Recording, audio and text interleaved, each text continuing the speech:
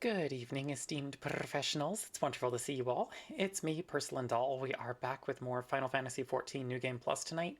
We are finishing up A Realm Reborn. Finally, we're at the end of the post-patch content, or at the start of the end of it, at any rate. We've got 2.5 patches to go, and then we are at Heaven's Ward, which is probably one of my favorite expansions in the whole game. So I'm very excited to hit that eventually. We've got a lot of ground to cover, so we started a little early tonight. I hope that everyone's had a good weekend and a good evening so far. I think without further ado, we are going to get jumped over to the game screen real quick. So we ran an ad up at the top so that we could get through stuff a little quicker. Yeah, I'm excited. We've got a lot of ground to cover. As always, chat will be picking my roles for Dungeons and Trials. If anyone wants to come along for anything, and we've played together in the past, you are more than welcome to. Yeah, let's kick it off. We've got patch 2.4 to start with. As a reminder, last chapter ended with the formation of the Crystal Braves, which was a new grand company headed by Alphino that was not tied to any particular nation and is acting as a military force independent of any oversight by any of the city-states of Eorzea, which is a fantastic idea. Good job, Alphino. This will only end well, and we're going to see how well that ends for us as we continue our story patches today. Alrighty. Without further ado,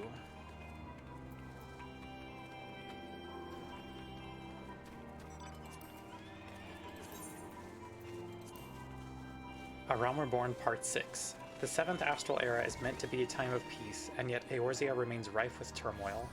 From rampaging primals to unruly refugees, myriad are the problems demanding urgent answers. In response, Alphino forms the Crystal Braves, an ambitious company that will serve the realm as a whole rather than any one nation. Let's get us started.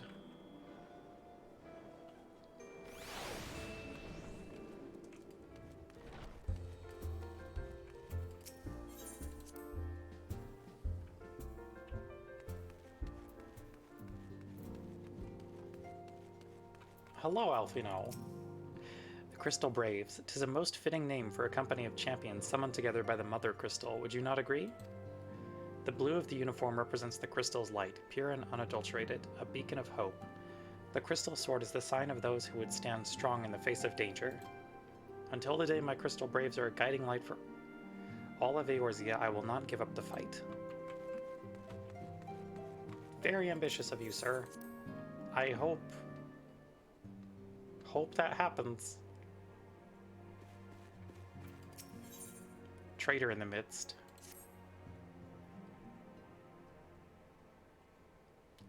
Try as I might, I cannot shake a creeping sense of dark foreboding, but it avails us not to fret about the unknown. We must concentrate instead on the problems of the present.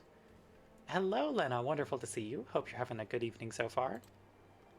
The primals have been relatively quiet of late, and the beast tribes who summon them are under constant surveillance by the grand companies.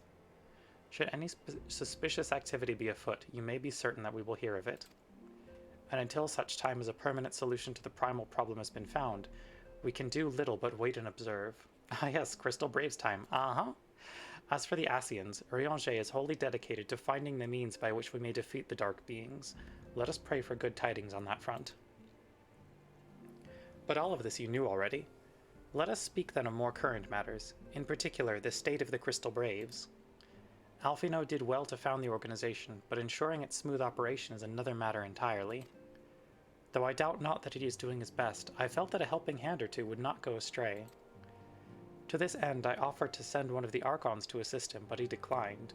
You know how he can be, independent to a fault and singularly loath to accept help. Save, of course, when that help comes from you. Alphino has entrusted countless matters of import to your care in the past, and I believe he would not hesitate to do so again, were you to offer. I should be most grateful if you would go to him and support him in whatever manner you are able. Can do.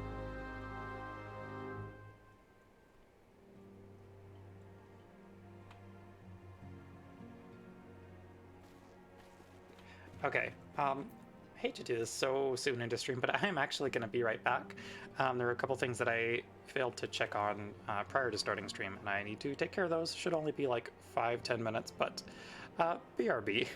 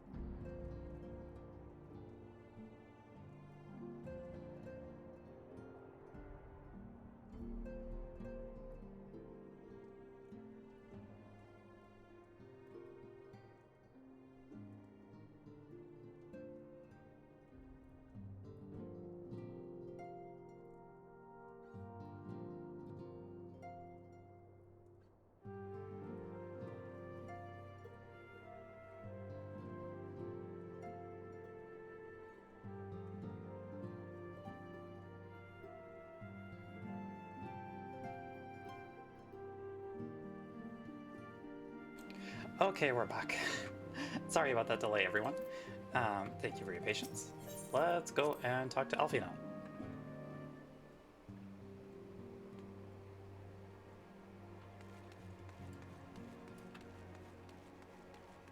Also, as always, let me know if audio needs to come up at all. I think we should have some decent levels, but... What is it, Dragon Fruit? And do be concise, I am rather busy. You would lend a hand, you say? I see. Well, now that you mention it, there is a matter that wants for attention. Given its sensitive nature, I was hesitant to entrust it to my braves, but the demands upon my time are such that I had little choice. Which is not to say that my men want for labor. Though we are but newly formed, there is already a great demand for our services, and we are hard-pressed to answer all petitions. But I digress. The fact is, I would sooner attend to this particular matter myself, but my presence is required elsewhere. That being the case, I have entrusted its resolution to my second-in-command, Captain Ilberd. Tell him that I sent you, and he will furnish you with the particulars. My thanks in advance, Dragonfruit. Alrighty. We met Ilberd briefly when we were handing out the uniforms last patch.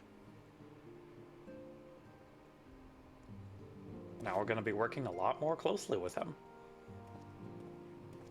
Hail to you, Scion. How might we serve you? Hi, buddy. Thank you for the voiced cutscene.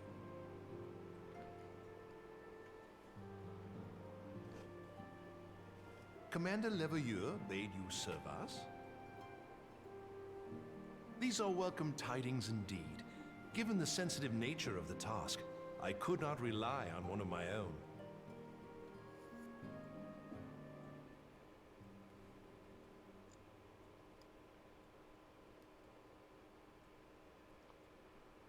That which I'm about to Do tell, buddy. I tell you in the strictest confidence.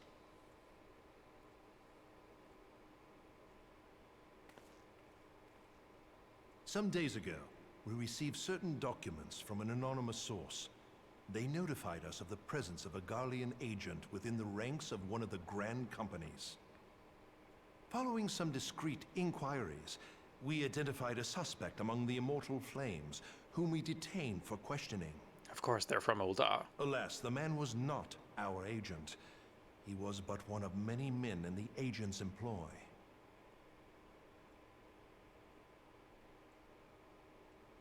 We pressed the traitor for a name, but he had none to give. He claims never to have met his master, whom he knows only as the Ivy. He was, however, certain that this Ivy had coiled itself around every part of the Immortal Flames. It would seem our quarry joined the company some time ago, and gradually recruited others to his cause. Seems fine. Seems These regular for conspirators Ul'dah. are the vines by which he learns our secrets, all without exposing himself. It won't be easy to identify the Ivy amidst this tangled mass of subterfuge, but we have a tendril in our hands, and we shall follow it all the way to the gnarled root. Got any more plant metaphors for us? Now, much as I would prefer to proceed with due discretion, circumstances demand that this matter be settled post-haste.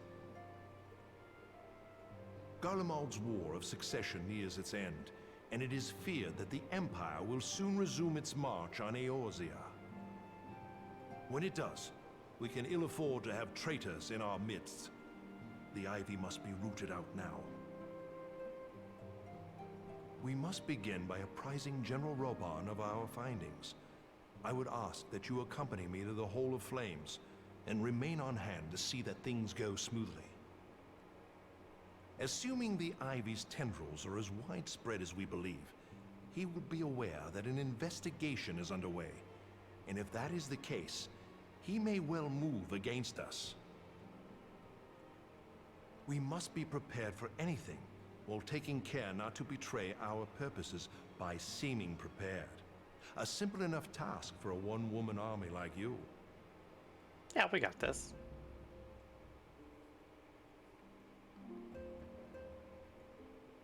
Okay, onward to Ul'dah.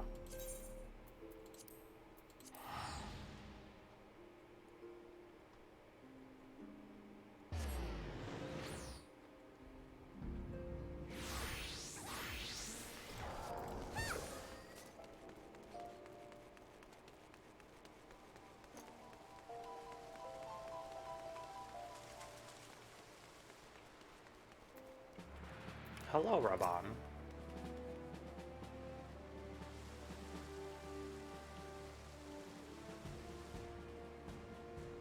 Well, well.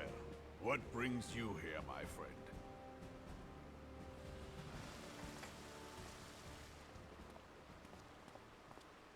She is here at my behest. Greetings, Reborn. It has been a while. Hilbert, you old scoundrel. When they told me you'd be visiting, I scarce believed my ears.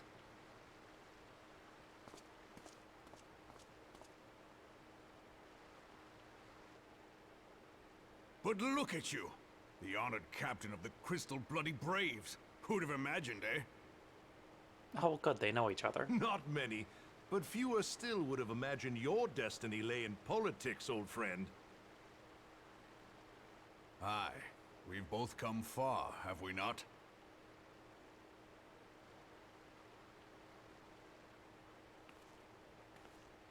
Lest you wonder, Hilbert and I go back a long way. We've been friends and rivals since we were lads. The last time we saw each other, Alamigo had just fallen, so you can guess how many summers it's been. And in all that time, not a word from the fool. Ah, well, my dealings tended toward the modest and mundane, unlike some I could mention. As I hear it, no sooner did you reach Thanaland than the brass blades clapped you in irons and dragged you off to die on the blood sands. Being a stubborn sort, you won 1,000 matches and earned yourself a place in the people's hearts while you were about it. Then, with your mountain of prize money, you bought the Colosseum and secured a seat on the Syndicate. Those balls, brother! Rags to riches does not do it justice. You're a hero to the common man. 1,000, yeah?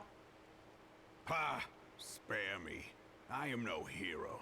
If anyone is worthy of that title, Raban it's did our good by friend himself. here. Next to her, I'm little more than a glorified butcher. But you, Wilbert, you sell yourself short. By all accounts, you are an adventurer of some standing. I like to think that I did my part for the greater good. But if you're no hero, then I'm no adventurer, not in this company. Anyway. I mean, being charitable, how long has Raban been on the Syndicate? I have tidings. He probably fought at least a match So every there 2 has been days for the better part of progress. a couple of years. I've let it be known that this meeting is a reunion between old friends. None will give your visit a second thought. To convene elsewhere would only attract attention. Let us speak here, in plain view of all.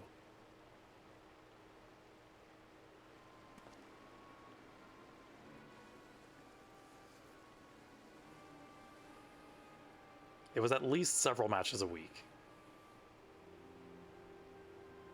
So it is we who have been compromised. Teleji Adeleji's machinations have shaken Ul'dah to her foundations. In such uncertain times, a man's loyalty may be bought for a fistful of gil. But if this snake has truly been in our midst for as long as you say, we must needs consider a far graver possibility. Conspiracy. Could it be that the monetarists have been in league with the Empire from the first? Wow, you mean the Syndicate kind of sucks Very and might well. not have Uldah's best I will interests have at my most heart? trusted men investigate the matter. Color me shocked, Raban. Continue your inquiries in the meantime. It does me well to see you again, old friend. When next we meet, let it be over a flagon of ale. I look forward to it. Let us reminisce of bygone days and drink to the future of our homeland.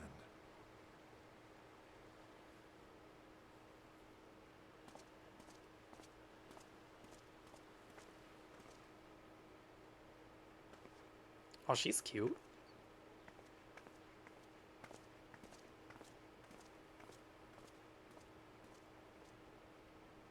Flame General. You wear the mantle well, old friend. I must work hard if I'm to keep up. Well, It would seem your services were not required after all. I dare say we have Reborn's prudence to thank for that. Still, I was glad of your presence. My thanks, Scion. It's so funny how short dragon fruit looks next to literally any Highlander. Back and forth. Our hunt for the Ivy begins in earnest, Scion. Suffice it to say, we must tread warily, but one misstep may well cost us our lives. Our business here is concluded for the time being. Let us return to the Rising Stones and report to Commander Leveilleur. Back to Mordona.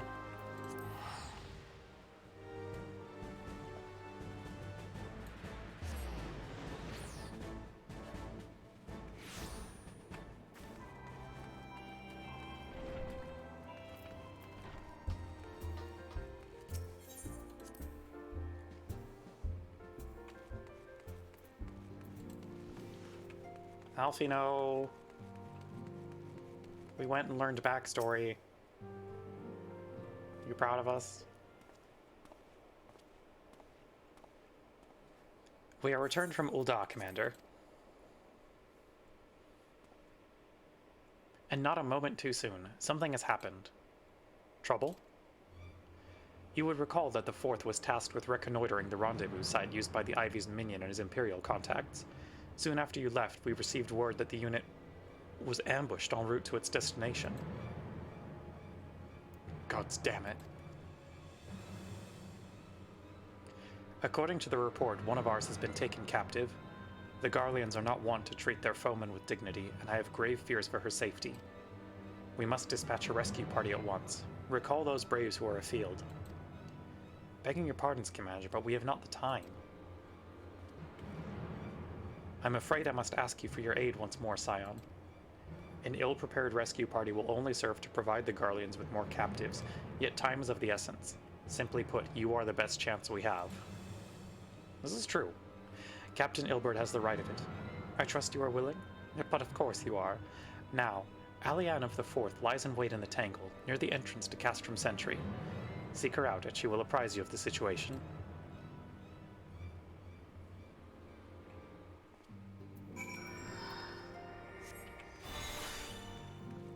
We have vaporized many a Garlean, so we are probably the right woman for the job.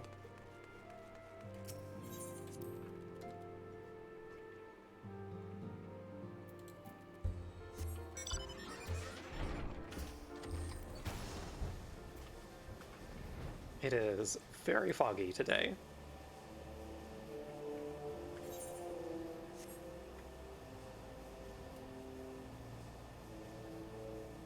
On this beautiful Mordona Monday.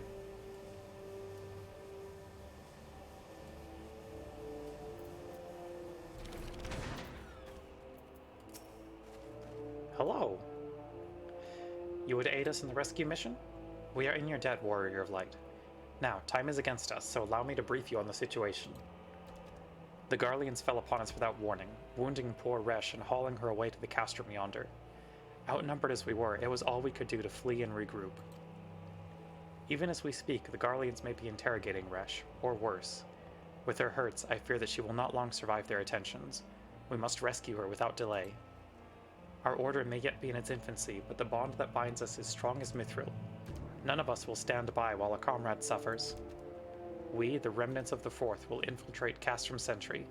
Please help us find Resh before it is too late. I mean, you can let me do all the hard work, I promise.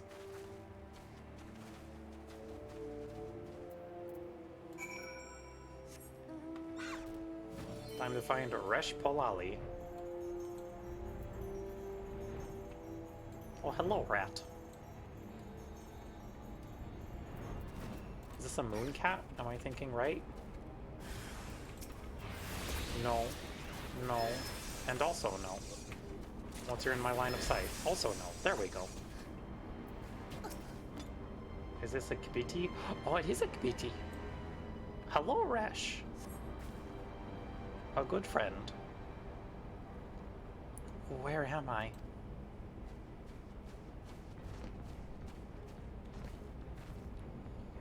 Resh, thank the gods we found you. And thank you, Warrior of Light. Now to quit this accursed place. Resh cannot move with these wounds. She will need to be carried out. I believe a diversion is in order. Might we trouble you to provide one? Given your reputation, I suspect the Garleans will be only too happy to grant you their undivided attention. If you were to create a commotion within the castrum, we should be able to steal away unnoticed. Let us speak again once we are safely outside these walls.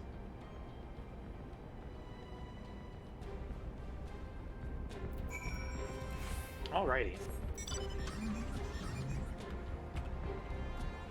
Let me just drive my car into this fortress. Not a hostile presence. Oh wow, I didn't one-shot you. That's honestly kind of shocking. It's okay, there's always next time.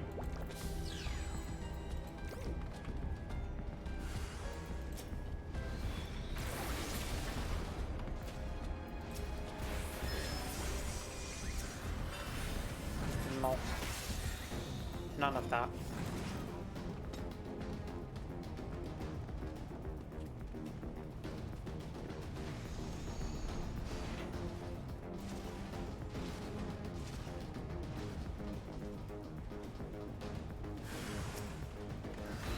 None of that either.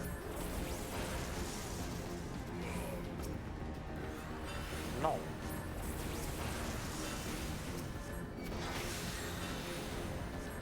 I'm not even gonna bother summoning Bahamut for you. You're not worth the time.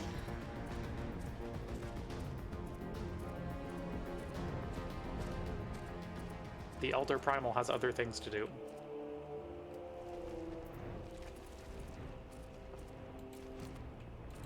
Alrighty. I've awaited your return most anxiously, my friend. You have done us a great service indeed. Thanks to your aid, our comrade Resh is safe, and we suffered no further casualties. Words cannot well express my gratitude. All that is left is to report the mission success to Commander Leveilleur. I shall go ahead to the Rising Stones. Thank you.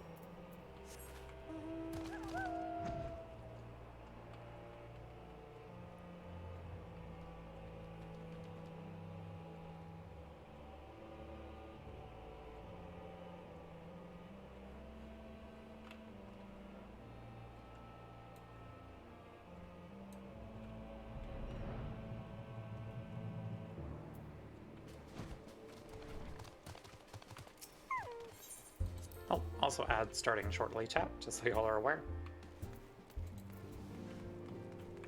Alrighty, Alfie, what do we got?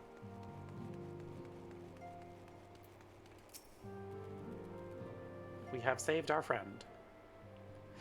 Ah, it does me well to see you returned. Though I doubt not your prowess, entering an enemy stronghold is generally considered to be a risky venture, and I must confess to having been a trifle anxious. But here you are, hale and whole, having succeeded in your mission, as is your wont. Lest you wonder, the woman you rescued is being cared for by the Domans. Thanks to their expert ministrations, the danger is past. You have my gratitude, Dragonfruit. I mean, you were there with me in the final coil, buddy. You saw what I can do. Allow me to thank you also, Scion. Resh owes you her life. We escaped with minimal casualties this time, but we can ill afford to be caught off guard again. The Empire is not an opponent to be trifled with. Hello, Skyhawks. Welcome. Hope you're having a good evening so far. As you say, Commander, I will see to it that the men keep their wits about them. And it may yet take time, but I will not rest until we have identified and apprehended the Ivy. I have every confidence that you will succeed, Captain. As for you, Dragonfruit, I realize you have scarce caught your breath, but I'm afraid there is no rest for the weary. I require that you accompany me to Kurthis. I have been granted an audience with an Ishgardian dignitary, you see. And the man expressly requested your presence.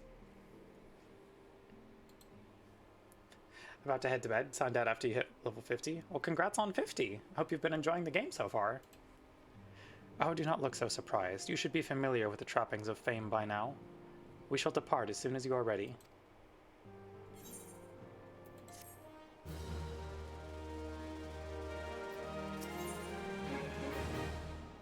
Coming to terms. Oh! Oh, it's our first time seeing the boy! Hell yeah! We have been blessed with a rare opportunity, Dragonfruit, an audience with an ambassador of the Holy See of Ishgard. We are to treat with Sir Emmerich, Lord Commander of the Temple Knights, in Camp Dragonhead. It is considered a great honor to serve the Holy See directly as a Temple Knight. Needless to say, their leader wields tremendous political influence. We would be wise to court his favor. For that reason, I consider your attendance essential. If Sir Emmerich wishes to meet the woman behind the legend, I would not deny him the pleasure of your company. We are on Brynhildr. The antecedent should see the wisdom of this plan when you request her permission to accompany me to Kurthus. Mayhap you feel this to be a waste of your talents, which could doubtless be put to nobler use? If so, I should remind you that more good can be accomplished with the stroke of a pen than the thrust of a sword. Gilgamesh, nice.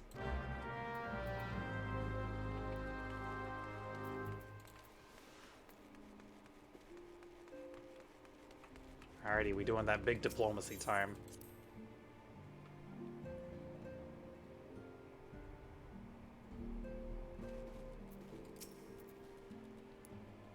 A meeting with an Ishgardian ambassador?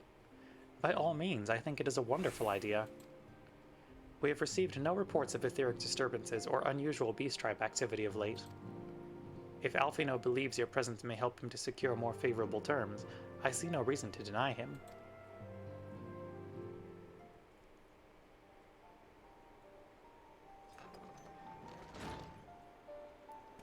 Antecedent. I take it Dragonfruit has explained the situation? She has. Yet welcome though these overtures are, I cannot help but wonder what prompted them.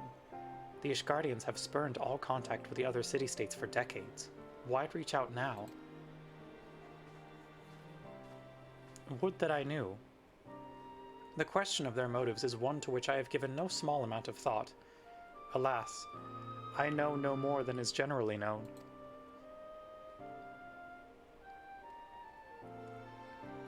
The notoriously reclusive nation of Ishgard, situated at the center of Abalathia's spine, ruled by the Ishgardian Orthodox Church, at the head of which presides the Archbishop. Members of the original Eorzean alliance, formed in the wake of Alamigo's fall some 2 decades ago. Friends of convenience who withdrew from the alliance as soon as the Imperial fleet was routed at the Battle of Silvertear Skies.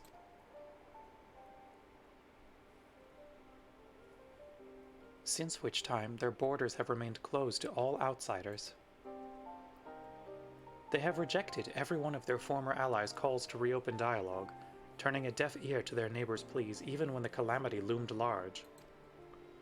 And on the fields of Carterno, where brave men and women laid down their lives in defense of the realm, their banners were conspicuously absent.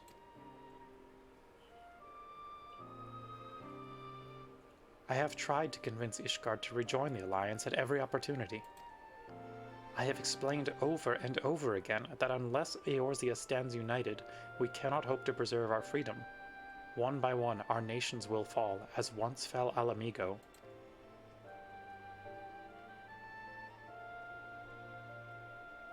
And what have mine efforts yielded? Why, naught. Surely this can be considered a step in the right direction. I should hope so. Rather than the lowly messengers we have been fobbed off with in the past, this time we shall meet with a man of genuine influence. Of course, I am not so naive as to think that they come to us out of the goodness of their hearts. We have something they desire, though I have yet to find out what. But such is the nature of diplomacy. They will bring their agendas to the negotiating table, and so will I, along with a handful of incontrovertible truths. The Empire will soon be at our doorstep once more. Indeed. You may be assured that I will expound upon this point and others. Let us depart for Camp Dragonhead, Dragonfruit. Our old friend Lord Orchefon is expecting us. Since our quest to recover the Enterprise, I understand you have further ingratiated yourself with the man. Excellent work. His fondness may prove useful to our cause. Yeah, Alphino, that's why we make friends, is so they can be useful for your little political games.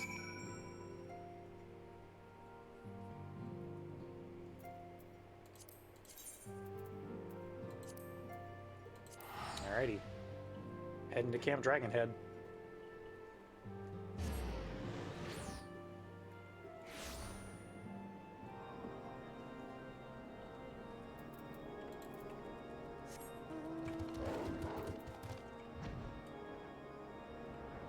That is not the direction I wanted to go.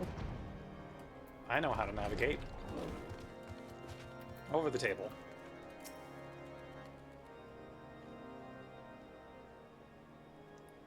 Ah, dragon fruit. Ever a welcome sight. Our hearths have been stoked so blazing in preparation for your arrival. It would not do for such a distinguished personage to catch cold while enjoying our hospitality. The gesture is much appreciated. I fear I shall ever struggle in cold climes. Well, get a jacket, Alfino. Good Master Alfino, an honor as always. Likewise, Lord Archifant. Forgive us yet another imposition. I fear we have relied overmuch on your aid since you so generously assisted us in locating the Enterprise. Nonsense. Any debts incurred have long since been repaid. Besides, who can say what the future may bring? House Fortin may even seek the aid of your newly formed Crystal Braves. In any case, I am simply delighted that the Holy See is at last willing to grant you an audience. No doubt your discoveries at Snowcloak helped to justify the decision. This recent resurgence in heretical activity is of grave concern to us all. But to the matter at hand. Sir Emmerich arrived in Camp Dragonhead earlier, and I am told he is eager to meet with you at your first convenience. You are doubtless weary from your journey, and desirous to rest a while by the warmth of our hearth. But if you are willing to forego such comforts, pray inform the knight stationed outside the intercessory. He will grant you entrance and send word to the other attendees. As inviting as your hearth sounds, I think it best we proceed to the intercessory forthwith. Time to go meet an important guy. Who will feature heavily in every expansion to come.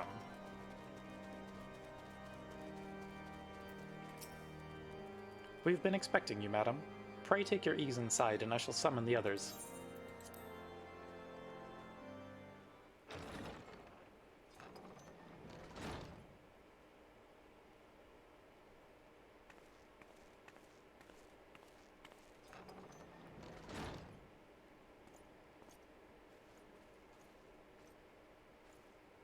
Have faith, my friend. You need only state your case with confidence and clarity. Oh, I could do that. I speak real goodly.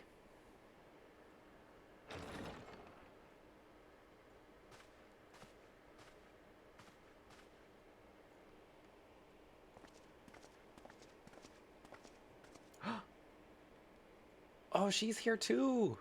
Wonderful. Love her. Commander Leveilleur, it is both an honor and a pleasure to meet you. I am Emmerich, Lord Commander of the Temple Knights. Alfino Leveilleur, at your service. Your reputation precedes you, Sir Emmerich. Love I her, think we will yes, find she's that so we have good. much in common.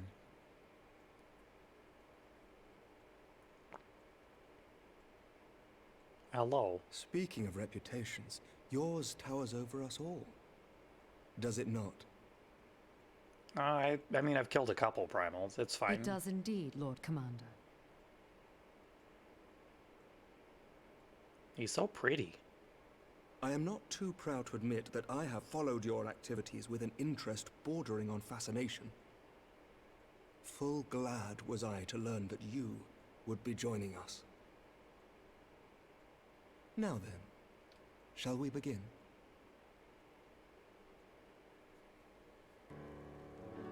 Let's do it. We know full well that the Garleans will return in force ere long. What is more, we have yet to achieve a lasting victory over the primal menace. The beast tribes continue to summon their gods, and each incarnation is stronger than the last. Ishgard is not immune to these threats. I must reiterate that it would behoove your nation to rejoin the Eorzean Alliance. Once again, I must respectfully disagree. On what grounds? Despite their presence in Kurthus, the Ixal do not concern us. Their territorial claims pertain to Gridanian lands, and it is the people of Gridania whom they harry. Consequently, the Holy See judges this to be a Gridanian affair, and Ishgard does not intervene in the internal affairs of other nations. Okay, but what about the Garleans? Even were that not the case, our forces are wholly committed to the Dravanian conflict. We have not the knights to spare. Okay, As but for the Garleans, though. Garleans, we are not ignorant of history. We have observed the rise and expansion of the Empire, and we agree that it is only a matter of time before they resume their campaign in Eorzea. Then surely it would be in our best interests to present a united front. Mayhap one day, but not yet. Gaius van Belsar is dead, and the legion of conscripts he left behind lacks the will to fight. We think it highly unlikely that they will emerge from behind the walls of their castra for some time. Okay. Forgive me, but if Ishgard's position has not changed, why did you agree to Nothing this you said in meeting? that sentence was correct, Emmerich, but okay.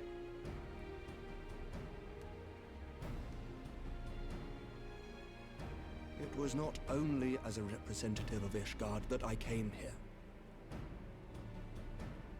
Pardon? It is not within my power to change Ishgardian policy, regardless of my personal feelings.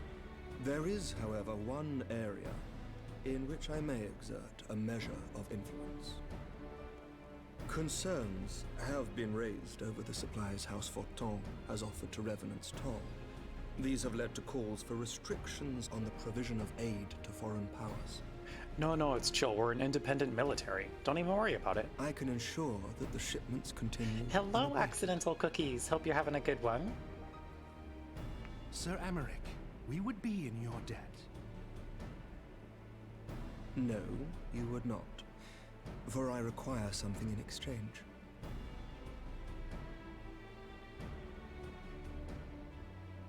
Of Oh, how's late, your there has been a Stormblood progress, flurry of by the way, Dravanian Cookies? activity, the purpose of which was not immediately clear.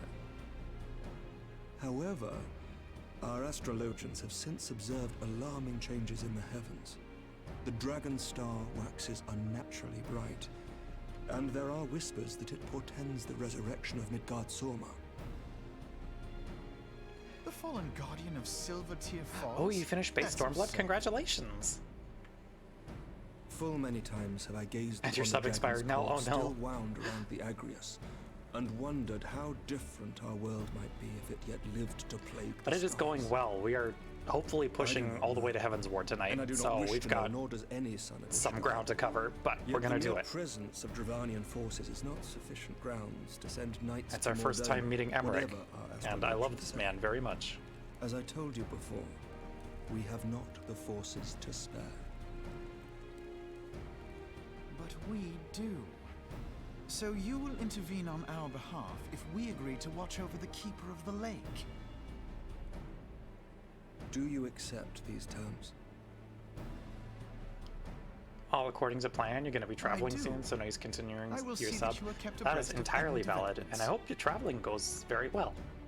I regret that we could not come to a similar agreement on Always other nice to get matters, some time for that. but I understand that you are not at liberty to make such decisions. Nevertheless, I hope that what He we still have owes us a accomplished here dinner. He today really will serve does. to demonstrate to your countrymen that we can work together towards a common goal. Mayhap one day we shall look back on this moment as the first step towards a united Eorzea. Mayhap we shall, Commander.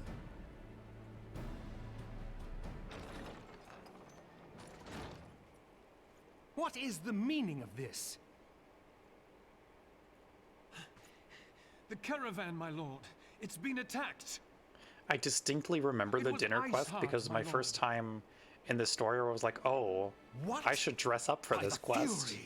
And I got a All very our nice outfit for precautions dinner. were for naught? And then everything happened.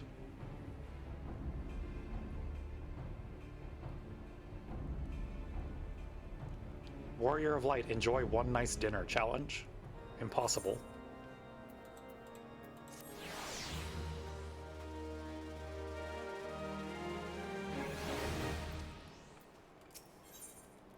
The intercession of saints. Just when we were starting to make progress. You made a glamour for it too? Yes! Good. And to make matters worse, the caravan they spoke of was bound for Revenant's Toll of all places. Honestly, were I so inclined, I should think the gods were conspiring against us. Happily, however, I am not. I would know more of this attack. Let us speak with Lord Orchefon and find out what he has learned. The whole time it was happening, you were watching cups and drinks so carefully. Uh-huh. Warrior of Light just has a very bad track record with drinking anything at a fancy dinner. Hello, Sage. Wonderful to see you. Hope you're having a good evening so far.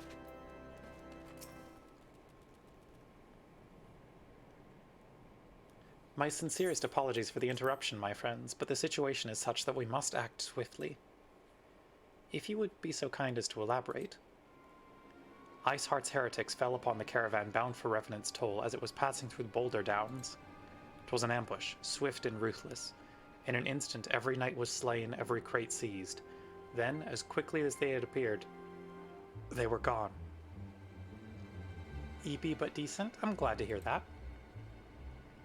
'Twould be an impossible feat without knowledge of the route, knowledge to which only a select few are privy, I presume.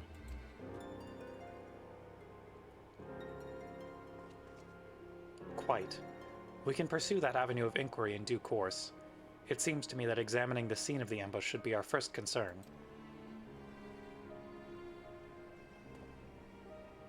The trail is yet warm. We must act swiftly, as Lord Orchefon said, lest crucial evidence be lost.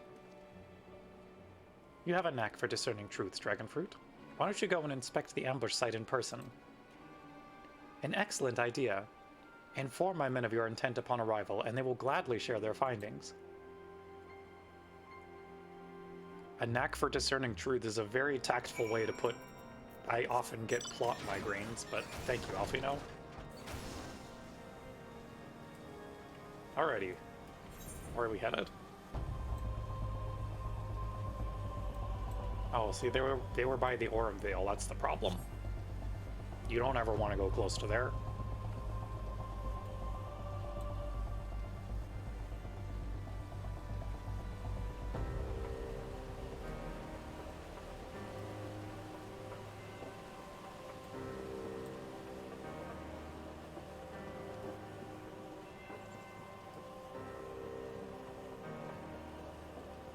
Okay, I will give the Veil one thing. At least they finally added AoE tells to coin counter.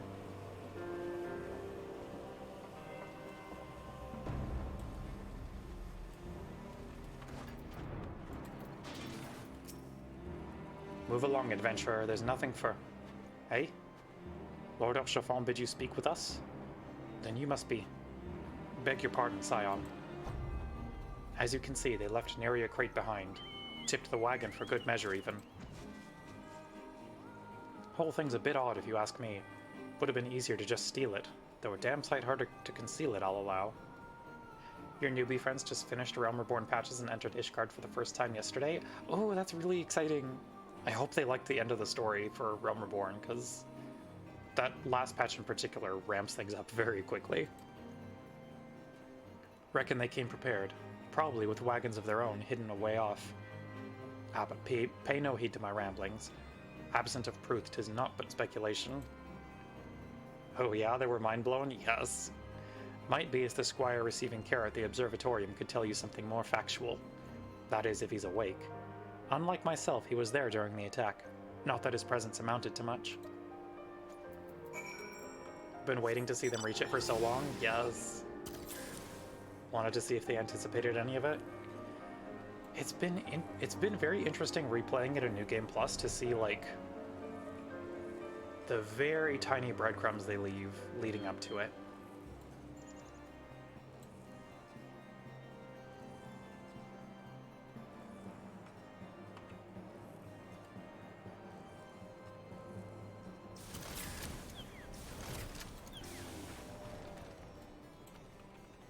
Hello, Squire? You are not in here. You are probably up top. I know how buildings work, probably. Actually managed to guess the initial plot your first time? Oh, nice. Never been prouder? Hell yeah. You've come to ask about the attack, haven't you? We came upon them before the entrance to the Hall of the Seven Echoes. Pilgrims, we marked them as, lost and ill-equipped for a journey further north. Our leader called out to them, and one stepped forward to answer. But also was still semi-shocked they actually did it. You thought you were being over-analytical. They pulled it off very well. Slowly she approached, her silver hair flowing in the wind like melting snow. Just a young girl, I thought, some poor lost lamb in search of salvation. Oh, I know her. Big fan of her. Our leader must have thought the same. Else why would he let her draw so close? They exchanged some words I couldn't hear, and she leaned forward as if to kiss his cheek, and then he sighed and crumpled to the ground.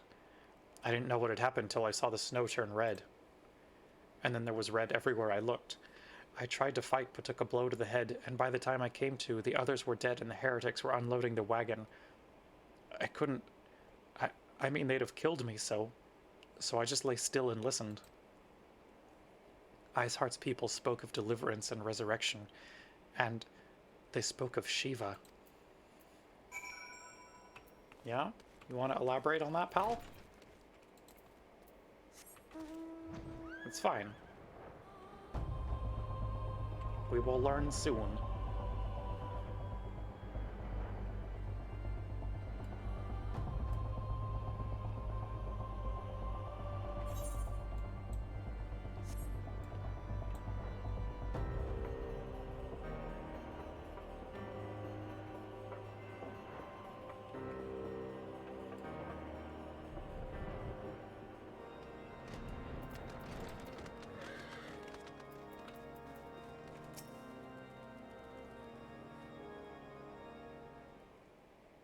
Ah, you've returned.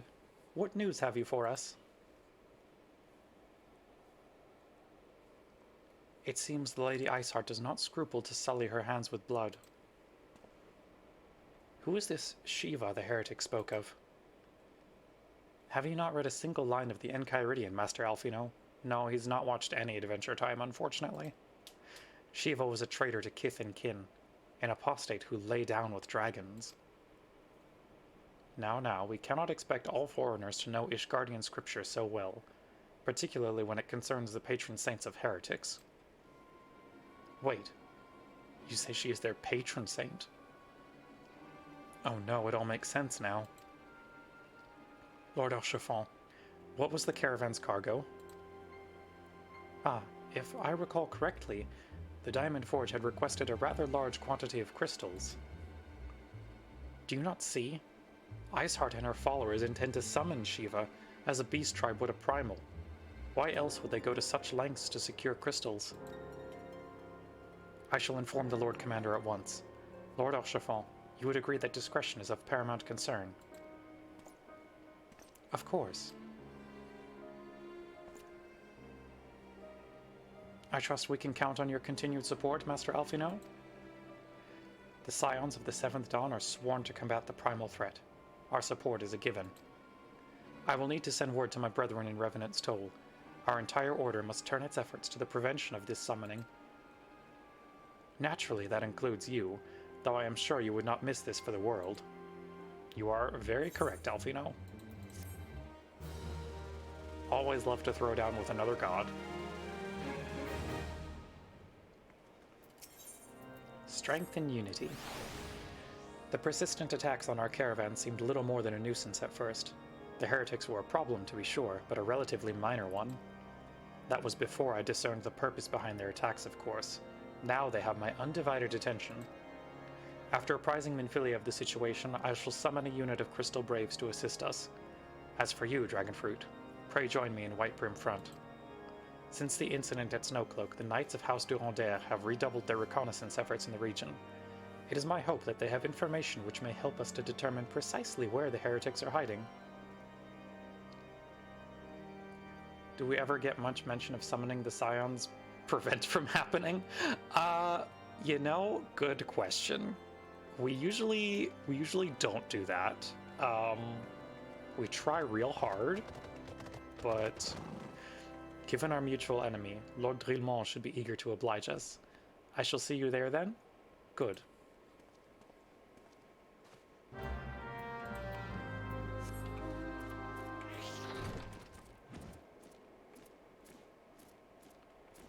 Alrighty, onwards to Whitebrim. Also, I'm curious how long it's going to be till we get introduced to Monbrita. Because she is coming up soon.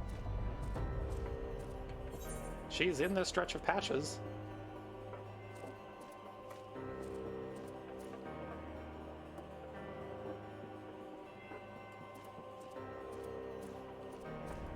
Are the Scions actually achieving their primal goals before they become a consulting agency? You know what? Don't worry about the resume. We have stopped primals on our list of achievements. You don't need to look any further into that. No specifics needed. They got stopped. The Scions of the Seventh Dawn wish to join in the hunt for Iceheart. Your assistance is more than welcome, my friends. Considering the report I just received, I dare say your timing could be no better. We are all ears, Lord Trillemont. A band of pilgrims was seen transporting a large number of crates to the west. Their garb appears to match the description provided by the squire who survived the attack.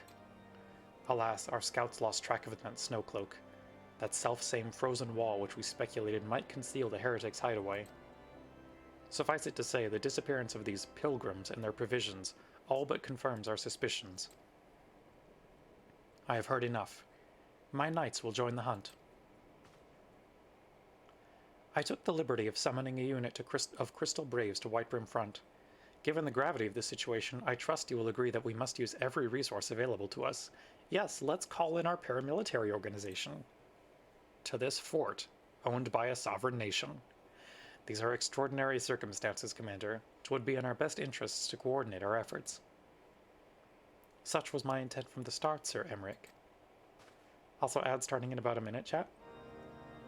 And so it begins, my friend, though I dare say it will prove an all too brief collaboration. Iceheart will not elude the combined forces of the Crystal Braves and the Temple Knights for long. Nevertheless, a wise man does not wager all upon the success of a single solution. There may yet be subtler means by which we can locate the heretic's lair. Mayhap Lord Drillemont has one in mind?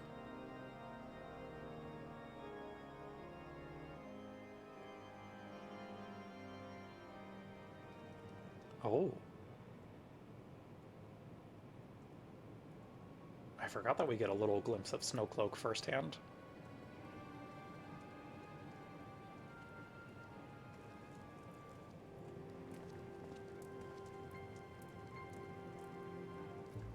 Yes, yes. Excellent. It's the girl! Hi! My lady, everything has been accounted for. If there is aught else you would have us do, pray speak and it shall be done.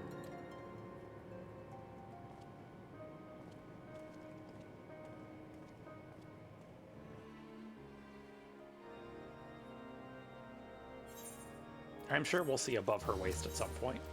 Dark words, dark deeds. It seems as though we are always one step behind, our quarry ever just beyond our reach. Though I would like to believe that the tables are about to turn, I must confess to having certain doubts.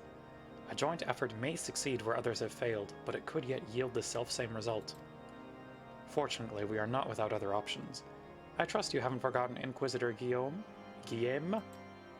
We have not. The mystery of how the heretic remained undiscovered for so long has been much in our thoughts, as has the question of what steps might be taken to prevent a similar breach of security in the future. Accordingly, we conducted an exhaustive and covert evaluation of everyone in Whitebrim Front. Though some were found to have committed certain minor transgressions, we identified only one possible heretic. If this man has pledged himself to Iceheart's cause, he will have taken note of the movements of the Temple Knights and the Crystal Braves, and upon recognizing their intent, he may attempt to warn the heretics. The man's watch is to end soon, at which point he must report to Sir Jean Tromont in the yard. I would have you keep an eye on him. If he ventures beyond the walls, follow him discreetly. Should he meet with a heretic, do not interfere. Simply watch and listen. I have seen to it that the suspect knows nothing which could endanger our plans.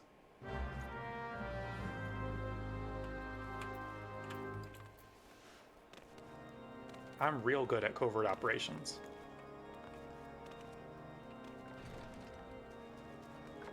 Me and Bahamut are extra sneaky, and my nightlight ass carbuncle is very good at stealth. Aren't you, Sorbet?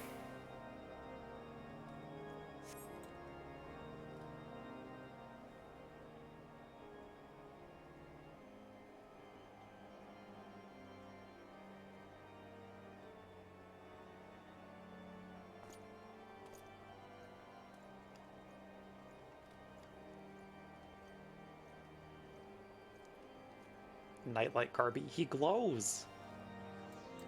He makes his own light source. He's all sparkly.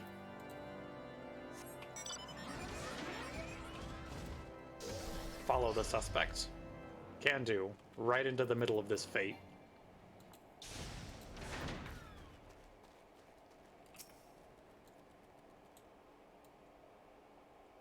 Accused Knight. Fuck, dude, he sure is.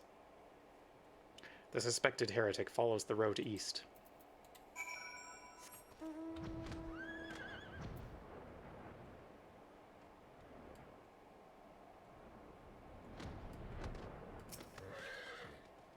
Where you going, buddy? That's not reporting to your commander. The suspected heretic heads south.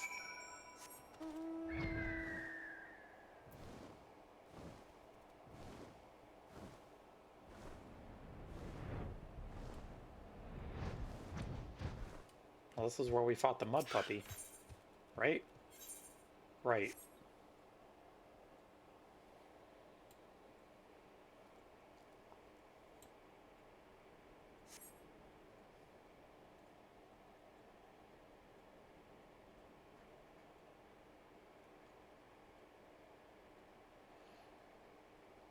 Hey.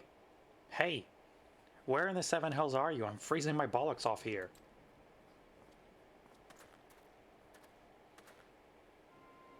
I'm here, you blundering oaf. Why are you late? Standing on the wall, why else? I have duties to fulfill, you know. Your sole duty is to the... Bloody echo. Lower your voice so they'll hear us in White Brim Front. Yes, of course. The Temple Knights are... in Snowcloak. This is what you bring to me? We already knew about... Our comrades in Boulder Downs will use the tunnels, dead before they know what's happening. Nevertheless, if you waste my time again, is that clear?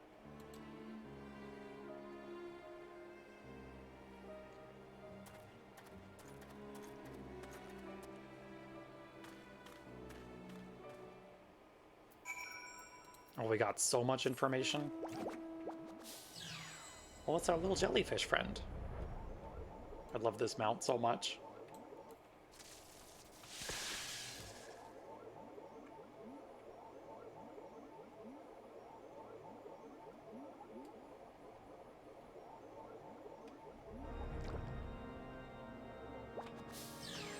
Alrighty, Commander. Also very conducive to stealth. Yeah. It's very, very helpful. Well, did your investigation bear fruit? Yes. Probably. I see. I shall have the man detained at once. His guilt is plain.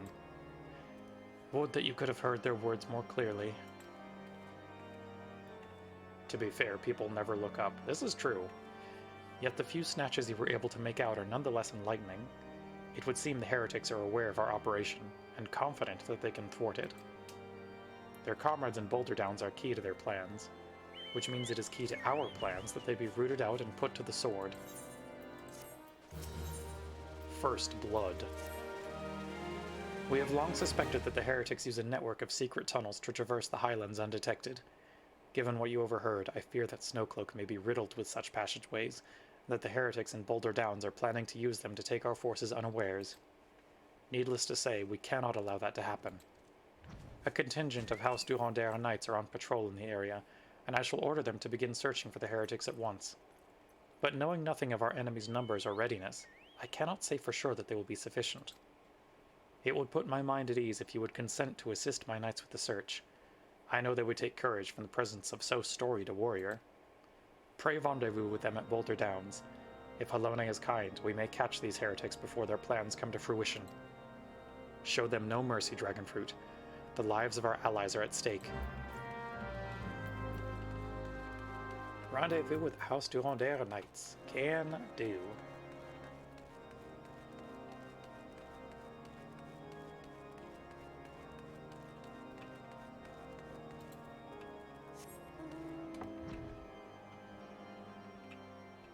Okay, the chair is a little more stealthy. Sorta. Can I fly over? Probably, right? Yeah, we're good.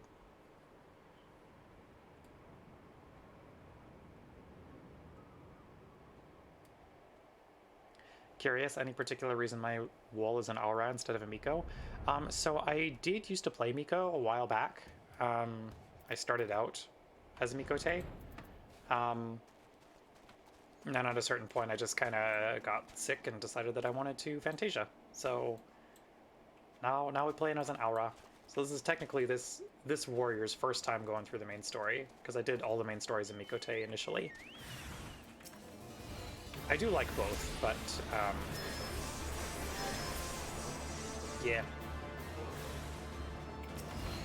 Get out of here.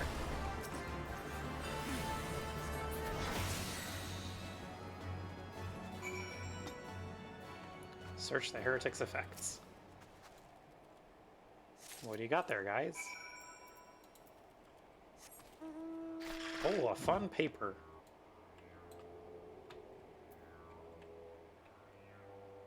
We love mysterious, incriminating documents.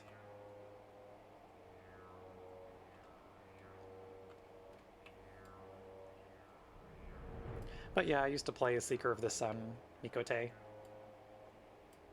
And now I'm playing a Ra and Aura, so the sun motifs continue.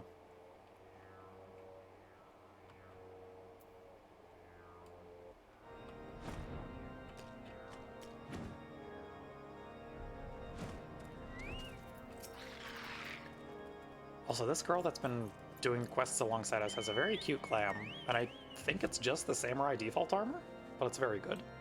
It's always sunny? No. My knight sent no word of your coming, Dragonfruit. What has happened? What is that in your hand? Brittle parchment. Discovered on the body of a slain heretic, this yellowing document is covered in a complex code of seemingly random letters and numbers. We found a cryptogram. By the Fury, those were veterans with years of service. And now they lie dead in the snow. Their bodies must be recovered and... No, we have not the men to spare. Not now. Not while Iceheart prepares to summon an abomination. The heretics you dispatched were not of sufficient number to contend with the combined strength of the Temple Knights and the Crystal Braves. There must be others, and I'll wager they're on their way to Snowcloak as we speak. To make matters worse, it seems the traitor you followed managed to pass the heretics something of value after all. The parchment you recovered is a timetable of the guardsmen's watches at your outpost in Snowcloak. The traitor was stationed there long before he aroused our suspicion. Would that we had caught him sooner. With this information, the heretics would know when the watch was weakest. They could use their tunnels with impunity and prepare the ambush. The timetable is not changed, you see. Of course, it will be changed now, but the heretics may already be in position. House Durandere must send reinforcements, even if it means withdrawing knights from the Stone Vigil. I can see no other way to safeguard the lives of our allies. I mean, what are they doing right there, right now? Being terrible at using the cannons in Stone Vigil hard? They're not doing anything important. The path of the righteous. Time is of the essence, Dragonfruit. While my knights make ready to depart, the heretics may take our allies in Snowcloak unawares. Superior training and equipment will avail them not if they are cut down ere their swords are drawn. But all is not yet lost. If you leave now, there may still be time to warn them. Got him. They're just making every blue mage's life hell so that they can't get Diamond back. Make haste, I beseech you. Fly to Snowcloak and tell Sir Emmerich everything we have discovered.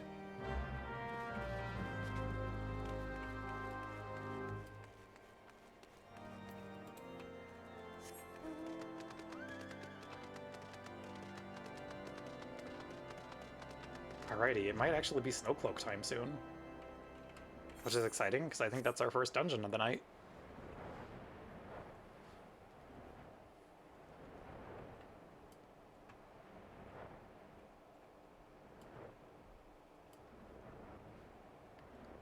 I hate Stone Vigil hard. Yeah, I'm not a fan. Of the Realm Reborn hard dungeons, I think that one is my least favorite, probably. Not any dungeon that you actually hate, but that gets close. It's just aged very poorly, I think. Dragon Fruit, this is a welcome surprise. Perhaps the only one thus far. As you can see, we have yet to uncover any hidden... You have my gratitude. Truth be told, we suspected the heretics might be plotting such an attack. Now that we have confirmation, I shall place my knights on high alert. Has Commander Leveilleur been informed? The Braves must be made aware.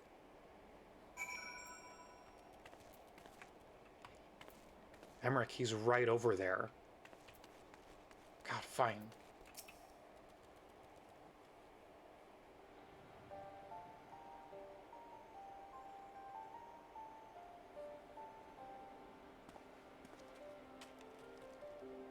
It must be here, I am certain of it. Why else would they go to such lengths to defend Snowcloak?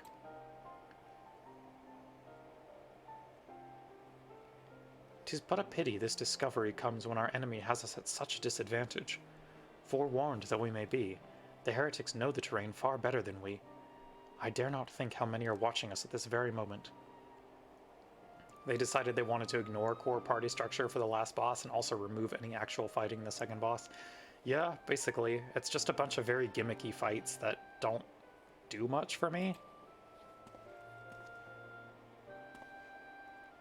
Confound it. This is all wrong.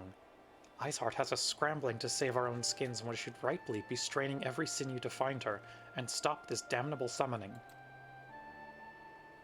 There she is. Oh? Come here, girl.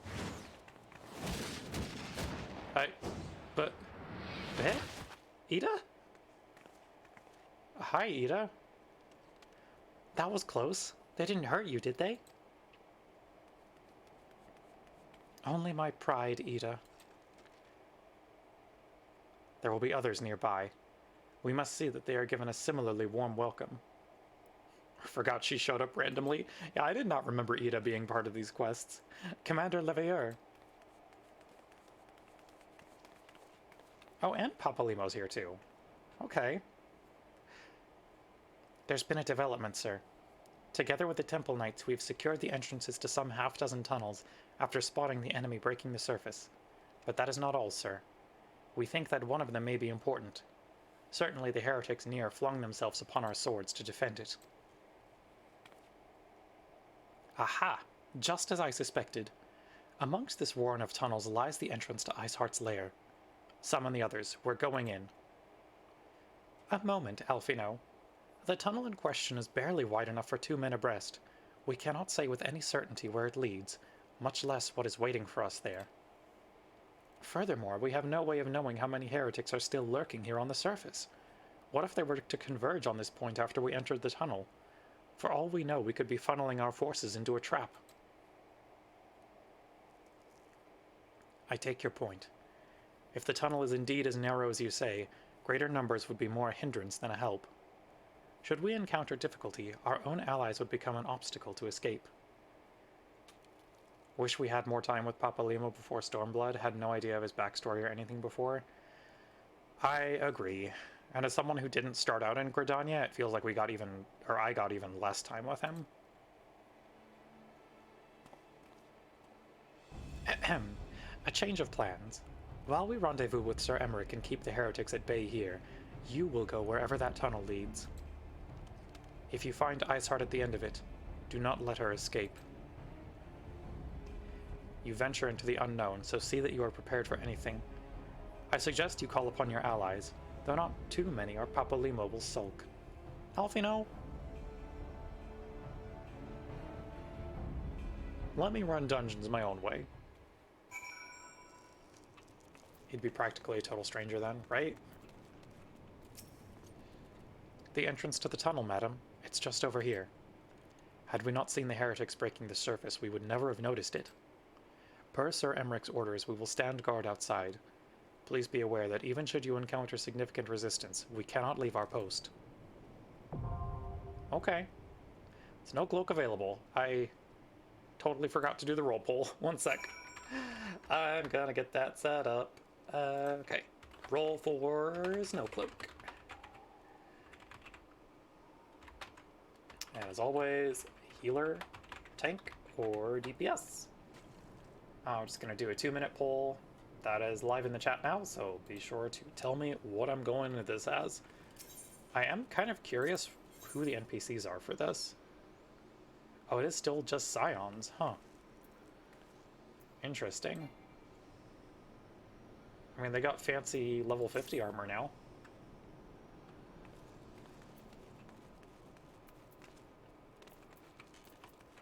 Also, they still haven't told us her name yet. We are at a disadvantage here. We should linger no longer than necessary. We have established a defensive perimeter. You need not worry about attack from the rear. May the Fury guide and protect you, Dragonfruit. Even knowing what to look for, it's easy to miss. And the covering of ice doesn't take long to reform either. How many more tunnels like this might there be in Snowcloak? Come to think of it, how many might there be throughout Kurthus?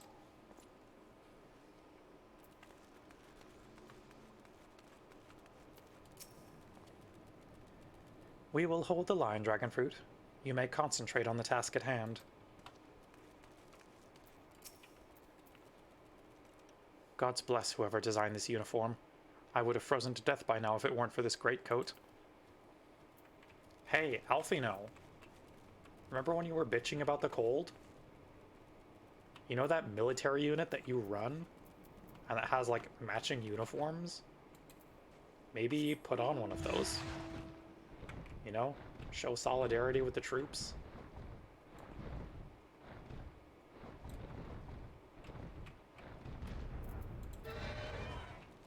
Alrighty. Poll is almost done. Let's see what we're going in as. Survey says. Alrighty, we taken. Let's do it. I don't think I have anyone online who wants to join with, but Alfino, make good decisions in 2.x? Nah. Yeah, true. Okay, I don't have anyone online. As always, if anyone wants to come along for stuff, then you are more than welcome to. You can't be tonight? No worries. We will persevere. Alrighty. Snowcloak. It's telling us less than 5 minutes. Weird that they have Ida and Papalima show up and not use them in duty support, right? It's interesting that they only do Scions for duty support all through Reborn. Or, like, generic Scions and not any of the named ones. Because I know we get, like, more interesting NPCs in Heaven's Ward for the duty support there, and I'm very curious to see what they're going to do for Stormblood duty support. If your Subborn expired, you would. No worries. There will be lots more New Game Plus to come. We still have several expansions to go. Okay, it says less than 5 minutes. As always, if we hit 5 minutes on the timer, then we're going to go in with NPCs. I don't think we'll have to do that because tank queue usually isn't that terrible, even this late at night. You'll be gone for a good few months and you already have 14 withdrawal. Oh no.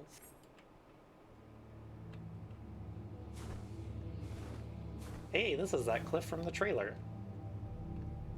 Behemoth's Dominion. I don't think I've ever actually seen the Behemoth Fate spawn, which is interesting because I've played this game for a good long while. Let me check my playtime. Oh, that's a number. Y'all want to know my playtime? Encountered him in this area once semi-recently. Ooh, nice.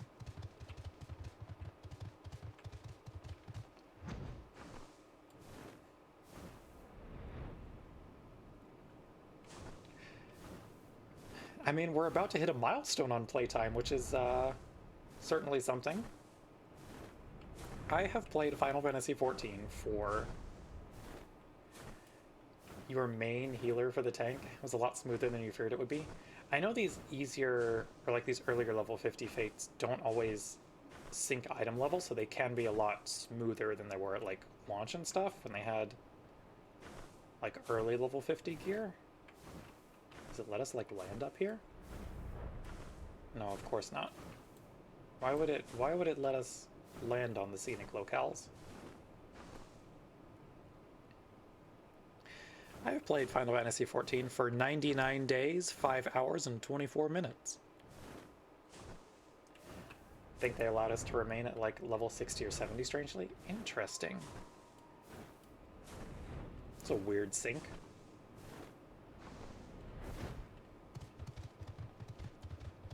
Don't you ooh me, Lena. What's your playtime?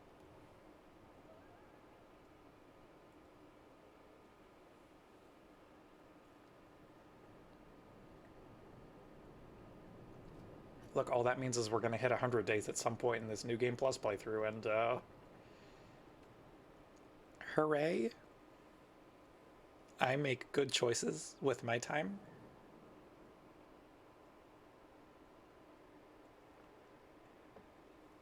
Not much more than mine, TBH.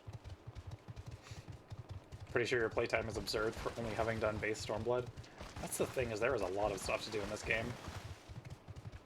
And your legacy? Yeah, you've been playing for a long time, Lena, so... So to check, you just type in /p time in chat, and it tells you exactly how long you have been playing.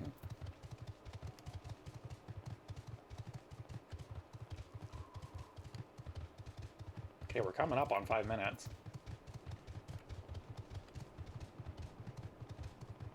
We might just have to go into Snowcloak with generic Scions, which... that's fine. I guess technically this only really shows up in level 50 roulette, and most people will not be doing that this late at night.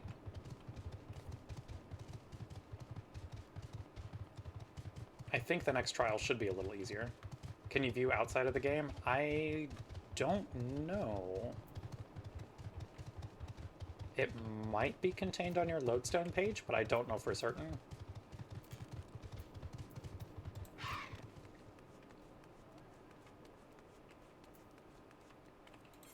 Okay. That's 5. Into the NPCs.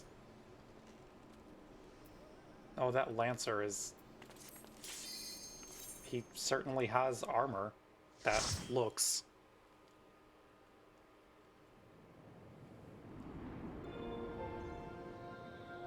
So I love the dungeon theme here.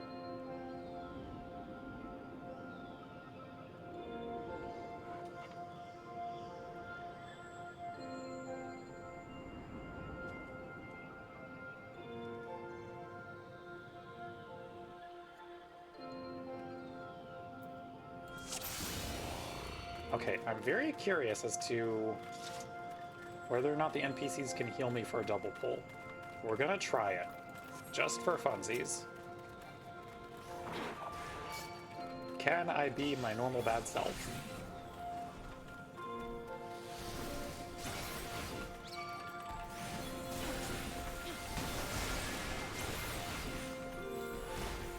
You saying you've leveled literally every fighting job to 70 without trying to grind them specifically probably tells you something already. Hey, look, it'd be like that. Okay, I don't know if I can do 2 pulls at once. I sure cannot. Oh god. Please, Scion Conjurer, I believe in you.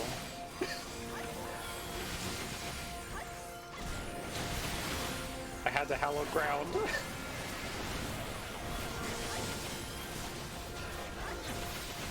Okay, maybe we can. Maybe we can. We'll survive this pack, but then we'll just have to do single pulls from now on.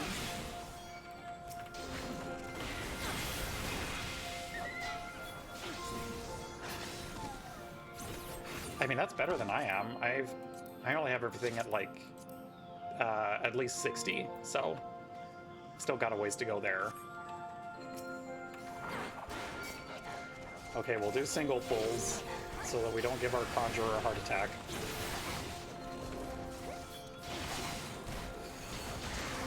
I thought he could handle it.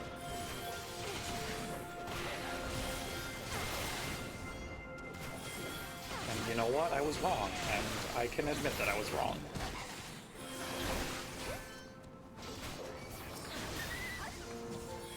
Also, I think they changed some of the fights in here. I don't remember how recently that was, but I do remember the Wendigo fight and maybe Fenrir also getting a change?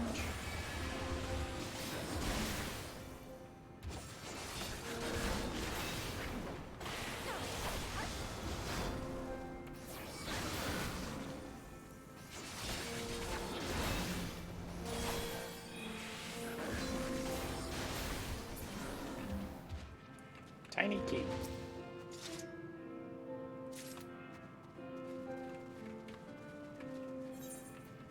I only have blue at 65, so we're getting there. I know they're adding more blue stuff soon too, which is going to be exciting.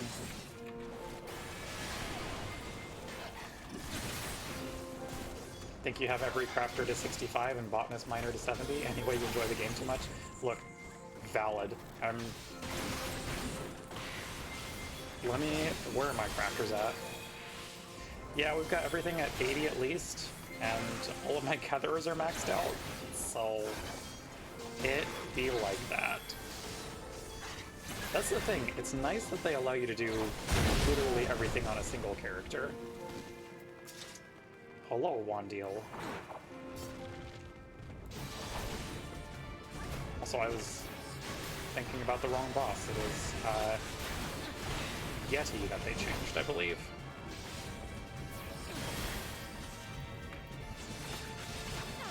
Okay, I think this is the one where I want to be moving for the cast bar. Yes. I know this is the first introduction of, like, deep freeze that makes you move and stuff. Hey, y'all gonna... Okay, good.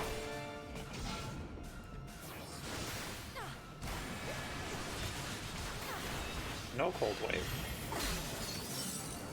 Very bad.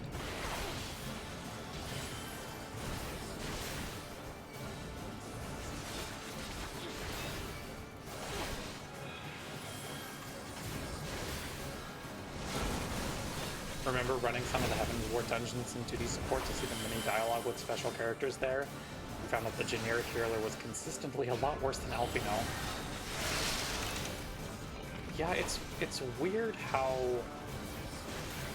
the healers are sometimes. Oh, I completely missed the start of that ad. I am so sorry, chat.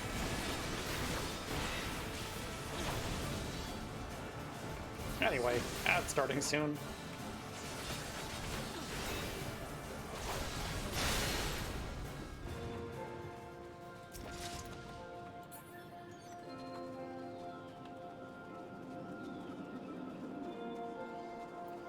It's very cold here.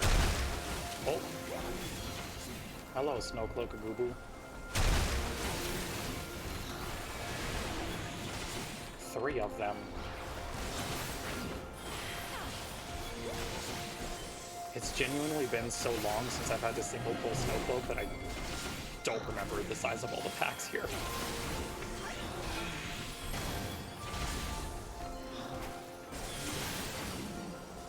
Don't know if they did that on purpose or not, but you could pull big as a tank in the one with all named characters and be fine. But trying to do that in any other would wipe if you did more than like 1.5 packs.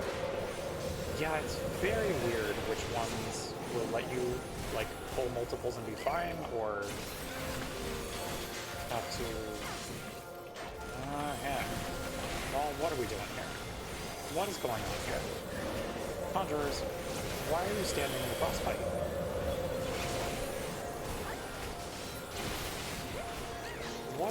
What is going on, party members?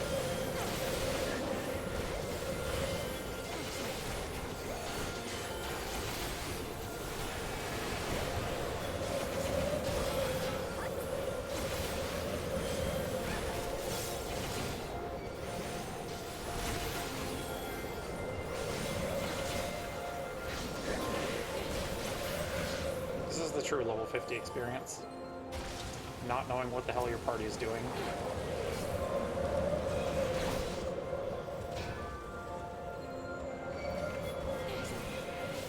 I don't want to pull y'all into the fire, or the frostbite.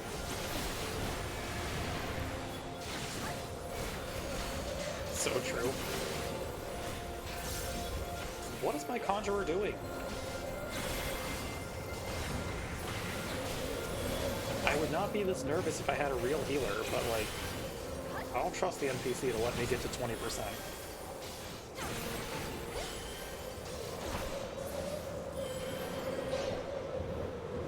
It's fine.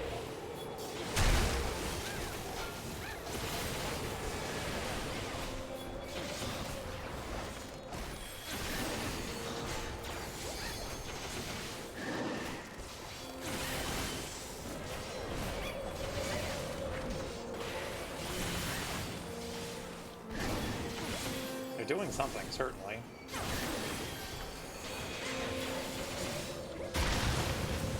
Attacking me with spells and abilities.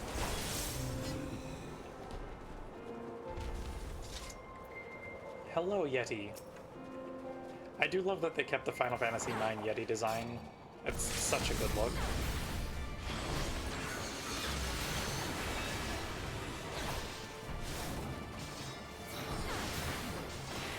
It's just a big old guy. At level 70, wide reading the last dungeon of Stormblund, you don't know what some of your party members were doing, and not be I'm the one in the dark way. Yeah, it takes all types. Oh, hello? What? Oh. Whoops. I understand mechanics. Promise.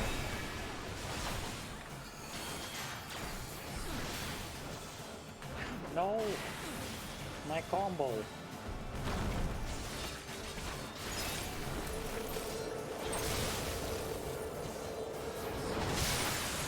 Okay, yeah, so I guess they completely got rid of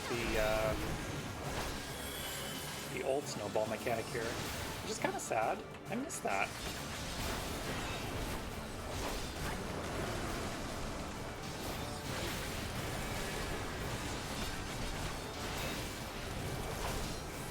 Two big snowballs.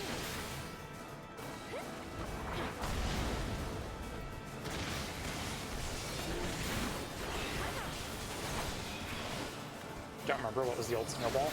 So you used to be able to attack the snowballs, and like you would try to bait some of his ice attacks towards them to make them really big, because when you attacked them, it would knock the snowballs into him and deal damage.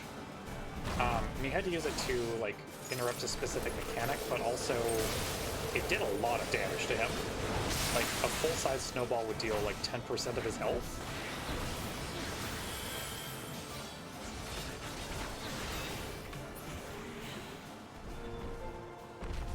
It was a little hectic, so I get why they changed it. I can't use this. Get out of here. All good, glacier sprites.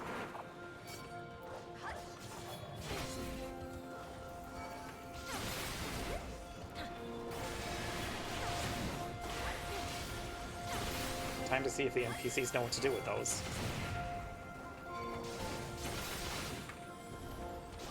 They sure don't.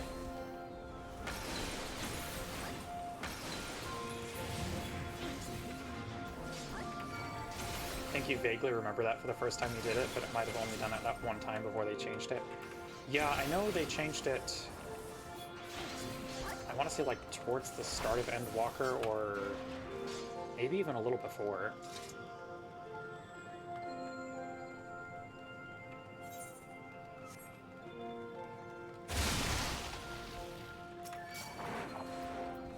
Hello, friends.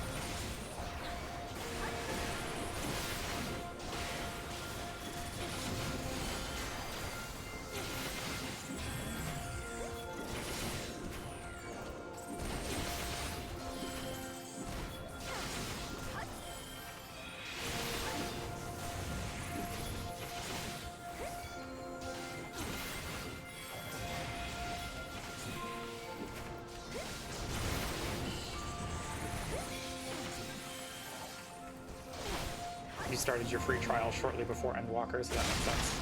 Gotcha, gotcha. Yeah, it might have been with 6.0 then that they made that change. Hello, Spriggans. Love these little dudes. It was still free trial up until the start of Stormblood. It was very nice that they expanded the free trial as much as they did. You're basically getting, like, 2 full-length RPGs for free with just a couple restrictions on activities, which is not bad in the slightest.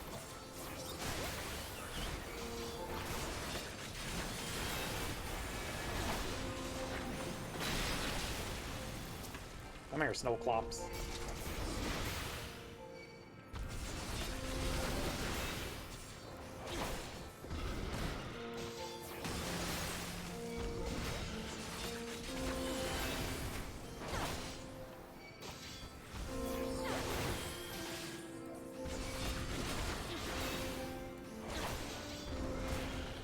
I can't remember if the telegraphs they added here were also new for coin counter or not, or like for coin counter. I feel like they might have been untelegraphed initially, but I don't know. We're almost there. We're getting into the heretic part of it.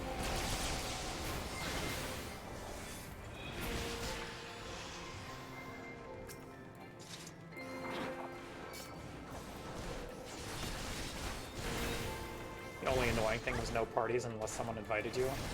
All your friends were free trial at this point except for one. Oh, yeah. Oh, guild cap. I forgot that they capped your guild in the free trial. No housing magic, but that felt natural considering the state of housing. Yeah, very true. What's the guild cap for free trial? I forgot that they did that. Also, of course, the NPCs are not going to focus down these guys until they, or before they transform.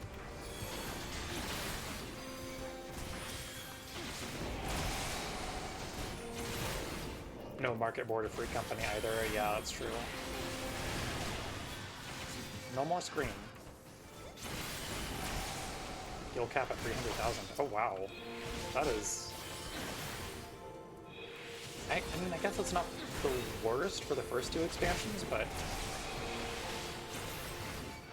you would definitely feel that after a while.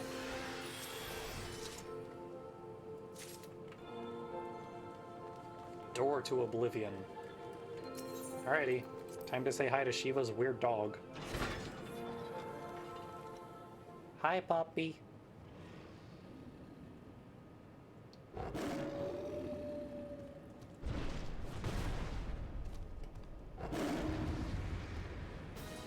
Honestly, not the worst thing ever, but it meant you were very poor relative to most other players going into Stormblood. Yeah, that's fair.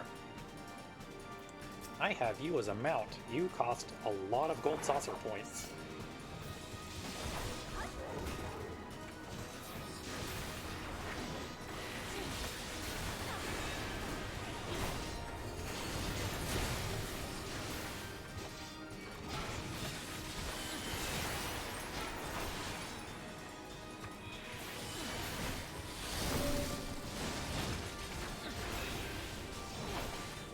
Okay, yeah, they definitely changed this a little bit because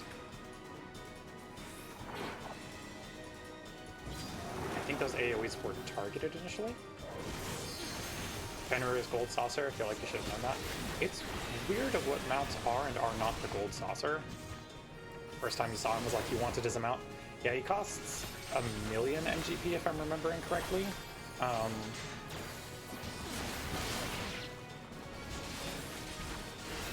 Yeah, there are a couple mounts at the Gold Saucer that you're like, why do I get this here and not somewhere else? Like, I know the Nearpod is a mount from the Gold Saucer.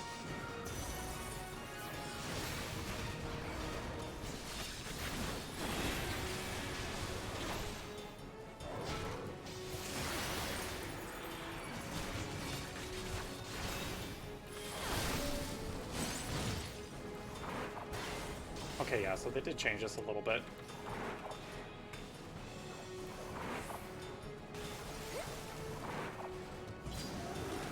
Yeah, it feels very arbitrary which ones they make saucer and which ones they don't.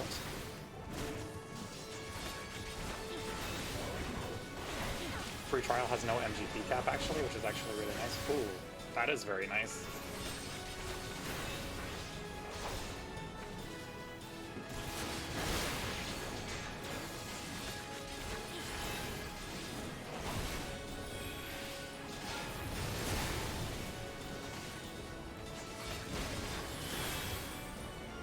You got the Final Fantasy 15 car mount on the free trial? Hell yeah. I was so glad that I was playing when they reran that event, because I love that car. Best thing you grinded for in this game, the 4-seater mount? Yes, it's so good.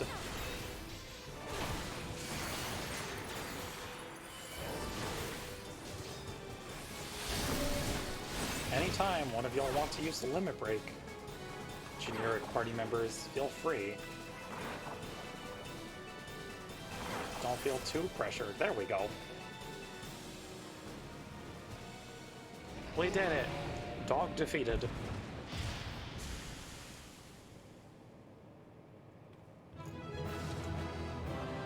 You now offer free chauffeur services to your friends. Oh yeah, I did that a ton when I had friends who, like, did not have ether currents in particular zones. I'd just be like, okay, well, let's go get them.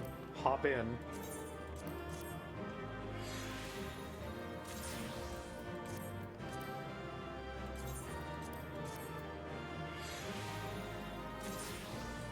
Oh, the cloth physics here are not happy with me. That's fine. Oh, hell yeah. We love a clear demi-materia.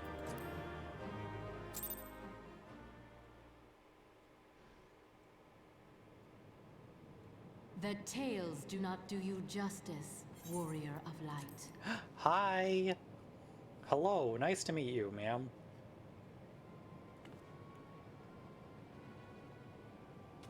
Yes, I know who you are, and you know who I am. Oh, thank you for the hydrate redeem. 1 second.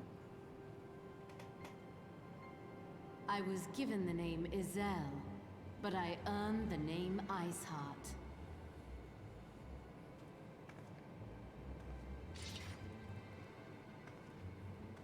This endless cycle of hatred, of bloodshed, of sorrow. You would see it continue, O noble warrior of light. I mean, no, but... I would not. I will not.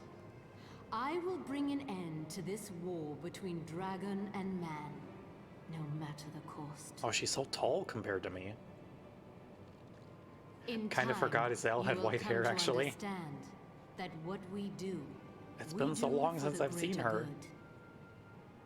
For Eorzea, for Hydaelyn.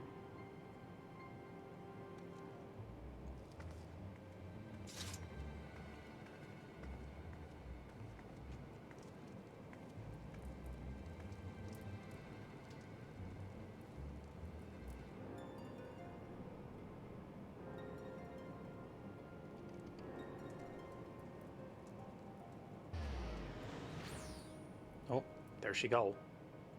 Been thinking too much about Dark Knight Mist.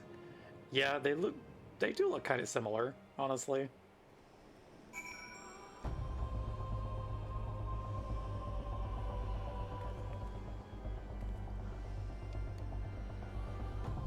Okay. Hey, Alfino. We saw the girly, and also...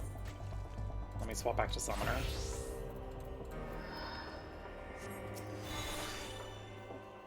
That took longer than I expected. What news, Dragonfruit? Think that's intentional? Yeah, that makes sense. Well, it would have taken sooner if people had queued for Dungeon, Alfie, but, you sent me in there with generic scions. So Iceheart is but a pseudonym. Not that it matters. That she managed to escape is regrettable, but from your description of that beast, you did well to come as close as you did. In any case, now that you have cleared a path, the Temple Knights can begin to survey the tunnels in earnest. Mayhap they will even find a route past the ice wall. Wouldn't that do wonders for their fight against the heretics? The Crystal Braves would certainly share the credit for it too. 12 be praised, Dragonfruit. We may yet turn the situation to our advantage. Assuming we stop Iceheart before she summons Shiva, of course. Needless to say, our fellow scions have not been idle. Minfilia and Urianger have been perusing the archives of House Fortin, gathering what information they can on Shiva. Which reminds me, if you were intending to trudge back to Camp Dragonhead to report on the day's events, don't. The antecedent should be here any minute. I can only assume some people enjoy subjecting themselves to this cold. Buddy, we probably have 1,000 of those uniforms in storage right now. Go get you a coat. For the greater good. The greater good.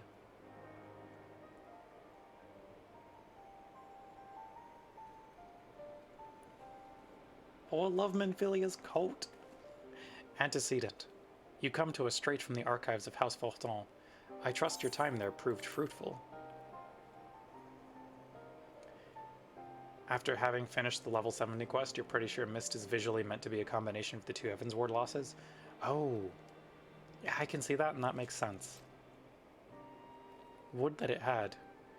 Urianger and I scoured countless texts, but what we found was of questionable veracity.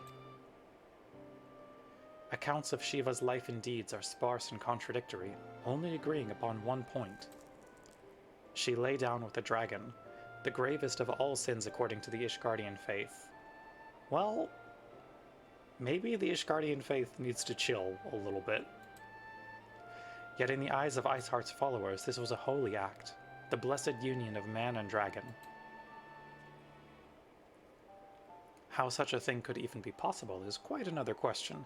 Suffice it to say, I very much doubt that we will find a useful answer in the archives of House Fortin. Much knowledge has been lost over the centuries, though in this case one wonders if it is by circumstance or design. You said that Iceheart took a moment to plead her case prior to escaping, did you not?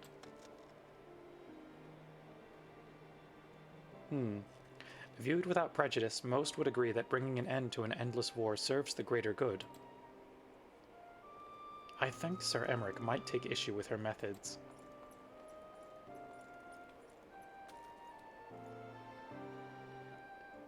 I do not care if a few stragglers manage to escape. Until the sappers confirm that a tunnel is safe, the men are not to search it. Yes, Lord Commander.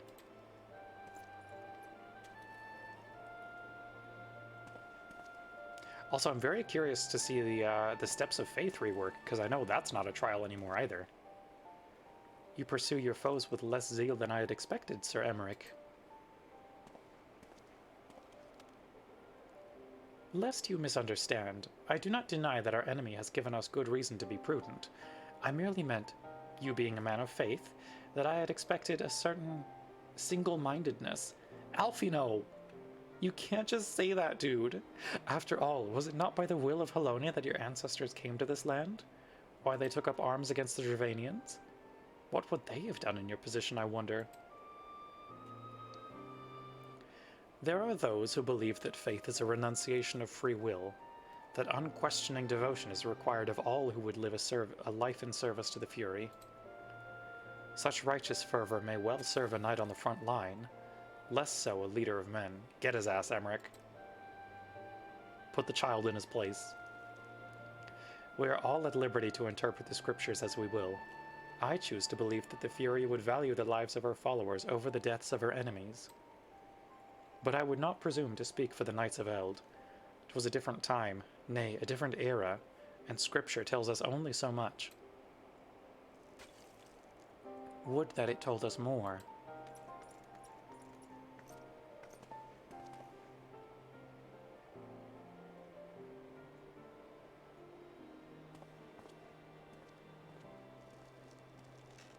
Alfino, we're sending you to cultural sensitivity training when we get back to the Rising Stones, because you can't just say that, my guy. That man is awfully pragmatic for a servant of the Holy See. A welcome trait at the negotiating table, to be sure. Less so when one's enemies are making ready to harness the power of a god. Mayhap he does not truly believe that Iceheart's plan can succeed? Truth be told, I too remain somewhat skeptical. Shiva was real, a living, breathing woman. Of that there can be no doubt. In this respect, she differs from every other figure to have been summoned, each of whom was worshipped as a god. The sole exception being good King Mogomog XII, the myth made manifest in response to the fervent supplications of the Mogul's Guard. Saint Shiva may differ, but what of the heretics? They are a tribe of outcasts at war with a mighty nation, who yearn for the resurrection of the one who embodies their beliefs. If that is not placing one's faith in a higher power, then what is? Crystals and conviction, Minfilia. They have them both in abundance.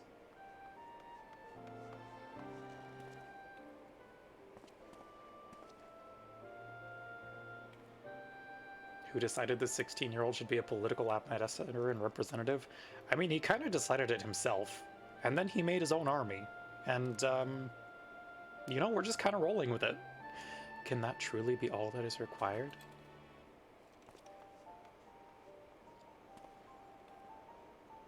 My survey team has concluded a preliminary analysis of the Aetheryte Iceheart used to escape.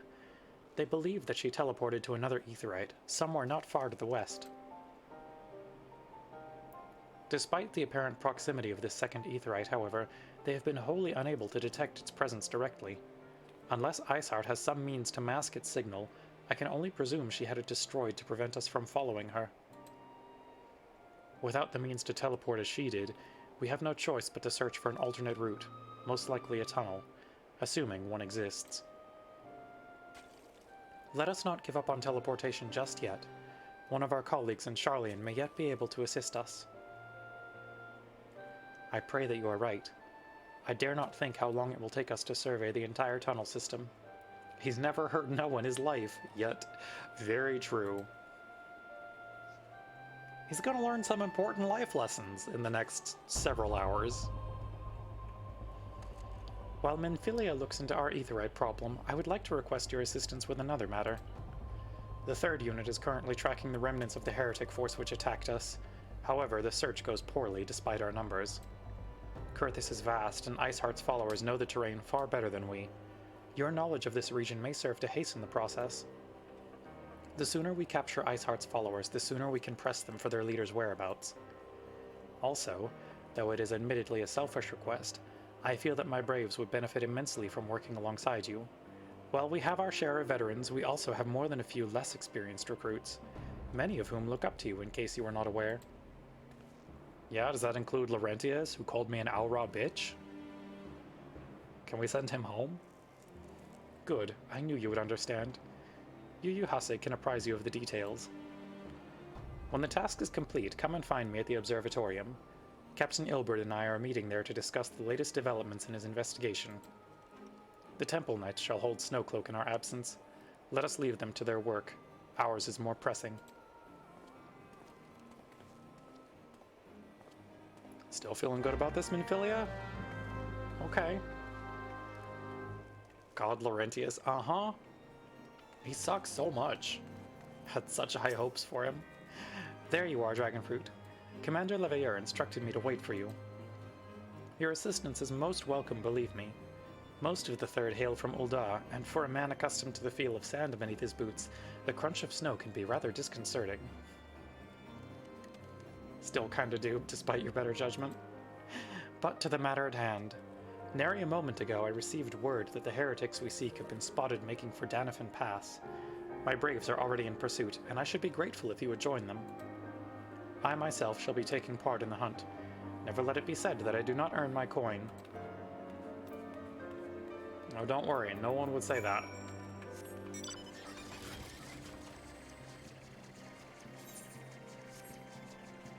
Alrighty. Time to get more heretics. At least he seemed to have doubts at Belsar's wall. Kinda. It's definitely a turning point for a lot of people.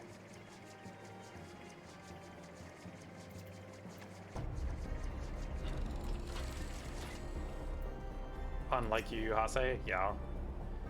Falls balls, my ankle's on fire. Caught my boot on a rock or something and twisted it as I fell. The others went on ahead through Danafin Pass. Hurry and you might catch up. If you aren't sure where to go, look for tracks. This snow is fresh, so they shouldn't be hard to find. Oh, right, you're in the, you're still in the patches for Stormblood. You will find out.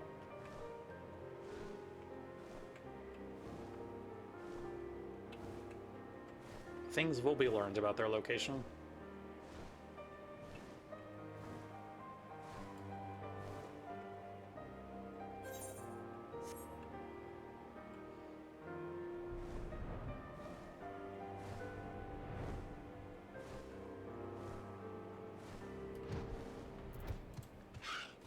Fresh prints in the snow. The tracks lead southeast. Maybe you'll be surprised. You want to be surprised. Valid. Scion, what are you doing here? The heretics? I'm not sure. There's a great scaled beast and... Yu Hase. I think he went east on his own. The heretics split up, so we did too. Buddy, you don't go off on your own when there's dragon people around. Ad starting in about a minute, chat. No. No. None of this. How embarrassing. I was so intent on following the heretics' track that I almost failed to notice they had doubled back. Almost, mind you.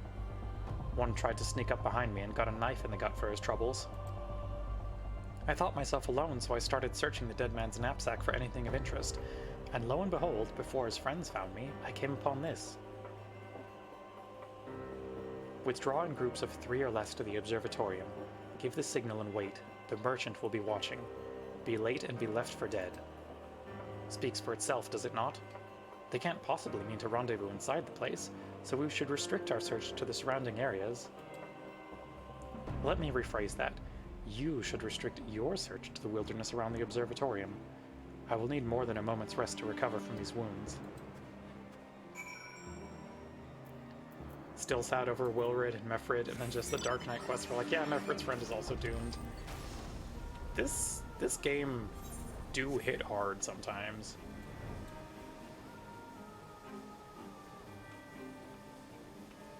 You are definitely coming into some of the stuff, yeah. Because Alamegans haven't died enough, you guess? Yeah, Alamigo definitely gets the rough end of the stick a lot. Hello, suspicious Kurthan.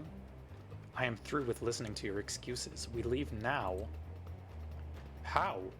The woods are crawling with those bluecoats and the knights are searching every wagon that passes through the gates. Hello? Well, stay with her then if you think you'll fare any better. Now, there's no need for that.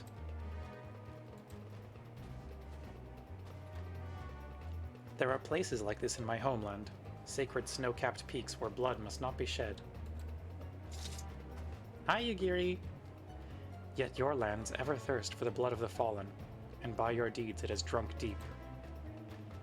No, I have done no wrong. None but meet in secret with heretics. Deny it all you will, we shall have the truth from you yet. Inquisitors are not the only ones skilled in the art of interrogation. Damn it all. Well, you gave up fast. Fancy meeting you here, Dragonfruit. I presume your work with the Third brought you hither? What a tangled web. Lest you wonder, we came not for the heretics, but for the merchant who has been conspiring with them. He came to our attention during the course of our investigations into the Ivy. It Beggar's belief, I know, but it seems our favorite Garlean spy may have been providing assistance to Iceheart. Were it not for the efforts of Lady Yugiri and her shinobi, we might never have discovered this connection. Master Alfino is too kind. I fear my people and I have done little to aid your search for this spy. We long to strike back against the Empire and weaken their influence in this land, to prevent the tragedy which befell Doma from reoccurring. The days ahead and the work they promise will require a very particular set of skills, skills which I am fortunate enough to possess. If you will allow it, I would accompany you until the investigation is complete. That is a most generous offer, Lady Yugiri, and one which I gladly accept. Thank you. Though I may disappear for a time, know that I shall never be far, and shall always be watching. A comforting thought. Come, Dragonfruit, let us wait inside for Captain Ilberd to return and deliver his report.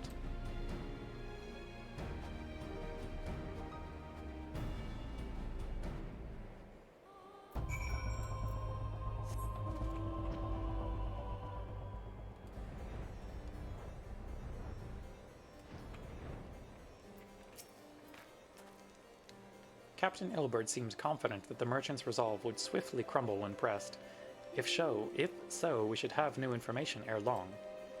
As to whether or not it will bring us any closer to learning the Ivy's identity, I would rather not say. Given our adversary's cunning, I shall consider us fortunate if we are spared another wild dodo chase. The gods know we have more than enough to occupy our time as it is. Tendrils of intrigue.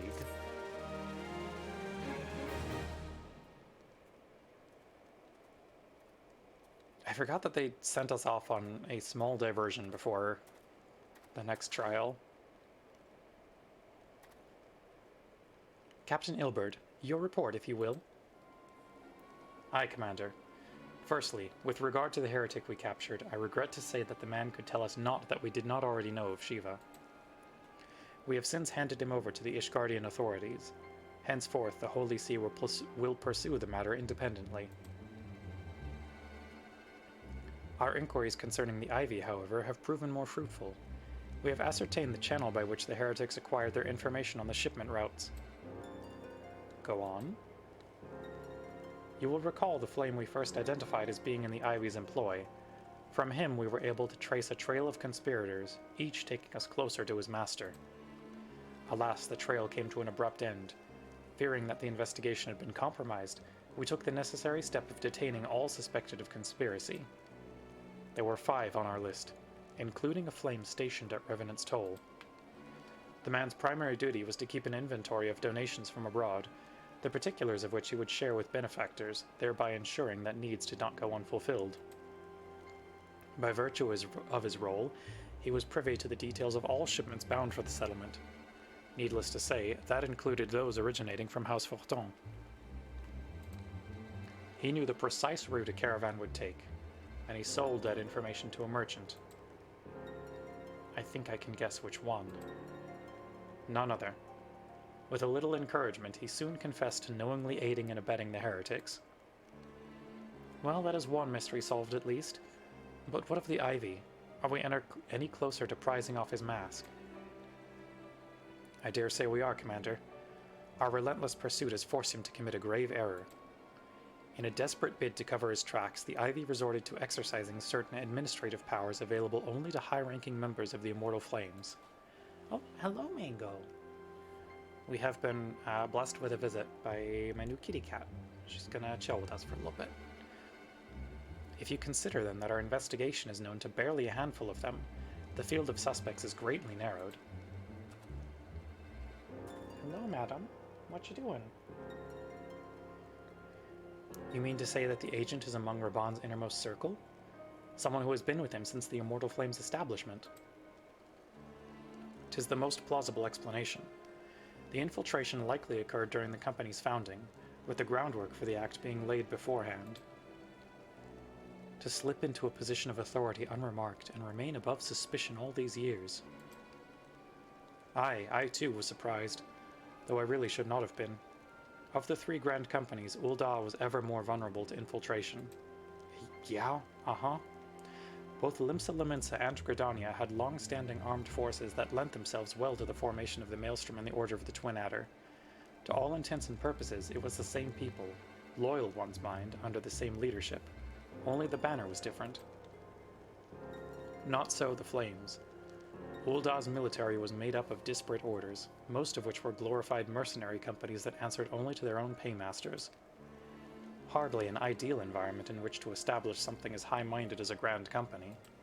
Gee, that sounds, Alphino, you listening? The difficulties Reborn faced when founding the Immortal Flames are well known. Even after he had convinced his fellow syndicate members to share the cost, there remained the small matter of finding enough bodies to fill the ranks. Indeed, and given the pressing nature of the Imperial threat, that meant recruiting every passing sellsword. Amidst the chaos of its founding, it would have been child's play to infiltrate the company. A good deal easier then than now, aye.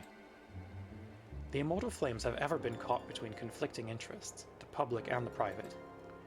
Though the Monetarists ultimately agreed to support the organization's founding, it was not out of charity that they did so, but simple self-preservation.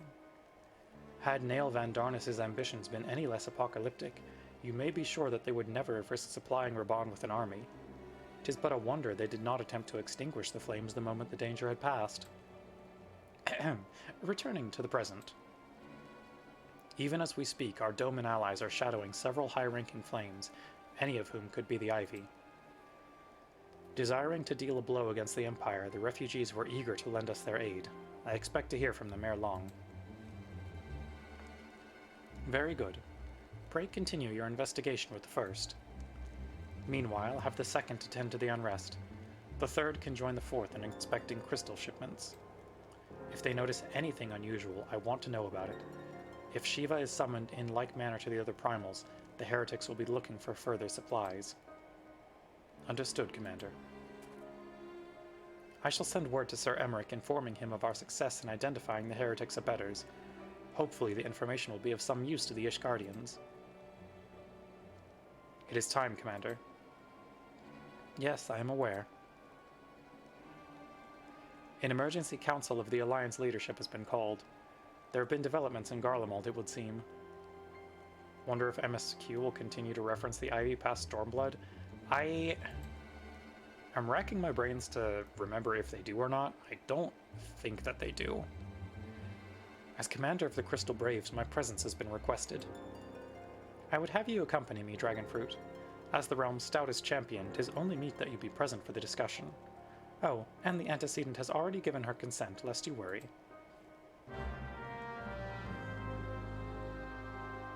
Oh good, I get to be a figurehead for your little army again, Alphino. They've mentioned the Ivy and base Stormblood once or twice at least. Gotcha, gotcha. Like me, you are doubtless eager to conclude our business with Iceheart, but until another path to her sanctum is found, she will remain beyond our reach. Minfilia and the Archons are sparing no effort to secure an alternate route. Until such time as I succeed, I suggest we give some thought to the realm's other problems. I shall go on ahead to Gridania in readiness for the coming council. Meet me at Nofika's altar and we shall make our way to the Lotus Stand together. Can do. Let me teleport. Thank you. Onwards to Gridania.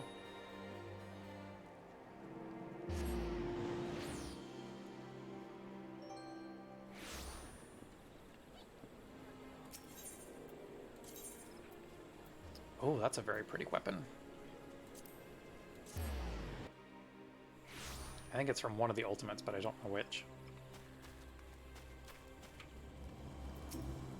My thanks for coming, Dragonfruit. When you are ready, speak with the conjurer yonder. She will show us to the Lotus Stand. Hello, I'm ready to go speak with the Seed Seer. The Alliance leaders await you at the Lotus Stand. Will you be joining them now? Yes.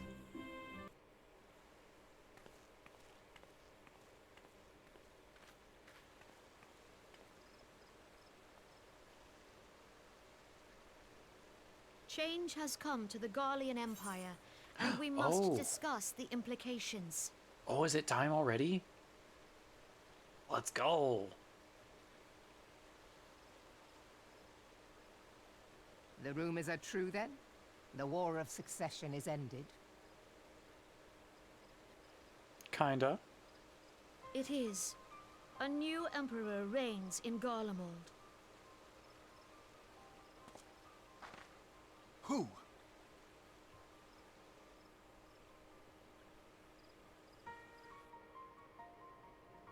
Yes, do The tell. birth and all too rapid expansion of the Garlean Empire is commonly attributed to the strategic brilliance of Solus Zosgalvis, yet he did not rule alone.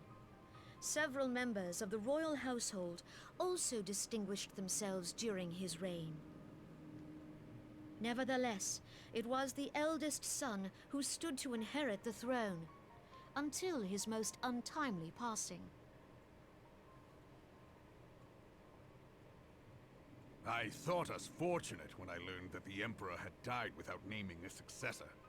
Ah, yeah, time to meet Varys.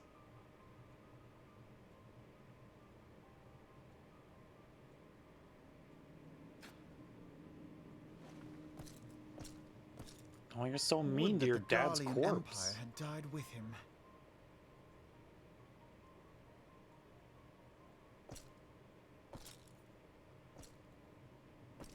Nice shoulder pads.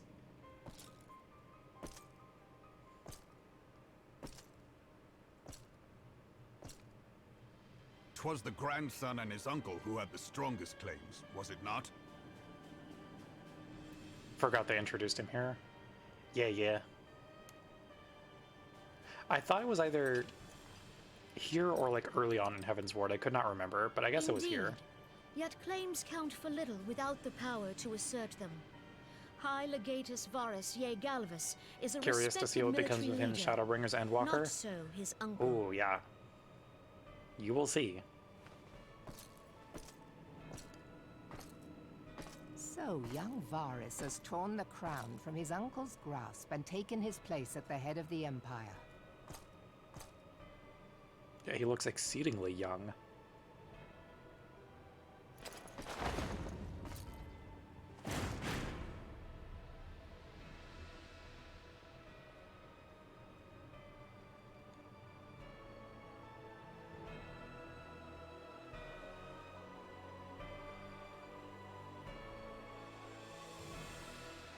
Given the troubled nature of his succession, the new emperor Still will convinced require Shadowbringers time brings to back the seal Warriors of his Darkness grip on somehow, power. and with them the issue of Sundered Yet Shards have and no whatnot. doubt but that he shall, for there are none left with strength enough to oppose him. I ain't saying shit, Cookies.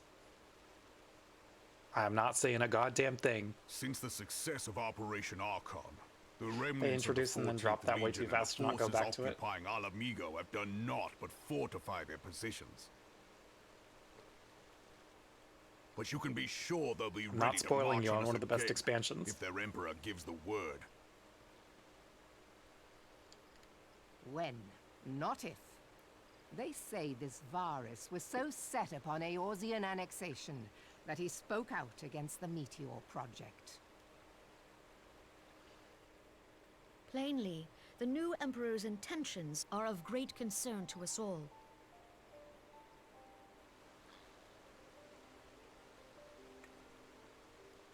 Gonna be shoveling propose that we 14 into set your aside eyeballs the as soon as you cardinal get back. dispute for the Heck present, yes.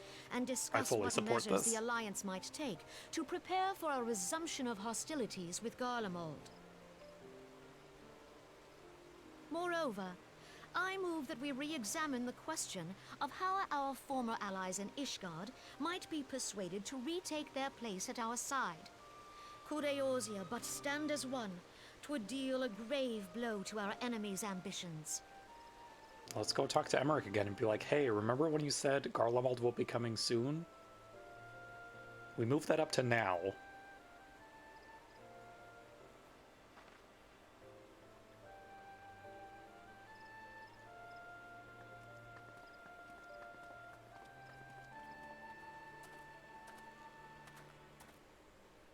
Well, I suppose we should be grateful that they have finally acknowledged the inevitability of Imperial attack.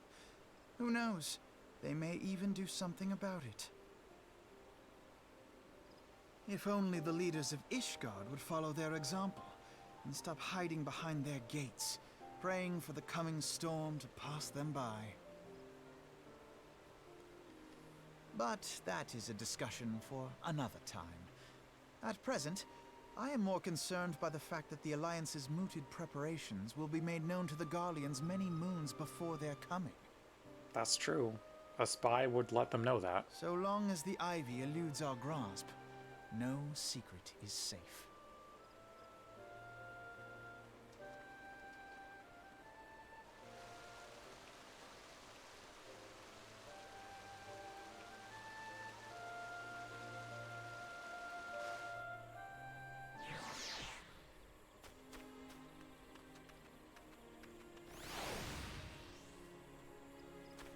Alrighty, Alfie, what do we got? It will not have escaped your notice that the nations of Eorzea are no nearer to being of one purpose, despite their protestations to the contrary. Plainly, the threat of a resurgent Garlemald is not enough to stir them. And the reason for this? Deep-rooted mistrust amongst the citizenry. The nation's leaders can come to all the understandings they like, but their unity means little and less to the common folk. Take the Laminsons, for instance. Though Admiral Merville outlawed piracy over a decade ago, foreigners still picture the nation as a haven for grog-swilling, wooden-legged cutthroats. Hello, Fauna! Wonderful to see you. Hope you're having a good evening so far, friend. How's your night been? In likewise, the Gridanians are mocked as hermits who talk to trees, and the Uldans scorned as swindlers who worship coin. Not that such sentiments are entirely without grounds, of course. Take that pillar of Uldan society to Adeleji, for example. But that is beside the point. The fact is that people are wary of outsiders whether they have cause to be or not. Love seeing me online at night because you're always sleeping when I'm online when the sun is out? Valid.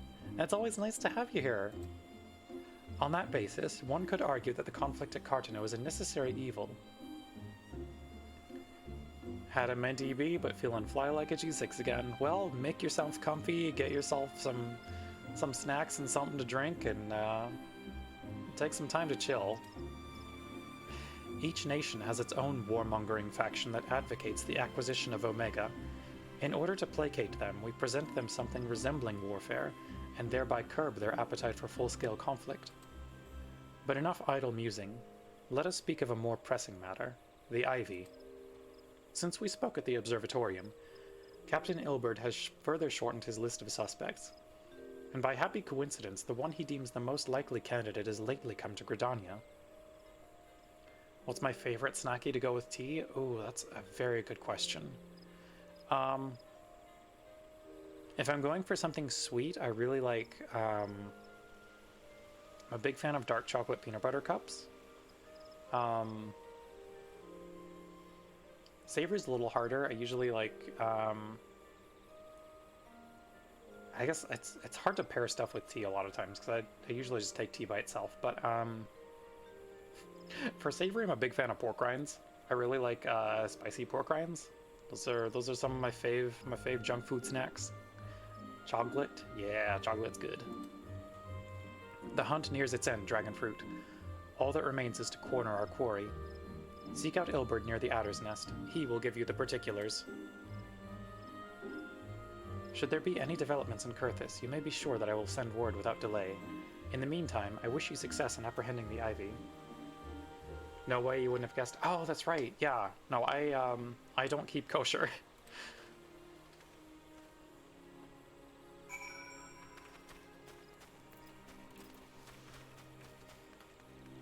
I try it on occasion, but like, I don't know.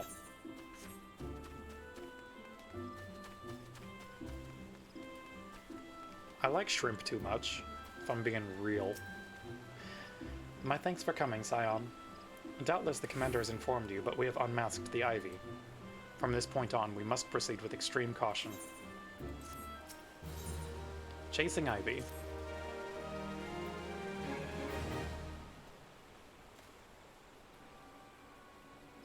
Listen well.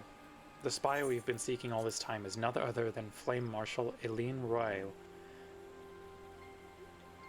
Eileen Roy. Roy? How am I gonna pronounce that?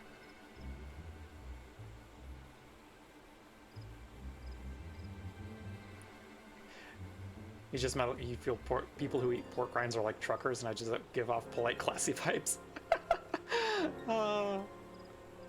Oh, I hate to dispel this illusion, but like, I am well known to the people at my local corner store. Prior to joining the Immortal Flames, she was a mercenary of no small renown. They say her skill with a polearm had to be seen to be believed. She's so cute, though. Surely she could not be a spy. Basically, you've never had them and assumed they were a weird gas station snack? I mean, they kind of are, but they're also very tasty, is the thing. Of Ishgardian birth, she's the highest-ranked foreigner in the Immortal Flames, barring the Flame General himself, of course.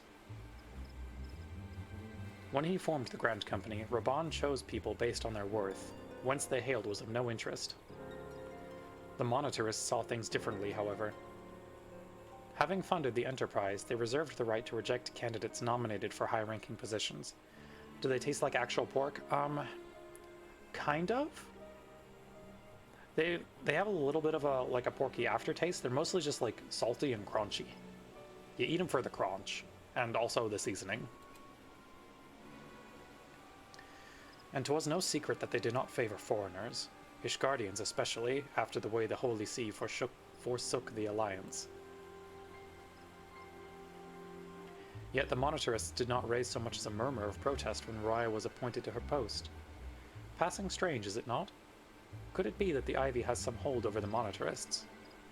Oh, speaking of crunch, that's another good snack to go with tea that's like on the savory side is sugar snaps. Big fan of those. I could literally just eat like a tub of those if I'm not being careful. But these revelations are secondary to our current mission. But then I can also pretend that it's healthy because it's vegetables, so... Of foremost interest to us is Raya's presence here now. As you may be aware, it is the duty of the Flame Marshal to command the Immortal Flames in the absence of the Flame General. While Reborn attended the Council of Alliance Leaders, she should have remained in the Hall of Flames. Thought I was gonna say Cheetos. So I'm weirdly picky about cheese. I don't super go in for a lot of artificial cheese flavor. And like I can't do American cheese at all. Which is difficult living in America, where most fast food is American cheese. It just has like a weird aftertaste, and it feels like it leaves a weird residue in my mouth that I hate. Anyway, the woman has no business being in Gridania, yet here she is nonetheless, on some pretense. She's up to something, mark my words. American cheese gives you the ick? Thank you. There are dozens of us. Even as we speak, I have a dozen men trawling the Flame's record for evidence of her guilt. But if we can catch her red-handed, we shall have all the proof we need. Which brings me to the plan. I have people watching the city gates, the airship landing, and the docks. Every point of egress. She cannot leave without our knowledge. All that remains is to shadow her until she betrays her true purpose. Can I rely upon your eyes, Scion? Your parents only bought the white American cheese growing up and you can't even look at it? Oh, my sympathies. You have my thanks. Let us go then and take care not to alert our quarry. I'm so weird when it comes to cheese. So like I can't really do raw cheese. I can do like melted cheese perfectly fine. So like I'm good with mozzarella, I'm good with cheddar. Big fan of like Colby Jack, Oaxaca. Love a good pepper jack. What's my favorite food? Ooh, that's a tough question. Raya is headed in the direction of the Blue Badger Gate, with me, Scion. Can't do cold or raw cheese. Yeah, it's just... I don't know if it's necessarily a taste thing. I think for me it's mostly a texture thing. It just feels weird. Favorite food is really, really tough. I'm a big fan of noodle dishes, so I think... Gun to my head, I would probably say like drunken noodles or pad thai of some kind. Or like a glass noodle dish. So, she's entered the Carline canopy. Meeting someone, perchance? Or could it be she means to board an airship? Cottage cheese scares you? Same, friend. Cannot do it. Pray look for her within. If she's not on the upper floor, try the landing area below. One of mine is stationed there, and she may have seen something. FME is her name. I shall remain here in case Rai appears. Okay, to the airship landing.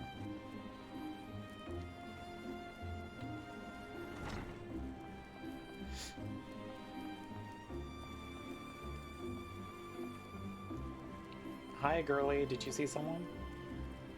You've been wanting to try pad thai, but we don't have a Thai place locally, and was basically told any place local won't make a good one. I mean, if you can get it, then get it. But, yeah, I'm a big fan of that. I prefer drunken noodles a little bit, just because, I don't know. I like the flavor profile a little bit better. Dragon fruit gelato, such an unexpected pleasure. What brings you here? Ahem. A social visit, you say? How pleasant. No, she didn't come this way. I've noted every passenger and none bore any resemblance. Well, don't let me keep you. Hey, Ilbird, your girlie needs to be a little more undercover. How is Miss Mango today? She was doing well. She was hanging out a little bit earlier. She's kind of doing her own thing now. She's somewhere in the room. I'm not sure where she is at right now. Had an okay introduction to Moomin a little bit earlier today. Just kind of kept them separate in the same room for a little while, and they did okay. We're taking small steps with it. Nowhere to be seen, you say? And you are sure she did not board an airship? Huh. She did not come out back either. Where in the Seven Hills could she have gone? The Roost, how could I forget? Mango and Moomin the cutest. It is kind of a cute combo, yeah. Greetings, good sir. Might I interest you in some Muntoi tonic? A cup a day imbues a man with great vigor, if you take my meaning. I do, and I don't want it. Ad starting in about a minute, chat. Perhaps another time, friend. Wait, that necklace. You are a shinobi of Doma. The woman you seek has left Gridania by way of West Shore Pier.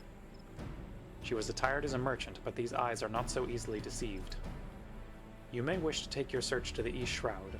Rest assured that we shall continue to support you from the shadows. Thank the 12 for the Domans. Were it not for their unique talents, Roi would have disappeared without a trace. Hey, Mango. She likes to hang out under the desk. Sometimes she wants to come up on my lap, but not super often. In flagrante delicto.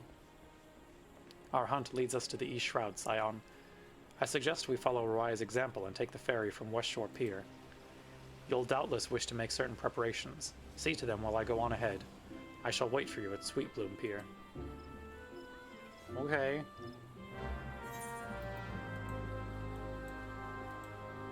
Are we gonna be in the East Shroud? Hey, thank you so much for the 4-month sub! Very appreciative of it. Also wild to think that it's been that long, damn.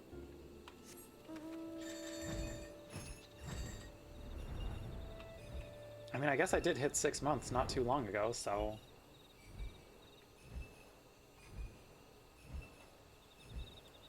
I'll be out here streaming.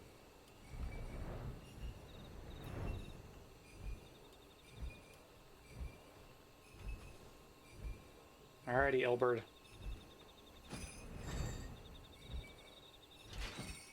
That is really wild to think about, right?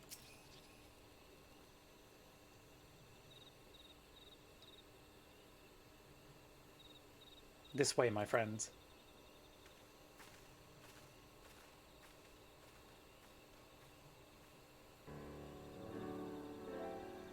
Your quarry makes for the Hawthorne Hut. So glad you're done with college for now and can catch more streams. Oh, nice. Are you just taking a break for a couple semesters, or are you, like, graduated? If Roi is truly the one we seek, we can expect that she means to make contact with her Garlean masters there. An explanation is in order. You are no doubt aware that the Garleans have their own method of communicating over great distances. Well, our ingenious friends at Garland Ironworks have provided us with devices which disrupt those communications, and we've installed them around the city-states. You graduate on Friday? Congratulations! I'm so proud of you! In so doing, we have made it difficult for Imperial agents to correspond with their masters. Roy would thus have no choice but to rendezvous with their Imperial contact directly.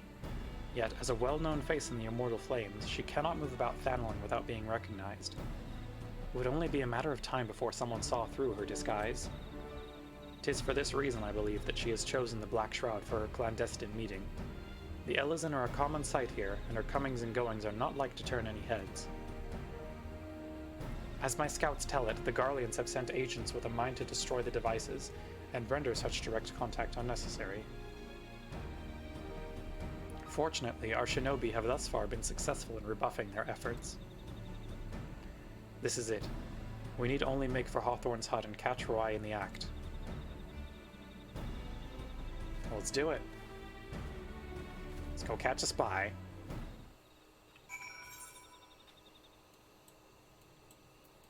Gonna teleport back to the Hawthorne hut, because I don't want to walk that far.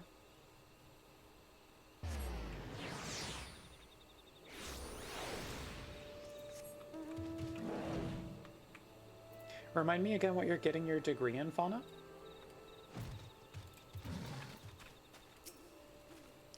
My people report that our quarry has departed for the Bramble Patch. The ivy returns to the gnarls whence she came, but perhaps it is all for the better. To convict someone of her standing, we would require damning evidence against her. What could be better than to catch her in the act when she meets with her Garlean masters?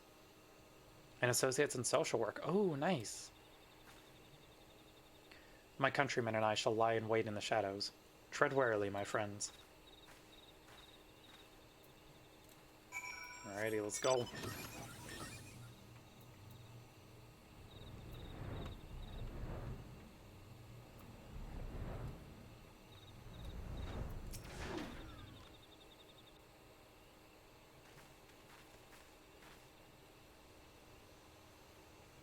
Just beyond, Rai is in conversation with an individual clad in the manner of an adventurer, an Imperial intermediary, no doubt. This is it, with me. Started applying to jobs today and you're big nervous? You want a good job so badly? Oh, I hope it goes well, and I'll keep my fingers crossed for you, friend. Job hunting is garbage.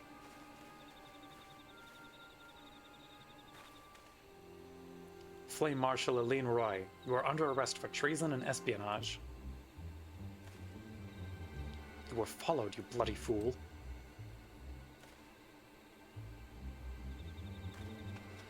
Oh, there we go.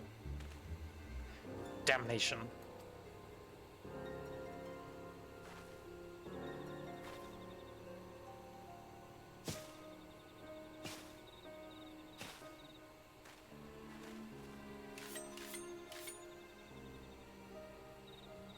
Oh right, this was the patch that they added ninja, huh?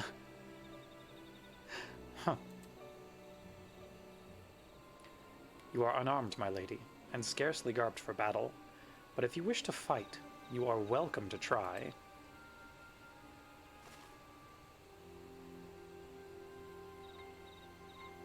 What is the meaning of this, Captain? Would you arrest me for strolling in the Twelves Wood? When last I looked, that was no crime, and neither was conversing with passing strangers. You would feign ignorance, then. Very well. If you do think of something to say, there will be plenty of time to say it later. Now come quietly, or I shall make you wish you had. Damn, Ilbird.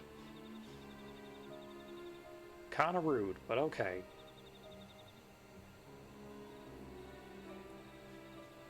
I will offer you no struggle. After all, I have naught to hide.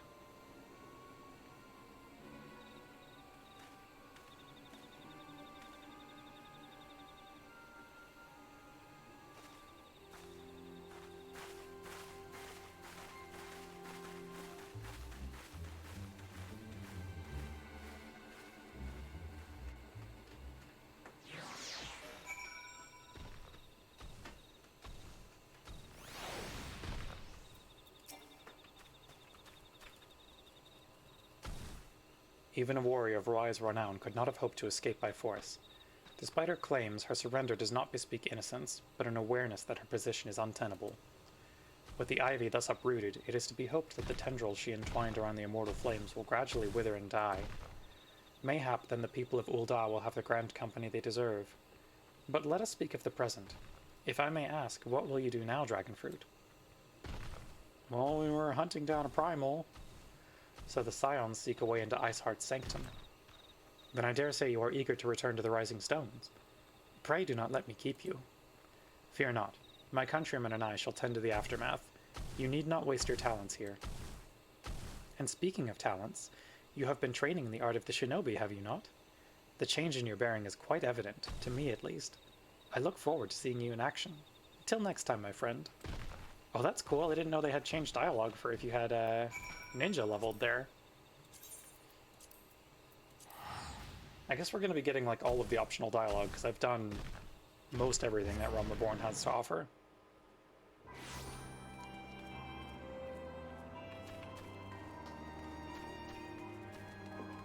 Alrighty, time to go talk to Minfilia.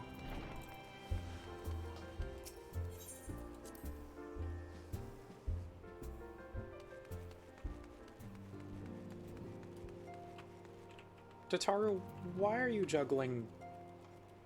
What are you juggling? Are you juggling knives, Curly? There is a knife in there. Steady, steady. Not bad, eh? With a little more practice, I could earn a fortune at the Ruby Road Exchange. Girl, you don't gotta do that. But, you know, have fun. Be safe.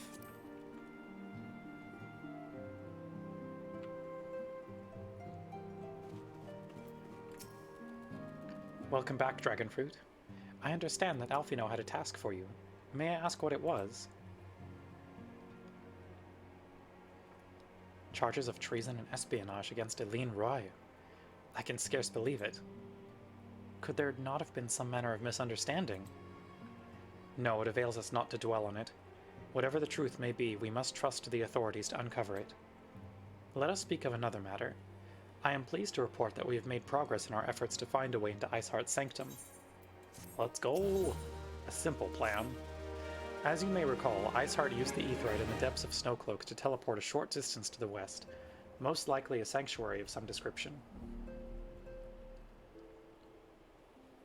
It is there that we suspect she means to summon Shiva using the crystals she stole from the House Fortin caravan. The heretics believe that they are bringing about the second coming of their patron saint. But if, as we suspect, they mean to hold a summoning ritual of the kind employed by the beast tribes, it seems likely that the result will be something more akin to a primal. Suffice it to say they must be stopped, and stop them we shall. But first we must surmount the obstacle that Iceheart has placed in our path. Ordinarily, it would be a simple matter to tap into the established Ethernet and thereby follow our quarry. However, despite our best efforts, we have been unable to ascertain the position of the Aetheryte to which she teleported. Our prevailing theory is that she destroyed the second Aetheryte upon arrival, a reckless, desperate measure, but also an effective one. After discussing the matter at length with Urianger, we have concluded that we lack the expertise to develop a solution. Which is why we have called upon the aid of one who does possess such expertise, a colleague of ours who is currently en route to Revenant's Toll from Charlian. She should be arriving within the hour, in fact. Since you are here, mayhap we could welcome her together. I am certain she would appreciate the gesture. Let us make our way to the northern gates and await her coming. Oh, is it Monbrita time? Let's go! Love this girly.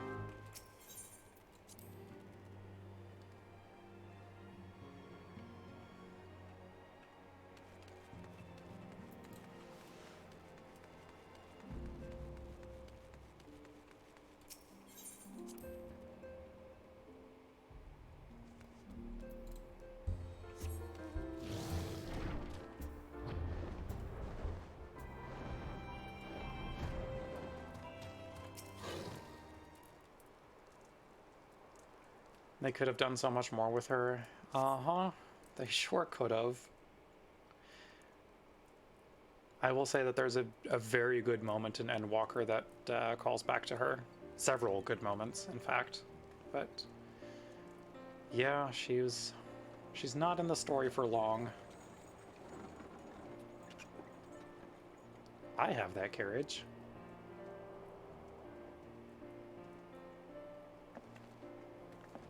There she is. Oh, she's so tall. Love that.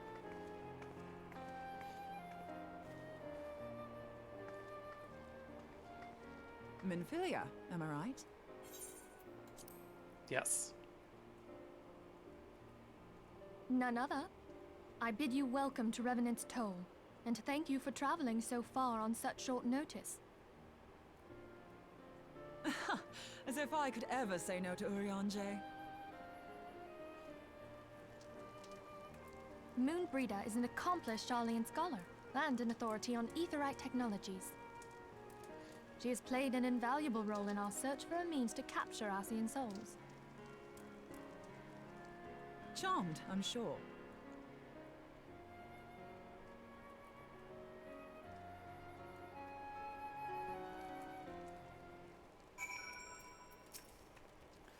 Let us return to the Rising Stones at once, then.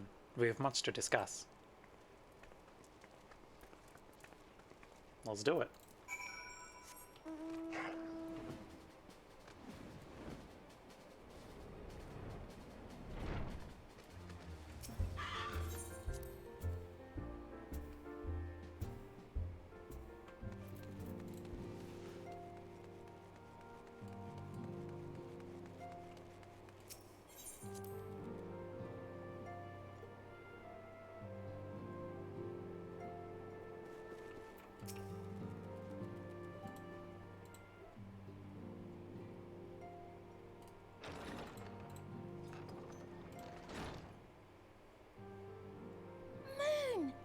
It's been ages! Oh, longer, sister.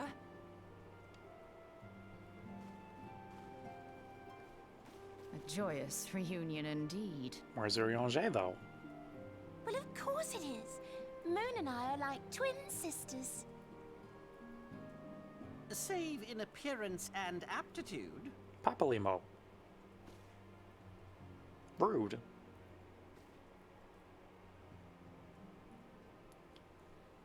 Everyone's been playing Final Fantasy lately, but you tend to only watch me play. If I could have your attention.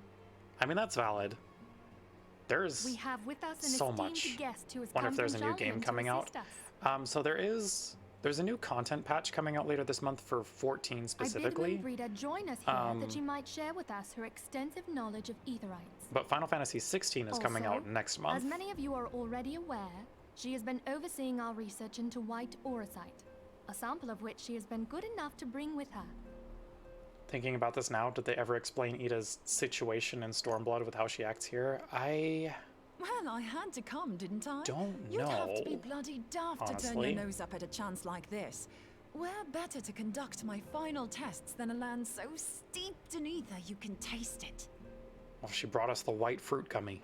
'Tis plain the passage of the years hath done little to dampen thy youthful spirits. And nothing at all to reform thy youthful manner. Don't talk to your wife that way.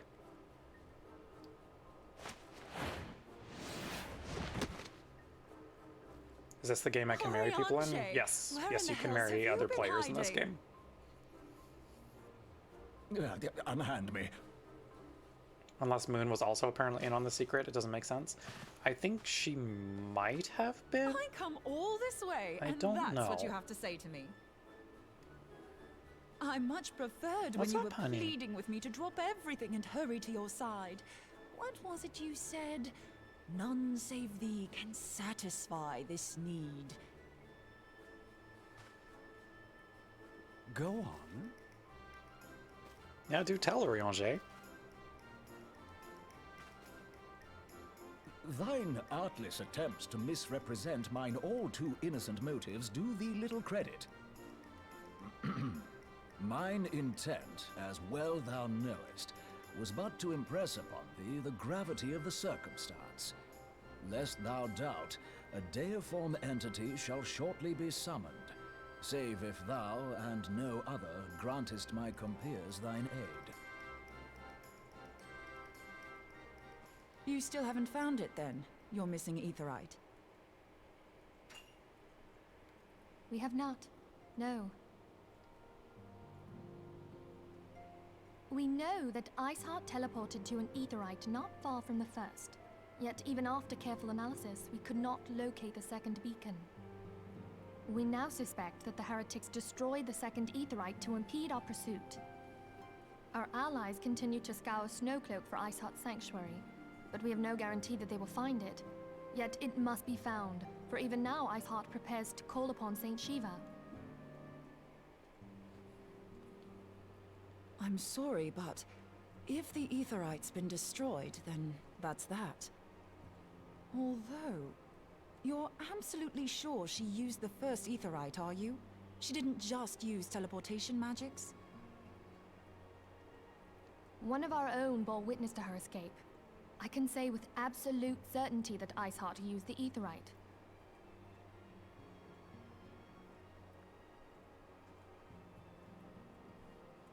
In that case, there might be a way, so long as the ethereal current is still flowing.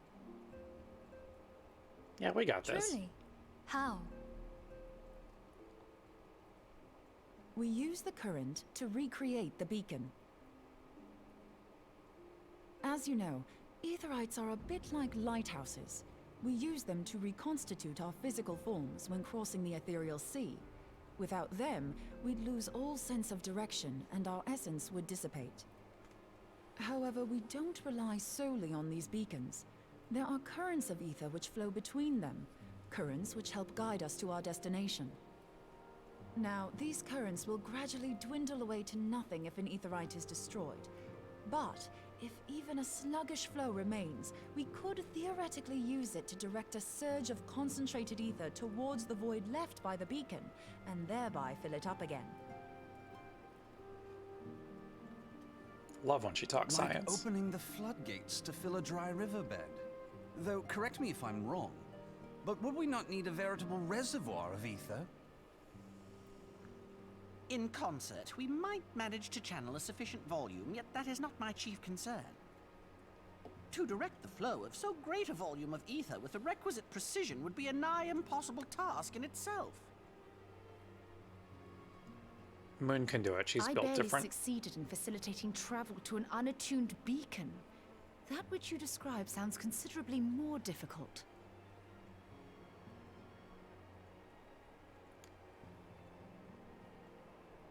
She can do it, don't worry. Dangerous. Every person who has attempted to teleport in this fashion has died in the process. They, however, did not have white aura sight at their disposal. Yeah, we got this. I can use it to channel all the ether you can give me into the aetherite. However, white aura sight cannot retain ether for an extended period of time, so we would need to infuse it immediately beforehand. Just so you know, I'd confidently give this plan better than even odds of success. And if the worst comes to worst, your people won't suffer. Though it risked the lives of our best and brightest, we have not the time to seek other options. If the ethereal current still flows, we shall carry out Moonbreeder's plan. That's the spirit. Let's roll the dice.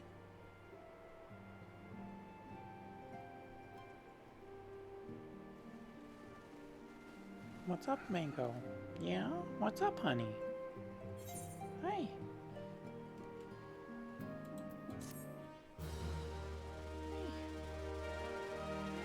Come hang out? You just want to meow? The instruments of our deliverance.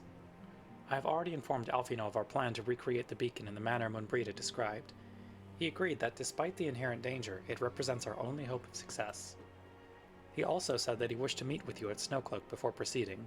I expect you will find him waiting for you there when you arrive. I want you to know that I appreciate everything you have done on our behalf, Dragonfruit, and that I have faith you will return to us, as you always have. Alrighty. It is almost time for Shiva. Hey, sweetie. You wanna come hang out? I'm not super sure what you want, kitty cat. And that is okay.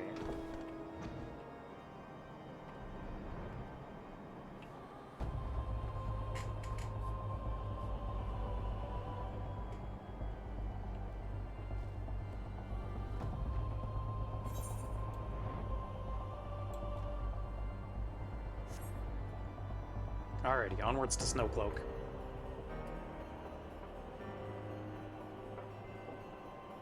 We're almost to the end of this first patch.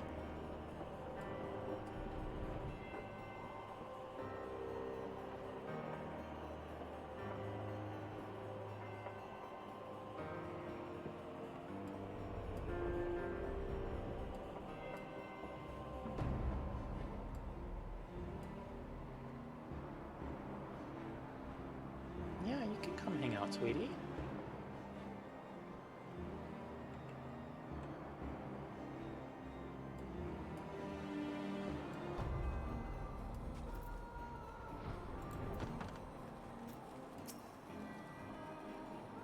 Good to see you, Dragonfruit. I was starting to wonder if you were having second thoughts. There you go. She's very cute. She doesn't like to jump directly onto the chair. She just puts her paws up on it and waits for me to pick her up. Captain Ilbert sends his regards, by the way. He attends to the interrogation of Eileen Roy in Ul'dah even as we speak. But I shall not distract you from the matter at hand. We can discuss the ivy upon your return. I trust that, by which I mean to say... My cat is named Mango? Yes, I got a new cat named Mango this week. She's in bedroom jail until we do like full introductions with my other cat Moomin, but she's very sweet. And my warrior of light is Dragonfruit, uh-huh. The others are waiting for us at the Aetheryte. After you, Scion.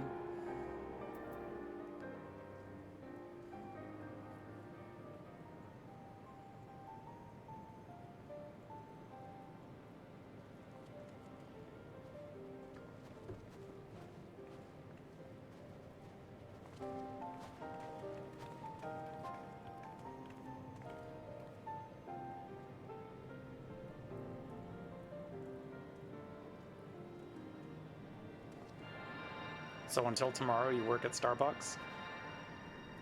One of your drink bases is Mango Dragonfruit Refresher? Nice.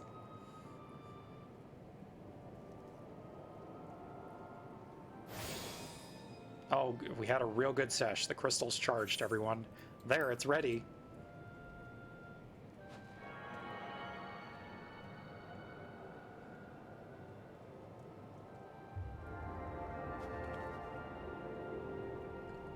New cat is exciting though? Yeah.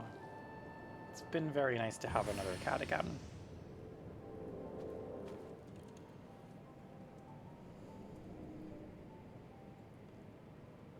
Ha! It worked. I think. Try attuning to the Aetheryte now. Feel for the current and try to locate the beacon. Oh, let me make the poll for the next trial, because that is coming up like immediately. Roll for Shiva. Tank, DPS, or heals. Poll is up. Feel free to vote.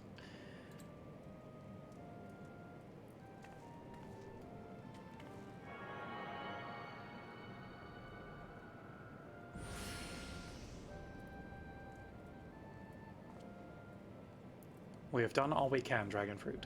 For now, let us withdraw. When your final preparations are complete, you must seek out the beacon we have created. If, by the grace of the 12, you arrive safely, you must stop Iceheart before she summons Shiva.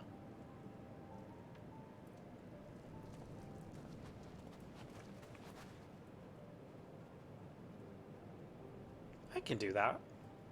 Probably.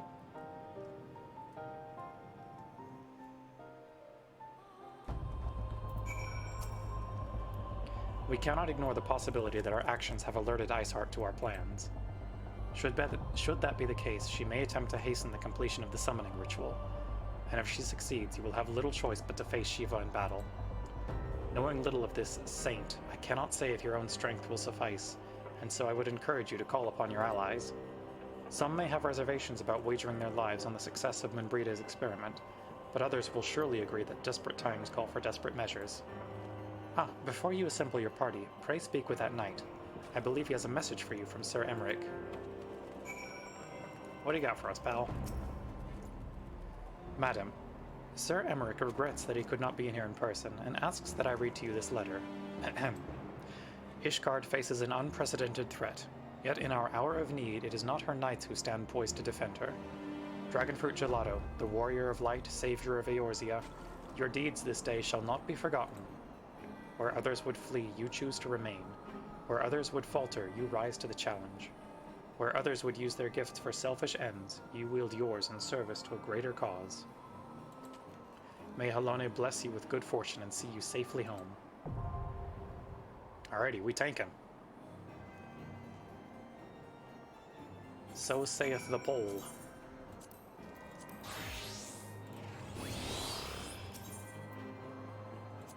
I believe. This one's in trial roulette, so hopefully we'll actually get a party this time. If not, I'll unsync it, but I'm confident. We'll get in this time.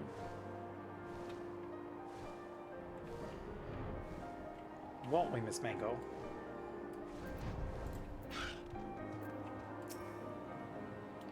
Tis not a matter of training your eyes, I fear. Without foreknowledge or serendipity, we will never find every tunnel. The very land conspires against us, the broken ice ever reforming to conceal the entrances. If no Q, try healer. That's true. I have a mind to join you, but Urianger made me promise I wouldn't. Apparently, the thought of me becoming Shiva's thrall was too much to bear. As if I'd give her the chance. Of all the myriad challenges you have faced, I should be amazed if it were a failed teleportation attempt that finally killed you. Pray do not surprise me. Thanks, Alfie.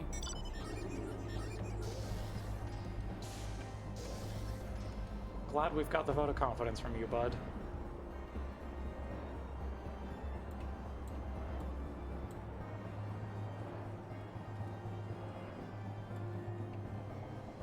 Thanks, Alfie. No, I'm glad you care, right?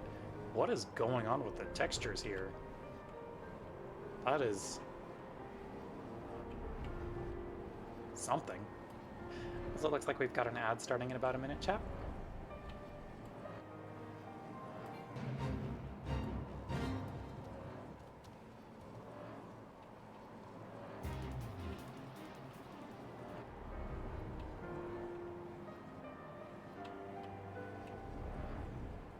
Behemoth, you up?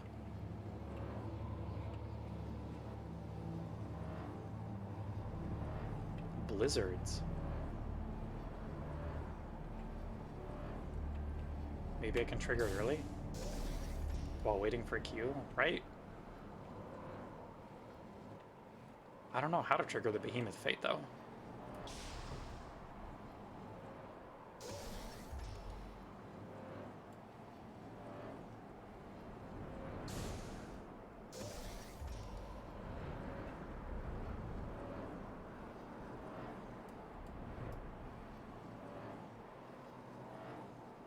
Oh, I meant trigger add, right. That's a thing that I can do.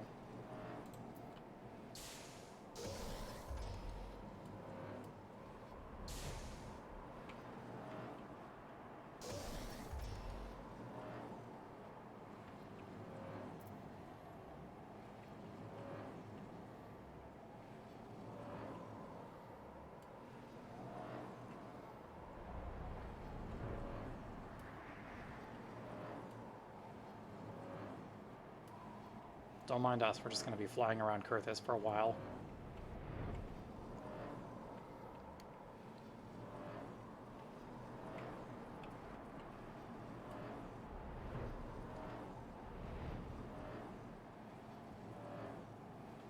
I can't remember if there's a special weather condition for the Behemoth or not. I mean, if anything, I would think that it's blizzards, but maybe that's just regular weather here.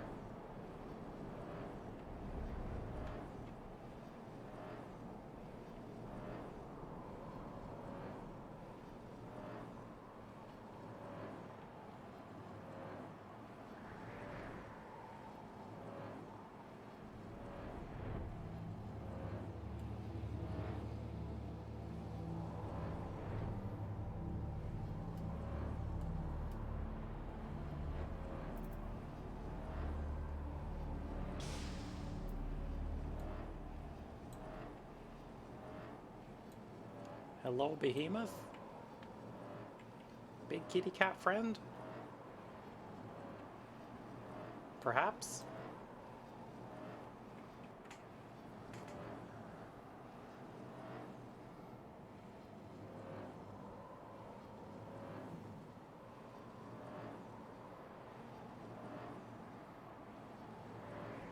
No luck. Alrighty, let's see how long we've got left on that. Oh, ad has just barely finished. Neat. Okay. I think we might actually queue as a healer this time.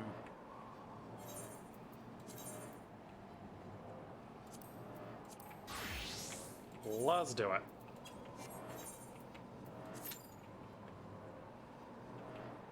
Okay, still says less than 5. Are you lying to us, Q?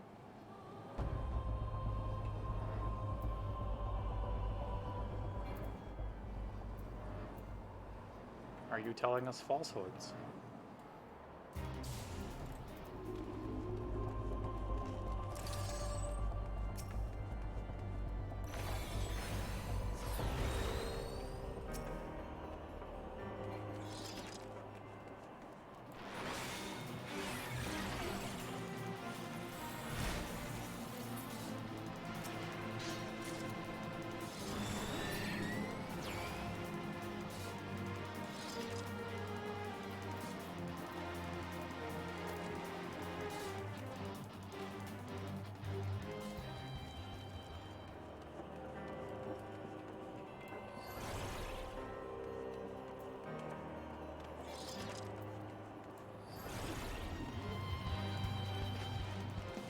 Please, game.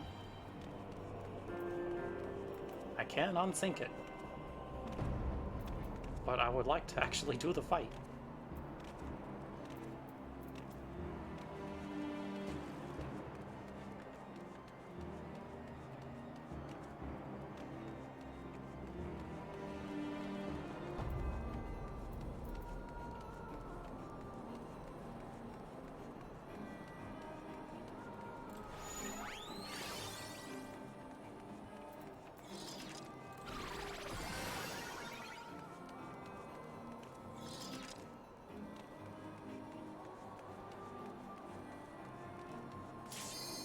Oh, there we go. Okay, time for Shiva. We did it.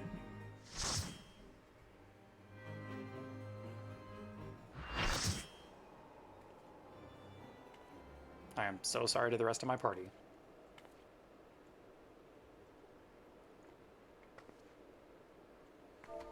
You should never have come here, warrior of light.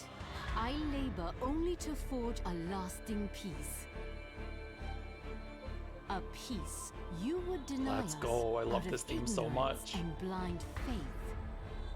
No matter.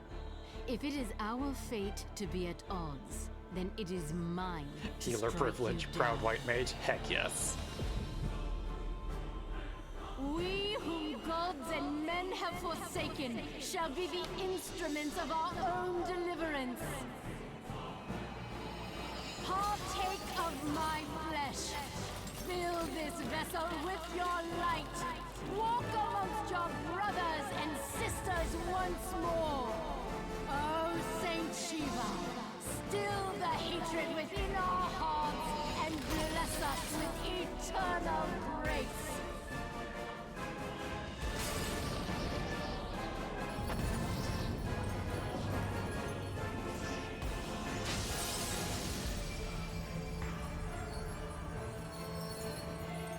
God, this trial's good.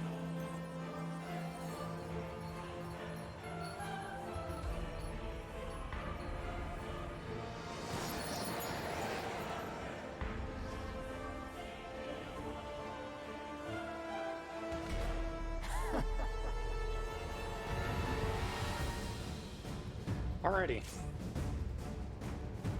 Time to remember how to do this fight.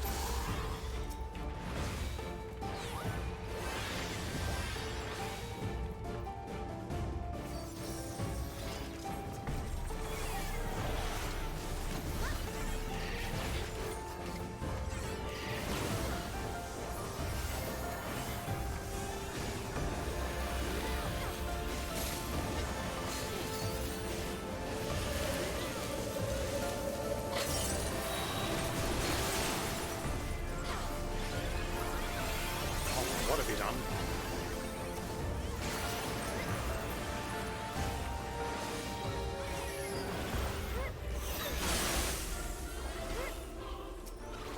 That's fine, our party members are just having a time, apparently.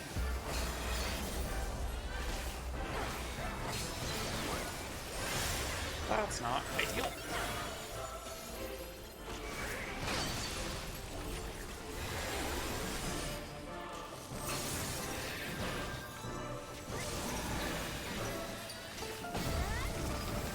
Did I not? Come on, okay.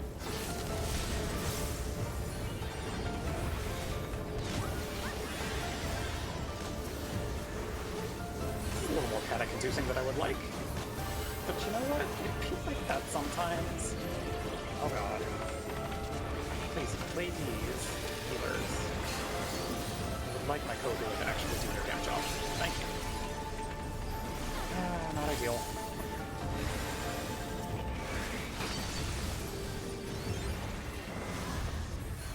Why is my co-healer dead again? Okay, cool.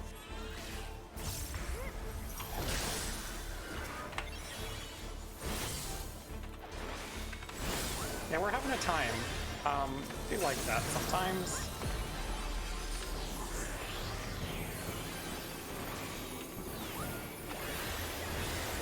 Okay, time to slow res this person if I can do that.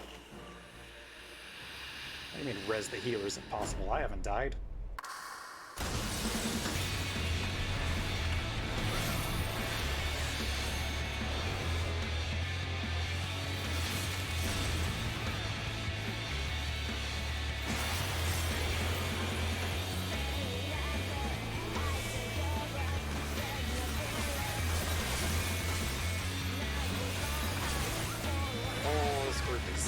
Interesting.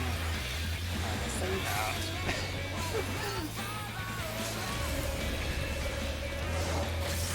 Okay, fine. Thanks for the hailstorm. Appreciate it. You get a shield so I don't have to think about you for a little while.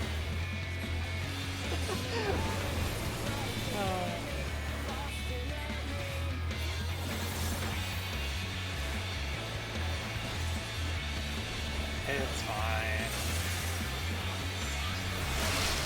Oh good, we get to thin ice now.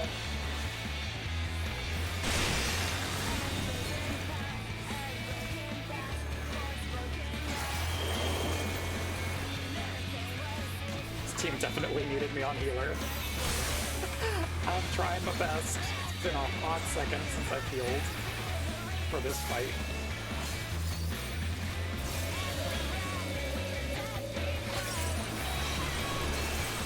Okay, we're good.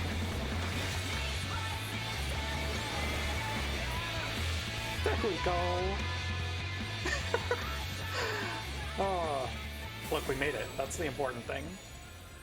I would have been very embarrassed if we wiped on Shiva with me healing.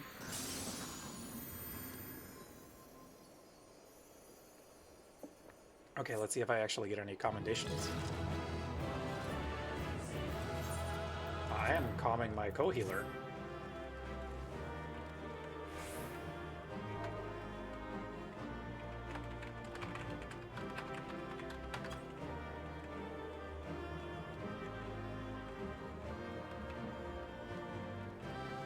Other healer died twice. Apparently it was their first time, so...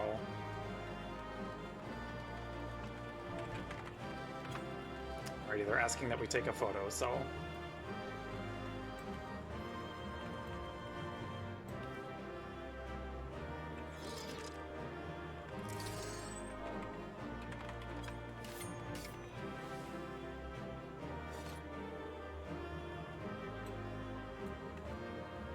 Okay, that's very cute. I do like that that we're doing a G pose for this.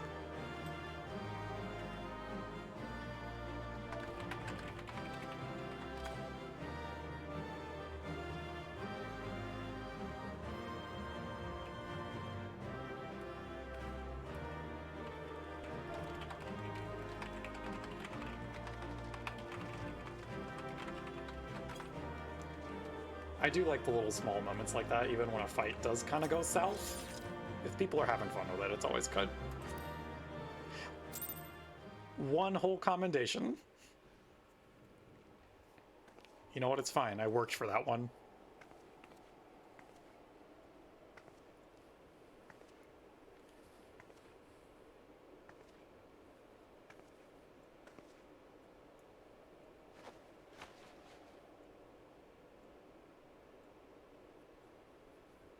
Fool. Blind, bloody fool.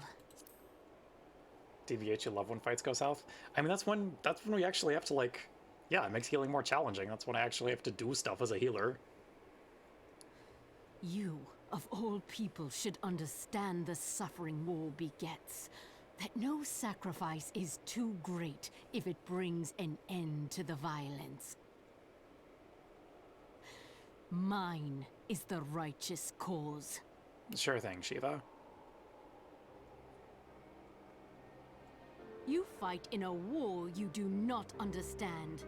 A pawn of liars and schemers. And they are no less ignorant than you, following the creed of their fathers without question, never thinking to ask why. That's why you ask your newbie friends to include you in all their first Trapped runs? in a Yes. delusion of their own Very creation, and blind to the truth.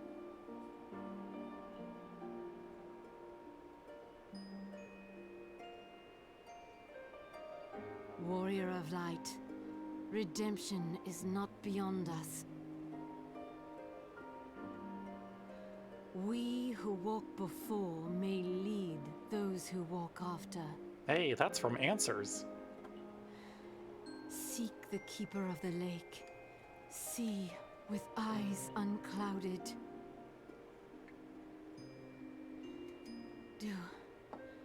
Do not squander a mother's gift. Promise it's out of goodwill that you want to pick them up off the floor? Look, I feel that. Hear, feel, think. We just quoting Heidelin left and right tonight, apparently.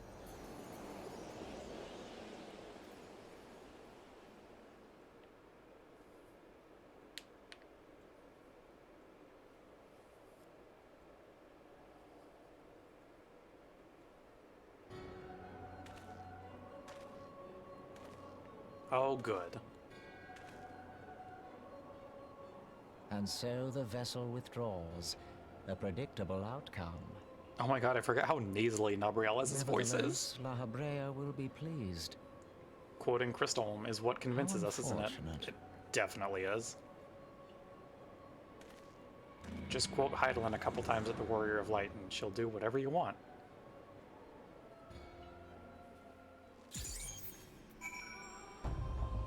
Alrighty, we did it. By the 12, you're alive. I mean, of course you're alive. Why wouldn't you be? Iceheart did what? And you're certain about that, are you? Gervanians are skilled with glamours, after all. Look, if you say that's what you saw, I believe you. It's just that I've never heard of a primal being summoned like that before. Are you sure you're not injured? Head trauma has been known to cause hallucinations, you see. No? Fair enough, I was only asking. Don't worry, I didn't die in that fight. The road less traveled. If you ask me, there's naught to be gained from mulling over the implications of your story in the freezing cold. Let's save it for the Rising Stones, eh? I'll get everyone to meet us there. But before that, you'd best pay a visit to Whitebrim Front and speak with Alfino. He's probably worried sick about you. That, or he's busy at playing politics with the Ishgardians. Either way, I'm sure he'll be delighted to see you hale and hearty. Speaking of which, you don't have a headache or anything, do you? No? Blurred vision? Oh, no reason.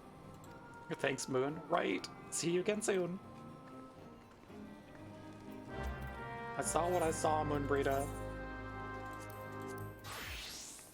Promise.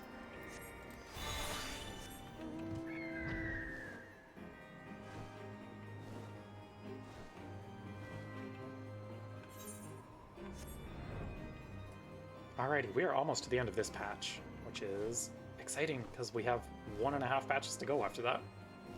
To be fair, she's only known us for like 2 seconds. This is true.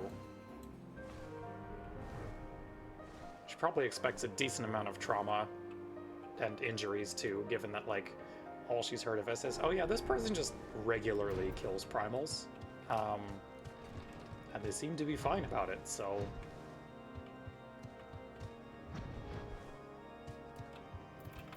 Hi, Alfie.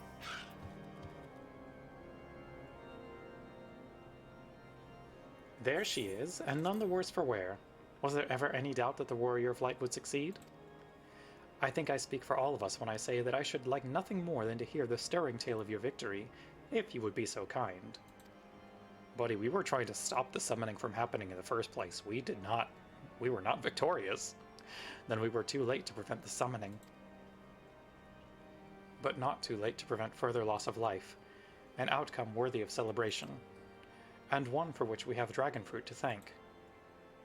Yes, you are right, of course, Sir Emmerich. We should be content with what we have accomplished. I, for one, could not have wished for a better outcome. Shiva is no longer a threat, and the heretics have been routed. Aye, there is the matter of Iceheart's escape, but she cannot run forever. Whether it takes days, weeks, moons, or even years, my knights will find her. At least even pre-Heavensward Alfie has full confidence in us. This is true, even if he's a little snarky shit about it, like 90% of the time. In the meantime, Laudrillemont, is the caravan ready? The supplies that your men recovered have been prepared for transport, in accordance with your wishes. Rest assured that my knights will see them safely to Revenant's Toll. Of that I have no doubt. I take it these are the self-same supplies the heretics stole from the House Fortin caravan? Less the crystals which comprise the bulk of the shipment, yes. Scarcely a fraction of that which was promised, but a meaningful contribution to your cause all the same. Ah, on an unrelated note, Dragonfruit, might I trouble you to accompany me to Camp Dragonhead at your earliest convenience? 'Tis not for my benefit. A certain lord was most distressed when he learned of your intent to risk life and limb to stop Iceheart. It took half a dozen knights to restrain him, I am told. Liked doing stuff for him because small and smart and fully trusting of us, even if a bit haughty. This is true. Men give vent to their anxieties in myriad ways. Pray do not think less of him. I don't worry. Oh, Chiffon's just a little panicky sometimes. I've been there.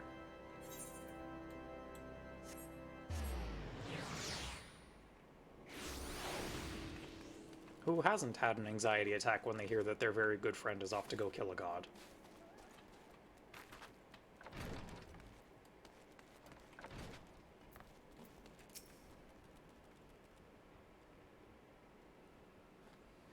What were you thinking, Dragonfruit? Wagering your very being on a dubious theory which might allow you to enter Iceheart's lair, knowing full well that she could have sufficient forewarning to complete her ritual to summon Shiva anyway? And then, engaging the abomination in mortal combat. By the fury, Dragonfruit, 'tis the stuff of ballads, a battle for the ages. Would that I had been there to fight by your side. Yet here I was, forced to wait, condemned to wonder at the fate of a dear friend for a veritable eternity. As of Stormblood, he's still always been your favorite character, not least because he has a tendency to say exactly what you're thinking about the latest plot developments. Alfino is very, very good. Big fan of him throughout the whole game. I would not wish such torture on my most hated enemy. But here you are now, and that is what truly matters. Let us move on. Sir Emmerich wished to have words with you and Master Alfino in private. He awaits us in the Intercessory. Let's do it.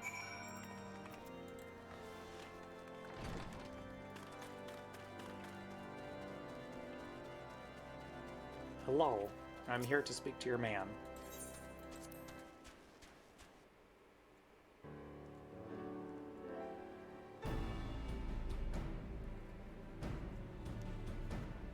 On behalf of the Holy See of Ishgard, allow me to express my deepest thanks.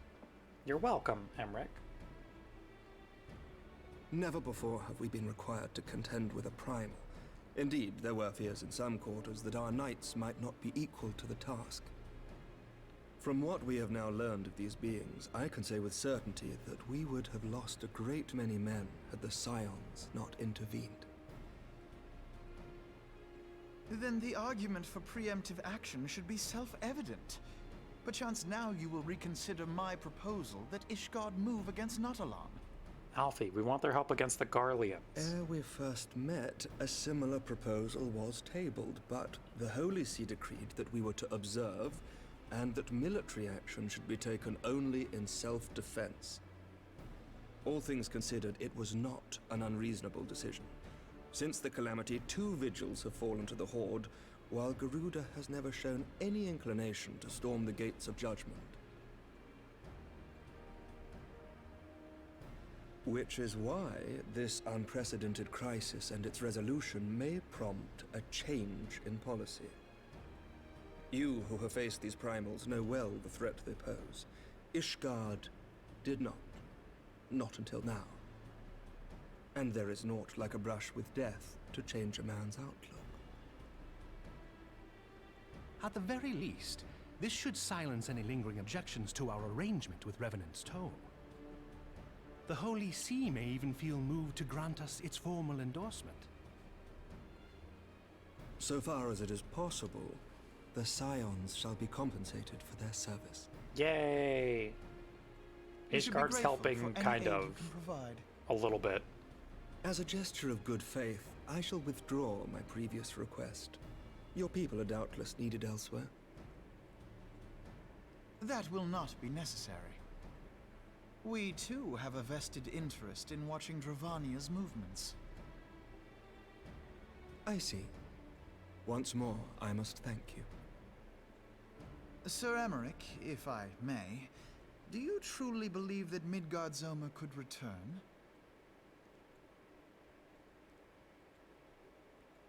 The heavens are a window unto truth. I mean, but those who interpret we'll their find out next patch, Alfie. are not infallible.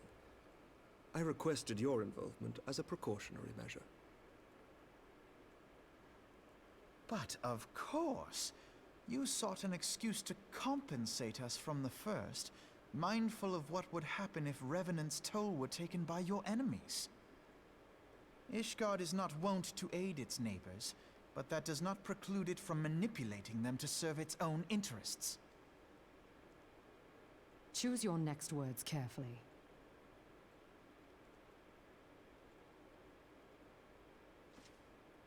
Do you know what sort of man becomes Lord Commander of the Temple Knights? One who comes from good Please do stock. tell us, Emmerich.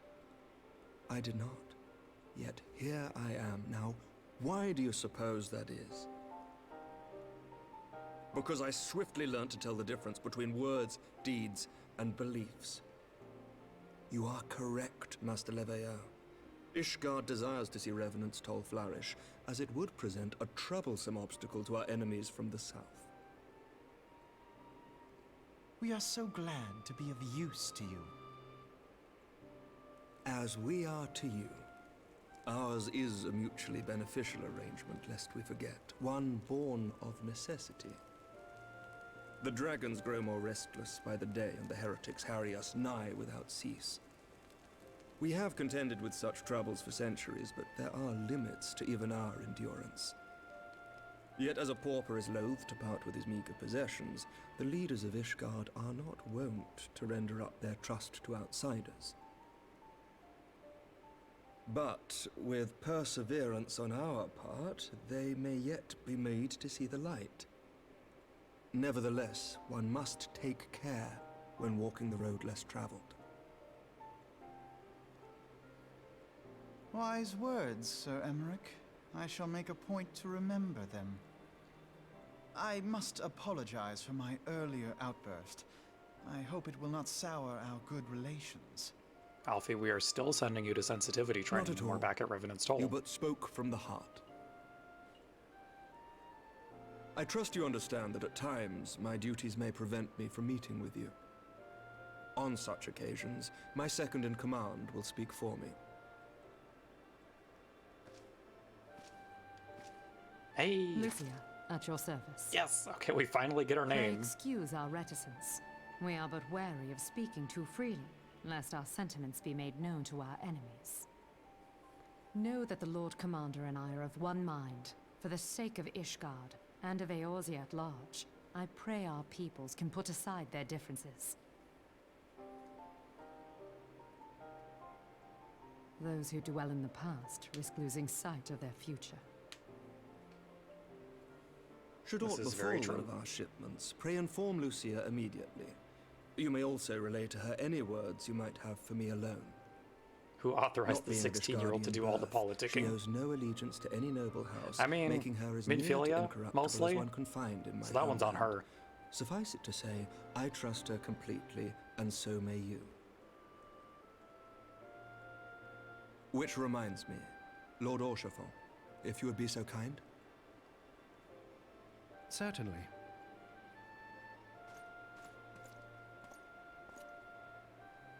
In times such as these, trust is ever in short supply. Mayhap this will go some way to rectify the problem. The results of our investigation into the heretics' recent attacks, as well as our interrogation of the merchant you detained. Ah, yes, insider info. Love it. Sir Emmerich, I cannot thank you enough. Think nothing of it. Ishgard may be many things, but it is no friend to Garlemald. Did I not tell you to have faith, my friend?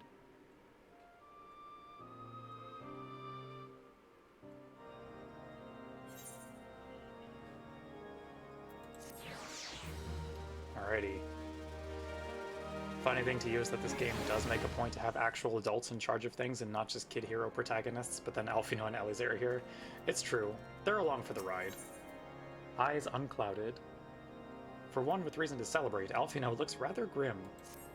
Also ad starting in about a minute, chat. It would seem we have much to discuss with our friends at the Rising Stones. If what you say is true, Iceheart's method of summoning Shiva defies all precedent. It necessitates a complete reappraisal of the primal threat and of our approach to combating it. Moreover, there are grave ramifications if word of this incident reaches Imperial ears. The Garlean Empire believes that primals are an insufferable menace, that their mere existence is a threat to this very star.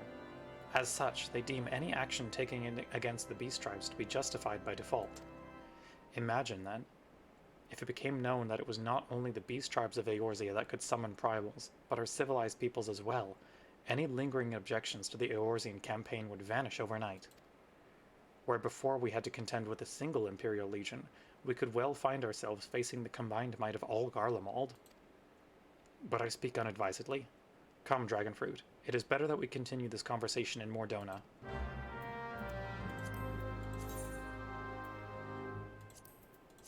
Back to Revtol.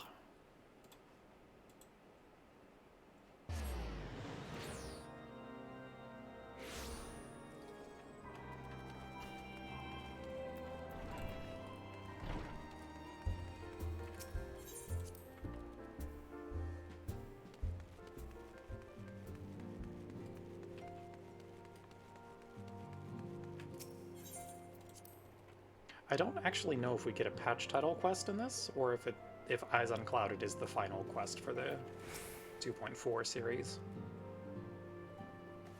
Words cannot well express how glad I am to see you return to us hale and whole. Needless to say, I am most eager to hear your account of that which occurred in Kurthis, assuming you're ready to speak of it. It sucked. It was cold and we had to fight a lady and my other healer died Excellent. twice. I shall summon the others at once.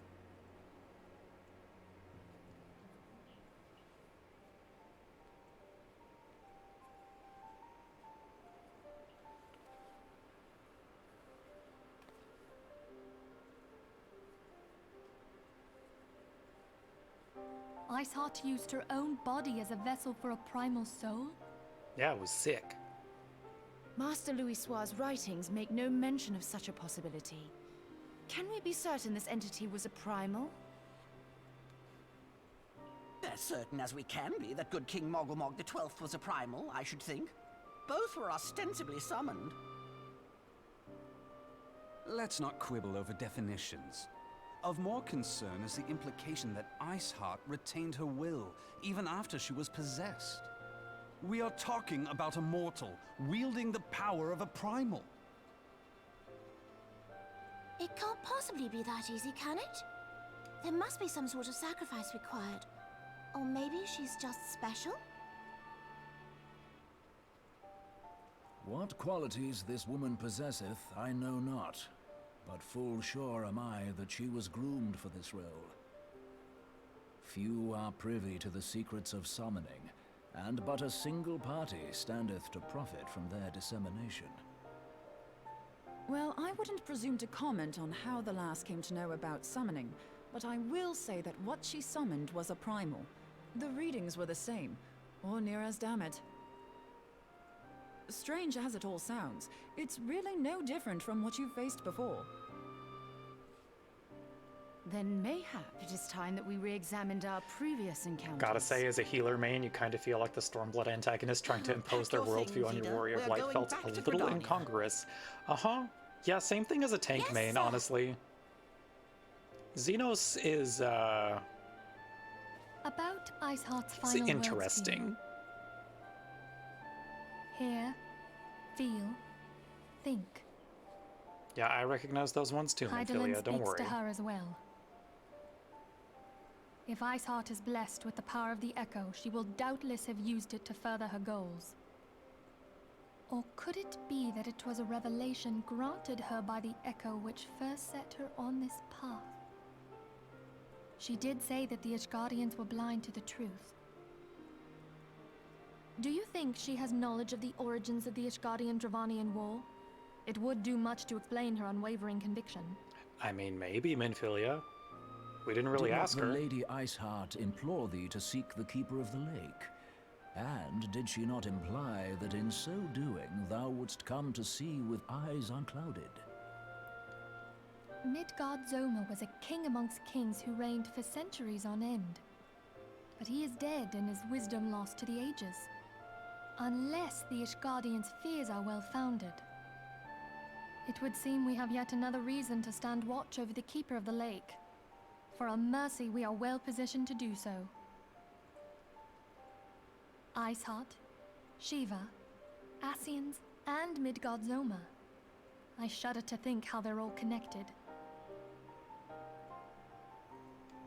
I mean, I think Iceheart and Shiva is a pretty straightforward connection to make, Minfilia, but makes sense for tank now that you think about it, yeah. The reason Roy. I mean to scour the annals for knowledge of Midgard-Zoma. Given his great age, I dare say he appears in more than a few... Do you hear that? The commotion outside. Would you see if aught is amiss?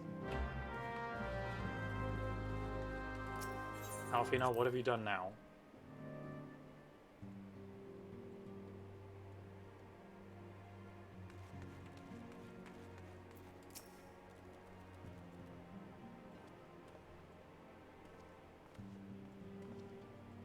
Dragonfruit, 'tis well that you are on hand. We have a problem. Rai has escaped. It happened shortly after the Immortal Flames took her into custody. She had been placed in a dungeon cell ahead of her coming trial, but apparently the accommodation was not to her liking. The turnkey was found slain along with 2 guards. 'Tis plain she received inside help. Citizens report seeing Rai quitting the city via the Gate of Nald with a bloodied spear in her hand. She makes for Castrum Meridianum, I am certain of it. With her fate in Eorzea as good as sealed, what recourse has she but to flee to her imperial masters? Still have no idea how to pronounce her name. Yeah, me neither. I have been struggling with that the whole stream. Even as we speak, Captain Ilbert and the First are hot upon her heels. Pray make haste to Camp Bluefog and join the hunt. Can do, buddy.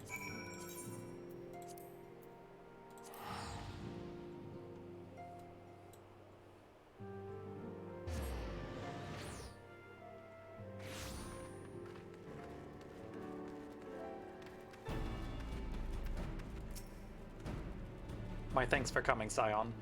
I've spoken with the soldiers here. They say that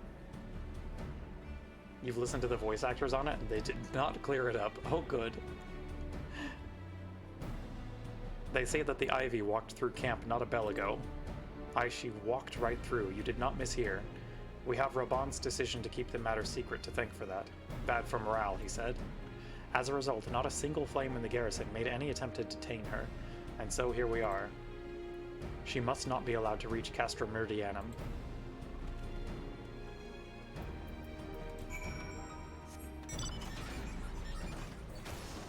think I would make a good voice actor? Oh, thank you so much for saying so. I certainly hope so, given that I might... Bleh, I can speak goodly. I have several years' experience in theater, so I hope some of my vocal training carried over. You like my voice? Aw, thank you so much.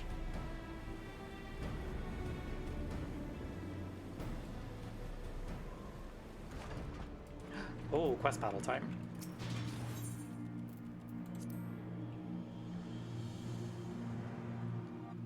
I haven't had one of these in a hot second. This wretch was with the Ivy. He threw himself at us that his mistress might escape. I have years in theater. Name every Hamlet. Hamlet. And if we want to get really technical, then Rosencrantz and Guildenstern are dead. She didn't blink when we cut him down, not even when he started screaming. No loyalty even to her own, the goddamned harpy. With me, Scion, we almost have her.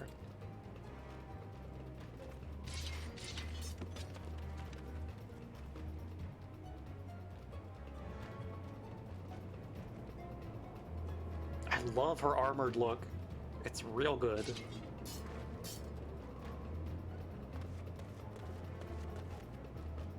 What is that set, though? Is that a unique armor set, or is that something that I can actually get? I don't know. Anyway. Guess I should probably, like, fight things.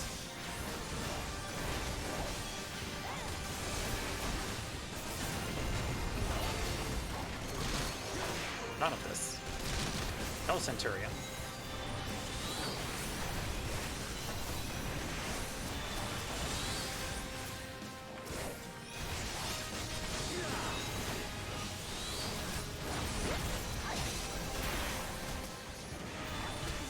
No.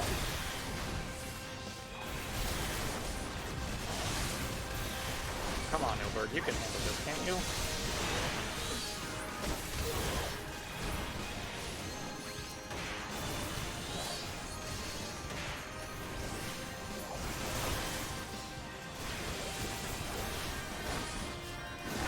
Oh, that is a lot of reinforcements. It's fine.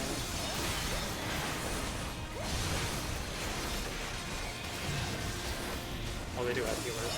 That's a thing that I should deal with. Out of here. Oh, I missed. I haven't had an ability miss in a hot second.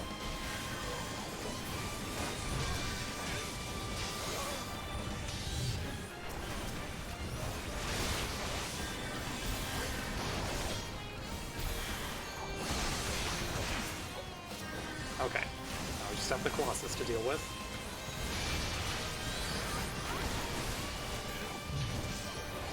Then those ads.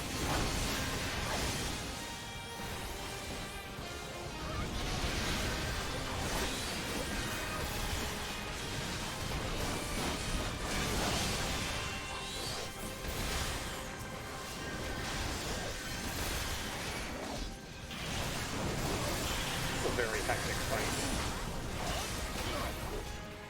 It's fine.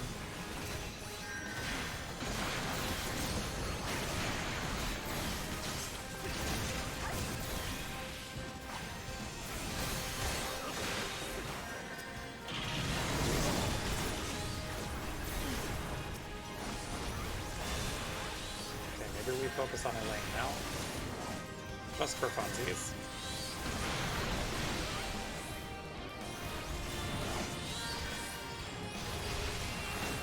There we go. Got her down. The skirt looks familiar, similar to the one you used in your Ninja Glam, you think? But the different color of the non-dyed part?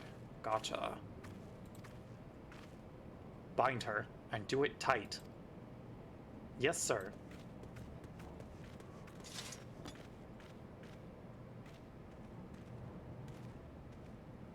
Good work, men.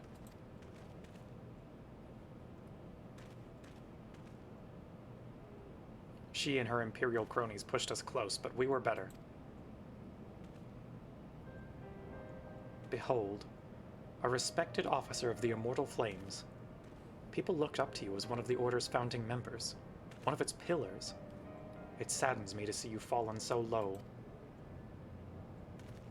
What would you know of low? You, a spoiled little lordling who has never known any want. Saurian skirt of striking, scouting, something like that. Gotcha. If it was ninja, I would probably be scouting. People such as you take wealth and birth for granted. You think it your God's given right to rule over others. You know not of our plight, the injustice that we lowbornish guardians must endure. To the noble lords and ladies, we are not people, but resources to be consumed. I did what I had to do to survive. Stealing, killing, even whoring myself. It is no fault of mine if fools imagined me a paragon when I joined the flames. To hear you tell it, one would think you the only person ever to have suffered. That's what I would think, but if you recall, it's also wearable by dragoons, so I don't know. Interesting. I don't know then. In case you have forgotten, Reborn himself was born into poverty, as was I. We lived hand to mouth with little more than the shirts on our backs. Hunger was our constant companion. Guys, can we not play Oppression Olympics? Maybe? Yet never did we bemoan our lot in life, nor did we begrudge others their fortunes. We accepted the hand that we had been dealt, and played it to the best of our ability. Life was a battle, aye, but no matter what fate threw at us, we took it on the chin and came back for more. Everything we have, we fought for. How are we any different then? 'Tis true that we were both mercenaries of lowly birth, and 'tis true that we both had our fair share of struggles. But whereas I sold my sword, you, Marshal, you sold your comrades. Gonna gloss right over that one and not think about it too hard.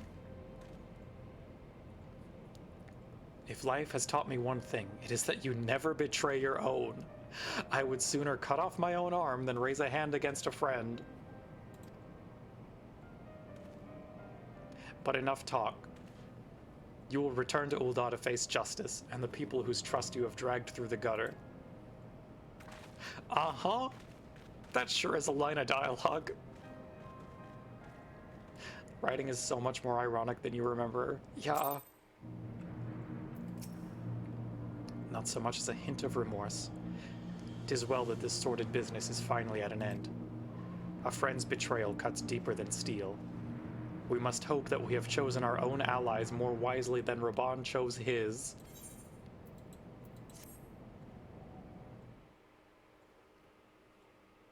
I have heard. We love some good dramatic bothersome irony, business. don't we, friends?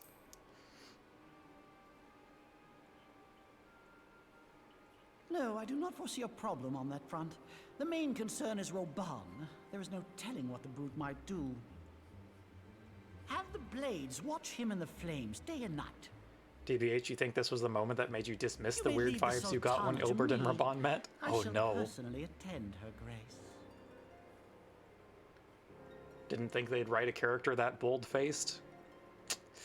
Yeah.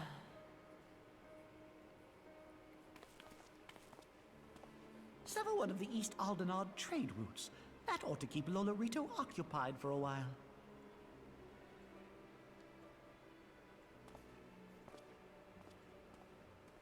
Nanamo Ulnamo. For my sake, pray be a good little Sultana to the last. Ilberd was the one guy you didn't predict.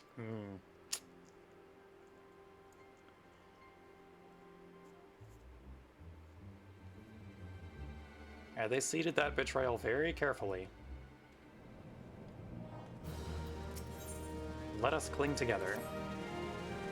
Captain Ilberd and I have a few questions for the Flame Marshal regarding the circumstances of her miraculous escape. When we have completed our interrogation, we shall take our findings directly to General Raban, and that shall be the end of it. Your work here is done, my friend. My thanks. But I have one last task for you. Return to the Rising Stones and apprise Minfilia of all that has happened. I am aware that the antecedent held her in high regard. For better or worse, she will want to know how this tale ends.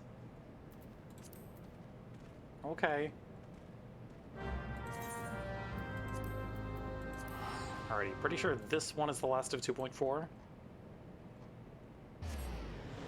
Let me just look at a list of the quests real quick.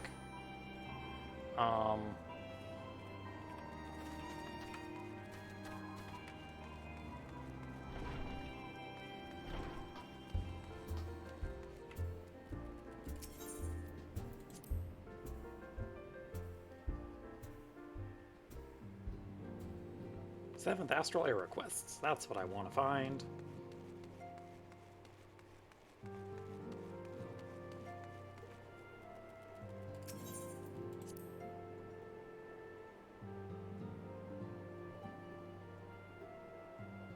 Okay, yes, this is the last quest of 2.4.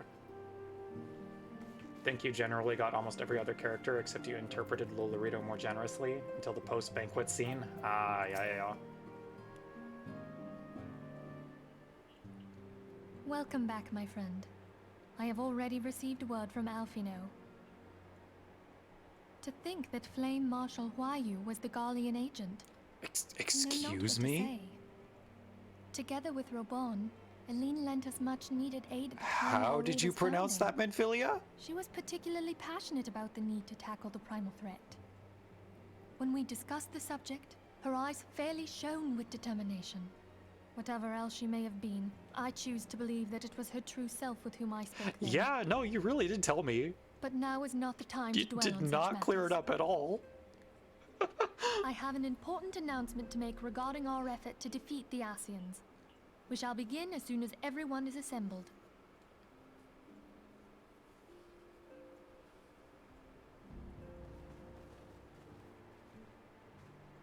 My thanks for coming, friends. Moonbreeder, the floor is yours. By now, I'm sure you're all familiar with white auracite, the miraculous material that'll allow us to capture Asian souls. Yes. Back at Snowcloak, we verified its ability to absorb We love the vast white amounts fruit of gummy. ether. Alas, it leaves something to be desired in the area of stability. The stone can only store ether for a short while before expelling its contents. In addition to auracite's inherent limitations, we If you heard the must needs VAs and be had to guess how wary to of our spell, you'd be enemy's like, strength.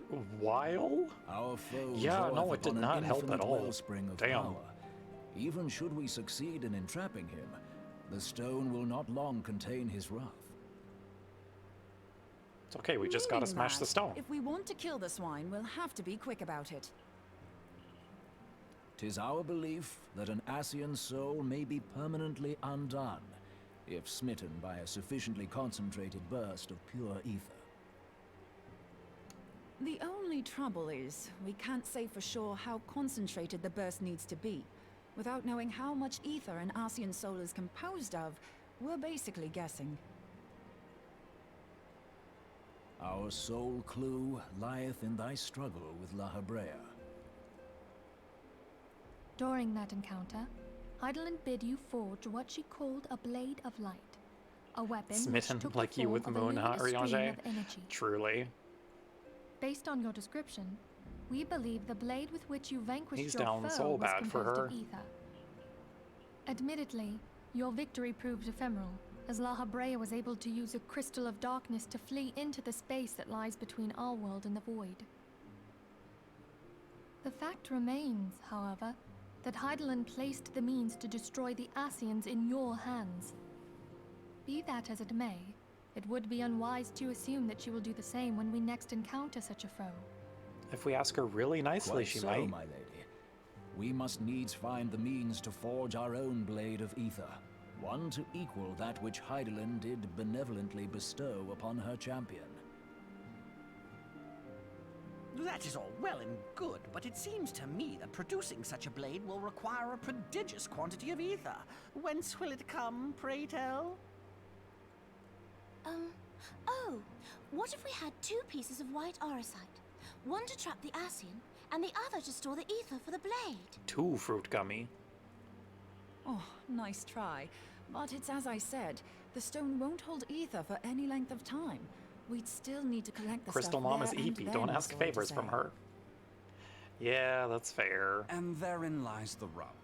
Finding a way to create the blade whenever and wherever we choose. It would seem more research is in order. I'm going to linger a while, perform a few more tests on the aura site. And I could do with some help. Urianger, why don't you lend me a hand? Yes. Mine apologies, but I am required at the Waking Sands. No, you're not. Go help your girlfriend. Lady Minfilia hath given me sole charge of the premises. 'Twould be unseemly to leave them unattended. Sole charge, you say? So you're basically alone there, then?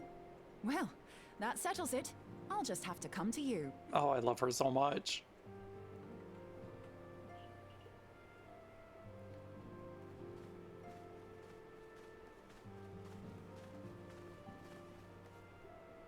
While you were afield, word arrived from the Charlian motherland. Yeah, what they have to You say? will recall that a survey party was dispatched to investigate the incident at the Isle of Val. What they discovered was troubling, to say the least.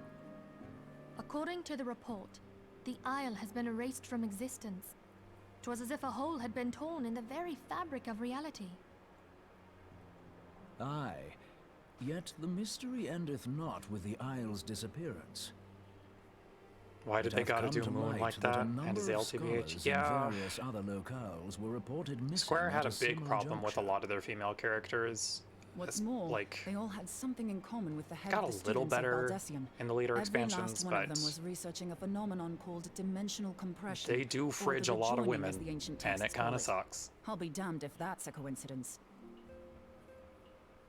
All indications suggest Asian involvement, but I sense that a force greater still is at work. The entity the Dark Beings call the One True God. We must pray that my dear friend Kryle regains consciousness soon. If she bore witness to the Isle of Val's final moments, she may be able to shed some light on this mystery. I love Kryle. It sucks that we won't get to see her until like post Heaven's Ward, but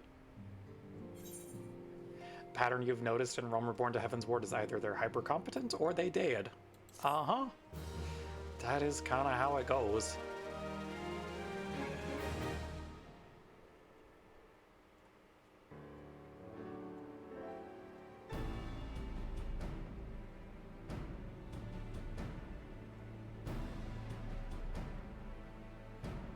Following the calamity, the forces of the 14th Imperial Legion entrenched themselves in strategic locations across Eorzea. So swiftly did they accomplish this, it was suspected that they had received help. To think that it came from Huayu, my right hand. Excuse me, Reborn? There is more. We have reason That didn't to help believe that either. Huayu didn't deal exclusively with the Huayu? 14th. She also answered to a higher authority in Garlemald. Huayu. But this higher authority could not have been the Emperor. I'm just gonna By call her the consenting Ivy. to the Media Project, We're gonna stick to that. Zos Galvus showed himself to be more concerned about preventing the spread of primal influence than claiming Eorzea for the Empire. He would happily have seen the lot reduced to ash. We believe a number of high-ranking figures within the royal household were against the decision, but that they knew better than to oppose the Emperor. No openly. clarity. Yup. Of course, this didn't prevent them from making clandestine provisions, in which Huayu played a part. Alas, these provisions did not prevent Dalamud from falling, and the ensuing chaos changed the face of the realm forever. Yet Eorzea survived. To all intents and purposes, the Meteor Project had failed, and the Empire was left to rue its lack of a decisive means to eliminate the primals. Until, that is, it stumbled upon the Ultima weapon. Even before the accursed thing was dug up, it seemed to me the 14th had the might to overwhelm our weakened armies. Yet they chose to hide behind their walls. Why? The Black Wolf was wary of making the denizens of Eorzea desperate, lest more primals emerge to bleed the land. The discovery of the Ultima weapon, however, emboldened him to resume his war of conquest in earnest. A lot of people say they really like Y'shtola, but TBH is still waiting for her to treat you like more than anything than a useful coworker. Actions were premature. She doesn't honestly One do who much in stood base higher in Stormblood. the She'll Imperial definitely Army's get more to chain do in of the command. patches, and she'll get He lots to ordered do in Legatus to Shadowbringers halt his and advance, Walker, so only to find that the Black Wolf that had is where a lot of slipped that its comes leash, from, and honestly. that the 14th now acted alone. In a bid to bring Van Belsar to heel, he used the agent he had planted in Ul'dah prior to the Calamity to undermine the Legion's efforts. A man who outranks Van Belsar, yet opposed the late Emperor's decision to annihilate Eorzea. This could only be the former High Legatus of the Garlean army, now known as Emperor Varys Osgalvus. So he was Huayu's true master.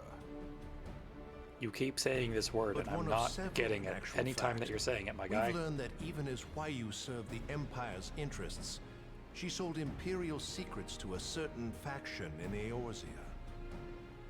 In so doing, she helped to maintain the status quo, thus prolonging the conflict. Liked her Considering snarking at who Merylvid, stands but to she's never profit been from warm war, towards the Warrior of it Light. isn't hard to imagine Yeah, that's fair. who her other masters And were. that definitely changes a bit in the later expansions. Seven hells! You mean to say that she was a double agent? Huh, triple, if you consider her services to Van Belsar and the new Emperor as separate. As neatly as these pieces seem to fit, one aspect of the puzzle remains unclear to me. By whose will was the Marshal feeding intelligence to the heretics? And try as I might, I fail to see how aiding their cause would profit either her Imperial or Monetarist masters. Ad starting in about a minute, chat. Could it be that another hand is at work here? If so, Huayu must be made to reveal whose it is.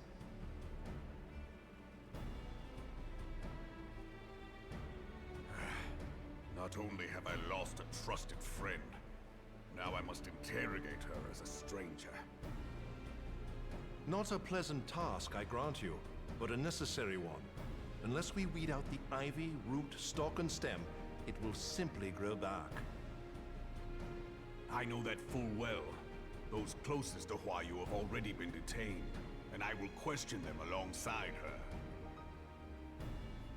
Just heard her name is Huayu. Pray keep in mind that there may be unwitting abettors among them. All will be treated fairly. On that you have my word. Those who are innocent have no cause to fear. You have ever been a friend of truth, General. I hope the unpleasant task Now of it's weeding out Huayu. falsehood will not detain you too long.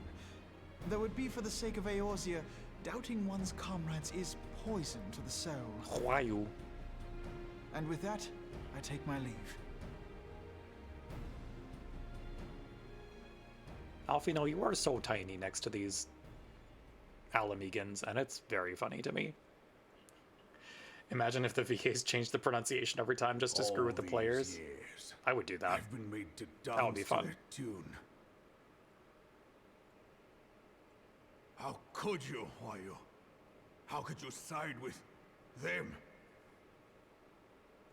Those cankers who take from this land and give naught in return, who use their power to disempower and grow fat while the people starve. I know you can hear me, Monetarist scum. Your crimes will not go unpunished. Let's go, Reborn. You're so close to Praxis. I believe in you. Before the eyes of the 12, I swear it!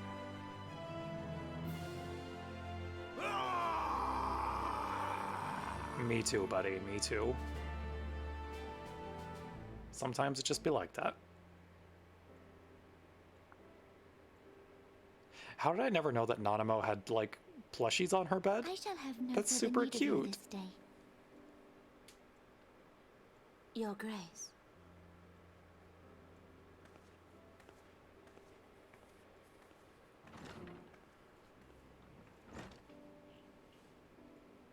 I fear that not even mine own chambers shall remain private for long.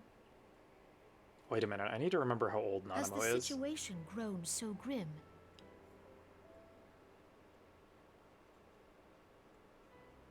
Ever since he proposed the Cartiner Reclamation Bill, Teleji Adeleji has risen to greater prominence upon the backs of impoverished refugees.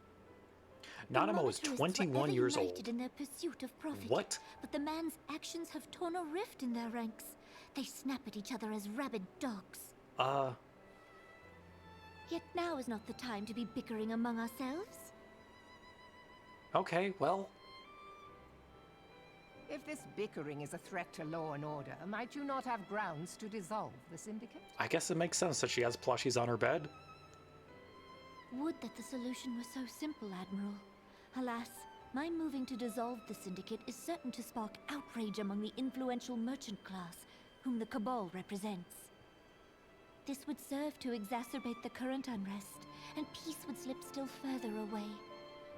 Be they rich or poor, natives or refugees, all who reside in Ul'dah have a right to pursue happiness. It is the duty of a ruler to protect this right. If I Thanks, Ad. You think you missed the metaphor for the issue going on? A little bit. The advertisements do be like that sometimes. Were Lord Lolorito here, he would doubtless say that I have my head in the clouds. A ruler is required to take a wide view. Try as we might to cater to all needs, some will inevitably be overlooked. As such, there shall ever be citizens who feel aggrieved. It cannot be helped. Don't worry, I think you also missed my minor crisis at learning that Nanamo is 21 years old. Their own. They hunger for power while the masses starve. In the absence of a common cause, it seems beyond any one individual to make Ul'dah whole. And the presence of a Garlean agent within the Immortal Flames only makes matters worse. Even accounting for Uldah's historic reliance upon mercenaries, such a grievous breach of security is unprecedented. I fear this business will provide the monetarists with a rod to beat Rauban.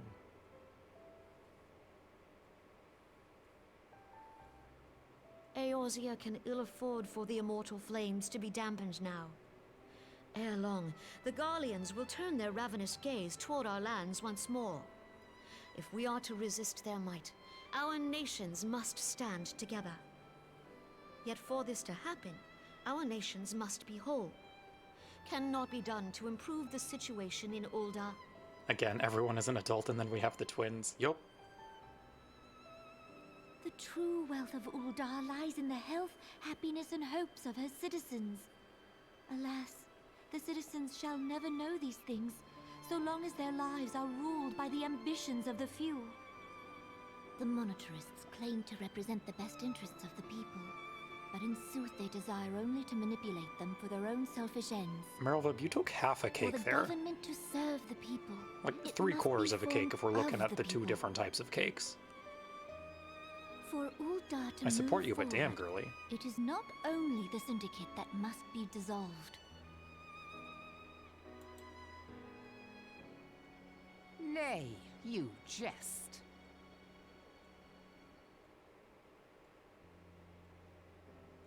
My friends, it was for no other reason than to make known to you mine intent that I requested your presence here.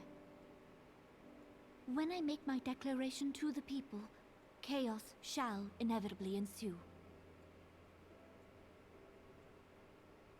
As the last monarch in the line of Ul, I make unto you this request. Help Reborn to preserve order and protect the people. Forsake them, and you forsake yourselves. For a strong Eorzea will ever have need of a strong Ul'dah. All the adults and they were like, yeah, the 16-year-old should be influential in deciding the fate of nations, and no one will question it or oversee them. Are you certain of this? Excellent, excellent course of action. There is no other way. When the time is ripe, the nation shall become a true republic. Both royalists and monetarists shall cease to be. Ul'dah Lalafels will no definitely longer muddle the belong waters to a bit by making kings the or ages less queens or apparent, though. merchant This is princes, true. but to her people.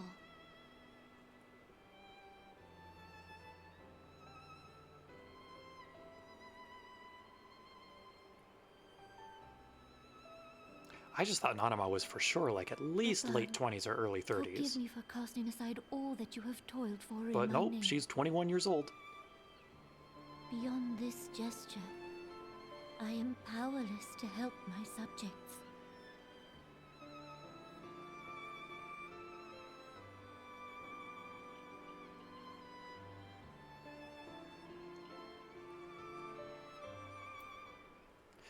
Okay, so that is the end of 2.4. I'm going to take a brief break to refill water and swap out some drinks. I am going to be right back. I'll run an ad now so that way we're not eating into time later. But yeah, we've got 1.5 patches to go, so we're gonna make it to Heavensward tonight. That is my goal. Let's do it. Okay, be right back.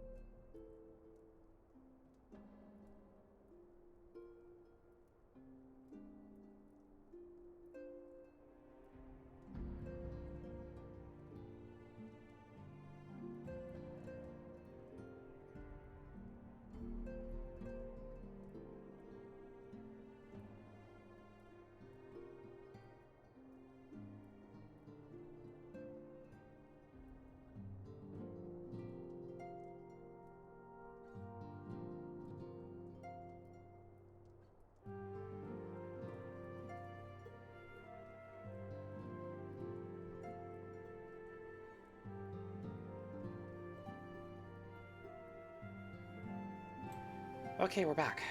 Alrighty. Into 2.5. Good intentions.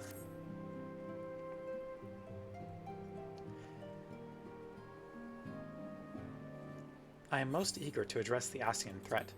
However, we dare not neglect our other pressing concerns. We both know full well that Saint Shiva will not be the last primal we face, and our relationship with Ishgard is still tenuous at best. Also, yeah, thank you so much, Cookies. See you next time. To think that the resolution of the primal threat was once the sole priority of the Scions of the Seventh Dawn. Some days I wonder if it was wise for us to take on so many other responsibilities. Lest you forget, Antecedent, the Scions need not shoulder the burden alone. Were not the Crystal Braves established for this very reason? True, we are presented with a multitude of problems. However, we have all the resources we need to address them in turn. Dragonfruit in particular is ever a steadying hand, who I trust will continue to support the Braves. To what do we owe the pleasure? Have there been further developments regarding the situation in Ul'dah? As expected, the Immortal Flames have been struggling to cope with the revelation that one of their highest-ranking officers was a Garlean agent. Suffice it to say, Teleji Adeleji and his monetarist ilk have wasted no time in attempting to turn the situation to their advantage. Coupled with ongoing unrest, the Flames are finding themselves hard-pressed. Plainly, General Raban needs our help, and I will direct the Crystal Braves to offer what support they can. If I am to stay abreast of the latest developments and issue effective orders, however, I cannot afford to waste time traveling back and forth. And so, for the foreseeable future, I think it would be best if I were to remain in Ul'dah, unless you have an objection. None whatsoever. We have matters here well in hand. Moonbreeder's research is proceeding as planned? So she tells me, though I am not familiar with the details. Urianger is poring over his tomes at the Waking Sands, and the others are contributing in their own ways. Alas, the key problem, how to form an ethereal blade at will, remains unsolved. Nevertheless, it is only a matter of time. Dragonfruit, while we focus on that task, mayhap you could assist Alphino and his braves with theirs? It would do much to restore faith in the Immortal Flames if the Warrior of Light was seen working on their behalf. Never forget that your esteemed status allows you to act in ways that those more tightly bound to organizations and nations cannot. As ever, I implore you to do so. Not that your response was ever in doubt, but I humbly thank you once more for aiding our cause. Now then, there are preparations I must attend to before my departure, such as receiving Riel's latest report. He has proven to be quite skilled at gathering information others wish kept secret, hence why I placed him under my direct command and ordered him to investigate the Ul'dah riots. When you are finished here, join me outside.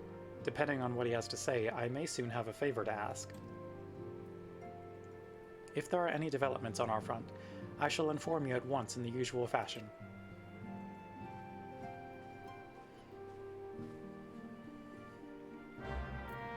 Alrighty.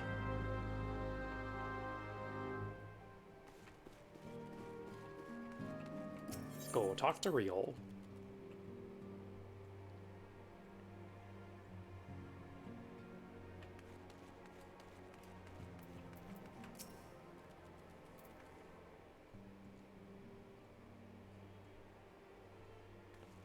Ah yes, the former Company of Heroes person.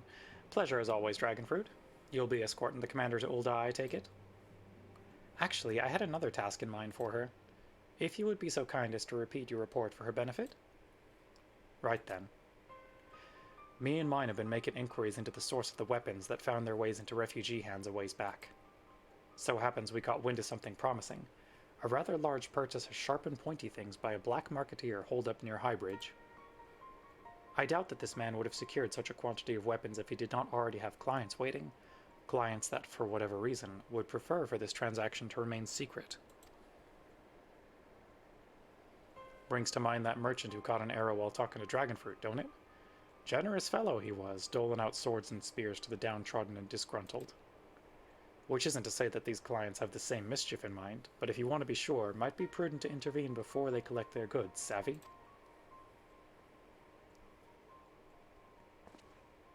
Seizing the weapons before they fall into the wrong hands would be for the best.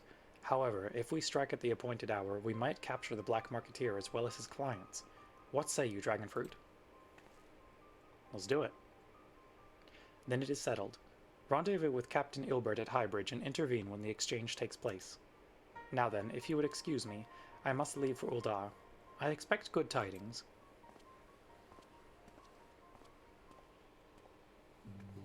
Alrighty. Time to rendezvous with Ilbert in Eastern Thanalan.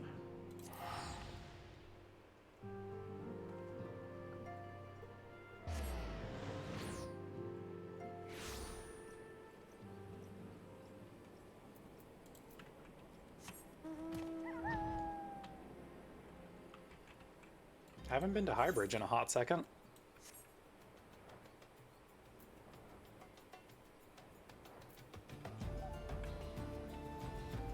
In fact, I don't think we've been here since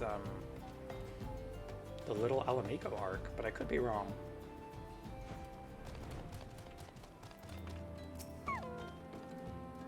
Ah, dragon fruit. Well, the corrupted crystal arc too. My scouts have been keeping a close eye on the Black Marketeer, and it would seem that his guests have arrived. It would also seem that he has hired more than a few men to stand guard. Common thugs have no consequence, but they nevertheless pose a threat. Even so, I feel compelled to apologize. This is far beneath a woman of your standing, and Commander Leveilleur needn't have dispatched you hither. But powerful men ever have need of loyal, able-bodied friends. Having found one in you, 'tis only natural that he would come to rely upon you without hesitation. Yeah? What do you gotta say, Ilberd? Bait and switch. Now then, we should make for the burning wall without delay and secure those weapons. The first unit will ensure that the clients do not escape. With me, Dragonfruit. Let's do it.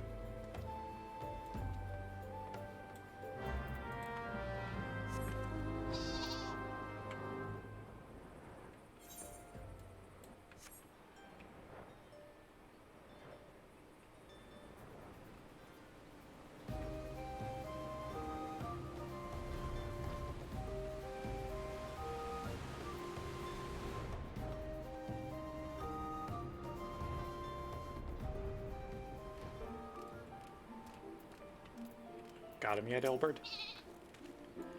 I spy the one man, but there are sure to be others. I have a plan.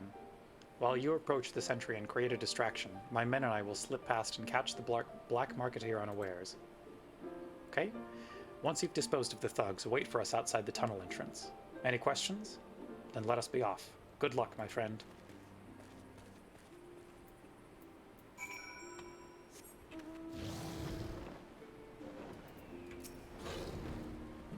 Who goes there?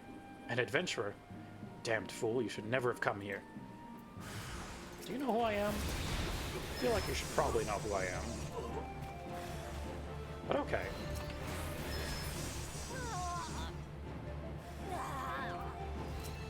No.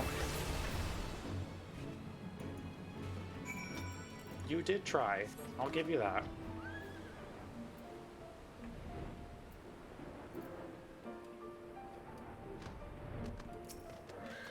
Time to wait for Ilberd. Wherever he may be.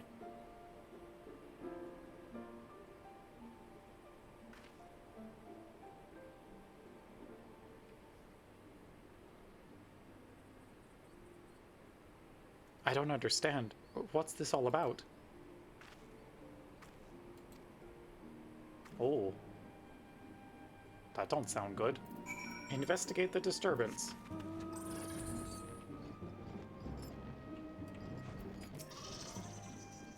Hey, Ilberd? What's going on here, bud? As you can see, this is a fine mess. When I tried to restrain him, he drew a hidden blade and lashed out. But before I could disarm him, one of my subordinates panicked, and this is the result. How foolish of me to underestimate the bastard and to bring an inexperienced recruit. Commander Leveilleur will be most disappointed. Damn it all. A golden opportunity wasted. As for the clients, though we know not how, they slip past our perimeter. At present, the first is currently tracking a party of Duskwhite sellswords we suspect may be them. Would that we could have enlisted the aid of the immortal flames of the brass blades. Alas, we're here to aid them. They're in no position to aid us. Well, at the very least, we've secured the weapons, yet even that accomplishment is lacking, for the information we received indicated a massive shipment, and this is anything but. Do tell, Ilberd.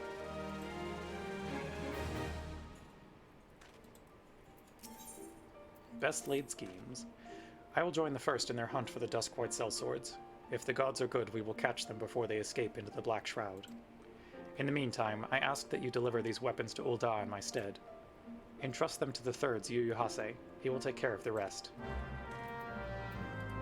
Okay. Collect the confiscated crate.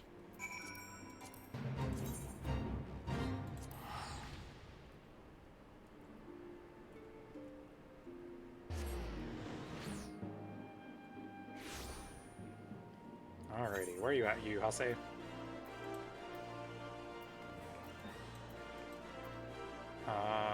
Kind of near the Weaver's Guild, I guess? It's probably the closest Aetheryte.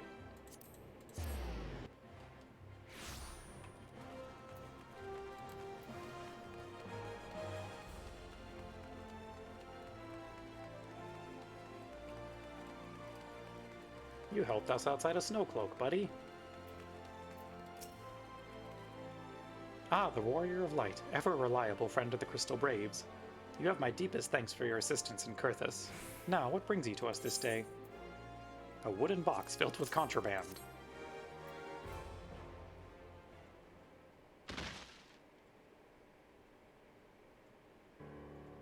A gift of weapons from a certain black marketeer, courtesy of Captain Ilbert, you say? Understood. Once we've cataloged the contents, I'll have them delivered to the Hall of Flames. This cannot be everything, can it? Riel stated with confidence that there would be a far greater quantity of weapons. A blatant falsehood, but clearly Riel is unfamiliar with the ways of Uldan merchants, who ever strive to present themselves as greater than they are. We should be thankful that his information was not completely erroneous, and that we managed to achieve anything of worth at all. It's still something worth celebrating, isn't it, Lieutenant? Besides, we've got more important things to worry about, like fighting those Garleans up north. There'll be no fighting if I have anything to say about it. Our orders are to stand watch, not to seek glory in battle. If you have no further need of us, then I shall take my unit to the ceruleum processing plant. Time for the Fourth to earn their keep, eh? Fight well, Alian, for the freedom of all.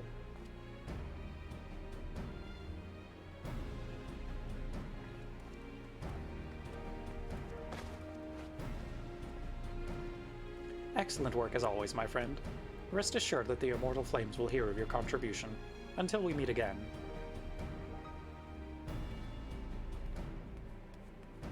And there he go. Dragonfruit. A word, if it please ye. Not here. Look for me at the Sapphire Avenue Exchange. No need for whistling this time, don't you worry. Thanks. What do you got for us, buddy? Because I know your intel wasn't bad. So what's going on?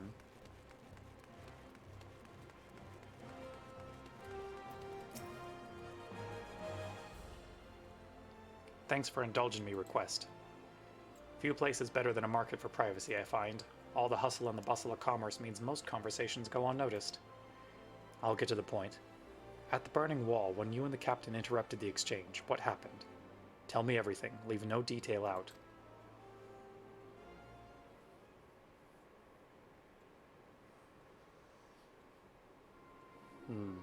That's not quite how the first told it. Those Duskwights they were chasing. Latest word is that we lost the trail. But you never saw him yourself? Not before this fighting started and not after? Something ain't right. I don't know what it is, but I can feel it in me bones. I'm not daft enough to be misled by some merchant's drunken boasts. Our information was reliable, goddammit. I know he purchased those weapons.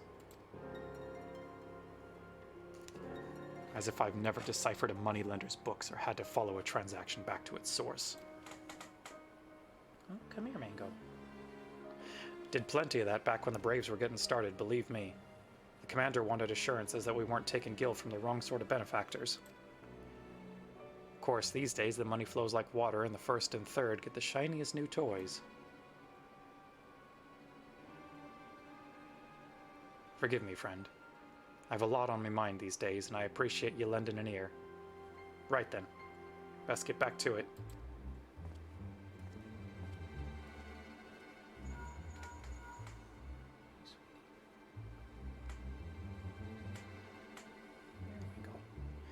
Dragonfruit, can you hear me?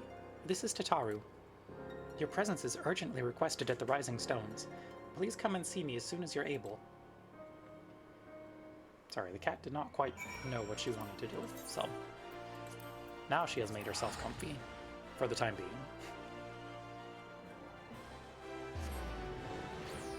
Chinese mango. Yeah.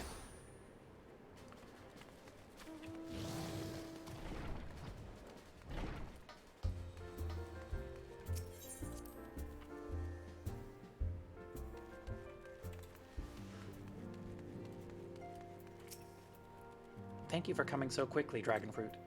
We've a guest from Ishgard who wishes to speak with you. A most, determined lady by all indications. The Rising Chorus. Our guest is with the antecedent in the solar at present. Let's not keep them waiting any longer, shall we? It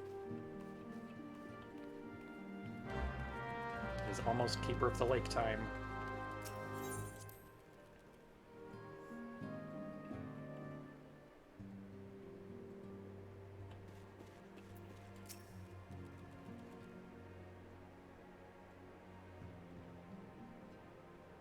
We have a guest from Ishgard who wishes to speak with you.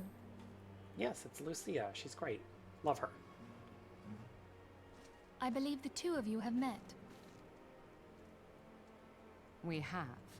I had hoped to speak with Commander Leveilleur as well, but I cannot afford to wait any longer. Yeah, he's playing at politics Commander over with the sent me hither Syndicate, to request so... your aid in a matter of grave import. You see now why I had Tataru summon you.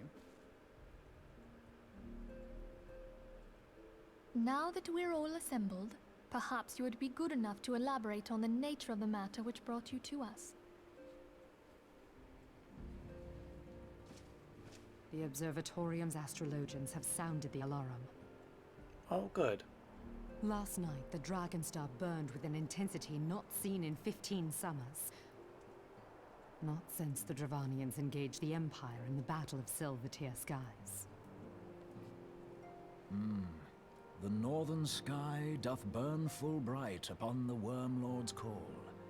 The red behemoth beckoneth, and flame consumeth all.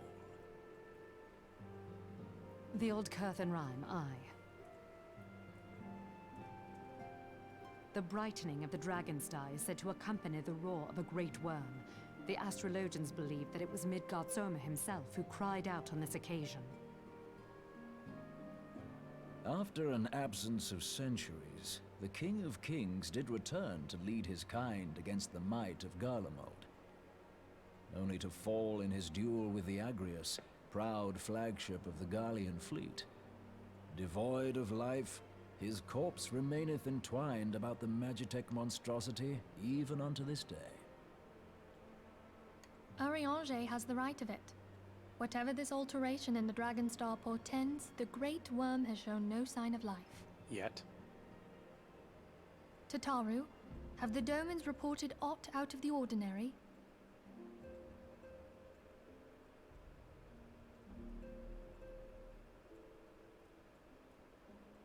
Correct me if I'm wrong, but if Midgard Zorma had roared, wouldn't we have heard it here in Revenant's Toll? Roar is but a figure of speech. Dravanians can communicate in ways beyond our ken. It is for this very reason that we are forced to look for signs in the heavens. We cannot say with any confidence that a great worm roared at all, much less that it was Midgard Sorma. Only by directly examining the Keeper of the Lake can we be certain. However, it will take too long to gain the Holy See's approval to dispatch the Temple Knights. That's fine, I can do it. Therefore, Sir Emric would entrust this task to you. Do you accept? Absolutely. We knew you would not disappoint us. Now, if you would excuse me, I must return and assist the Lord Commander. We have precious little time to prepare. To prepare for what, pray tell? When a great worm roars, his brethren cannot choose but answer. We prepare for battle. Oh, good.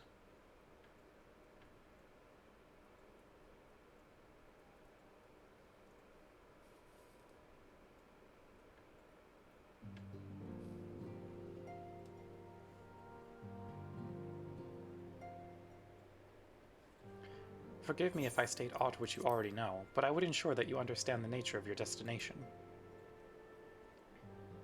As Urianger stated, what we now call the Keeper of the Lake is the wreckage of the Agrius, former flagship of the Imperial fleet, and the corpse of the worm responsible for its destruction. 15 years ago, as the next step in his campaign to subjugate Eorzea, Gaius van Baelsar attempted to seize control of Mordona. So massive was his force that all thought his victory a foregone conclusion. But an unlikely ally came to Eorzea's aid that day. Midgar Zormr, legendary guardian of Silvertear Falls, burst forth from beneath the waters of the lake and led a host of dragons against the Garlean airships overhead. In what would later become known as the Battle of Silvertear Skies, the Great Worm felled countless airships before engaging the Agrius. In the ensuing struggle, the flagship's ceruleum engines failed, and it tumbled into the lake below. Yet this victory came at a great cost, for the explosion which followed claimed the life of the Great Worm as well. That same explosion transformed Silvertear Falls into the desolate wasteland it is today, draining the lake of its waters and crystallizing ether for malms around. Yet a remnant of the lake remains, and at its center a constant reminder of that fateful day long ago. In accordance with Sir Emmerich's wishes, our Doman allies have been standing watch over the Keeper of the Lake. It would be wise to speak with them before investigating the wreckage yourself. Be careful, my friend. We know not what dangers await you within. Now then, let us not neglect our own tasks. There is much to be done and precious little time to do it.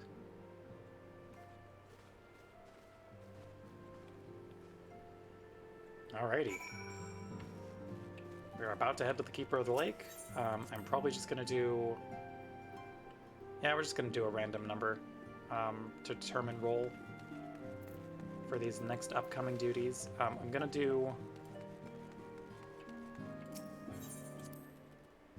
We'll use NPCs for this one as well. And then hopefully we'll be able to get a group for the trial that comes shortly after, but we will see. It's so pretty at nighttime here. That's the Keeper of the Lake over there.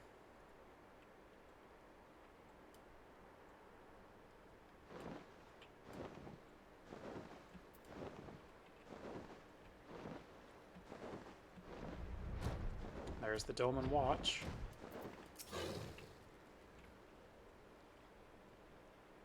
You're in luck, miss. I was about to send word to Revenant's Toll about the Garleans. Of late, I've seen small airships, likely from Castrum Sentry, come and go from the Keeper of the Lake. Though I cannot say for certain at this distance, I believe they may be salvaging something from within the wreckage.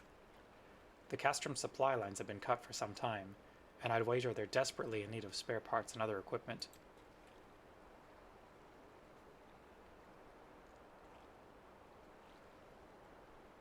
So it's true then. The Ishgardians honestly fear that the worm might rise again. Well, from here that seems rather unlikely, but if it's assurances they want, you've no choice but to inspect the corpse in its entirety. Easier said than done, given the creatures which inhabit the wreckage, and the aforementioned Garleans who won't take kindly to your presence. They're sure to fire upon an airship, so I'd advise a more stealthy approach. Take this boat and a few of your comrades to the base of the Agrius, then climb to the top. That's the only viable approach, I'd say. Let's do it. Okay.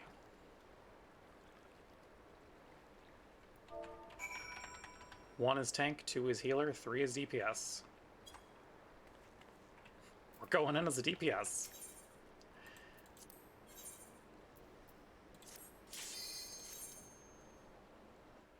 Which is fine. I could use the mobility for this one.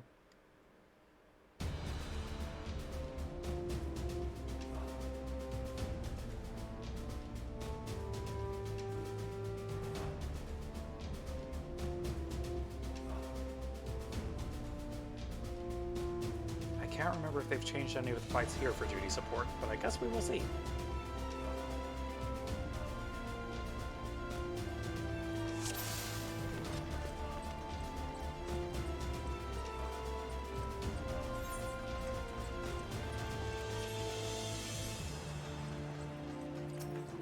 Harness snipper.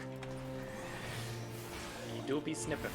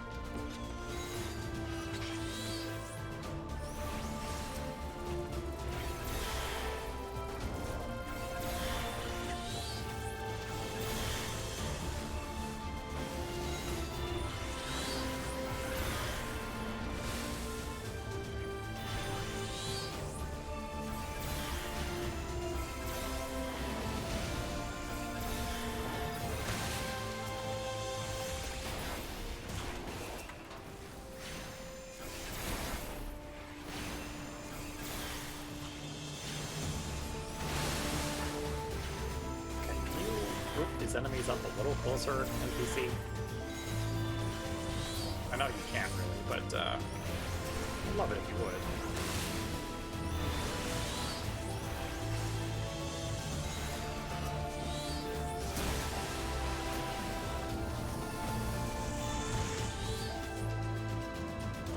Okay, we are almost to the first boss.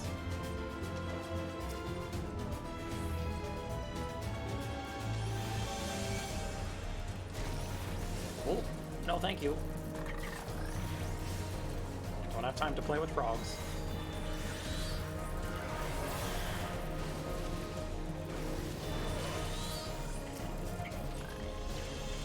None of this, actually.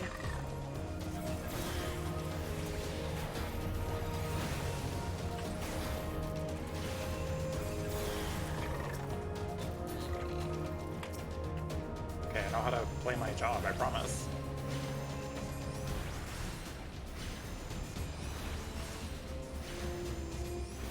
Save all my summons for the boss, because this is... yeah. It's a waste of a use of Garuda on. Alrighty, Einhander time.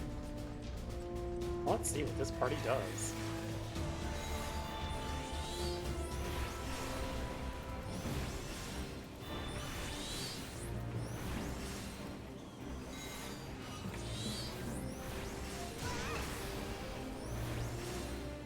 I think that's new, maybe?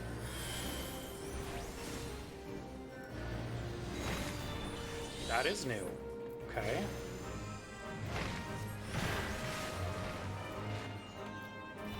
Interesting.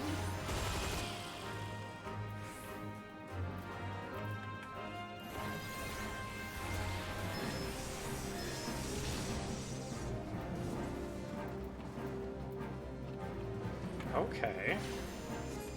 So they did change this fight. Huh. I haven't done these upgraded fights that are updated fights. Very curious to see how the other ones go. The Imperial Airship especially, because that fight used to be a clusterfuck.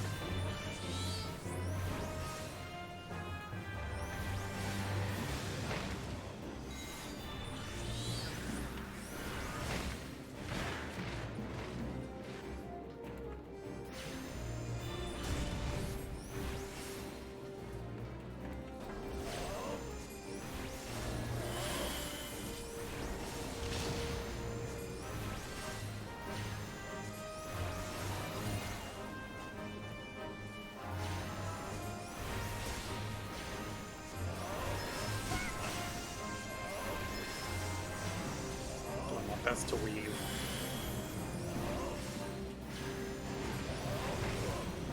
Okay, that's the end of it.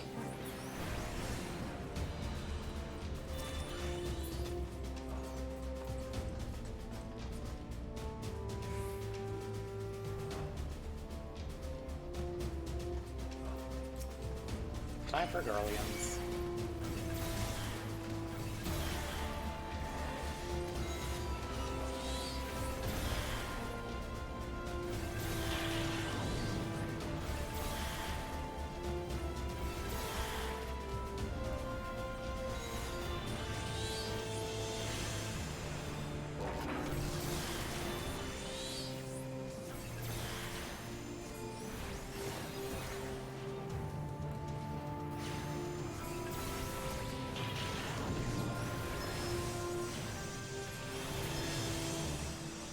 Alrighty.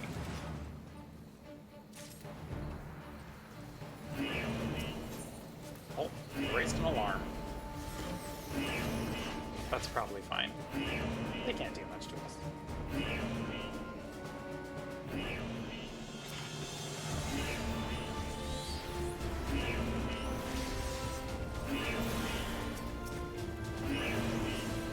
Break that real quick.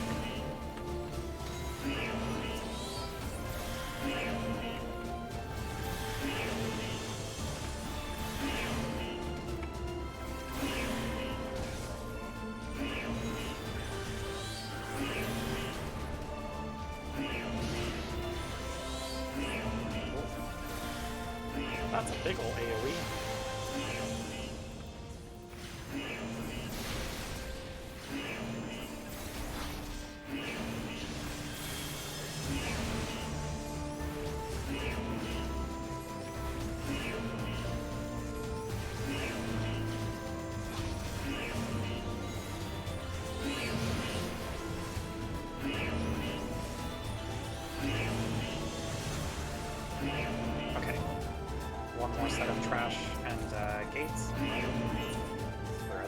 boss.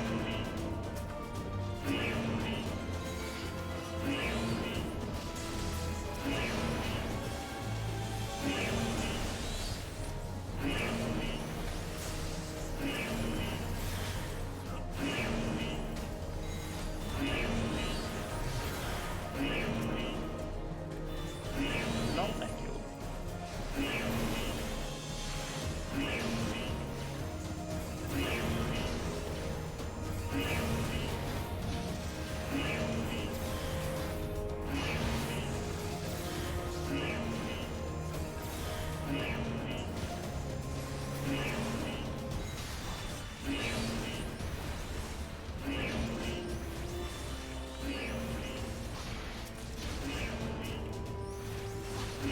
I am a good party member who plays with the team. There we go. Alright. Airship time.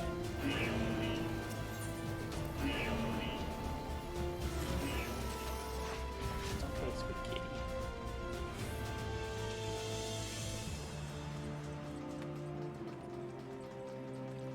Mango has once again joined us.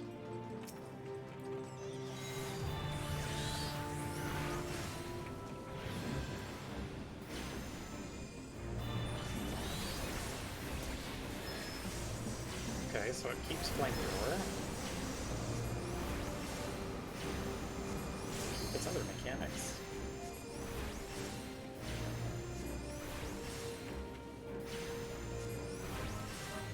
Okay, so I guess it just drops it in a set trail and it's not, oh, and the fire goes away, like, instantly. Weird. That's a choice.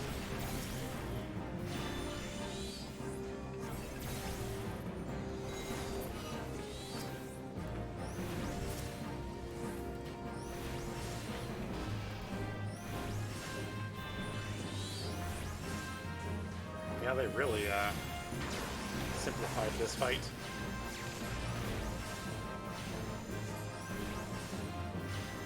Or made it less of a nightmare, I guess.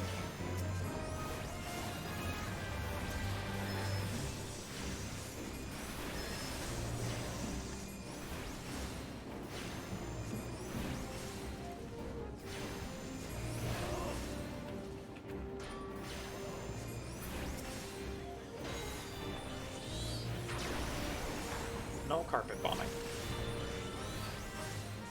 None of this, thank you.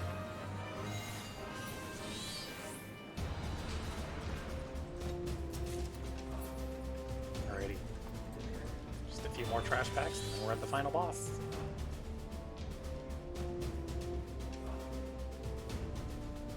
The Keeper's Spine.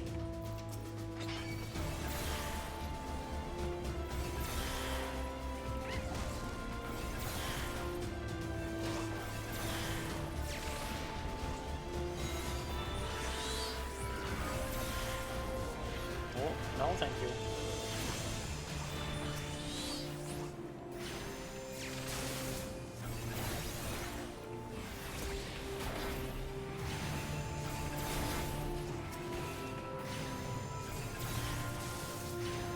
Oh, there's the gunship.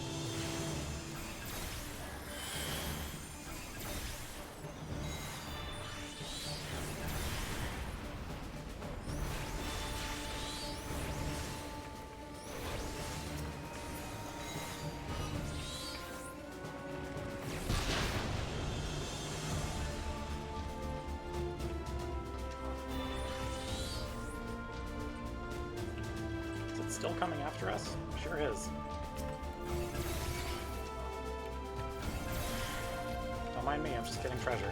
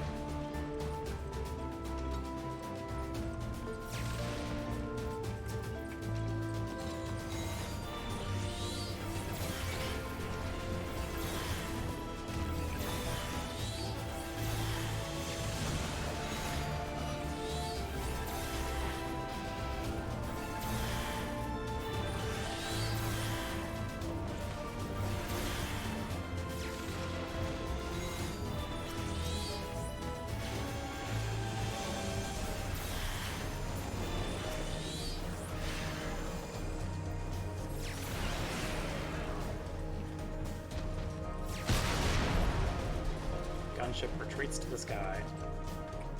As well it should.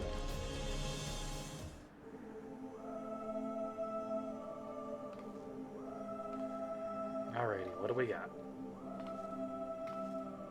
Who treadeth now upon my bones, and waketh me from slumber sweet? Hi, buddy.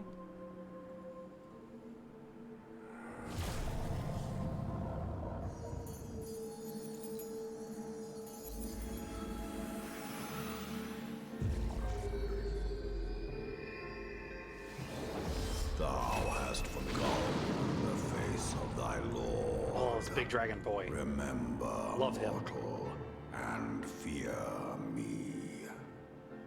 No. We saw you whenever a Dragoon would use their limit break 3.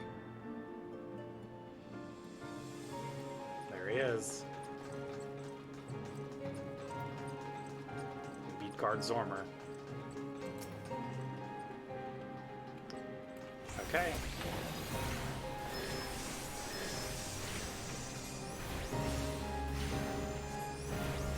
Time to fight a very big dragon.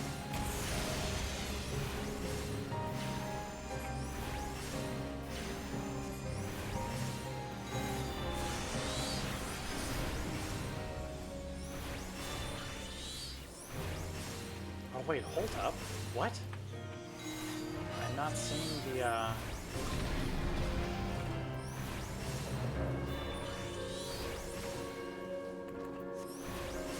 Oh, they reworked this fight too.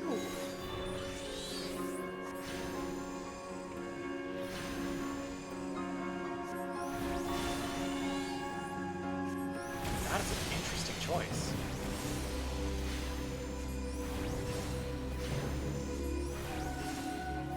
Huh.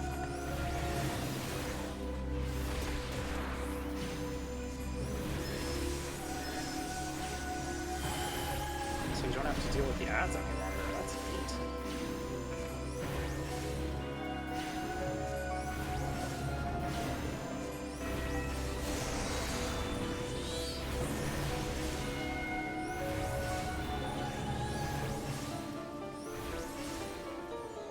I wonder if they're gonna keep the old.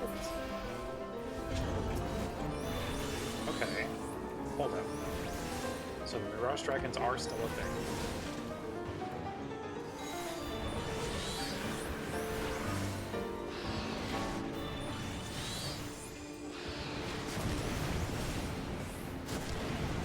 Oh, really? Okay, fine. I was out of that, but whatever. I'm a good DPS.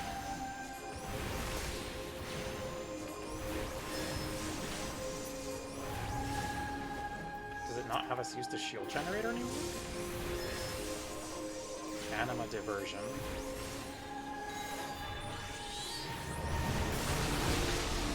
Oh, weird. So thou art gifted. I try. Oh, what? Okay. Okay, I guess we get a knock more in this fight. Holy shit.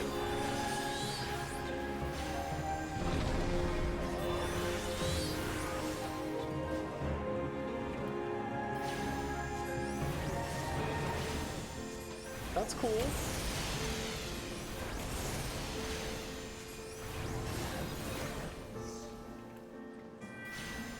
None of this, please. There we go, that's a good dodge.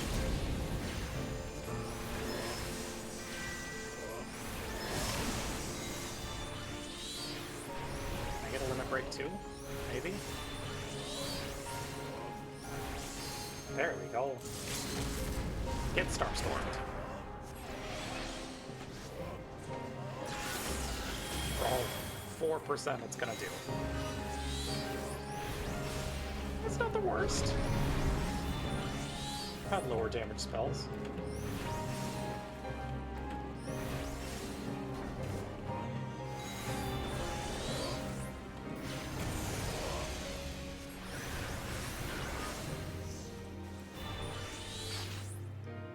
Hey, we did it! Okay, I do kind of like that rework.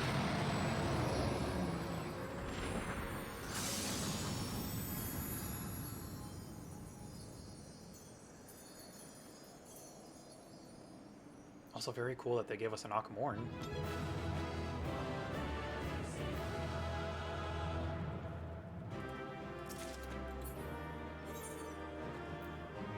Also, hey, more stuff to desynth later.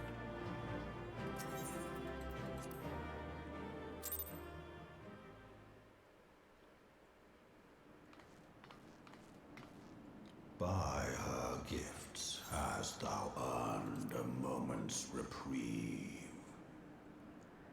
I mean, yes.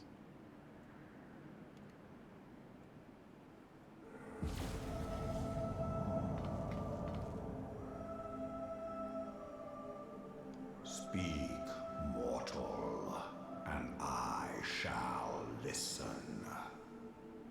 God, this dragon's so cool.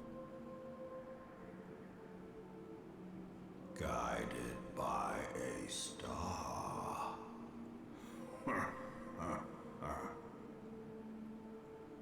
My people have heard the song. Ishgard shall burn. Okay. Well, maybe reconsider? Sons must answer for their father's misdeeds. We do not forget. We do not forgive.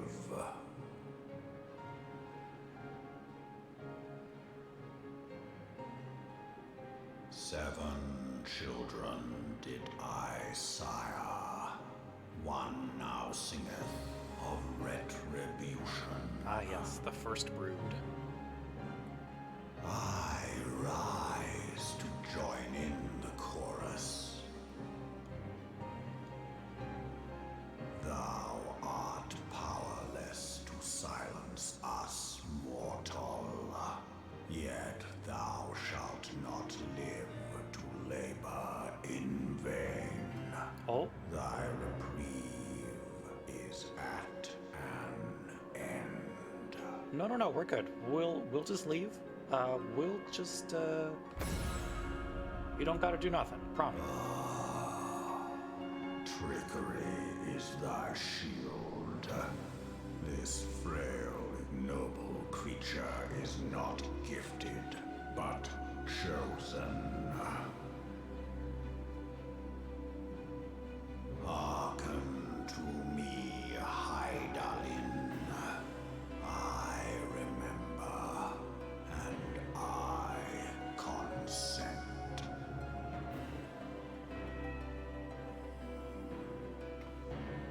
Fear not, mortal. I shall not harm thee. Okay.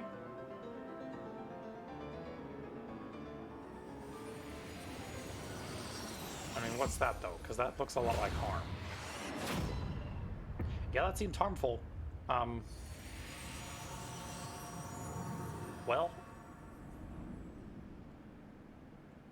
What'd you do, bud?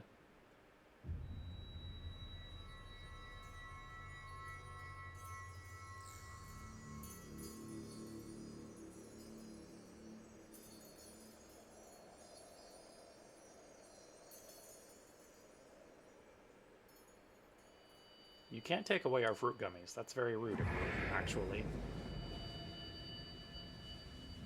Oh?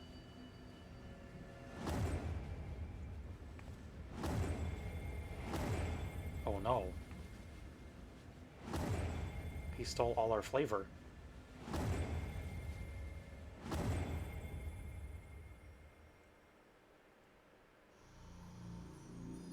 Why would you do this?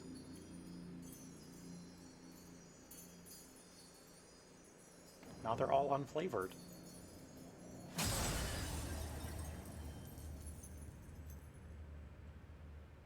Also, ad starting in about a minute, chat.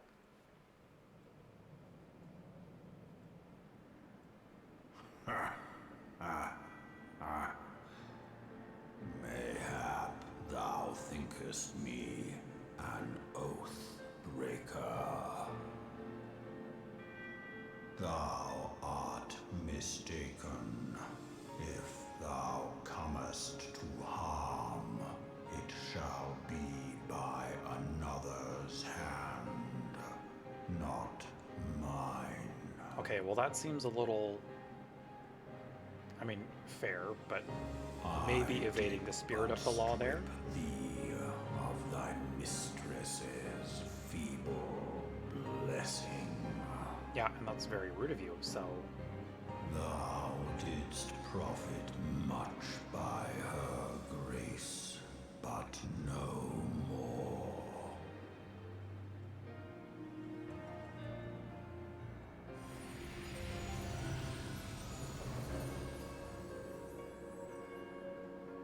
Oh, little guy.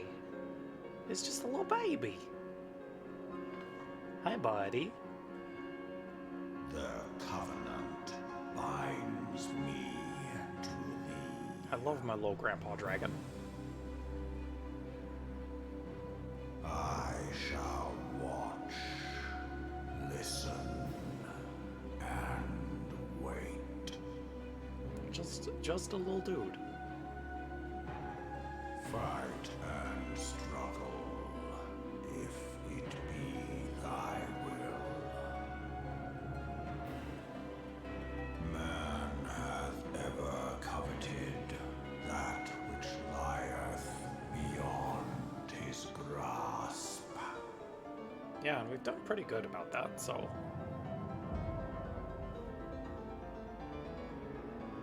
I drink of her body, and thence doth mine own find new life. When it hath grown whole, the loyal and penitent shall rejoice.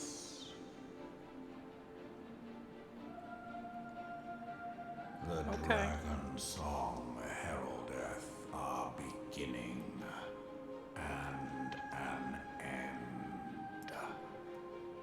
Alright, we really in it now.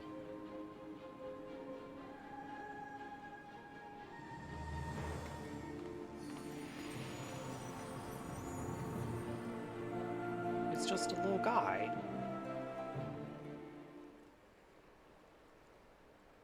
You may summon Midgard's armor by selecting the corresponding entry within your minion guide under character in the main menu.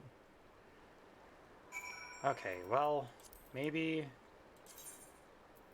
we get the little dragon man out, since it's story relevant at this point.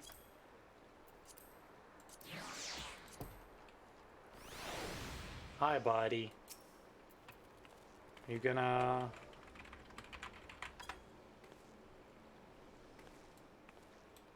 Okay, no, he only perches when he wants to. That's fine. I was beginning to fear the worst. Were those explosions I saw? Ah, but you shouldn't waste time talking with me. Alfino left a message stating that you were to return to the Rising Stones at once. The Rising Chorus. Well...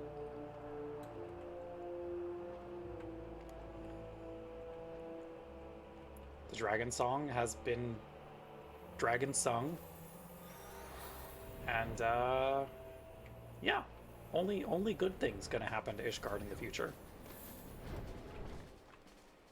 Now that the dragons are on the warpath again.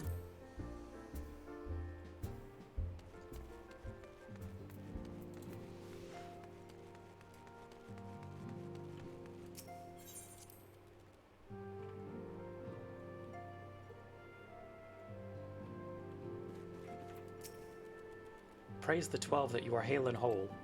I came as soon as Minfilia informed me of Sir Emmerich's request. You have completed your investigation of the Keeper of the Lake, I take it? Then I would hear your report. We got a little buddy. You conversed with Midgard Zormer? Well, are we to understand that the Worm Lord did not perish and has in sooth lain dormant these past 15 years? less a resurrection and more a rejuvenation for he who dwelleth in eternity, years passing as moments. Though his words were ambiguous at times, one statement left little room for interpretation. My people have heard the song, Ishgard shall burn. Clearly an attack is imminent. We must share this information with Sir Emmerich immediately. However, we dare not divulge your conversation with Midgard Zormr in its entirety. To even acknowledge that you heard the voice of a Dravanian is a grave but necessary risk. Lest we forget, men have been executed as heretics for declaring as much. For your own protection, and for the sake of our tenuous relationships with Ishgard, the truth cannot leave this room.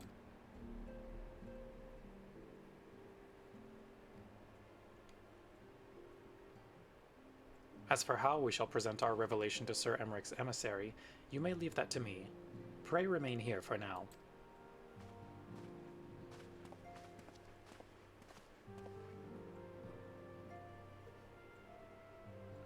Is there something you are not telling us, Dragonfruit? You seem different somehow. 'Tis almost as if you are missing something important. Yeah, you took my fruit gummies. 12 forfend. Midgard Zormr stripped you of the blessing of light? Are you all right? How do you feel? I see. It is a relief to hear that you are otherwise unharmed. It beggars belief that any being could possess the power to deprive you of her blessing. Midgard Zormr made mention of a covenant, did he not? One of the ancient myths regarding Silvertear Falls states that when the waters came into existence, so too did the Great Worm. Althik and Nymea, brother Time and sister Fate, decreed that Midgard Zormr ever watch over the source from which all water and magic was said to flow. I wonder, what if this was the covenant of which he spoke, and 'twas not the gods with whom he treated, but Hydaelyn herself? While if he is watching over you as he claimed, mayhap you will have an opportunity to ask. Let us keep this matter to ourselves. I do not wish to burden our friends needlessly.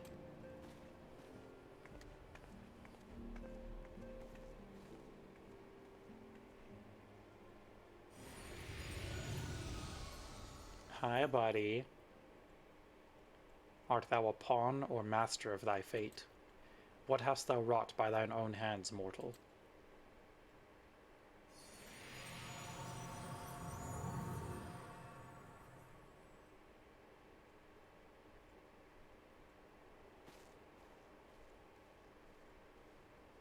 Rude dragon just here to be snarky at us multiple times over the course of this expansion.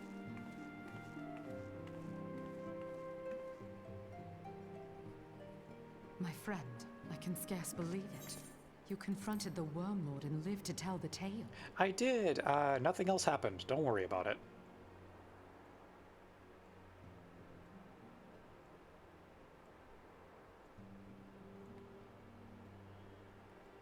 I give thanks to Helone for your preservation. It is our sole cause for gladness. Your encounter with the Keeper of the Lake served to confirm our fears. A great worm has roared, and it makes little difference if it was one of the two in Eorzea or any other. The Dravanians are coming. I am told that Ishgard has magical defenses against Dravanian attack, though I am not privy to their exact nature. Yeah, they're called cannons. Will they be enough to repel a massive force? Very magical cannonballs. Ishgard has weathered countless assaults over centuries. This will be no different. And now that you have confirmed the threat, none can ignore the Lord Commander's calls for the wards to be strengthened.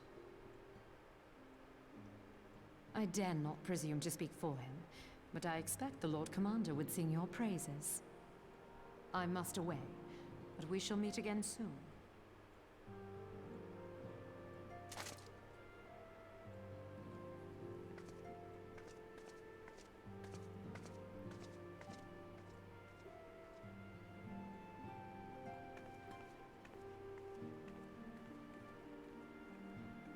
Countless assaults weathered, and this will be no different?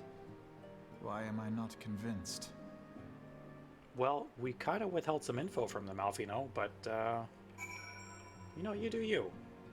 I'm not the diplomacy man. The Ishgardians have warred with the Dravanians for centuries, nay, nearly 1,000 years.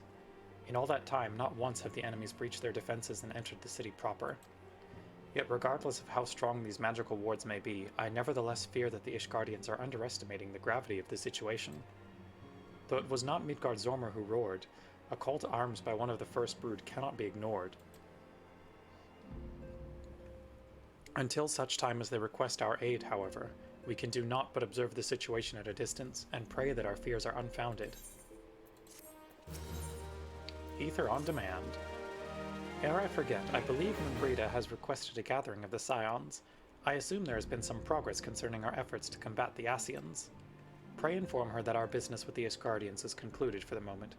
I shall be along once I've completed my communications with the Crystal Braves. Hey, girly. We got that ether blade figured out? All done with your talk of dragons? Wonderful, because Ascians are next on the menu. Let's head into the Solar, shall we?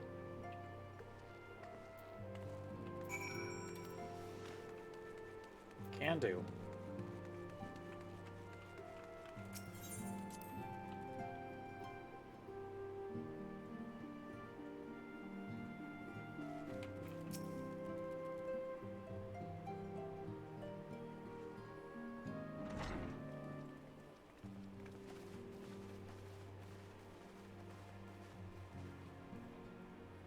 Now that everything's calmed down a bit, relatively speaking, I mean, I thought it might be a good time to share our progress on the weapon. I believe we're on the verge of a breakthrough. Well, don't keep us all in suspense.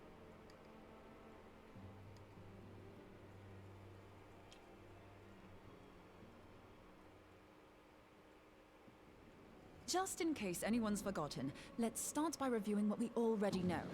Oh, good, PowerPoint time. An Ascian is an immortal because its soul doesn't return to the ethereal realm when its host is defeated. Instead, it flees to the place that lies between our world and the void. Therefore, the first step to permanently defeating an Ascian is preventing its soul from making this journey. And if you recall, when we last gathered here, I had verified that white auracite has adequate capacity to entrap the beings, albeit only briefly. Yes. We can capture them in Fruit Gummy. Which left the small matter of their extermination. Aye. To unmake an Ascian soul, one must needs smite it with a concentrated burst, or blade, of purest ether. However, we wanted for both the data and the means to forge such a weapon. Short of experimenting on an actual Ascian, you see, there's no way to gauge how much ether its soul is made of. As such, we don't know what etheric density our blade needs to have in order for it to work. So we'll just have to make the densest blade we can and hope for the best. Yeah, exactly. Though that would require a lot of ether. Ida's got the right of it. Hang on a minute. Why didn't we think of this before? White auracite can hold an absolute heap of ether, can't it? Ida, sweetie. Please tell me you're joking. Sweetie. God's sakes, Ida. I feel as though I'm reliving the same scene over and over with you. How many times do you need to be told that white auracite cannot store ether for long periods? Papalimo, can you be nicer to her, Being please? intangible matter, ether is given to dispersion. Only in its crystallized form is it a stable source of energy. I will test you later on this, so see to it you do not forget. Right, yes. It's all coming back to me. So our hopes rest on good old crystals again, do they? While they are certainly reliable, they leave something to be desired in the area of portability. Indeed. I am reminded of the quantity of corrupted crystals required to thwart Leviathan, and the extraordinary lengths to which the Lamentsons went to transport them. What if it should prove that a similar quantity was needed to destroy an Ascian's soul? Or still more? I do not envy the poor sod who has to lug all of that around, on the off chance that an Ascian appears. That's fine, we'll make Papalimo do it. That's the very problem we set out to solve. And I reckon we've found the answer. If it isn't practical to lug around the ether we need, we'll just have to draw upon another source. Oh? And the only viable source is the land. If you mean to tap the great river of ether, know that it will entail considerable risk. Meddling with the currents may well induce a surge like to the one which despoiled Mordona. Give me a bit more credit, will you? Why would we need to tap the river when there are veritable reservoirs jutting out all over the land? I speak of corrupted crystals. It might be that their aspect is out of balance, but a crystal's a crystal. It contains ether, and we can help ourselves to it. Okay, seems While good and corrupted stable. crystals are indeed abundant, there is no guarantee that they will be in close proximity at a crucial moment. But what if we don't need them to be? What if we could tap their power from afar? A malm away, say? If we could do that, we'd have ready access to ether aplenty in almost every corner of Eorzea. Do tell. I've yet to put my theories to the proof, but I've got a good feeling about this. If no one has any objections, I'd like to see where this avenue leads. If you think it's worth your while, you have my blessing. But tell us, what are your theories? I, for one, am most eager to understand the process, however vaguely. I thought you might say that, but no one wants to listen to boring old theories all day, do they? I know I don't. So with your permission, I'd like to try something a bit more hands-on. I've already built an etheric siphon especially for this purpose, and I've been meaning to try it out. See, that's being proactive as a quest giver. The profusion of corrupted crystals in Mordona makes it something of a high-risk testing ground. If anything goes awry with the siphon, it would be better if it didn't happen within spitting distance of quite so much ether. Ideally, I need an isolated specimen. Does anyone know where I can find one? Probably in, Lenosha? May I suggest Northern Thanalon? Or Northern Thanalon, I guess. There you will find corrupted crystals of middling size, standing a reasonable distance apart. Ideal for your needs, I should have thought. Oh, and if you do elect to visit the place, I should be much obliged if you would assist me in another matter while you are in the area. Of course, buddy. Has something happened? Movement has been observed at Castrum Meridianum. During Operation Archon, the Alliance dealt the stronghold a heavy blow. Its facilities were we blew up a lot of shit damaged, there. and its garrison reduced to a fraction of its former strength. Not long after our forces withdrew, however, their ranks were replenished by reinforcements from Castrum's sentry. They now seek to rebuild, and to this end they have their sights set upon the ceruleum processing plant. Having lost the Empire's support, the 14th Legion lacks the resources to sustain itself. To them, this is a bid for survival, and they will doubtless fight like desperate men. So get your private military over there, then. Though I have dispatched the Crystal Braves, I fear their strength alone may not suffice to stay the Imperial assault. I would request the Scion's aid in the defensive effort. If I didn't know better, I'd say you were trying to inveigle us into fighting your battle with the promise of shiny crystals. That's exactly what he's doing. Well then, consider me inveigled. I won't lie, the crystals you speak of sound perfect, so the Garleans have to go. Besides, we can't afford to beat about the bush. There's no telling when the Arceans will next appear. Thine eagerness to hurl thyself into the jaws of danger cometh as little surprise. Exercise due caution, I prithee. Though you have become a crystal brave, you are yet a scion, Alphino. We could hardly refuse you. Maybe we should work on Pray, join refusing the him Crystal a Braves couple and times. lend them your support. You know? Thangrid and Papalimo shall accompany you.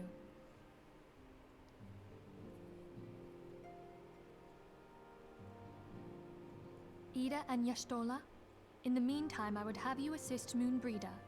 Scout out the crystal clusters, that the testing may commence as soon as the Garlean threat has been eliminated.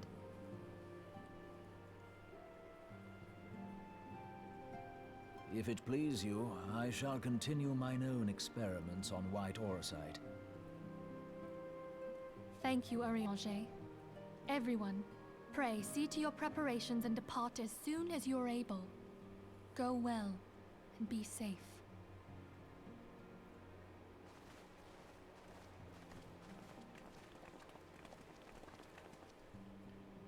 Alrighty. Where are we going next? Cerulean plant? Nope. Gonna go talk to Alfie. No.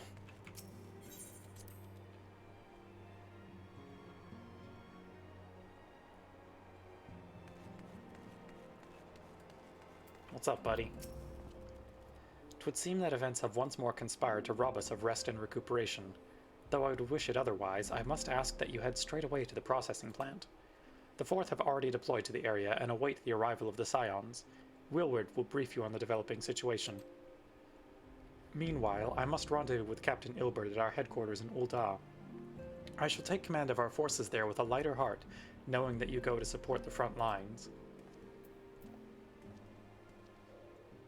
Oh, okay. Your duties take you to Northern Thanalan, do they not? We too must say our farewells to the Rising Stones for a time. Flamine travels to Ul'dah, and we shall serve as her escort. At my daughter's behest, I go to contact certain old acquaintances in the Gilded City. We are beset on all sides by civil unrest and imperial machinations, threatened by primals and troubled by dragons. We need all the allies we can muster. Many of my friends hold positions of power, you see, and it is my hope that they can be convinced to aid the Scion's cause.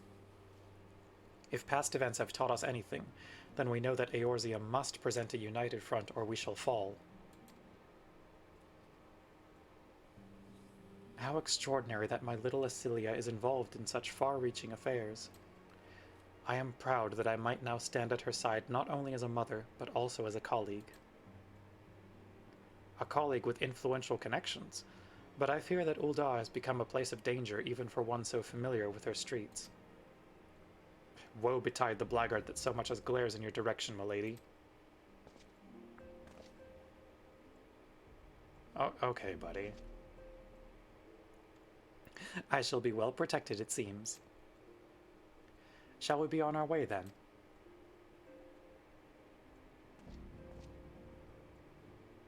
Okay, bye.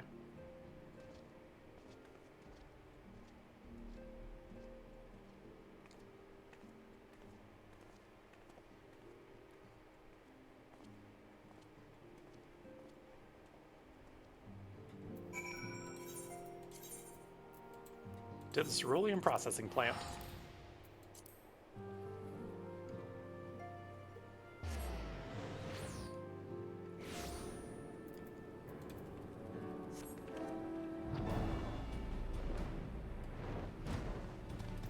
Hi, Wilred.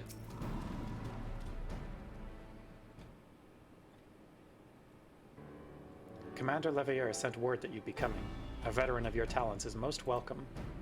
Not that I don't think we can handle the situation, mind you. I've learned a trick or two since that disaster with the Amalja.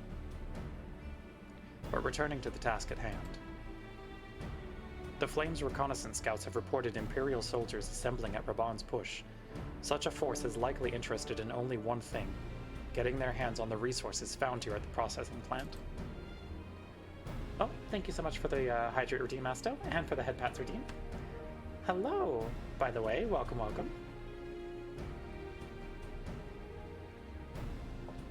The Garleans could begin marching on us at any time. Pray speak with Lieutenant Adelstein that we might coordinate our counter-strategy. Love purr. Aw, thank you, Asto. In the meantime, I will inform the others that you have arrived. No doubt it will be welcome tidings.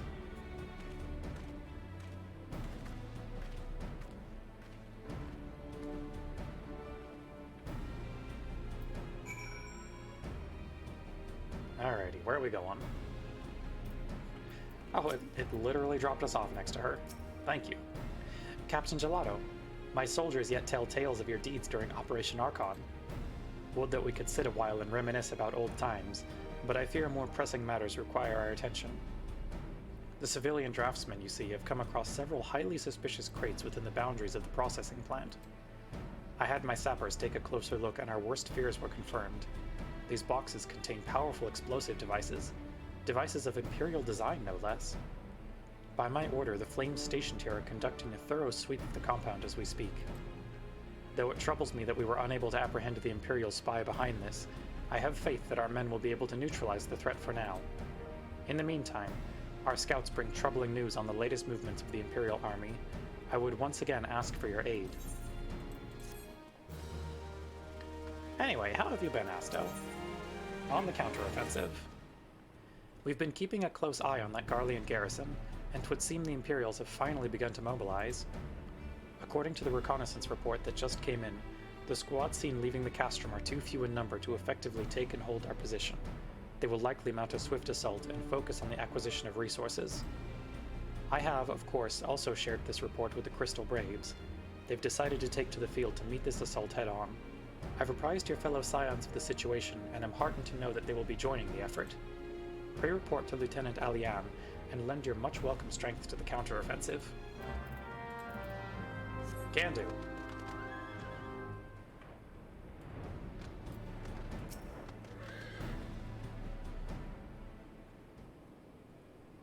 Glad to have you with us, Dragonfruit. As I'm sure Lieutenant Adelstein has explained, the Garleans have deployed a small force from Castrum Meridianum. Their main column assembles to the north near Dalimwood's Talons, but we've also spied several squads attempting to conceal themselves on the approach to the west. They wish you to rush forth and commit to the battle with the main column, leaving the detached force free to raid the plant and pillage supplies. Not much of a strategy, but these are desperate men. Captain Ilbert.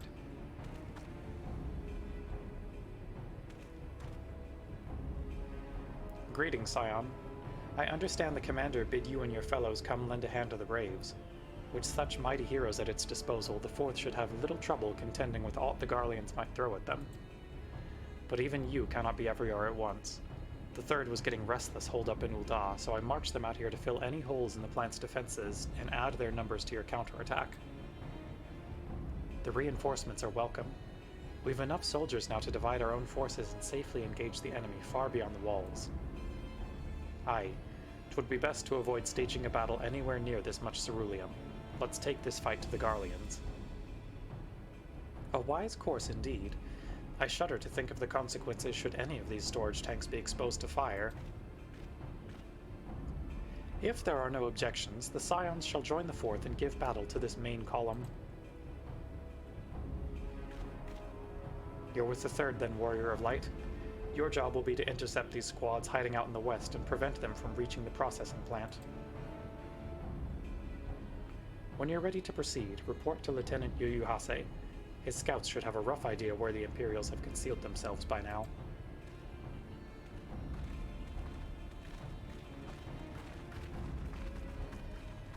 Alrighty.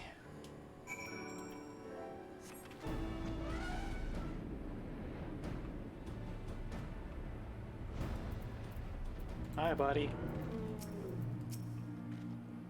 A pleasure to be fighting at your side once more, Scion. Our operations invariably succeed when you're around, and victories are wont to pave the road for greater coin. Now, this detached force we've been sent to eliminate has split into smaller squads, the better to conceal themselves within the terrain hereabouts, I imagine. We'll need to split ourselves up as well to cover more ground, and make sure we root out all these would-be raiders. And seeing as you're an army unto yourself, I've assigned you your own areas to scour clean of enemy soldiers. Aye, this will be a simple search and destroy. We'll rendezvous back here when the task is done. Happy hunting, Scion. I mean, you're not wrong. That is what I do best. Defeat the Imperial squad. I guess this time we can bring out Bahamut. Just for fun. Why? I think they're defeated. Defeat the next Imperial squad.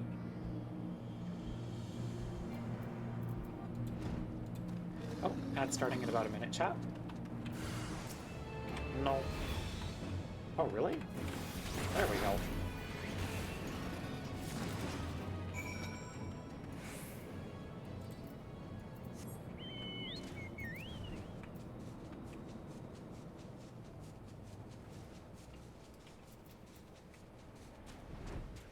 Aye, we got him dead. You seem grim, Scion. I'll take that to mean that between us, more than a few Garleans won't be making it back to the castrum. These Imperials, though, they certainly made us earn our pay. I would be a happy man if I never had to tussle with another of those Magitech horrors. It is time we bid this war-torn land farewell. I will contact the 4th and let Lieutenant Alian know the west is now clear. I would appreciate it if you would do the same when you report to Lieutenant Adelstein.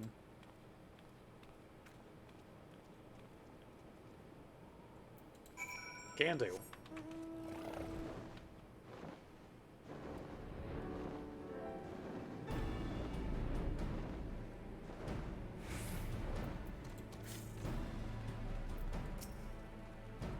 Captain Gelato, what news of the Garleans? Their raiding parties are no more then. Excellent. The Amajina engineers will be most relieved to hear that the plant is no longer in any immediate danger. Thank you again for your assistance.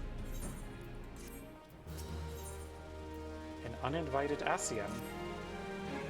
You must be anxious for word of your fellows. Lieutenant Alian has reported a sound victory over the main column, and informs me that the Scions have already turned their attention to other duties. All but one, that is. The Rogadin lady with the large axe? It would appear that she has chosen to remain at the site of the battle. I know not what task keeps her from returning to civilization, but northern Thanalan is no place to wander alone, even for a capable sort such as her. I would certainly feel better about things if you could check in on her before you continue on your way. Mumbrita, what you doing, girly?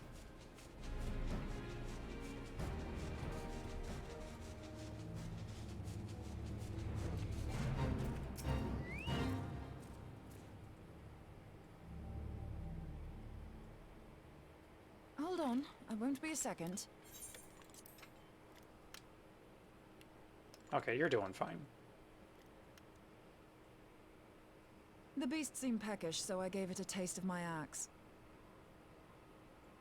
I know, as Urianger never tires of reminding me. An axe ill becometh the hand of a scholar. What can I say? I like axes. To hear my mother tell it, I came into this world holding one. You know, good for you. And it's not as if it stopped me picking up a quill, is it? I often think of the man who introduced me to the joys of learning. He's one of the reasons I decided to come to Eorzea. Him and my excruciatingly stiff childhood friend. Considering how unalike we are, it's a wonder we ever got on. The world's a strange old place, isn't it? Aye, that ought to do it.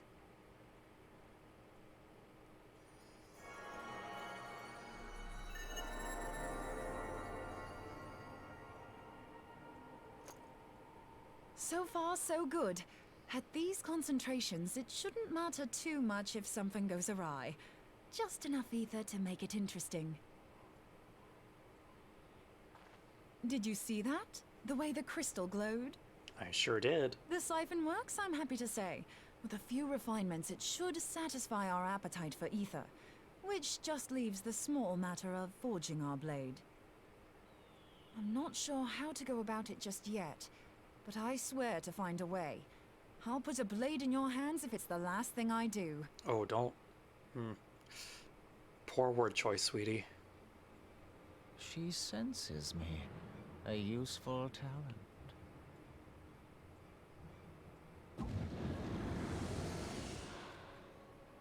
Get out of here. Inacian, are they onto us? Nobody wants you around here, jerk. By your brand, I see you are an Archon of Sharlayan. Keeper of knowledge. Seeker of truth. Meddler. I don't know what the hell's you're saying, but I don't much like your tone. Your instincts serve you well. But come, be not unsettled on my account. That lovely brow was not made for frowns. God, I hate his voice so much. But I waste my breath. Horrible man. Let me direct my words to one who understands them. We meet at last, warrior of light. I am Nabriales, and you have long been a thorn in my side. I suffered the overweening presence of La Habrea that men might host the power of gods, only for you to undo my hard work. Oh, I'm so sorry. Ugh. Oh, bugger. Hey, Moon. Do settle down. Maybe not the time. You must concede that I acted in self-defense. But what's this? I do not sense the blessing of light. It's still there. Oh, I just dear. put it away for a bit. Could it be that frail Hydaelyn has forgotten her champion? This I did not foresee. Shorn of light as you are no longer a threat. And better yet, the seal is broken. Excuse? Now is the time to claim the staff. With it in my grasp, I shall rise above them all and take my place at Lord Zodiac's right hand. Nope, don't like that, actually. What did that bastard want with us? So he had some bad things to say about my blessing, Nobrialis, and he also a calls staff. himself. With charm like that, I'll bet he has maidens falling at his feet, unconscious. But this staff, you say just talking about it had the bastard grinning like a brat on his name day. Must be quite a staff. Oh, gods. He means Tupsimati, Master Louis Soir's staff. Minfilia's in danger. We have to get back to the Rising Stones. Oh, good.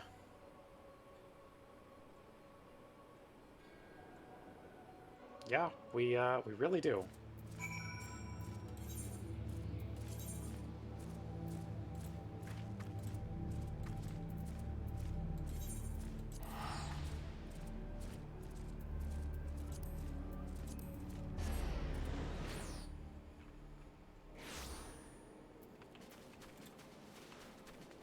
Alrighty. We are back at Revenant's Toll. Only good things are gonna happen.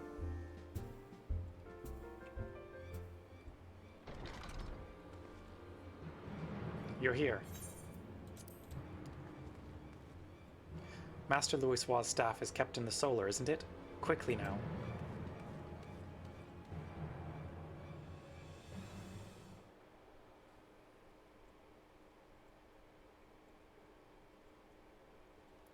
Oh, that's not great.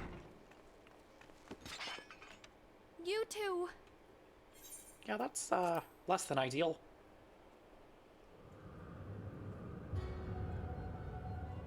So, you were able to divine my intent.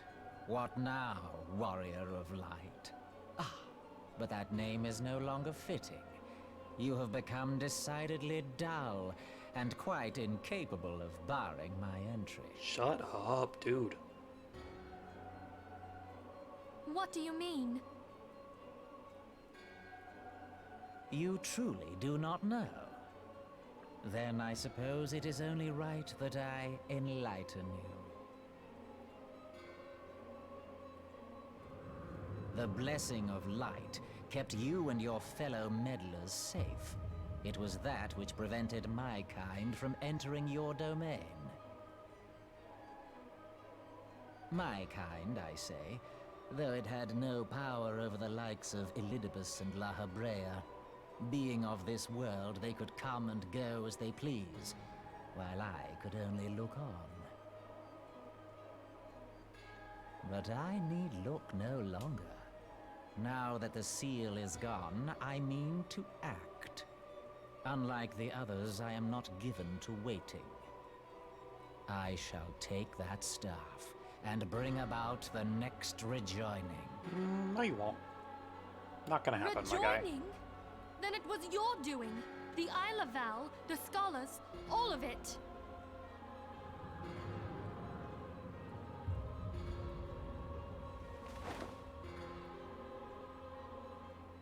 You will not harm her!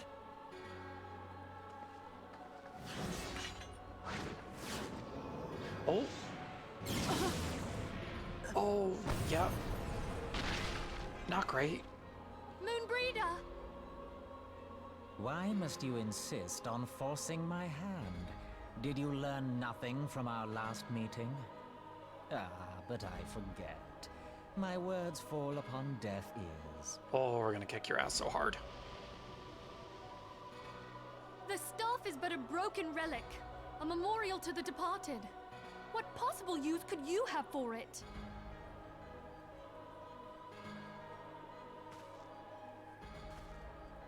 What use? You mean to say that all this time you kept the key, never knowing what it was you possessed? The staff Tupsimati, or rather the stone tablet it bears, is host to a great power. Yeah, but that's Together with ours. the horn, it can be used to draw vast quantities of ether from its bearer's surroundings. How else do you think Louis Soir was able to invoke the power of the 12 without making them an offering of crystals? Summoning requires not only prayer, but a profusion of ether. Even a child knows that. If I did not know before, you may be certain I do now. But above all, I know that we cannot allow this staff to fall into your hands. I will die before I let you take it. Insufferable woman. I would happily end your miserable life here and now. Alas, Elidibus would never let me hear the end of it. Very well. If you will not part with the staff, I will take you too. No. No, actually.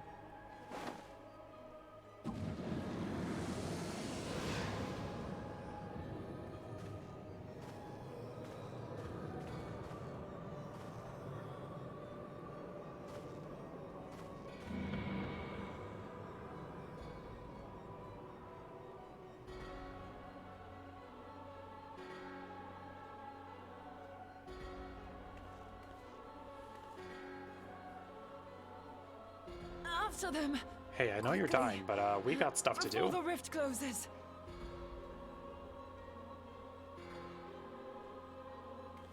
So sorry about that.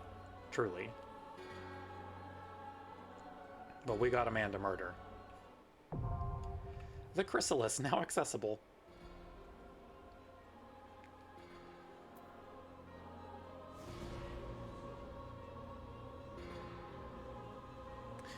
Alrighty.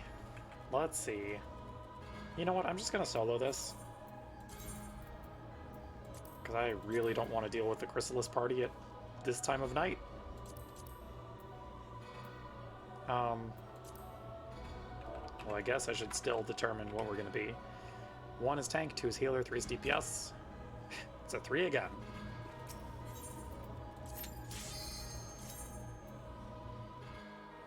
Time to go kill an Ascian. This is one of those fights that can go south real quickly if you don't have a great group, and given how Shiva went earlier, I am not confident in people playing at this hour.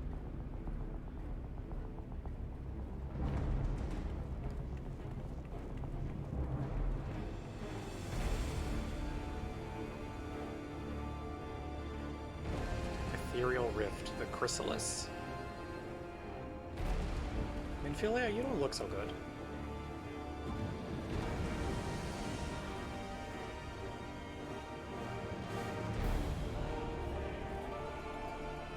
Oh, I hate that. That's very bad, actually. Don't make that face, please. Okay, time to kill.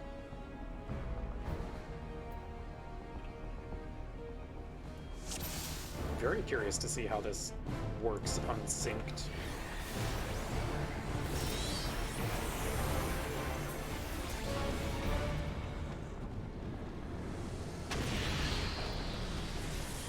Okay, fine. Guess we still have to do some of the mechanics.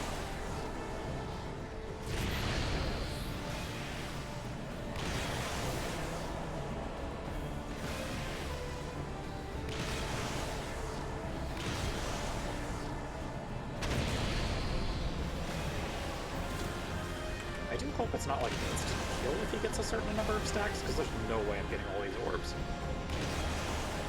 I don't think it is, but... guess we'll see. How you doing, buddy?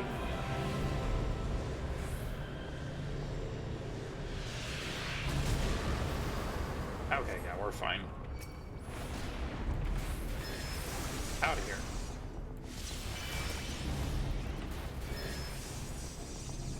Come on. Send me into the void.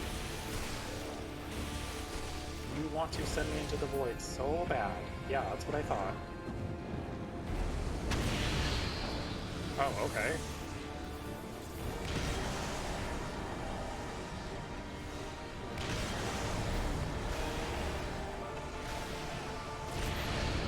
Does orb phase twice still?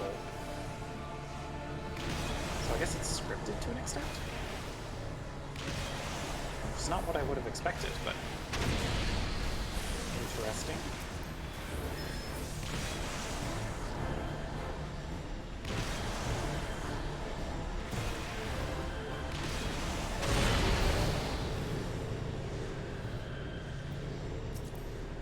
You go away.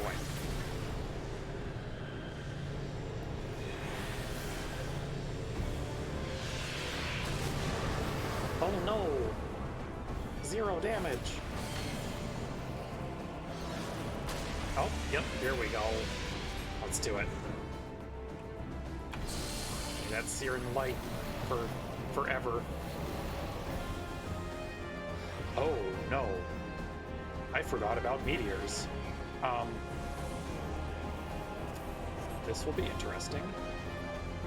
Okay, I've been reading Aegis for a while. Okay, let's hope I can kill it fast enough.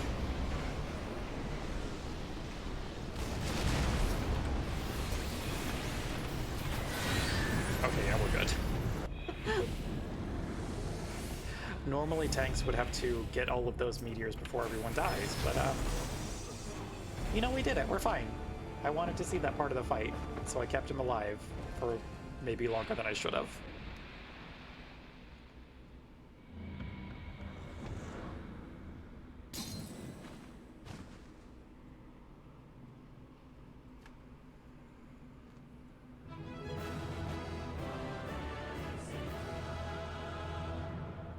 We saved our girly.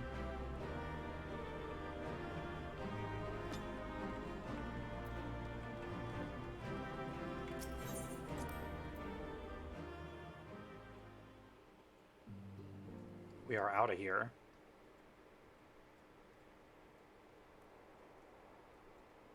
You're safe. Thank the 12. Wait, hold up. Did we not kill Nabriales there? Oh wait, he's right there.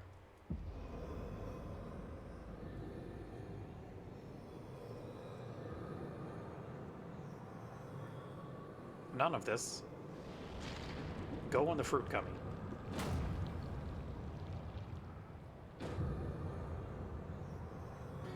You may have bested me this day, but what of the next? What of all the days to come?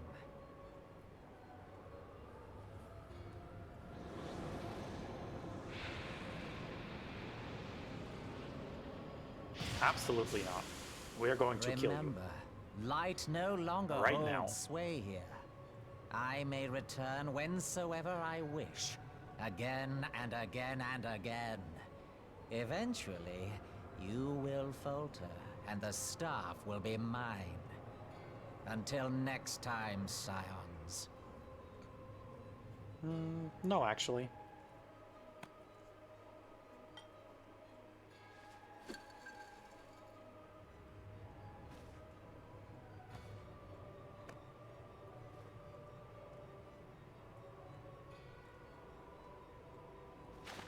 There will be no next time. This is the end. Got his ass, Minfilia.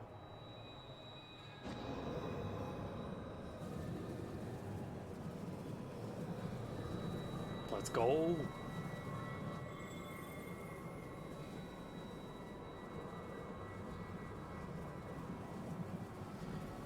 What? What trickery is this? Get in the fruit gummy. No. No. Cannot. No. Man, the scoring for this scene was, interesting. I'll give it that. Use Tube Samati to gather ether. Quickly, before he breaks free! I mean, we have the siphon, though. Okay. Sure, we'll use this. Concentrate! Call to mind the time you struck down La Habrea with the Blade of Light.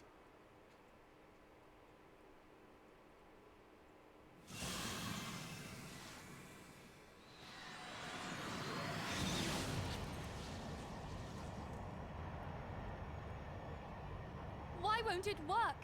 Is it because we lack the blessing of light? Damn it. So much ether. And it still isn't enough. Fools! No mortal prison can contain me! I shall make you pay for your insolence! Don't think you will, bud.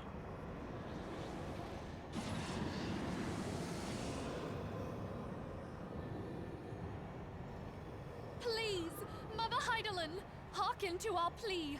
Lend us your divine light. Why can you not hear us? Do our words no longer reach you? Crystal Mommy, please. We're asking real nicely. If only we had a bit more ether.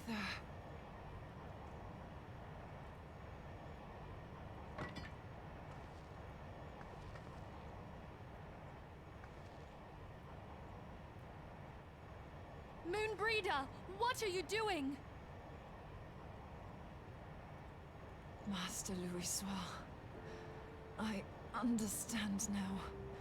The choice you made. In death, there is life. Farewell, Urianger. You damned old coot.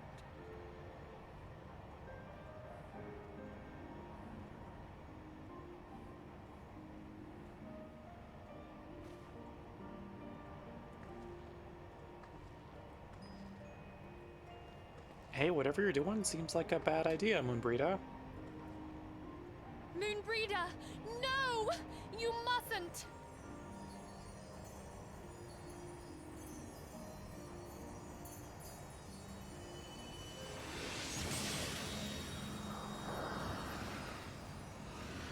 I mean, it's a lot of ether, is the thing. What? No! It cannot end! I am eternal! I am immortal!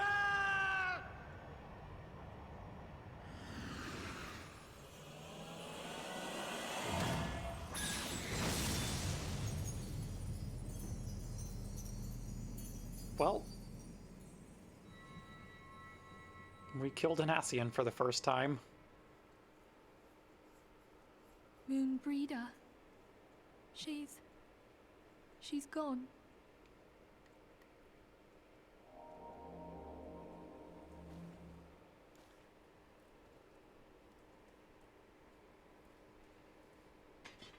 And all it took was the sacrifice of a good friend.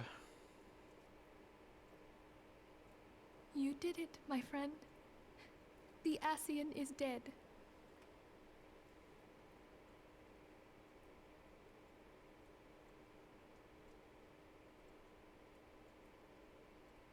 This device is a legacy of Moonbreeder's toils and sacrifice. I shall hold on to it for safekeeping. Minfilia, are you all right?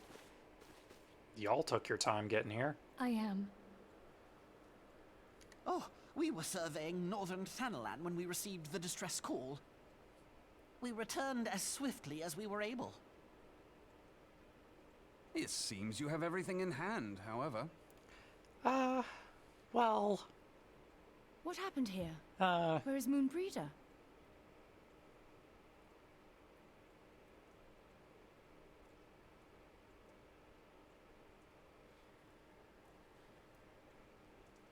She gave her life to temper the Blade of Light. I have no words. Rather than await the inevitable, she took her fate into her own hands. Does Urianger know? He's about to. Oh, buddy, My I'm friend. sorry. There is something I must tell you. I heard all, my lady. Oh, bud. The moon sinketh, taking her leave of the heavens. Yet her passing heraldeth the coming of a new day. Moonbreeder hath fulfilled her destiny, hath she not?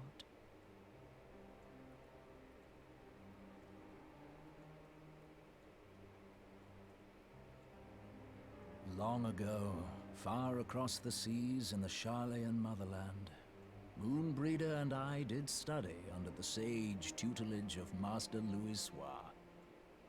Full oft did he impress upon us that knowledge existeth to serve the greater good. His sentiment, however, was contrary to the nation's policy of neutrality, which censured intercedence in the affairs of foreign lands. In spite of vehement opposition, he founded the Circle of Knowing, and journeyed hitherto the heart of Eorzea. Through his noble sacrifice, was the realm spared its doom. Yet this great soul, whom all should rightly have honored, was branded a pariah in his own land. His peers did accuse him of forsaking his duty as a man of learning, and of meddling in the course of history. God, it sucks that she only lasted like a patch and a half. When he left Not Charlayan even. behind, Master Louis Soir gave no word to signal his intent to Moonbreeder. Close as they were, as master and disciple, she was deeply wounded by the sudden exclusion from his confidence. Above all, however, she was confused. Try as she might, she could ill comprehend her master's motive. The slanders that were heaped upon him after his passing served only to inflame the turmoil within her. Understandably. For years upon end, she knew not what to believe. Torn as she was twixt the man whom she revered and the man who forsook her and his duty both. The Louis Soir I knew would never forsake his duty, much less one of his own. This I know full well, my lady. 'Twas not for want of love that Master Louis Soir hid his intent.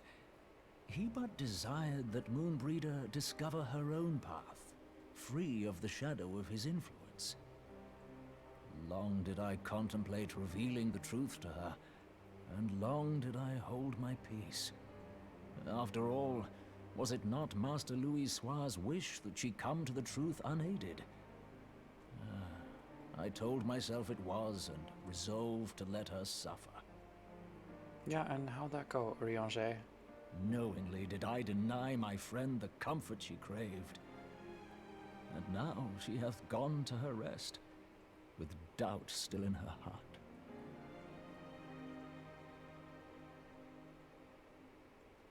Speakest thou in earnest? Did Moonbreeder truly come to understand Master Louis Soir's will before the end? The realization hath set her free. She may now find the peace which hath for so long eluded her. Oh, Moonbreeder, my dearest, how I shall miss thee. Ad starting in about a minute, chat. Moonbreeder gave her life that we might possess the means to defeat the Ascians. Her sacrifice must not be in vain. Let us continue her work on the Blade of Ether and see it to completion. My lady, I would mourn Moonbreeder in mine own way. I beg your permission to return to the Waking Sands.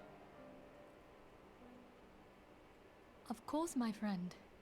Take all the time you require.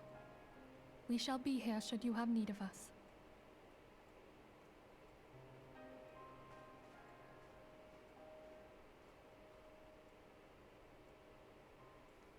Wait, hold up, one sec. Oh, I've been playing with the wrong filter this whole time. Don't mind me, I know how to... I'm good at video games, promise. Oh, good lord.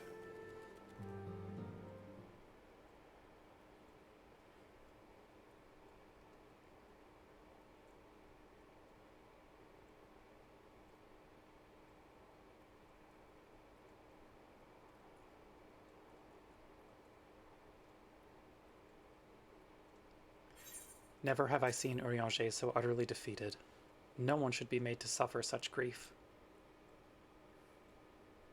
We shall gather in the Charlian Manor to celebrate Munbrida's life and mourn her passing.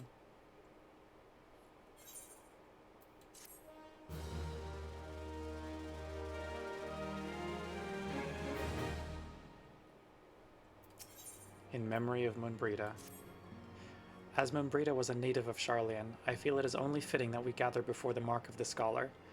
Are you familiar with the stone? 'Tis a monument found at Rathfrost and is sacred to Thaliak, guardian deity of the City of Learning.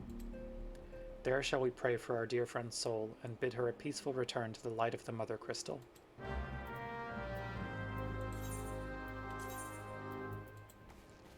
Okay, well, at least they kept this one. Even if they did take away the Mark of Azema quest.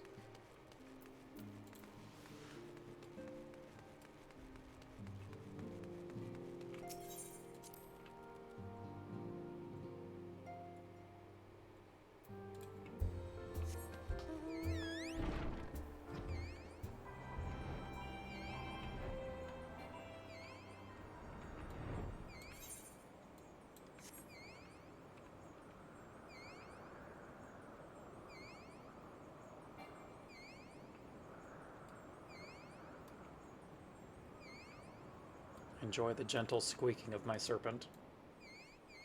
I'm a little snake in a jar.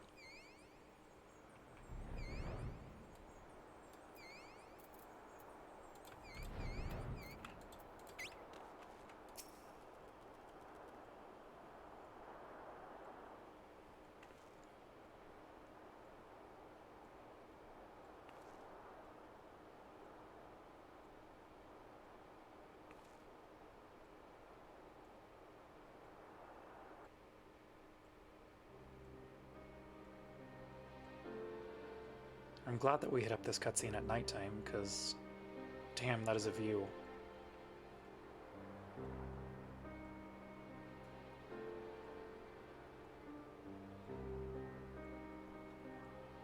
What's up, Mango? Yeah, what's up, sweetie? Hey.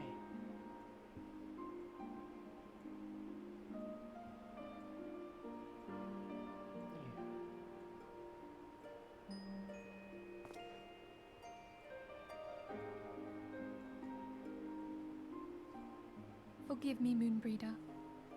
Had I been quicker or wiser. But I was not, and you paid the price. Infilia, But you would cannot not beat suffer yourself us up to about wallow this. in our sorrow, would you? You would tell us to pick ourselves up and get on with it. And so we shall. We shall defend this realm and her people to the last.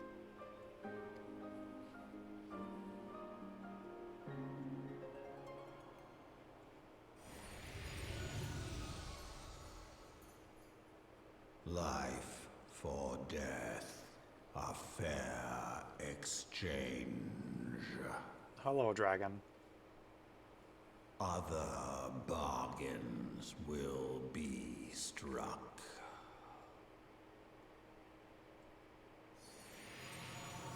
Yeah, we're in the middle of a funeral. Can you not?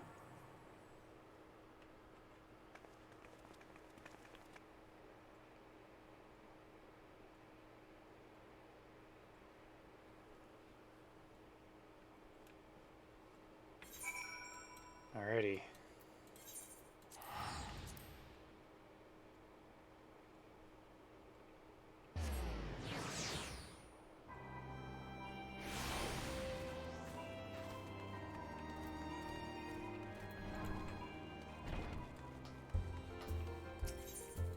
this is the end of 2.5. So we've got one patch left after this. We're gonna fucking do it. We're gonna make it to Heaven's Ward.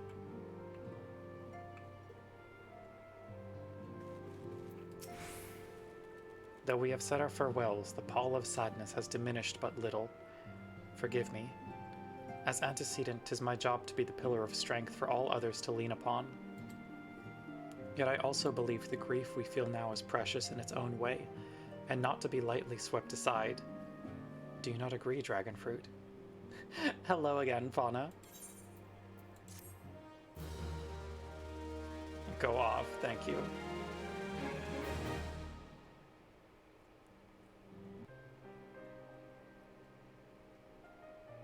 She's spitting facts. 'Tis as if a dagger has been thrust into my breast. But 'tis a pain we must learn to bear if we are to forge ahead with our duty.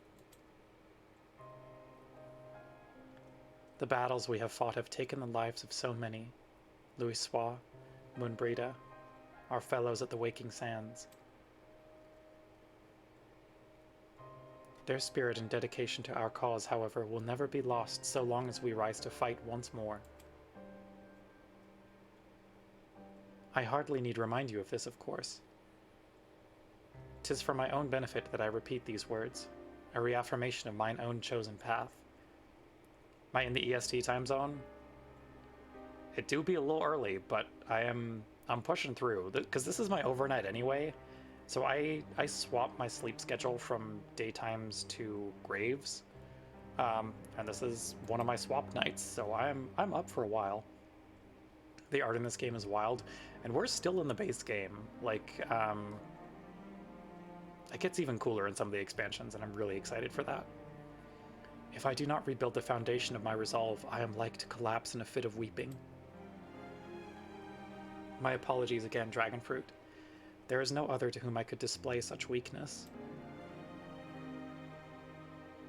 You are my pillar of strength, and I fear I shall have need of your steadfast presence in the days to come. Oh yeah, you were just wondering if I was up at gremlin hours with you? Yeah, we gremlinin'.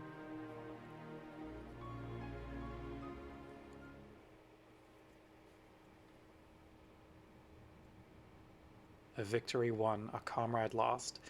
To honor the fallen, the living forge ever on, towards the light of a new day.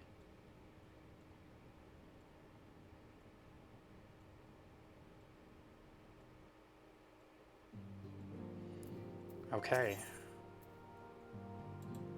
So, before we start the final quest, I'm going to take another quick break and refill my water. Not the final quest, the final patch. We've still got several quests to go, but yeah, going to take a quick break, refill water. I'll be back in just a couple minutes, so I'm going to run an ad while I do that, so yeah. Just like Fortnite for real. Yeah. Okay, back in a sec.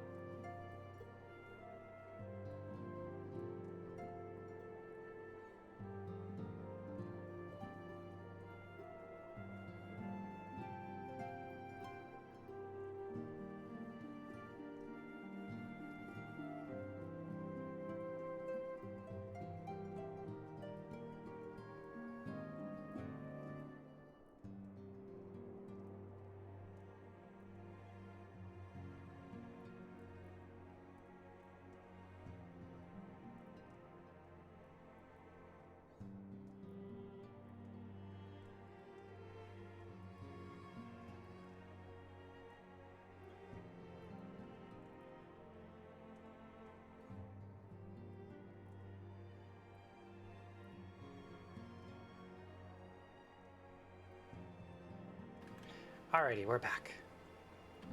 Okay. Time to start patch 2.55 before the fall. Mask of Grief. Have you a moment, Dragonfruit? I believe Ida wished a word with you. I should consider it a personal favor if you would lend a sympathetic ear to her troubles. She has not been herself since Moonbreeda's passing, and my heart aches to see her so downcast. That was so fast? I'm a master of the quick break.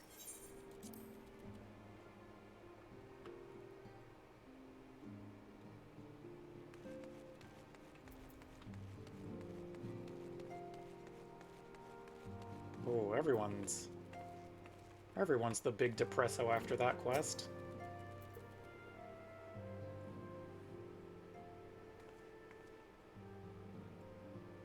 Hey, it's Dragonfruit. Great! Oh, it's no use. I'm trying to stay positive, but it's just so hard, you know?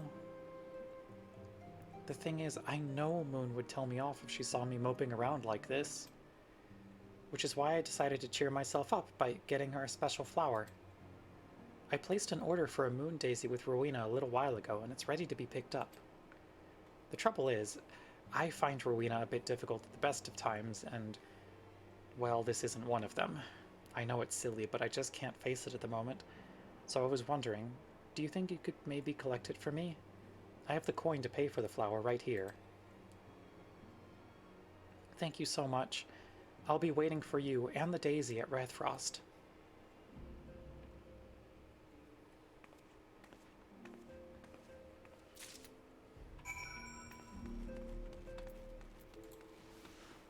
Alrighty.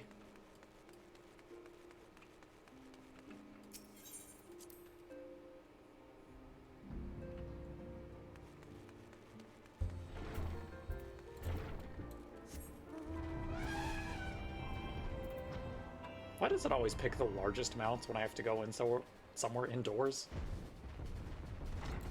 It's very inconvenient of you, Mount Roulette. There we go. What can I do for you today, adventurer?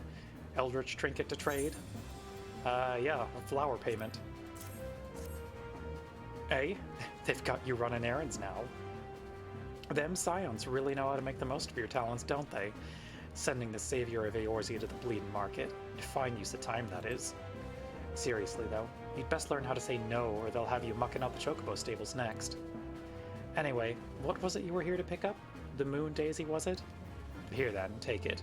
And tell that Ida lass I've got a wide selection of headwear in stock if she ever decides to replace that dowdy old mask of hers. Gods know she needs to. Rowena, not the fucking time. God.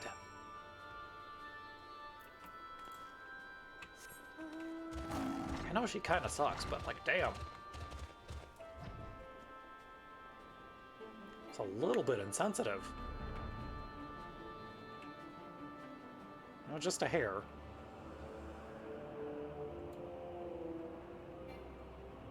God, the zone is so pretty.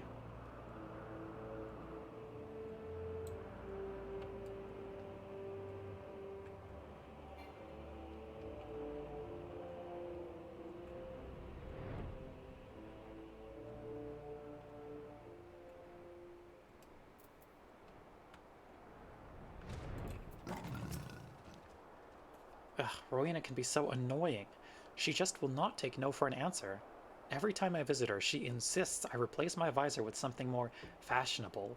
And when I tell her I like it just fine the way it is, she says it again, and then again, and then again. It drives me crazy. What I mean to say is I really appreciate you doing this for me. So anyway, let's see it. Moon Daisy. Moon daisies are often hung to rafters, trees, or other elevated locations to represent the celestial body when performing holy rituals to the goddess Menfina during daylight hours. Hey, sweetie, it's okay. We have been joined once again by a mango.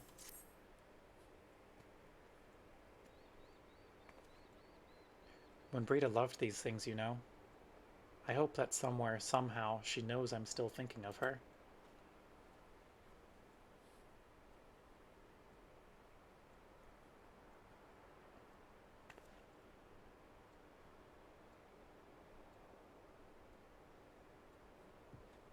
Oh, honey. Not I'll on the never desk. forget you, Moon. None of us will.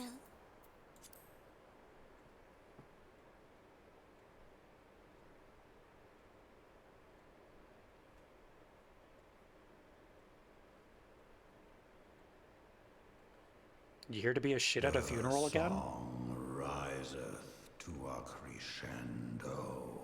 Not the time, Grandpa Dragon.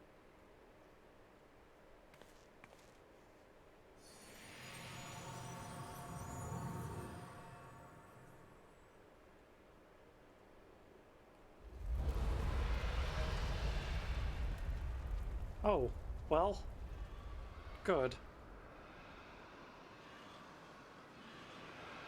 That's just a few dragons.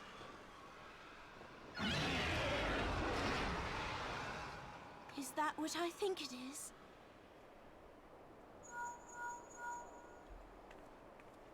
Hello, can you hear me? We have received grave tidings from Ishgard. Pray return to the Rising Stones at once.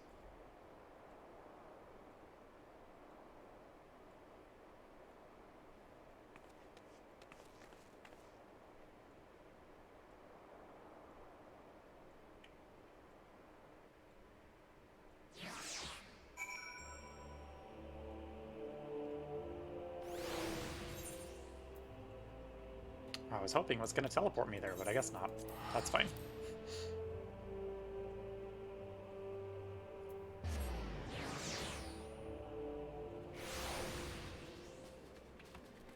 Alrighty.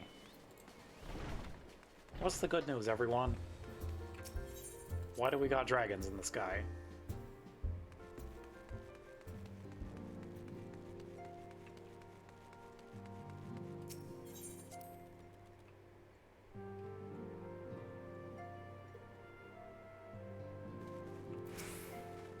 My apologies for the interruption.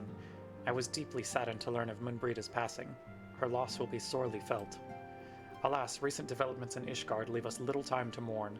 The envoy from Kurthus will soon arrive, and we must hasten to hear her report. Defenders for Ishgard.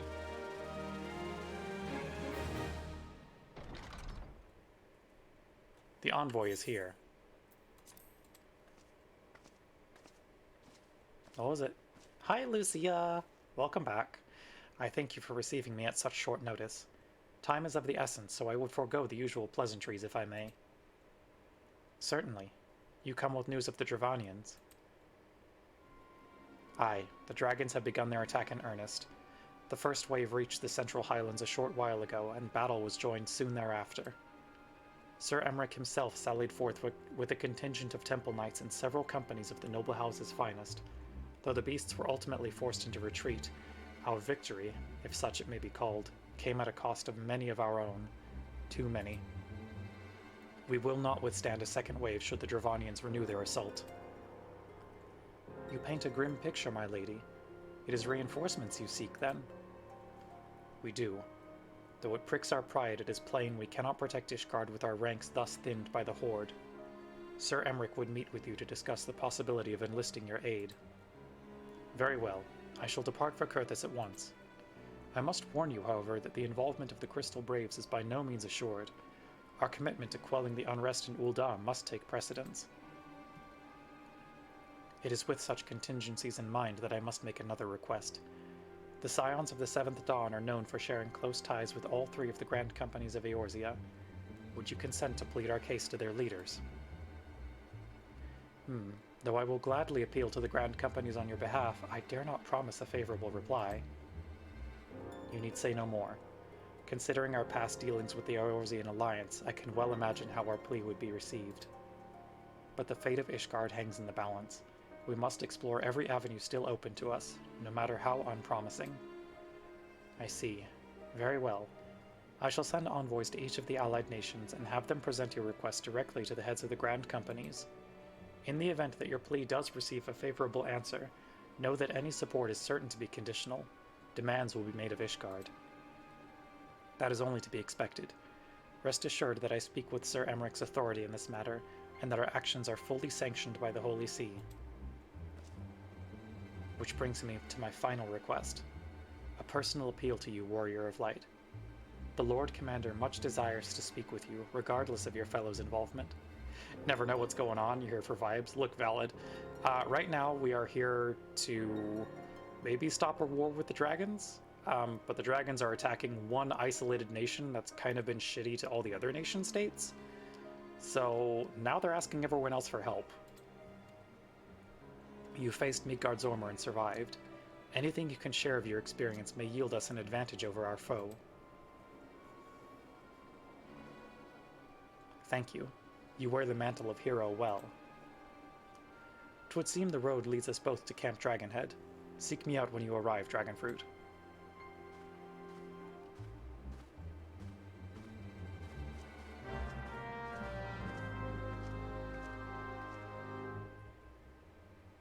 Anyway, Ishgard has been a very isolated country for a long time, and they did not help us at all the last time the Empire tried to invade.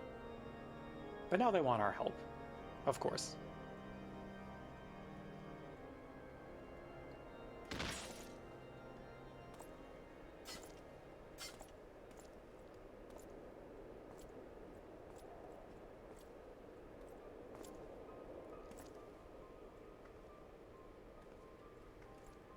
Oh, it's our girly! Hi, Azael.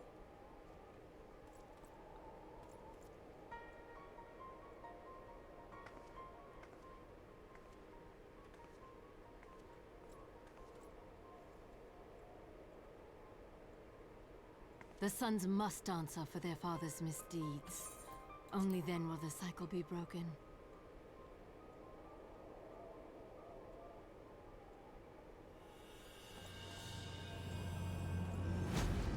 Oh?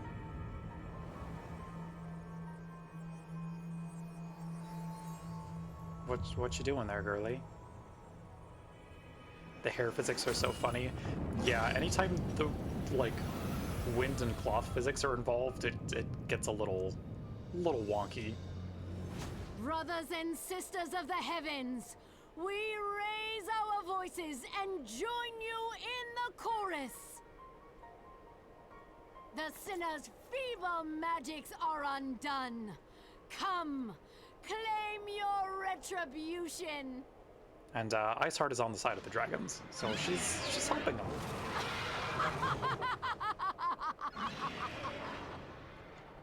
And you know what? We support women's wrongs in this household.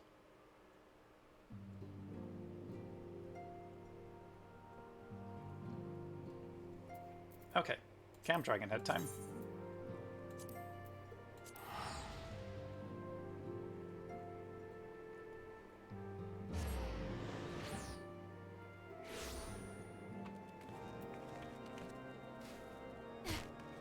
Yeah, she's just helping her dragon friends get into the city a little easier. It seems I was the swifter Dragonfruit. You too, however, have arrived with time to spare, for our host has yet to make an appearance. The murmurings about camp tell of some manner of trouble at the gates of judgment. In the Lord Commander's absence, I suggest we visit the place and find out what is afoot. What a mensch, yeah? Yeah. Question the knights at the gates of judgment.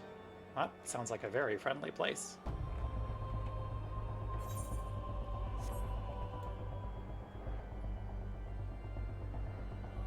That's Ishgard off in the distance.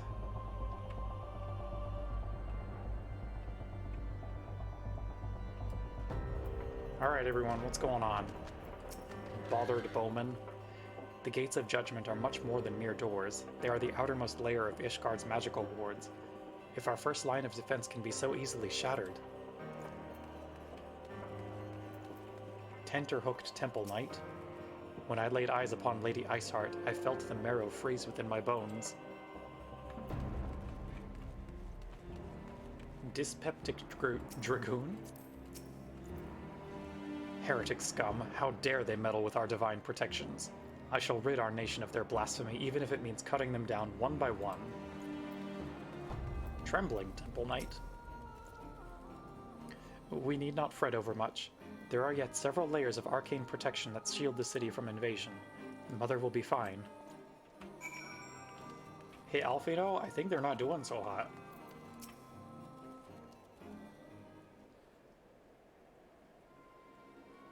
'Twould seem the heretics struck the first and most telling blow against Ishgard. Scions, we expected you at Camp Dragonhead. My apologies. We chanced to hear that there had been trouble at the gates and thought it prudent to investigate the cause. Then you have learned of the heretics' treachery. Lady Iceheart led a force of her followers against our defenders and came close enough to dispel the first of our wards. But let us speak more of this back at the camp. Sir Emmerich awaits you.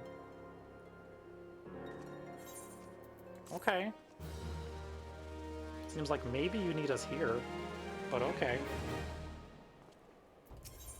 The worms roar. Lady Iceheart has grown bold indeed if she would risk direct action against the city. Come, let us do as we were bid and return to Camp Dragonhead. Lord Ochefon will know where Sir Emmerich means to receive us.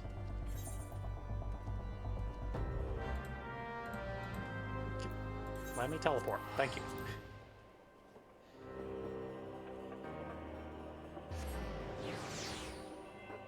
This game has a lot of dialogue. It certainly is.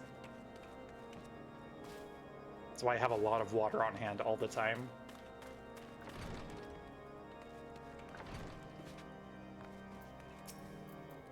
"'Tis reassuring indeed to behold the countenance of a friend when one's homeland teeters upon the very brink of disaster. Though a single misstep could send us plunging into the abyss, your heroic presence stokes the flame of courage within my heart." Oh, thank you for the hydrate routine. 1 second.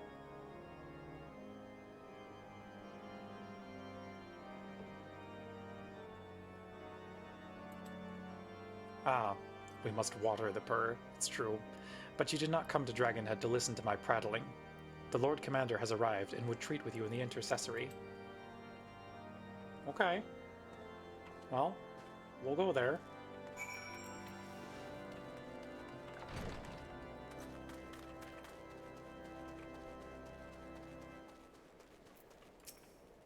Greetings, madam. Shall I show you inside?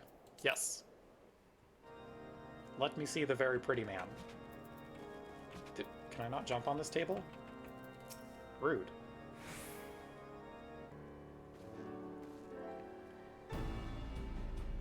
So is this like campaign mode and then there's also multiplayer mode? So the whole game is multiplayer, so it's an MMO, but there is a main story quest that goes throughout, and like to progress further within the game you have to do the main story quest. So I'm doing the New Game Plus mode, which is basically like replaying all the story quests, because I love this game a lot. And it's been a hot second since I've done some of the earlier story. I thank you for coming with such haste, and apologize for my absence. Suffice it to say, Lady Iceheart and her heretics have much to answer for. Yeah, what we're pushing towards today is the end of what was basically the base game, so we'll be ending right before the story for the first expansion pack picks up. Yes, we are but recently returned from the Gates of Judgment ourselves. Given the circumstances, we quite understand if you would prefer to postpone our appointed audience.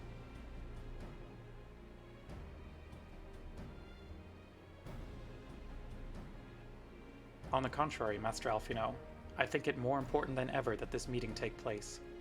Rest assured I shall return to my post on Ishgard's walls the moment our business is concluded.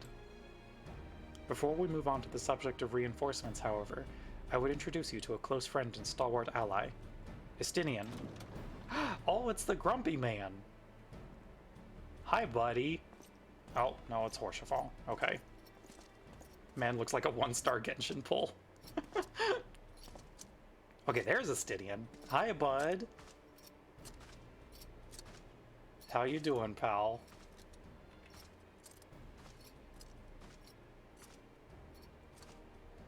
May I present to you Ishgard's Azure Dragoon? An impressive title, though I confess I know precious little of the Order of Dragoons. They are formidable warriors all, yet even among such masters of the lance, Estinian is without equal. He, out of all the warriors of Ishgard, was chosen to wield the power of dragons, and may thus contend with any Dravanian. You flatter me overmuch, Lord Commander. If ever I was without equal, I am no longer, as my fellow Azure Dragoon here will attest. Be at ease, Dragonfruit. I did not come to challenge you this day. Okay, yeah, we got the unique dialogue because we have done all the Dragoon quests in Realm Reborn. Well, now that we have all been introduced, let us proceed to the matter at hand. I would share with you what we have learned of Iceheart's design, as confessed by the heretics taken captive after the assault on the gates. It would seem that Lady Iceheart and the Dravanians share a common goal, the reclamation of Nithog's stolen eye. Nithog, one of the 7 great worms. His name features prominently in your nation's history. Though once defeated by the hero Haldrath, the beast is said to have terrorized Kurthis since Ishgard's founding. Aye, many are the scars our walls bear from Nithog's relentless efforts to raise the city. The trophy Haldrath plucked from the bested worm's skull, known simply as the Eye, is a treasured relic of Ishgard, and one possessed of untold power. Should it ever be returned to Nithog, the dread creature would be restored to the height of his strength, and then no wall or ward we could erect would be stout enough to deny him. My vengeful son hath waged war against Ishgard for 1,000 years. No mortal mind could comprehend the depths of his rancor. Thanks, Dragon Grandpa. The eye itself is secreted deep within the vault. It is kept under heavy guard, surrounded at all times by men and women who have proven their loyalty to the Holy See. But those stout walls and sharp blades may suffice to discourage the heretics. The dragons are another matter. There are individuals within the Dravanian horde whom an entire company of knights would labor to repel, to say nothing of Nithog himself. Nor does age rob them of their strength. Through the endless march of years, the dragons endure, patient, calculating, inexorable. You must understand, these creatures do not share our perception of time. And that is especially true of the great worms, they who spend centuries in slumber only to wake and resume their campaign as if mere hours had passed. Sounds like he did something to really piss off the dragons, guys. What was that? It has been 20 years since Nithog last darkened our skies. 20 years for him to gather his strength and for us to bolster our defenses. And now, just as he seems primed to return, the heretics strike at the gates. You believe that Lady Iceheart is in league with the creature, then? Of that we cannot be certain. Though we know the heretics covet the eye, we have been unable to determine their plans for it. Such questions aside, we must needs address the ragged hole their mistress has seen fit to rend in Ishgard's protections. 'Tis a weakness the Dravanians are not like to leave untested. So it would seem. You have described your plight in admirable detail, Lord Commander, yet I cannot help but wonder at your candor. Why share such sensitive information with us? I shall speak plain.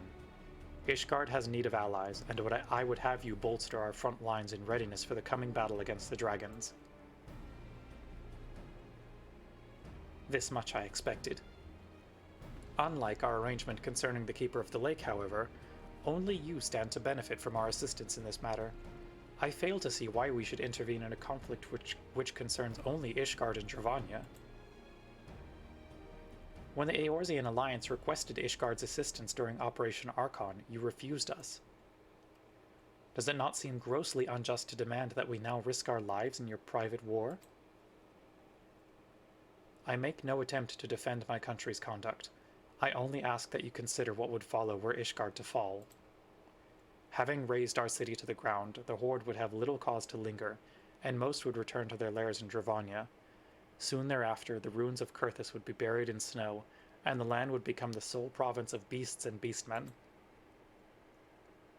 Until the Garleans' arrival, that is, for you may be certain the Empire would not hesitate to claim Kurthis. They would not even have to draw steel. I mean, you're right. An imperial province sharing a border with Mordona. 7 hells. Very well. We will assist you in repelling the dragons. The roar of a great worm may have shaken the firmament, but we of Eorzea will not abandon our Ishgardian brothers to face the coming horde alone. Nor did I ever think you would. Now, upon the matter of the roar. Allow me, Sir Emmerich. Through the power of the Eye, I have become the vessel of Nithog's strength. His essence has stolen into my very blood. That sounds unhealthy. Fear not. I am in full control of my faculties, I assure you, and the eye itself is of no relevance to this tale. It is not essential that I bear it with me wheresoever I go. Its lingering influence does, however, allow me to hear Nithog's voice. Then the worm who roared was Nithog, aye. He means to hurl his horde against Danifen's collar and shatter the remaining wards that protect the city. There can be no doubt. The worm has summoned his minions to war. Oh, good.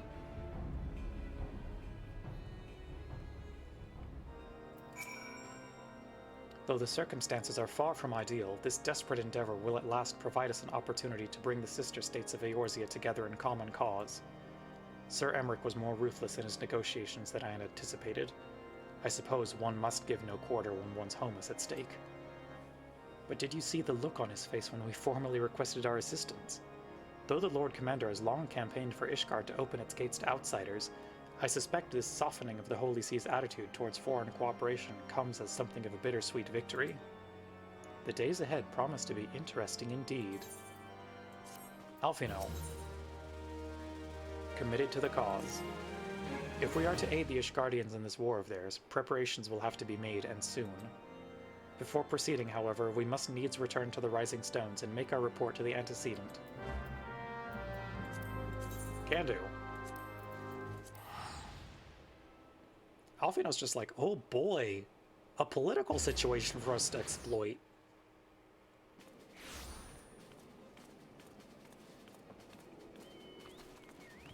This child is going to have to learn some very important things about the world.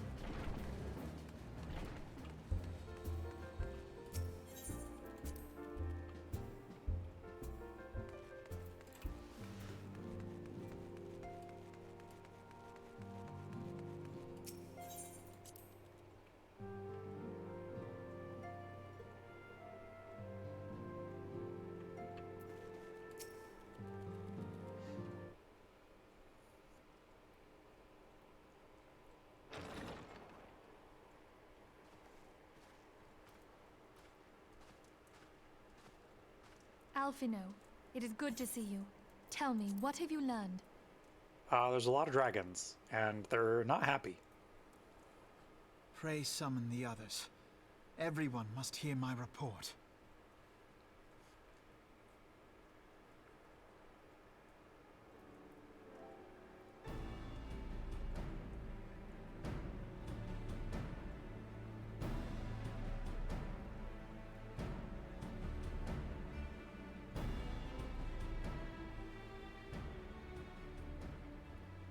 So this was all but a taste of what's to come. Indeed. The main host advances upon Ishgard as we speak. Whose vaunted defenses have been nullified. Shorn of its wards, the city will bear the full force of Nidhogg's fury. All those people. Alfino is right.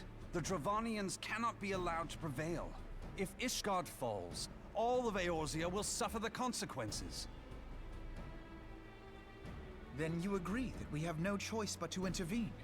For the good of the realm, the Scions of the Seventh Dawn and the Crystal Braves must join the defense of Ishgard.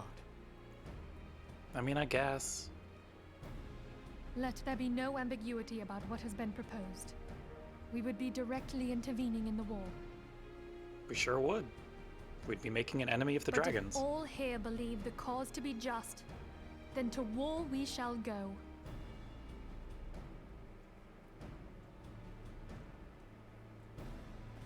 The path we now embark upon is perilous, but I pray you will walk with us to the end. We got this, Minfilia. For those we have lost, for those we can yet save.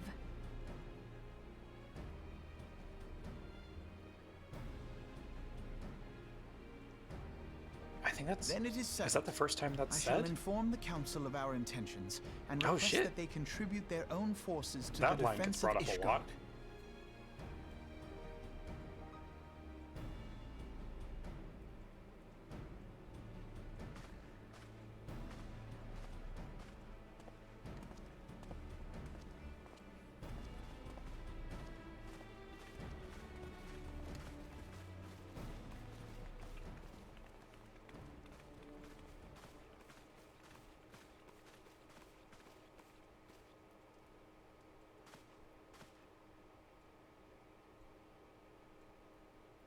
What are y'all doing, fellas?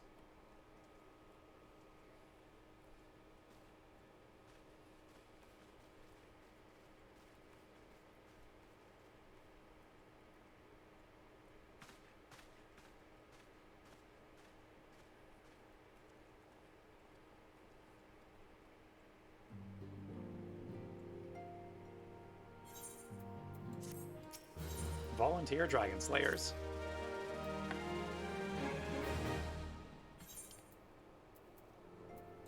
I have bid the Archons travel to their assigned nations. Should the members of the Alliance agree to pledge Grand Company soldiers to Ishgard's cause, our comrades will be on hand to act as intermediaries for the duration of the conflict. The small matter of persuading the Alliance leaders to grant such support I leave to Alphino. For you, my friend, a different task awaits. I would have you reach out to your fellow adventurers and gather what allies you may for the coming siege. I would also have you consider the matter of our own security. Revenant's Toll is but a short flight from the snowfields of Kurthus. It is not unimaginable that the fighting may spill across the border. Pray brief Slaftborn on the brewing conflict and discuss potential contingencies. The frontier settlers must be prepared for aught that might wing its way over our walls. I only hope that such precautions prove unnecessary. Before you leave, might I suggest that you have Tataru accompany you? She has a talent for administration and a firm grasp of the practical challenges we may encounter. Yes, I love Tataru. Gladly hang out with her.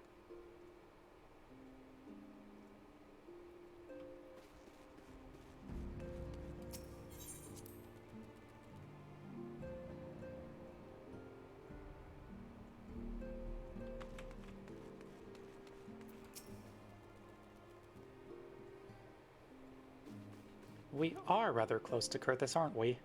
We'd best see to our own defenses and take stock of our supplies. Oh, and we'll also need to have beds and bandages laid out just in case. A good receptionist is ready for any eventuality. Let's go, Dragonfruit. I have 101 things to discuss with Slaftborn. There she go.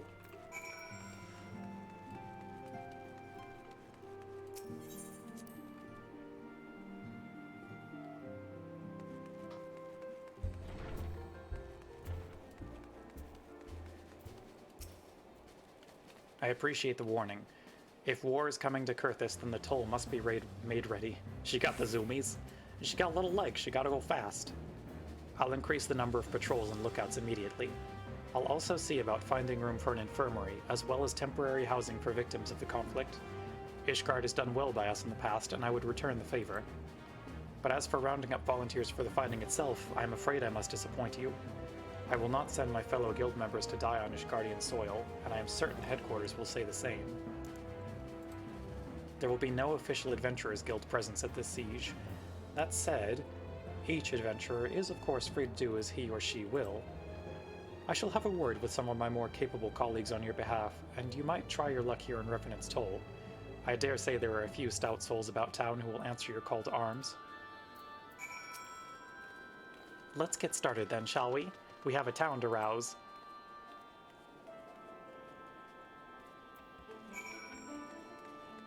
Accomplished adventurer. Nice staff, dork. Spare me your talk of glory and fame. I'm not in the habit of volunteering for lost causes. I've survived this long by trusting my instincts, and my instincts tell me to stay well away from Ishgard.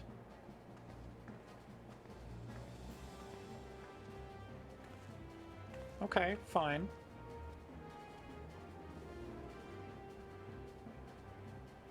Hi, Riol. What's up? You good? Ishgard sounds like she's in a right mess, but that ain't what I wanted to talk to you about. I need you to cast your mind back to that scuffle with the Empire out by the processing plant. A lad from Little Alamigo by the name of Wilrid was there with the Fourth that day, and I want to know if you've seen him since. Have you? Gods damn it, I feared as much. No one's bloody seen him. It's like the ground opened up and swallowed him whole. But that ain't all.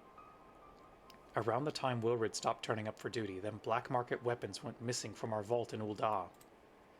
So now, of course, half the braves suspect the lad of making off with the goods. Folk like to believe our company's a disciplined fighting force, but as you and me both know, it's no more than a motley collection of mercenaries, adventurers, and Grand Company veterans. The only thing that binds us together is some vague oath about fighting for the freedom of all. That and the steady pay. Now, compared to most others in this crew, Wilred's a fresh-faced novice, a bleeding whelp among wolves. But the boy's got passion.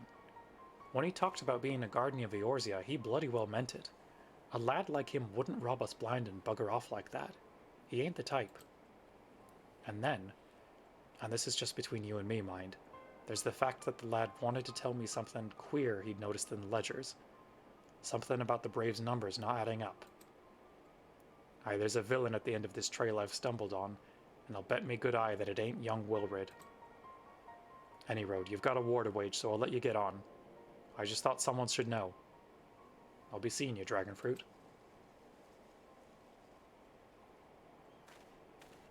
Thanks for the very ominous warning.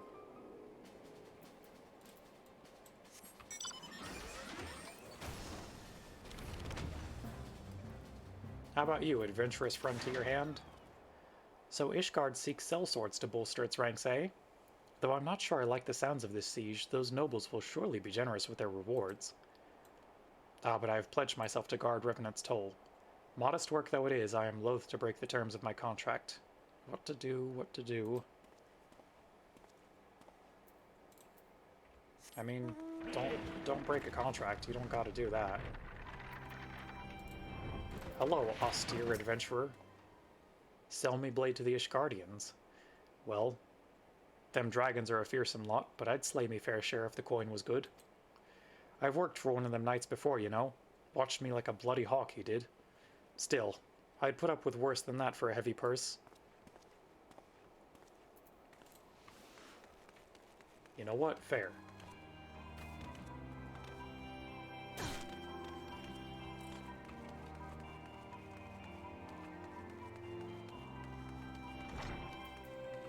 And what about you, angular adventurer? Volunteer my services in defense of Ishgard? I think not. Dragons claimed the lives of every one of my brothers. I do not mean to offer them mine. 'Twas to escape such a fate that I took up the mantle of adventurer in the first place. I would sooner die in the pursuit of fortune than huddled behind an icy wall. Okay, fair. Can't blame you for that.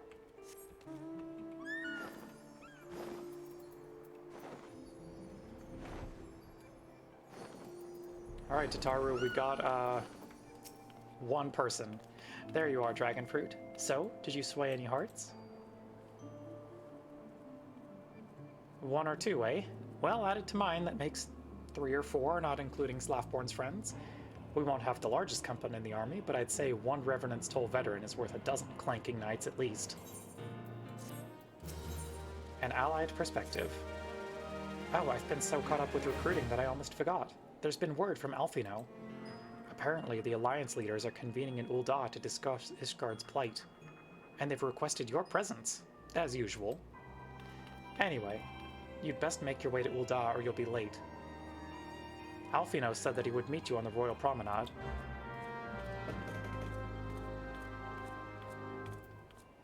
I think we have some sad Moomin meows in the background, which... he's not allowed in the bedroom right now, because he's not on good terms with Mango quite yet.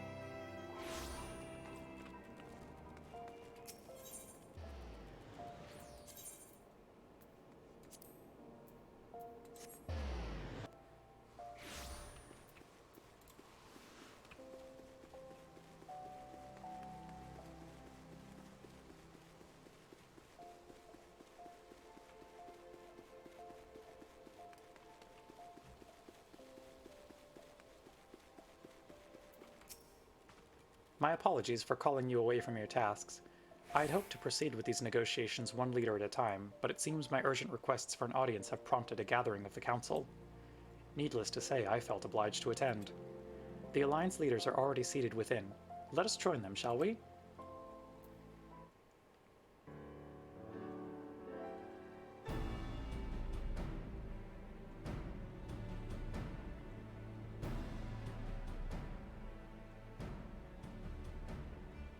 Please be voiced. We are well aware of Thank you. Ishgard's dilemma, and we agree with your assessment.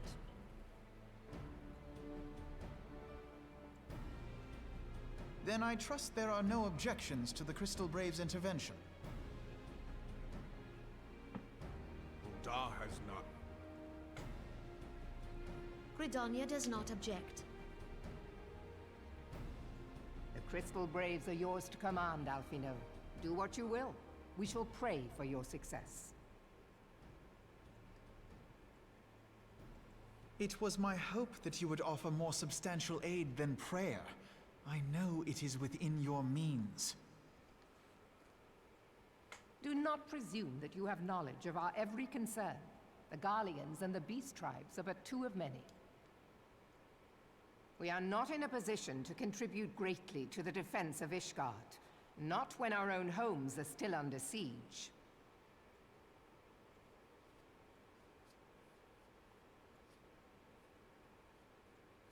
We dare not leave our interests in Cartano undefended as well. Teleji Adeleji and his ilk would seize control of the territories in our absence.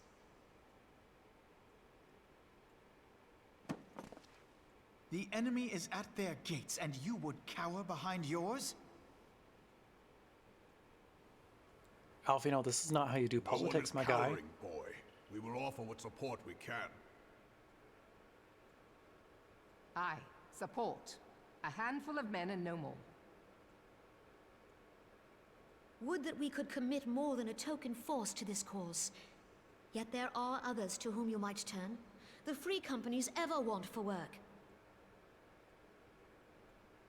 Ah, yes. The free companies.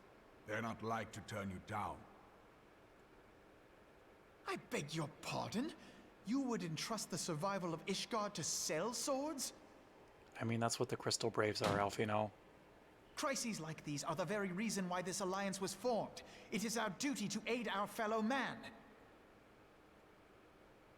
My duty is to my country and my people.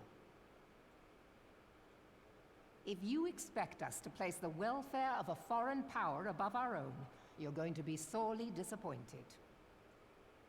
Lest you doubt, Limsa comes first, then the Alliance, and finally, circumstances permitting, Ishgard and the rest. If you cannot understand so simple a concept, then you have no place at this table.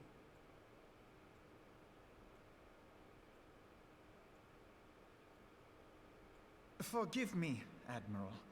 I was careless in my choice of words.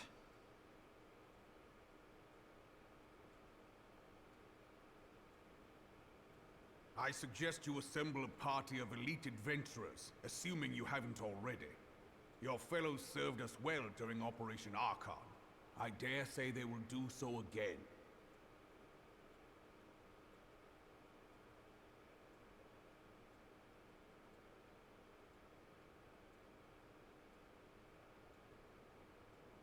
If I may, Your Grace, I wish to propose a redistribution of forces.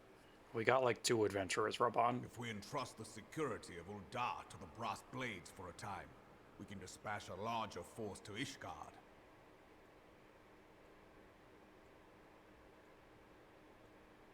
Your Grace?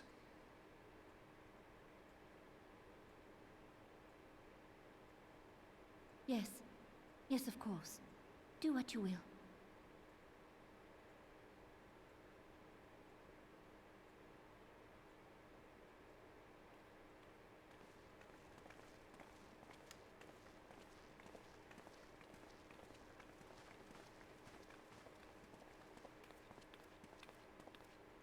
Doing okay, Nanamo?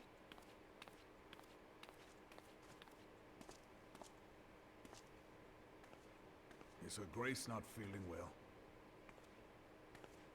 To the best of my knowledge, Her Grace is in perfect health. I see. Carry on.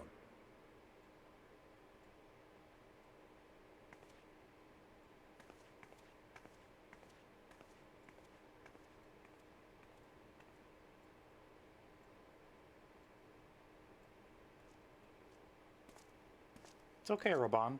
Don't worry about it.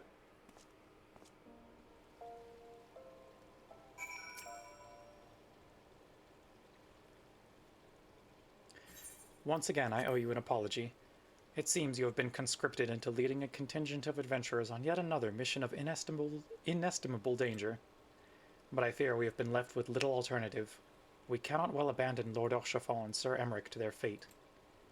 We must abide by the Council's decision, as short-sighted as it is, and strive to fulfill our role as Eorzea's guardians. Captain Ilbert, what news? Then the assault is begun. We have but this moment concluded our audience with the Alliance leaders. Move our forces into position. Your unit will join House Durandère at the Steel Vigil. Man the cannons alongside the knights and thin the Dravanian horde ere they descend upon Ishgard. I will join you as soon as I am able. Dragonfruit, I would have you and your adventurer allies bolster the defenses at the Steps of Faith. Report first to Sir Marcelin at the Gates of Judgment, and he will direct you to where you are needed most. May the gods grant us victory. Oh boy! The dragons do be attacking.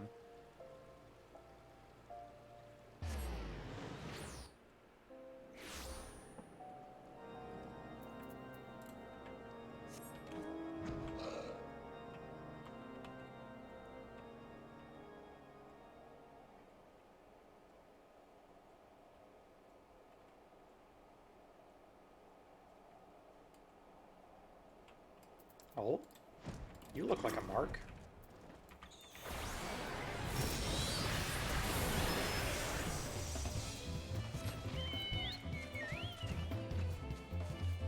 Probably a rank B, but, you know, it's achievement progress. Okay. You're the appointed captain of the Sellsword contingent. Then welcome, there is no shortage of blade work to be done. As we speak, Dravanian skirmishing parties are harrying positions across the Central Highlands. I have assigned the Crystal Braves and your fellow adventurers to contain these scattered attacks, and for the present I would have you join them. This is, of course, merely a precursor to the assault on Ishgard proper. The wily serpents seek to divide and confuse our forces, but we will not be so easily drawn out of position. The Temple Knights will remain on the Steps of Faith and continue our preparations. When the Horde arrives in force, they shall face a wall of Ishgardian steel. Report back to me once their advanced skirmishers are slain. Alrighty. Time to go fight some dragons. As we do.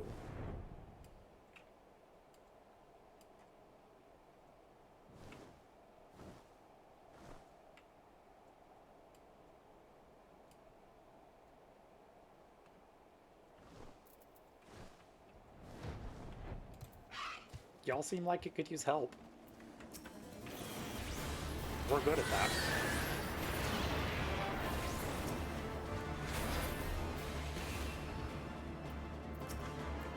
None of this.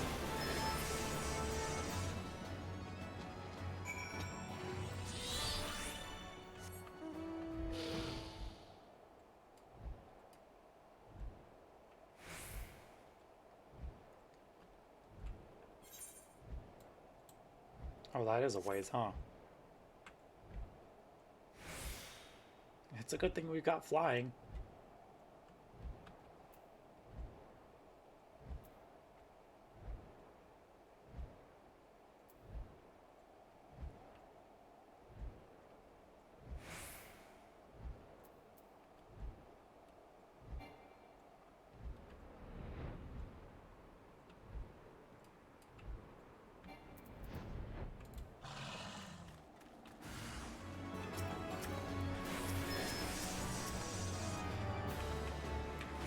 Out of here. You also out of here.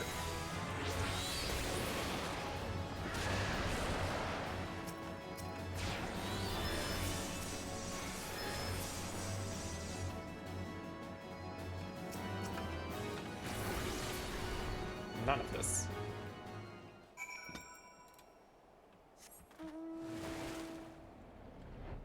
Alrighty, back to Marcelin.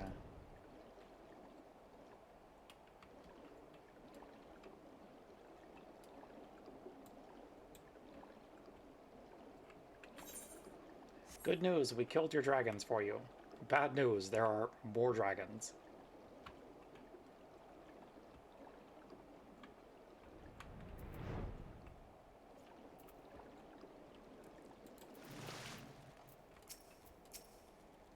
What news, adventurer?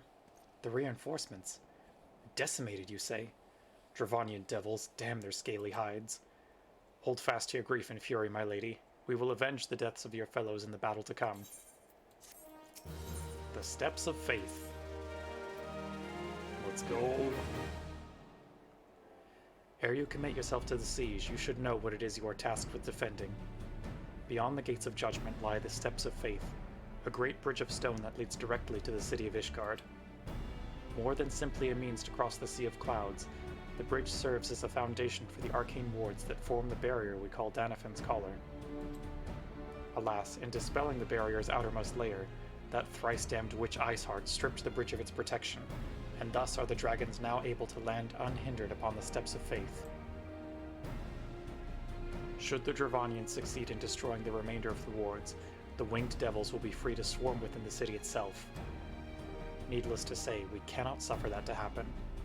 It shall be our task as defenders to prevent any harm from coming to those parts of the bridge wherein the wards are sealed. 3 yet remain, and we've dispatched our forces accordingly. I would ask you and your comrades to accompany our defenders at the outermost ward. I should hope that includes us as well, yes? Hi, Thancred.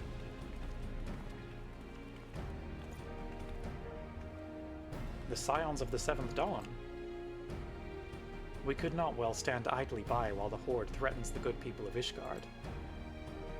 Indeed, to do otherwise would go against all that Master Louisoix has taught us.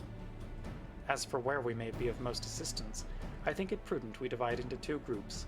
Ida and I will join the rearguard. Right. If the dragons should reach us, we'll be sure to give them what for. Thank you, all of you. Pray speak with me again when your preparations are complete, and together we shall stand against the Horde. Let's do it.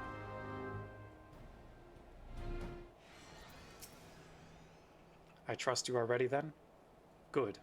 Come, let us make for the battlefield. I have not seen this reworked encounter, and I'm excited for it. Oh, there's the big boy. That's a big ol' friend.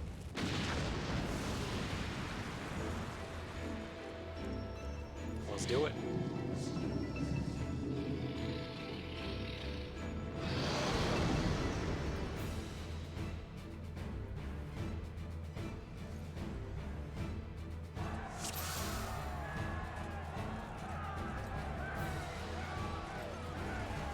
We claim victory this day or Ishgard falls.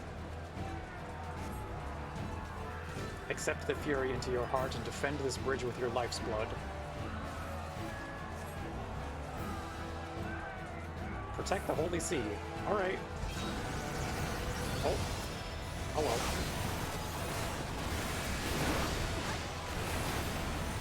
Let not a single dragon pass. I intend not to. I shall make it quick.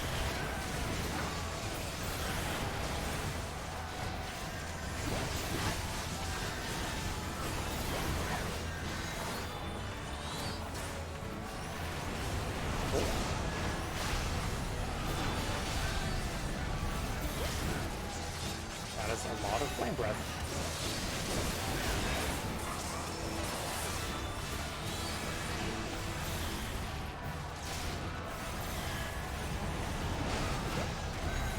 Okay, so it does tell us when it's about to breathe fire, which is good.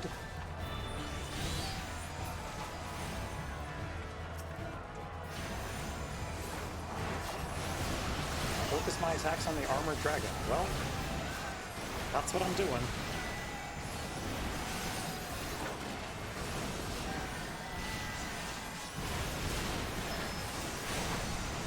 No dragon stomp, please.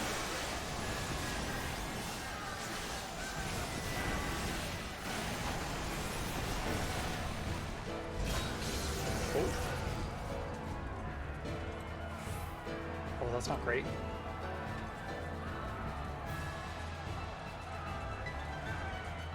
Everyone fall back. Fall back now. Oh, I would love to.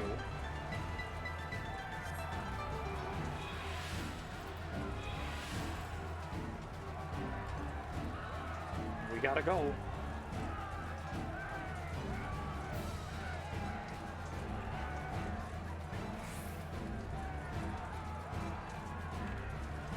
Aoife! To me! Oh? Thanks, Stola. Stave off his advance. Okay, can do.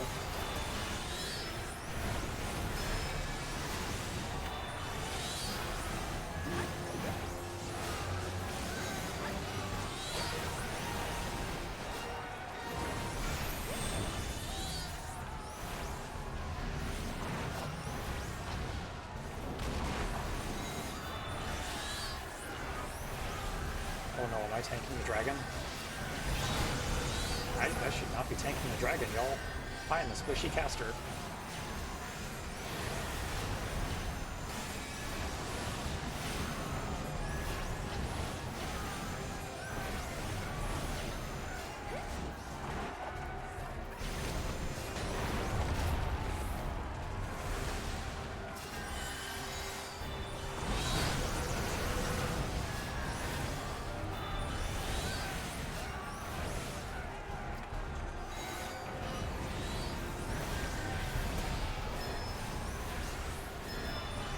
Well, that's our first barrier down.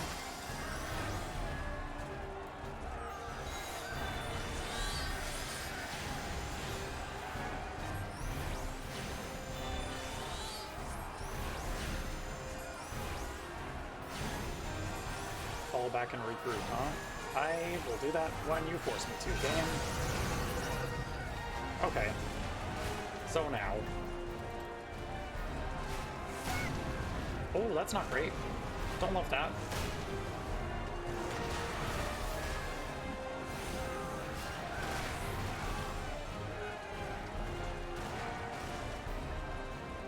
I am trying my best.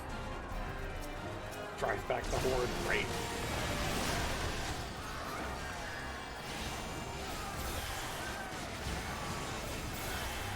That's a good thing I can't count. Ida, I love you.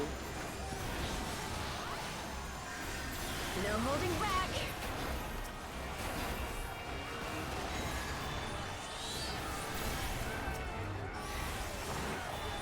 None of this.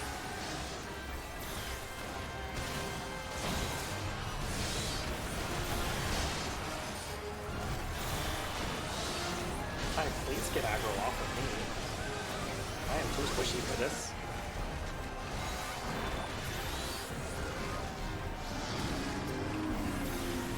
Horde Transcendent. Don't love that.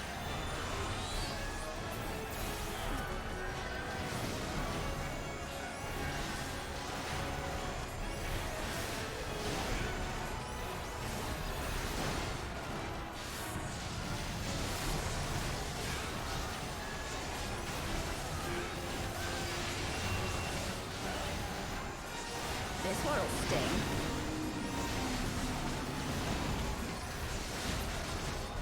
Oh, good job, Ida. Does Surecast work? Oh, hey, it does. Weird. Was not expecting it to.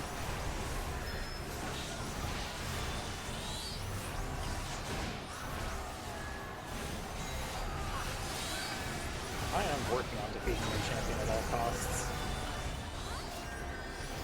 No Earthshaker, please.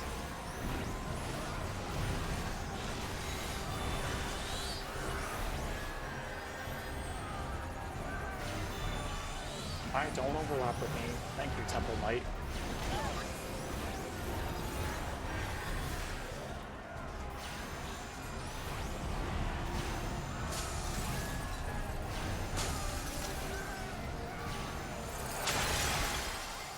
Oh, good. That's 2 wards down.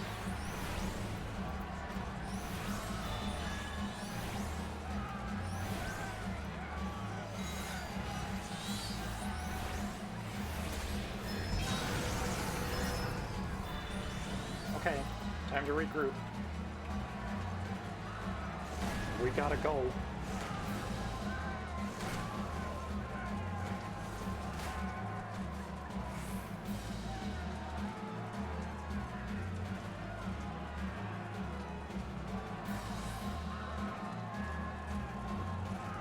Oh! I know some of these Dragoons. Dragoons to arms. Give the enemy no quarter. Working on it.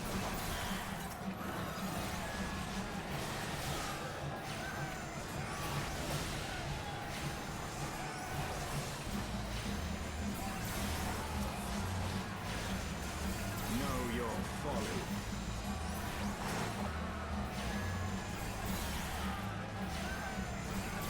You've got this, Estinian, right? You don't need my help.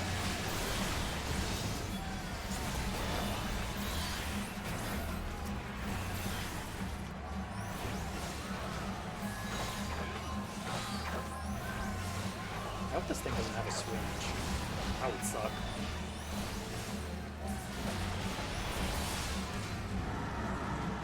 Okay.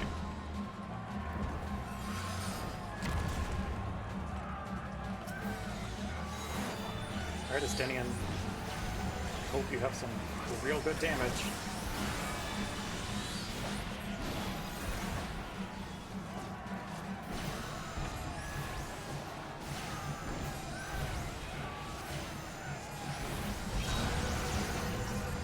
No seismic shriek.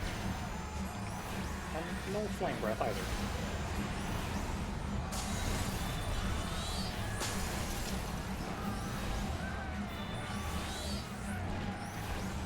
Oh good, the final ward is severely damaged.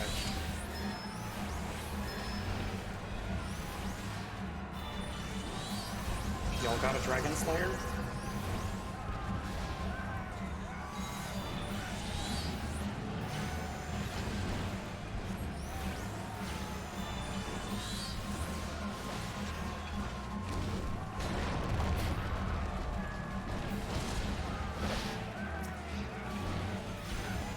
Maybe like several of them? Oh, that's great.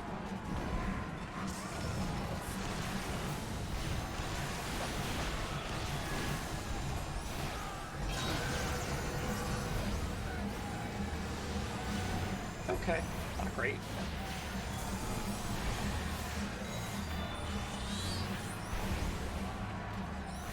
Hey, Lucia, maybe don't do that. Oh, damn. Okay. Defeat Bishop before the Knights lose their resolve. Okay, working on it.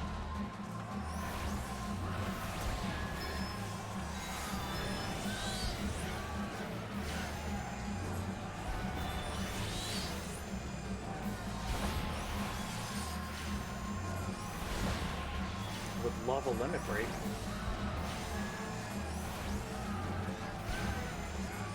That I'm not going to get.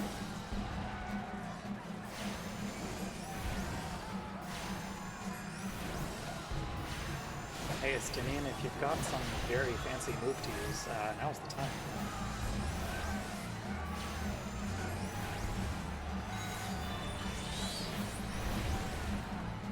Hey, we did it! Go us.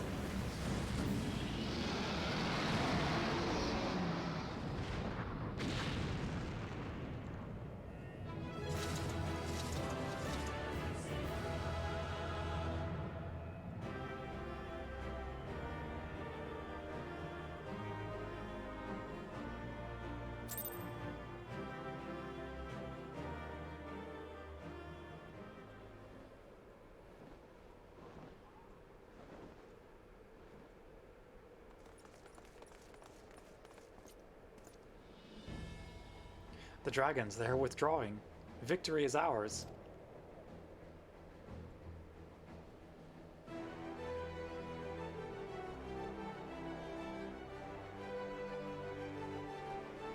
We did it! For today.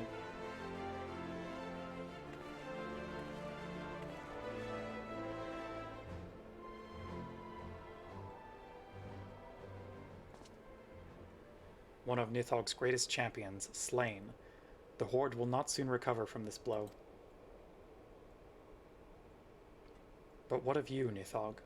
Why did you not join your minions and make of this battle a slaughter? Have you grown so fond of the stench of your lair? Mayhap you prefer to have your allies fight your battles for you. You have a girl to do your bidding now, do you not? No matter. I shall slay Iceheart and all the rest. But I yearn to spill the blood of a great worm, Nithog, and only your death will sate my lance. Damn okay, buddy.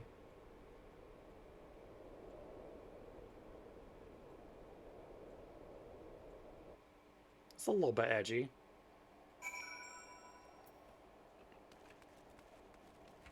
Hi, we protected Ishgard. Can they send us troops now? Dragonfruit. The dragons are routed. Lest you wonder, the fighting at the Steel Vigil was also fierce, but my Crystal Braves were not found wanting.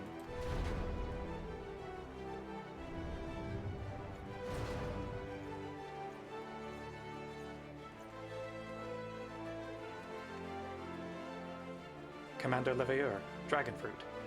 True to your word, you arrived to aid us in our hour of need. On behalf of the Holy See and the people of Ishgard, I offer you my humble thanks. Though I would stay and lavish you with well-deserved praise, I fear I must away to oversee the aftermath of the siege. Not all the dragons are fled, and there are yet wounded to be carried from the field. Pray let us meet anon that I might express my thanks with the proper courtesy.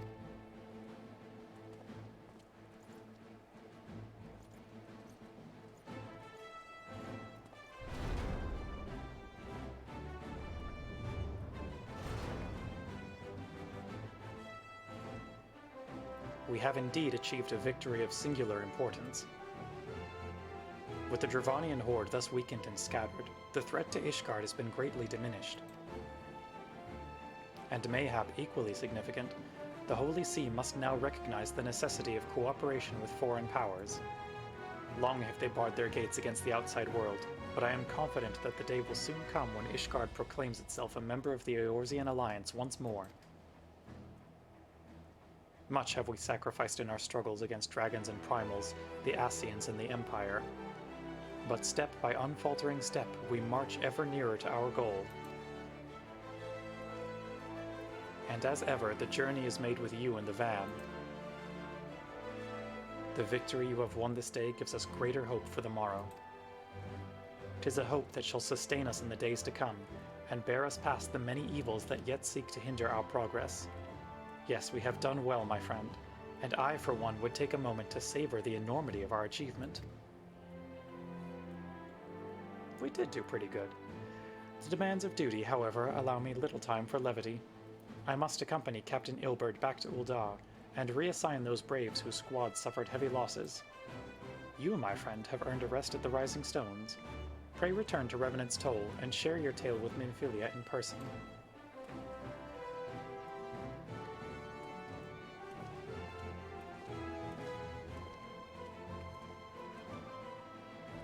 We will see to informing the other nations of what took place here. Do be sure to give our regards to Minfilia.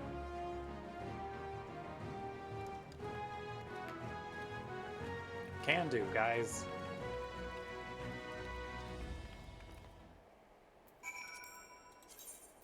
Back to Mordona.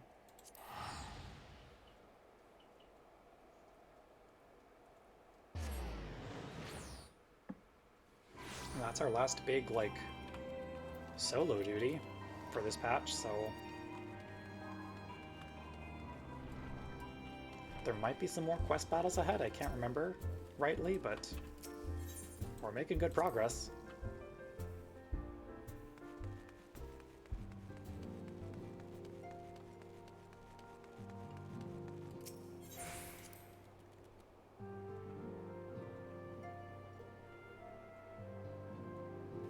We did it! Dragonfruit, welcome back. Alfino sent word of the siege, and of course of the role you played in ending it. Your deeds never cease to amaze me, Dragonfruit. Thank you. Administrative decision. You must be weary, Dragonfruit. And now very well may be your only chance to... Antecedent. Dotaru, what now?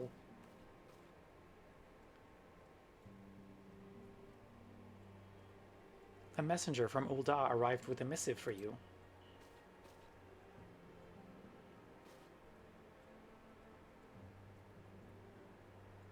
The royal seal. Curious indeed. Ah, an invitation. On behalf of the Council of the Eorzean Alliance, Her Royal Majesty Nanamo Ul'Namo invites the Scions of the Seventh Dawn to attend a feast at the Royal Palace of Ul'Dah in honor of Ishgard's recent victory. It would seem we are to be recognized for our part in lifting the siege, you for your valiant efforts as commander of the Adventurers contingent, and the Archons for their earnest attempts to rouse the city-states. Truly, I find it strange that the Alliance leaders should think themselves deserving of a place at such a celebration. All three refused to deploy their standing armies, preferring to send hastily assembled companies of sellswords, many of whom perished ere the siege began. Are they truly so brazen as to seek to share in the glory of your triumph? Ah, but mayhap they simply seek a pretext to meet with the Ishgardians while the mood is yet jubilant. Such an occasion would present a fine opportunity to press for Ishgard's return to the Eorzean Alliance. We scarce had time to mourn Moonbrita, and I, for one, am in no mood to carouse. But I suppose we must put away our grief for the good of the realm. Though you were promised rest, I fear I must insist that you also attend. It would be a strange celebration indeed if the victorious hero were not present. Pray content yourself with the thought that such occasions may bring about momentous change, and this without recourse to bloodshed. Tataru, if you would do me the favor of contacting the rest of the Scions. Of course, Antecedent. And please let me know if there's anything else I can do.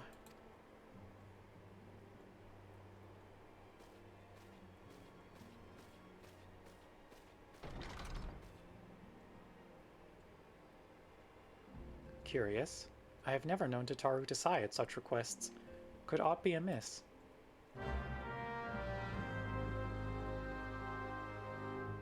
She's probably fine.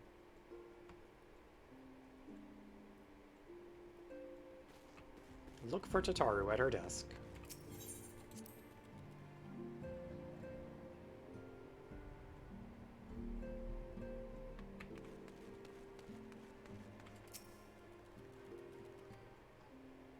Girly, where you at?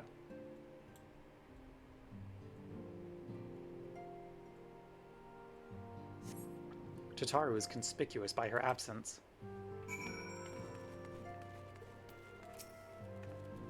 Tataru? I believe she just stepped outside. Now that I think on it, she did seem rather preoccupied. Tataru, you good, girly?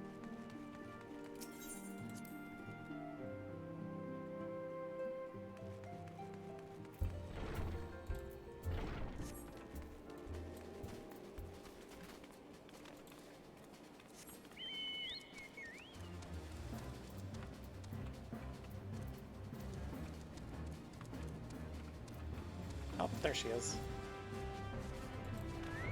Hi, hon. What's up? Okay, Makeard's armor, get out of here. No more Grandpa Dragon time. Oh, Dragon Fruit, it's you. I didn't mean to worry anyone. It's nothing, really. Well, it's not nothing exactly, but it feels like nothing compared to the towering trials you and the others face every day. And that's why I should probably talk to Minfilia before things get any worse. Ah, you always know what to say, Dragon Fruit. I'm glad we had this little chat. Okay.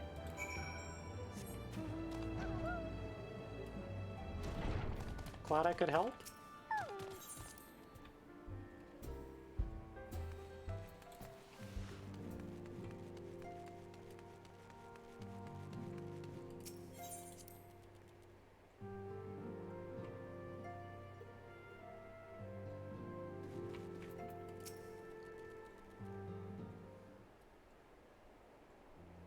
Yes, Tataru? You have my undivided attention.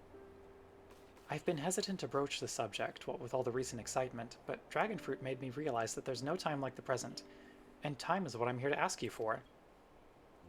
I'm not sure I understand. If you wish to be excused from your duties for a time, then you have certainly earned the rest. but I suspect that lying abed is far from your intent. You know me too well, Antecedent. There is, in fact, something I've been wanting to try my hand at. Along with adventurers and the Crystal Braves, the Scions are constantly being thrown into dangerous battles and deadly predicaments. Even Hori Boulder and Coultonay have been promoted from guard duty to fill our need for competent warriors.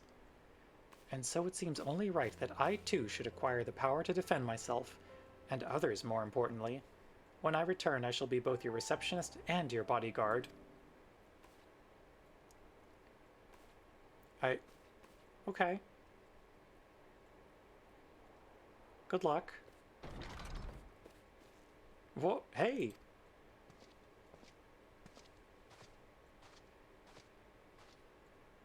That's the first time I've almost been knocked to the ground by a Lalafell. I've never seen Mr. Taru so determined. Has aught befell with which I might help, Antecedent? Not at present, thank you. Was there something you would ask of me? Oh, yes. Pray excuse my distraction. An adventurer who was to join us for escort duty was injured while out on patrol, and I fear we cannot properly defend the scholars entrusted to our protection without the aid of at least one more guard. Therefore, I humbly request that another adventurer, of the capable kind, of course, be assigned to our party. Very well. I shall consider the potential candidates and provide you with a replacement as soon as I am able. My thanks, Antecedent. I take my leave of you. It's gonna end up being me.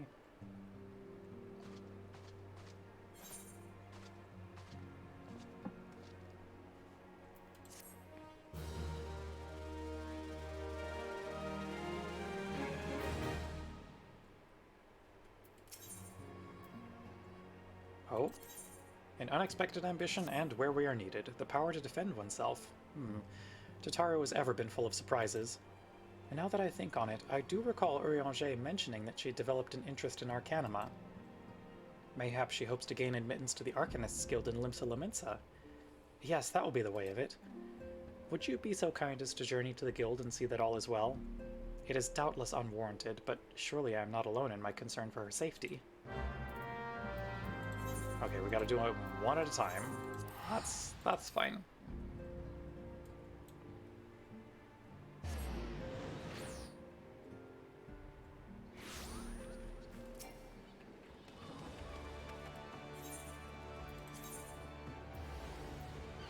To the Arcanists Guild. Oh, ad starting in about a minute, chat.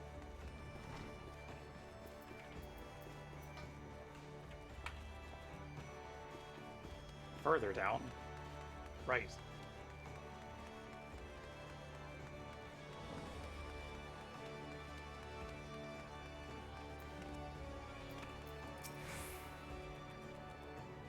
Oh, right, this is where she gets her carbuncle.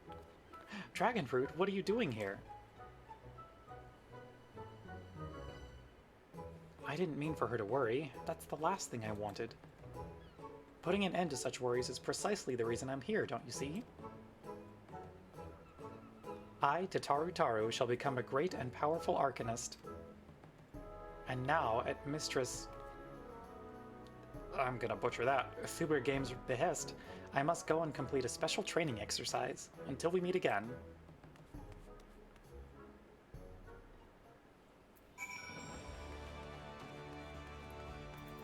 Okay, what'd you send her off to do?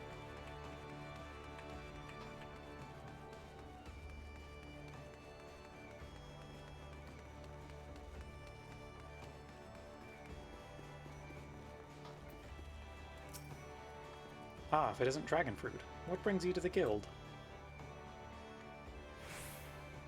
So you are acquainted with our newest member. An Arcanist of your experience must see that her potential is somewhat lacking. Nevertheless, she would not be denied and now goes to undertake her first trial, a simulated inspection of 3 crates. Doubtless you recall receiving similar training under Clahia's supervision?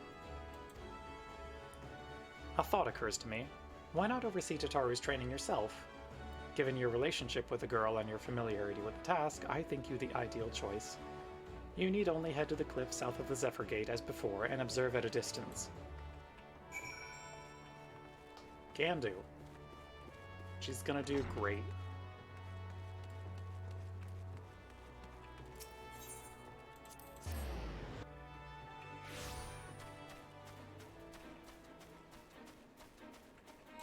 How's that trial going, Tataru?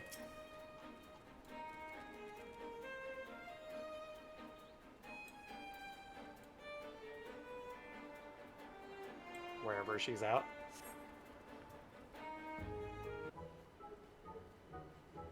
Or Azure Seas to Pirate's Port, where she met her shining jewel.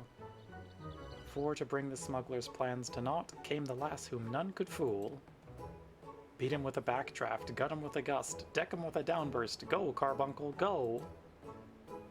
Most of those abilities don't exist anymore. Oh, are those crates I spy? Ah, and this must be the true test. But we're ready for them, aren't we, Carbuncle?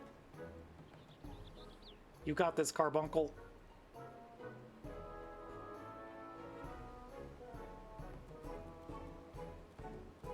Good job, Carbuncle. Carbuncle?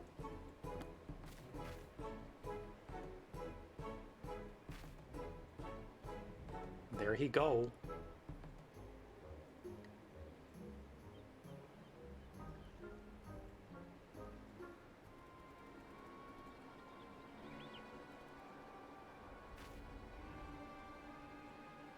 Come back, Carbuncle, come back!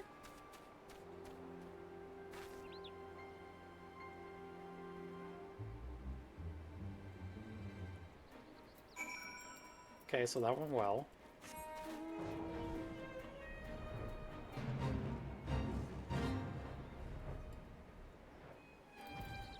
Look, I admire your spirit, hun, but I should have known you'd come, Dragonfruit. You needn't say a word, your face says it all. I know you bore witness to my shame. Betrayed by my own carbuncle and left at the mercy of wild beasts. I must accept the truth. I'll never be a warrior like you or the others. I will inform Mistress Thubergame of my intention to withdraw from the guild. Arcanima, like so much else, is beyond me.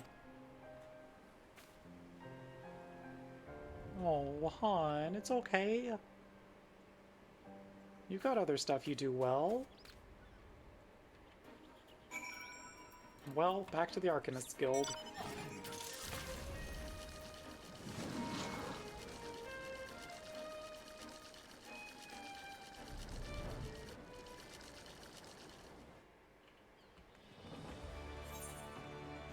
Why is the closest Aetheryte all the way over there? The city's too big.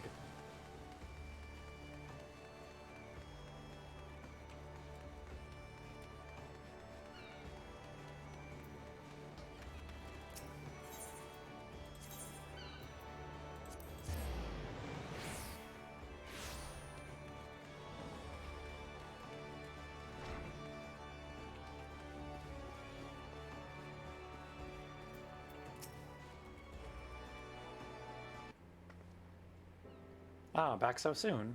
How fared our fledgling Arcanist?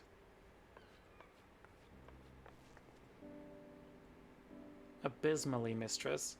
Abysmally, as Dragonfruit will testify. I was wrong to become an Arcanist. Wrong as usual.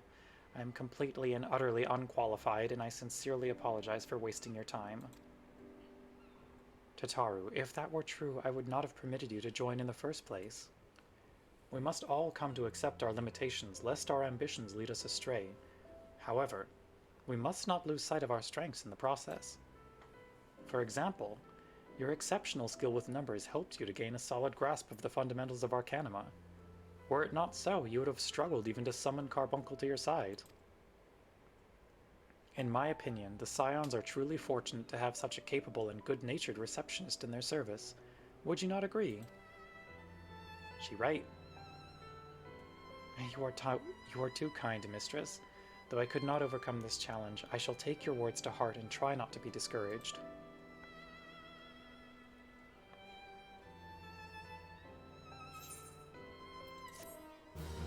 You did fine, hon.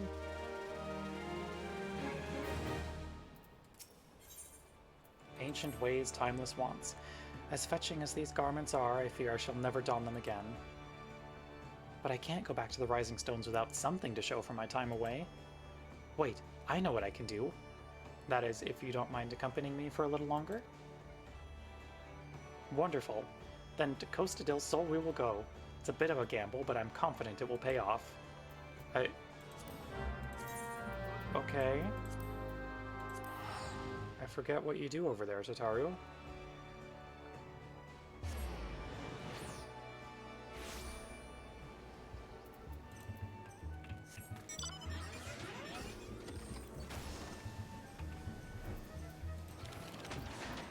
What you up to? Yes, this is it. This is where the man at the Drowning Wench told me to look. There's a certain variety of clam which can be harvested at this time of year in Bloodshore, one which produces the most marvelous pearls. However, these clams are also coveted by certain wild creatures, and since I fared rather poorly in battle last time, let us be off. Tataru? What are you doing, hun?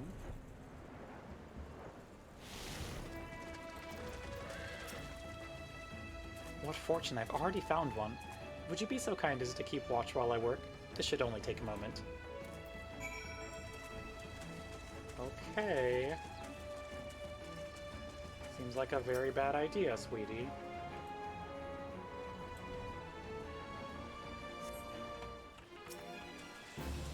No. No. You leave her alone. Why do you have so much health? Good lord.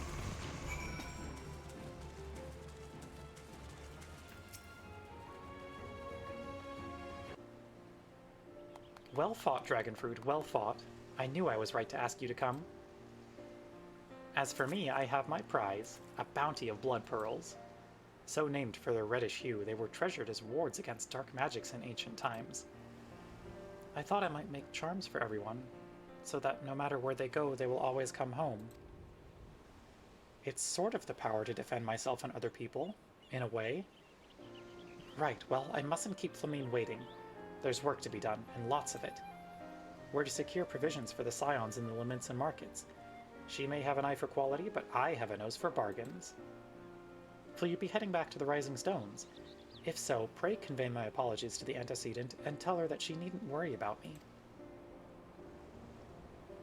Farewell, Dragonfruit, and thank you for everything. That sounded rather final, didn't it? How about, until we meet again? She's trying her best.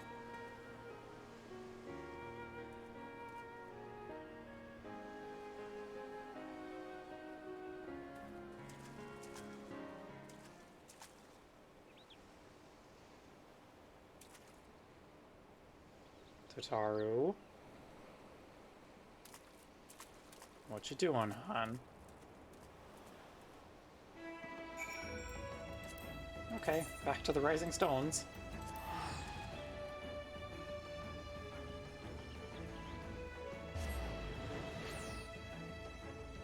I'm sure she's not doing anything that she will regret later.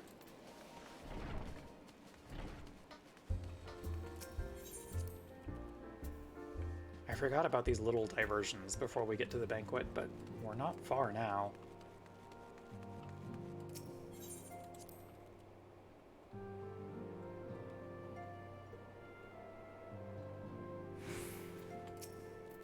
Welcome home, Dragonfruit. I gather you found Tataru and Limsa Lominsa?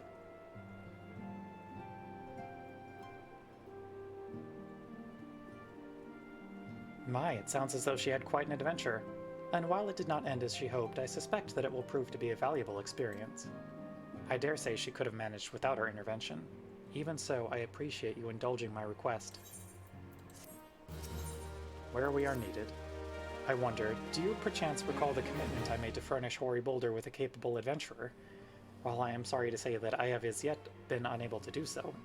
Now, I realize that you are rather more than a capable adventurer, and that escort duty is frankly beneath a woman of your talents, but I have no one else to turn to at present. Might you be willing to forego rest and assist us in this matter? Yes, generous to a fault. I thank you, Dragonfruit. Now, it seems only fair that I explain the import of the task in question. For some time, our order has employed a handful of scholars to travel around Eorzea, taking etheric readings that we might better understand the impact of primal summonings. Naturally, it behooves us to ensure our employees' safety, and so we ask the adventurers in our service to serve as escorts. Hori Boulder and Coultonay were to act as two such escorts, as was a third adventurer. Alas, due to injury, said adventurer is not presently fit for duty, hence my need to impose upon your goodwill. You truly are a pillar of strength, Dragonfruit. Hori Boulder will share with you the details of your task. He should be waiting for you outside. Be safe. Let's do it.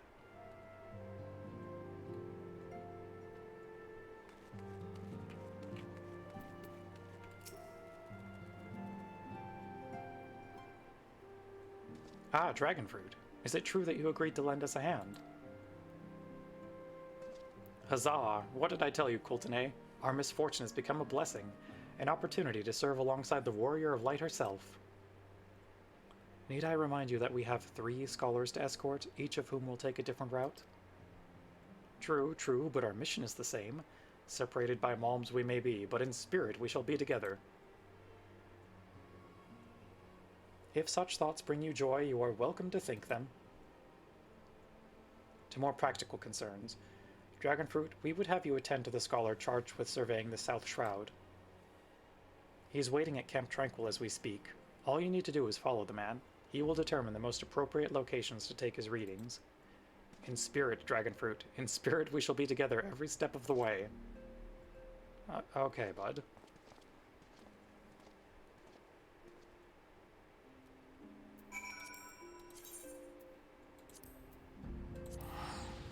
Onward to Camp Tranquil.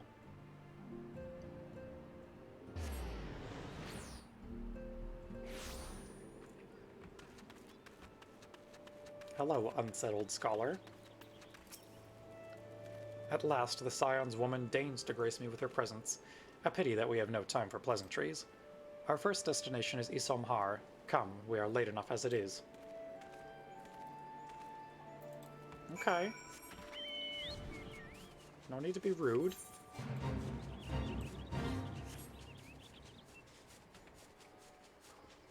I think these are Gelmoran ruins that we're checking out, if I remember correctly. Yep.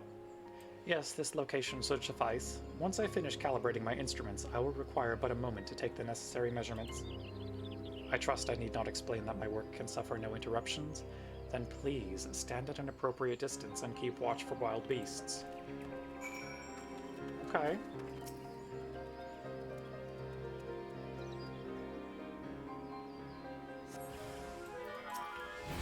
Interesting that they kept all of these quests here.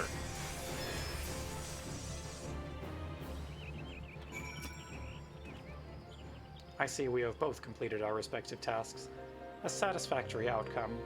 Though if I could make one suggestion, you might try to dispatch your foes more quietly in the future. I do not like to pick fault, but I really must be allowed to concentrate. Now then, Snakebolt awaits, shall we? Sure. Again, it's always the giant-ass mounts that I'm getting on roulette. I mean, it's fine, but...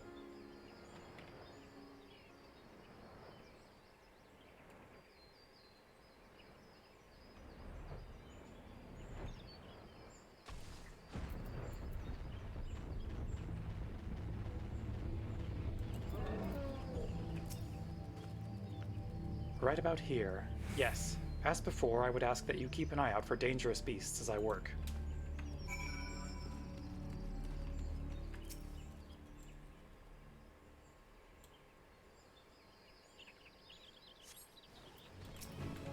No. No. No.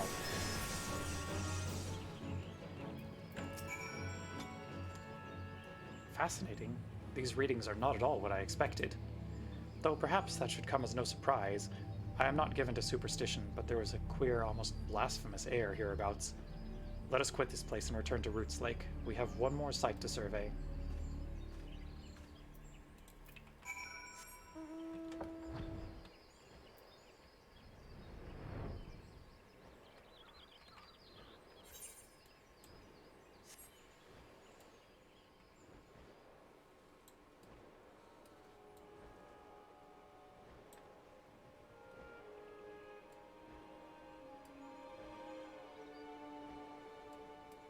Alrighty, bud.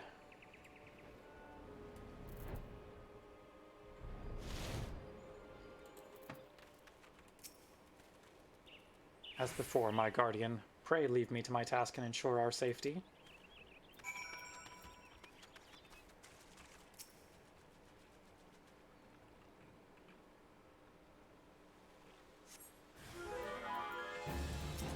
No. No. Oh, absolutely not. I am going through it. Hello, Lena. Welcome. Yeah, we're in 2.55 now, at least. This data shall prove invaluable to... Hey, gods, what is that stench? Did you slaughter a creep of adamantises while my back was turned? Quickly now to Camp Tranquil. I will not have my clothing reeking of blood and offal. I am very sad to say that you missed Tataru carbuncle hours.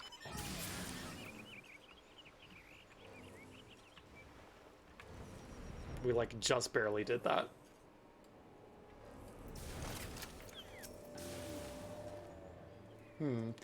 You chose to paddle in the Ichor a while longer, I take it? No matter. I took advantage of my unexpected privacy and performed a cursory analysis of my data. It would appear that there has been a measurable decrease in Eorzea's ambient ether concentration since the calamity. However, this data is far from conclusive. We must take additional measurements to confirm my assessment. The least among us. For our next survey, I would have you escort me to Earth's fount. The ambient ether concentrations there are so high that crystalline structures form spontaneously. Consequently, anomalous fluctuations should be much easier to detect. Brilliant, yes? No, don't bother answering. That was rhetorical. Now come along.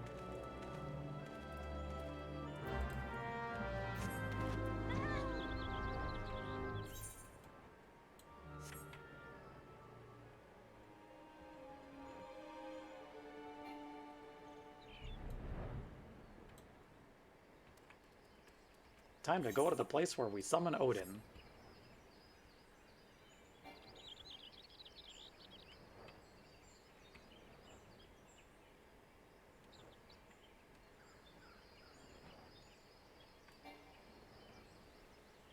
My cat can fly as high as he would like, thank you.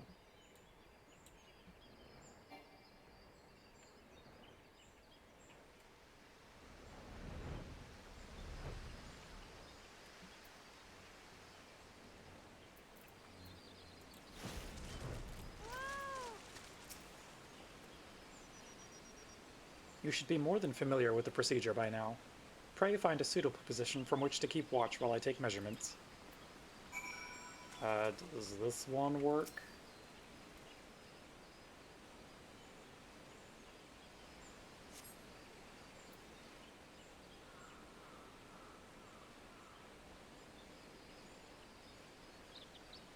Yes, yes.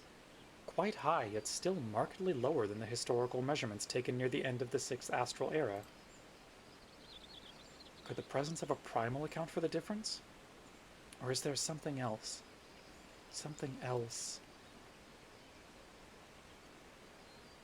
Buddy. Buddy. You don't want to go over to those crystals, my friend. Something else. Scion, come here. I need you.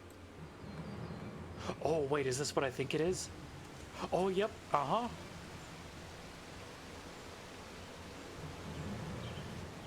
Well, we found Wilrid. Fear not, my friend. Help has arrived. Bad ideas. There you are, Dragonfruit. Hori and I were worried when you and your charge failed to return at the appointed hour.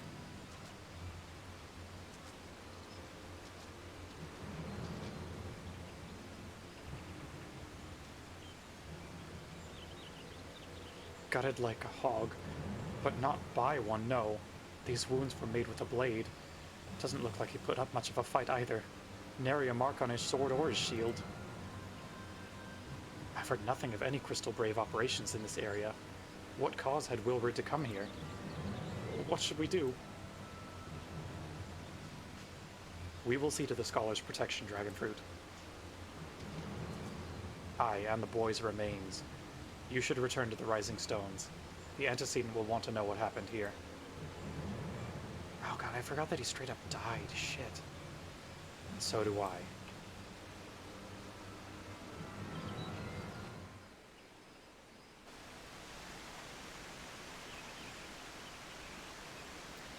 Well, back to Mordona. I'm glad we did this one after the Tataru one, because doing them in the reverse sequence would feel very weird.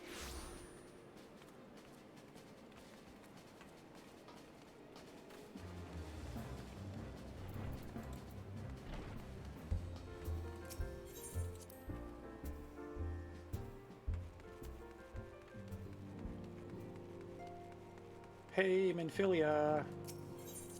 Bad news.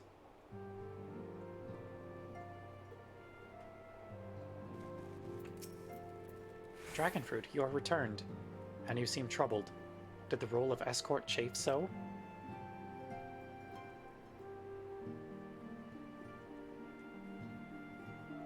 Wilrid, dead? Mayhap murdered? By the 12, how can that be? I will send word to Alfino at once. He will want to conduct a full investigation and send word to Wilrid's family. Gods, he was just a boy. Who would do this? And why? A time to every purpose.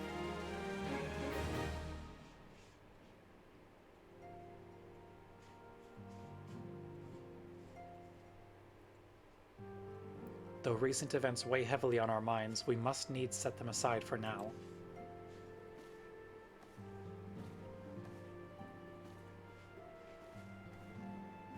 We are come to a defining moment in Eorzean history.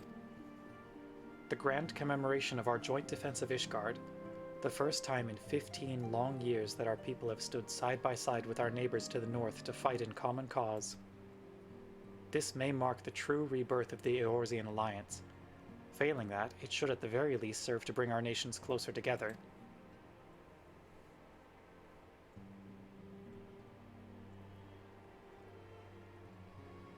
We have every reason to raise our voices in celebration, do we not? We have bested Dravanians and Ascians both. Against desperate odds, we have fought and won. But the Primals still plague us, and the Empire still plots our subjugation. And our triumphs, remarkable though they are, were bought at a terrible price. Brave adventurers and allies broken on the steps of faith, and before our eyes in this very room, our dear friend Moonbreda. This is the victory we have wrought, and it is as bitter ashes in my mouth. I would sooner stay here and invite those with more appetite to enjoy the feast in my stead. Alas, it is a royal banquet, and all of our allies will be in attendance. It is our duty to present a united front that we might serve as a beacon of hope to all.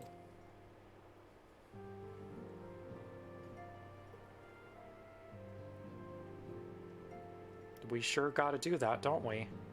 It seems I have no choice but to take my own advice. I instructed the others to meet us in Ul'dah that we might make our grand entrance together. Unfortunately, I had to settle for leaving Tataru and Lamine a note. If they do not return quickly, they will have to settle for whatever leftovers I can smuggle out of the fragrant chamber.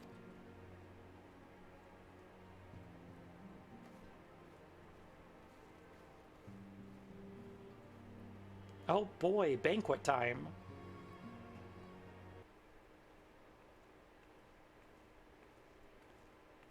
Oh, Riel's back.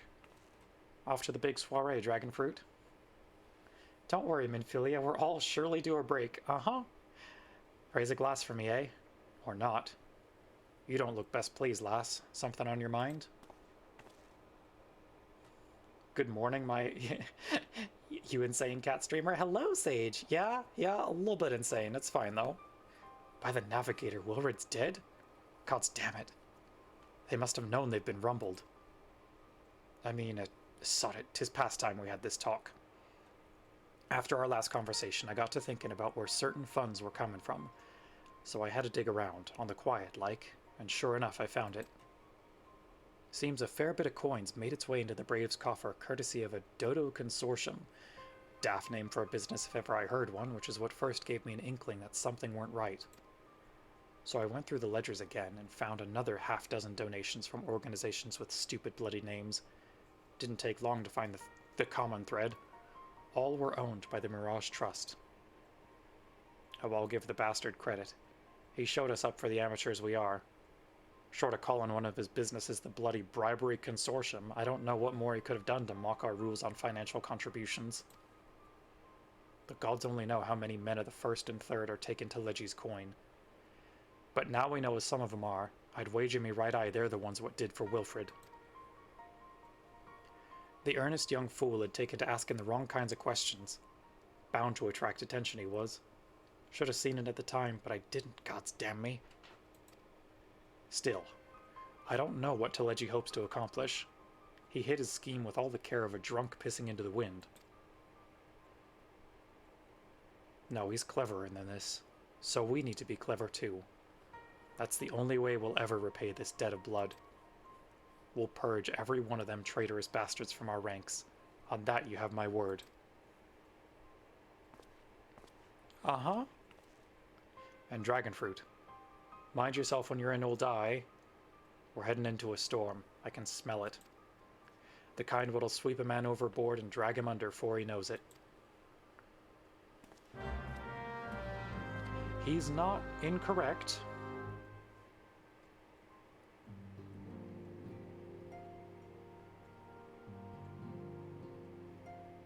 Okay, let's go to Ul'dah. That is not where I wanted to go. Let's go to Ul'dah, take two.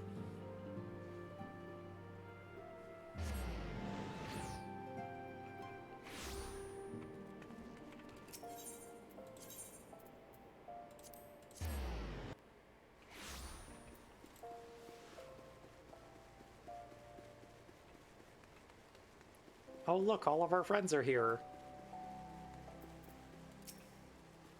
We've been waiting for you, Dragonfruit. The celebration is due to begin shortly.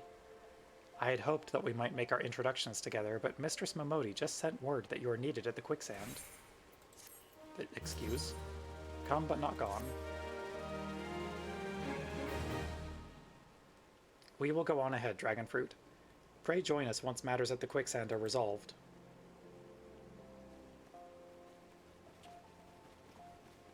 Okay. Give my regards to Momodi, and let her know that I will call upon her anon.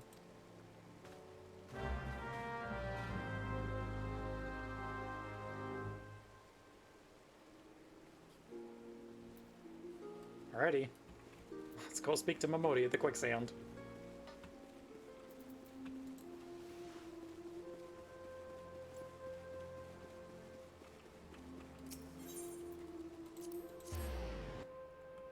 For those keeping track, we are 3 quests away from the end of our own Reborn. This one included.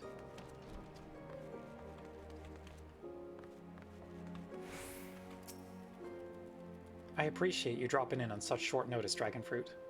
I know you've got places to be, so I won't waste your time. You're friends with a crystal brave by the name of Alianne, aren't you? Former adventurer? Come to think of it, I'm pretty sure you recruited her yourself. Well, anyway, she came round for a meal not long ago, and before she left, she asked me to give you a message. Said if the others ended up dragging you to the feast, I was to see you got it before you made your grand entrance. Meet me at the station west of the Coffer and Coffin. There's something I must show you. A short message, I'll grant you, but she thought long and hard before picking those words.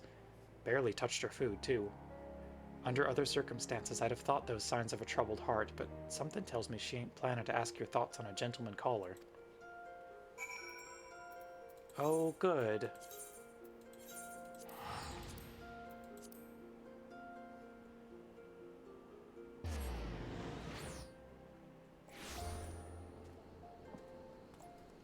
Alright. Let's rendezvous with Alianne.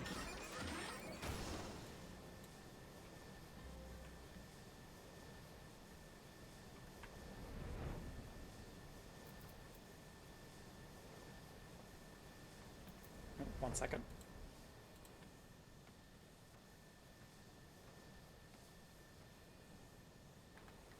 It's okay, I muted in time before the sneeze. Because I'm a professional.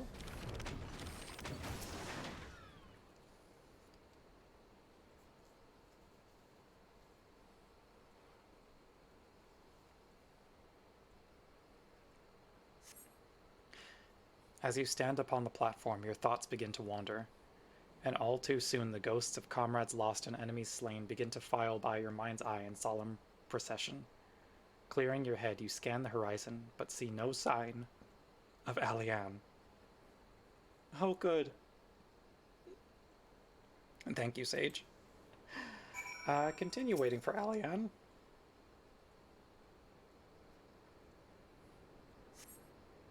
Straining your ears to listen, you hear the chatter of Kikirn and the buzzing of Syrphids, but no approaching footfall. Sighing, you bow your head, only to notice the vial lying at your feet. Damn, you really forgot how 2.55 is just very Pyrrhic. Yep. Faint light. What could this be?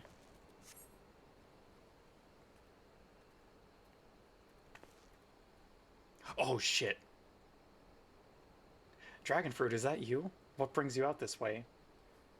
Like you remember the absolute wait time hell between this and Heavensward? Oh god, I cannot imagine playing this before Heavensward was released.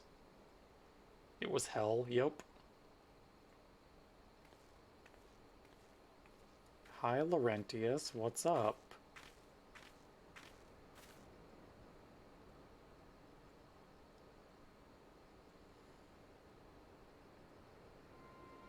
Lieutenant Alianne? Why, no, I haven't seen her about. Had she come this way, I guarantee we would have crossed paths. I must have passed this spot a dozen times. That would drive you insane. Same. Or to patrol the city's environs on account of the royal banquet. Captain's orders, you understand. Speaking of which, isn't it about to begin? You should be with the other honored guests, enjoying your well-deserved respite. Aye, pray return to Ul'dah, Dragonfruit. If I chance to meet the lieutenant, I'll tell her you were here. God, I hate this. I hate this so much.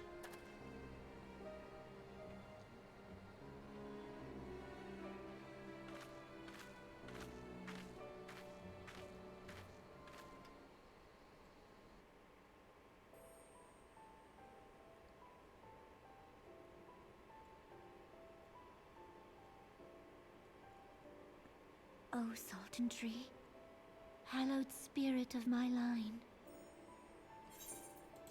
I love the plushies on her bed. Also, Lena, I had a bit of a crisis earlier tonight because I realized that, or I didn't realize, but I looked it up and Nanamo is 21. Has all but disappeared beneath the sands. For want of the strength to raise it up again, it were better that it fall. Forgive me, but I know not what else to do. That is wild to me. Yep, she's very young.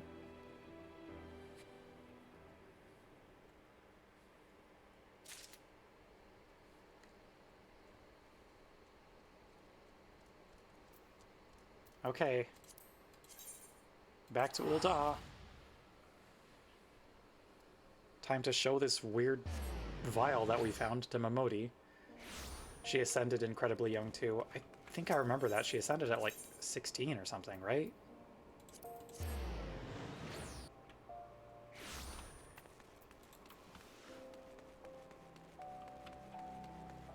She would have been 16 when the calamity hit, so maybe earlier? Damn. I reckoned you'd head straight to the feast after meeting with Alianne. What's the matter? No appetite? Good morning, Moth. Wonderful to see you. This tiny glass container appears to have been used before, but to contain what, pray tell? You're just in time! So she wasn't there, but this was, eh? Let's see. It looks to me like an alchemist's vial, but beyond that I can't say. Might be best if you hold on to it for safekeeping, though. Maybe not. Maybe we don't hold on to that.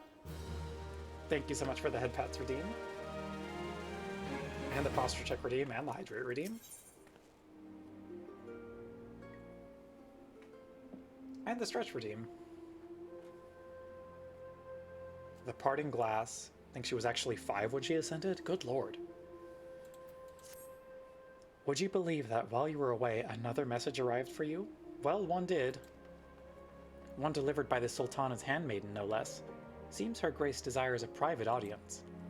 Her handmaiden will meet you on the royal promenade and escort you to the Sultana's chambers. So what are you waiting for? Go on then, go!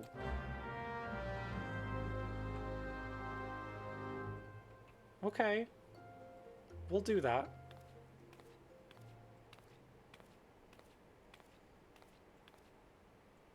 You needn't trouble yourself so. Your Grace is most kind, but it is no trouble to me, rather an honor. Uh-huh. If your Grace is ready, I shall summon the Warrior of Light. I am.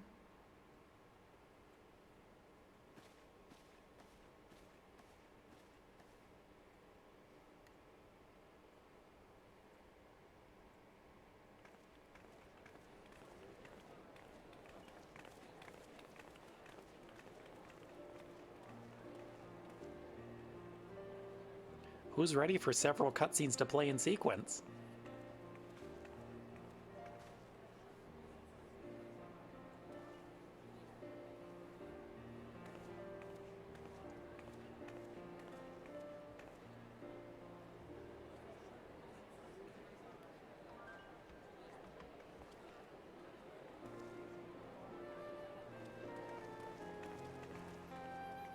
Everyone looks to be in high spirits.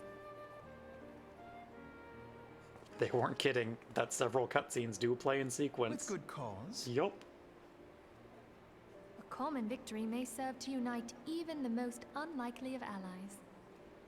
You've brought us one step closer to a united Eorzea.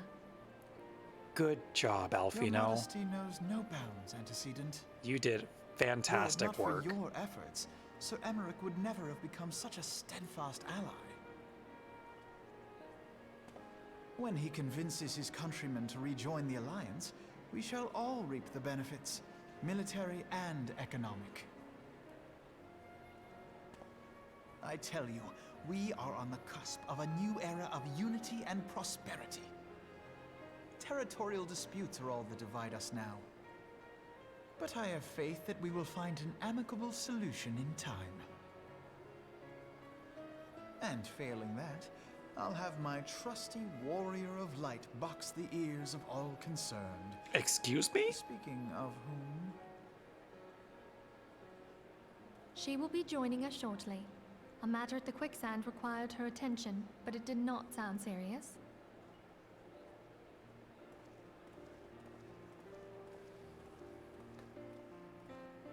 Yeah, it's not serious at all. Don't worry about it. Speak with the lady in waiting on the royal promenade.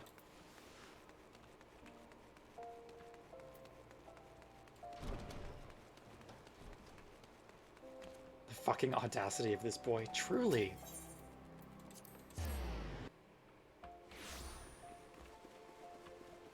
I'd say this child needs a rude awakening, but, well, several cutscenes are about to play in sequence.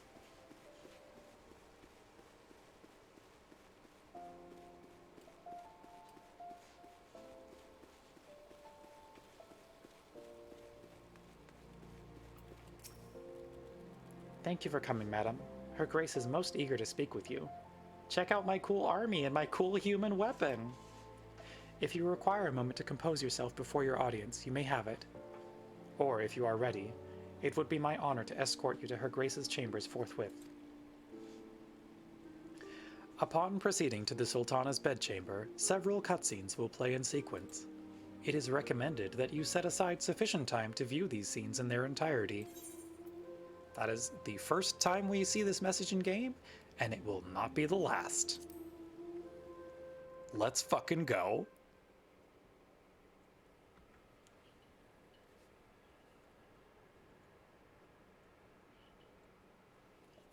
You did tune in at the perfect time, Moth.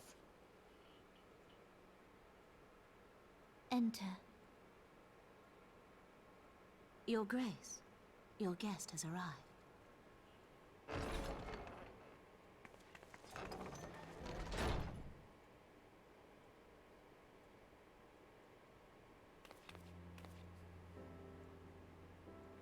Pray, come in, and take your ease.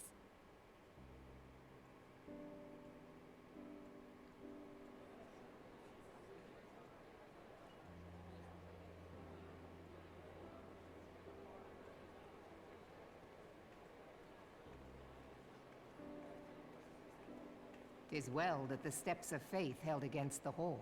Yeah, no thanks to y'all, Merlvib. And what of the city proper? We sustained some few losses, but the heart of our nation yet beats with vigor. I am not certain I could say the same had we not received your most generous aid. Emmerich, they didn't do shit. An attack on Ishgard is an attack on the realm. We stand together or fall divided.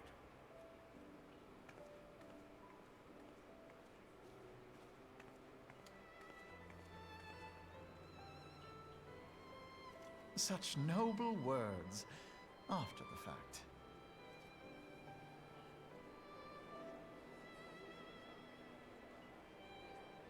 I had hoped to speak in the presence of her grace, but it seems she has been delayed.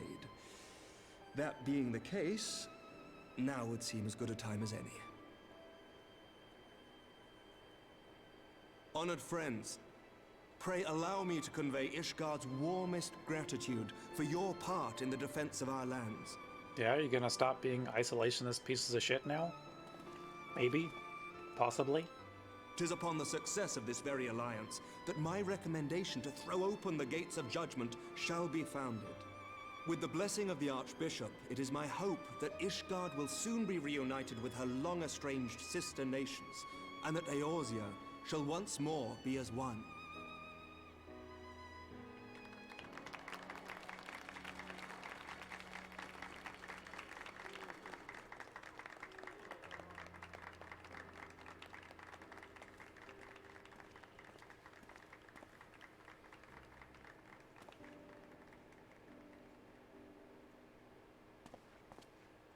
Very well.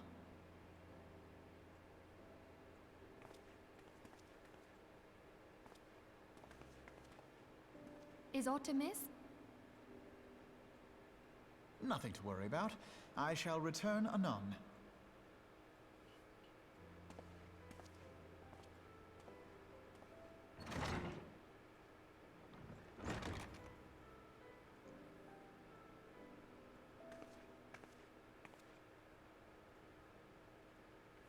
Yeah, everything good, Alfino? Oh. Oh. You wished a word, Yu Hase? Well?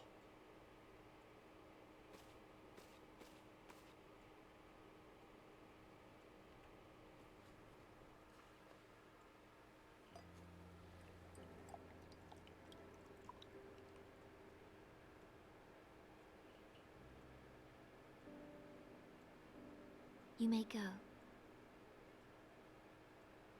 Your Grace.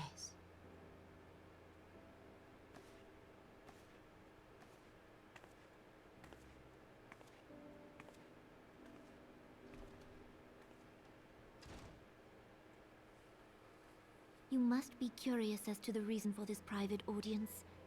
The matter I would discuss, however, will soon make apparent the need for discretion.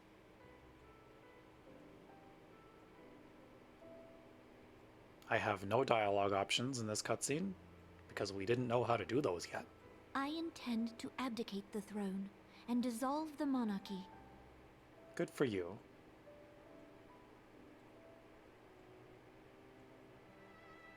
You have seen for yourself the storm of turmoil that howls through our streets.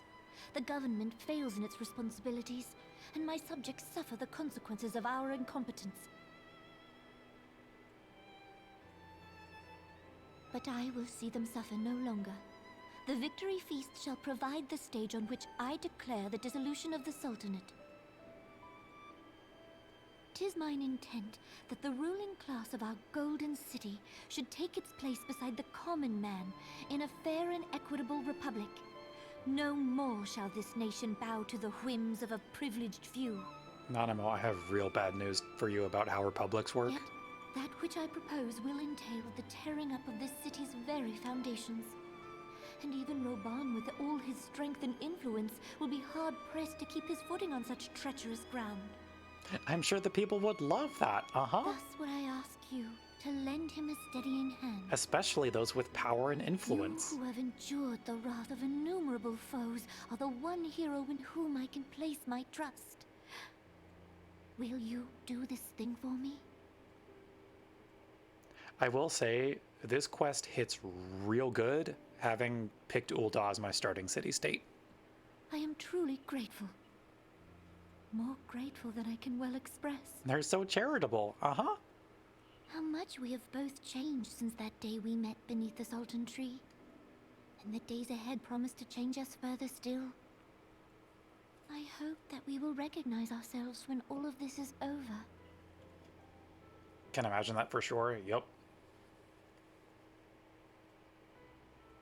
She's just gotta take a quick sippy after that speech.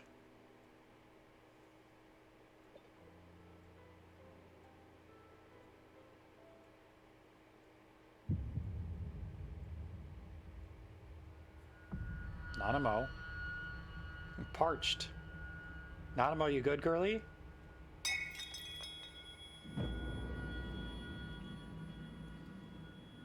Especially that little part where they try to have you meet the other Crystal Brave at the same train platform that we started the journey at. Uh-huh.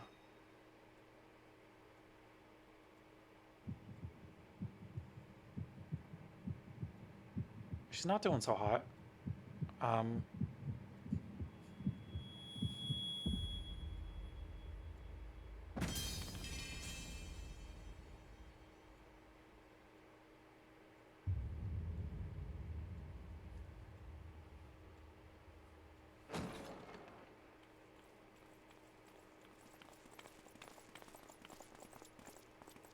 Wow, you got here fast. Your Grace! Fancy that, Teleji.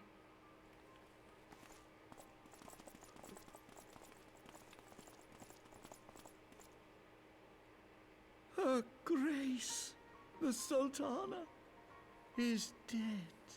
Our favorite potato cooked too soon. Poison in her wine? You did this! I did not.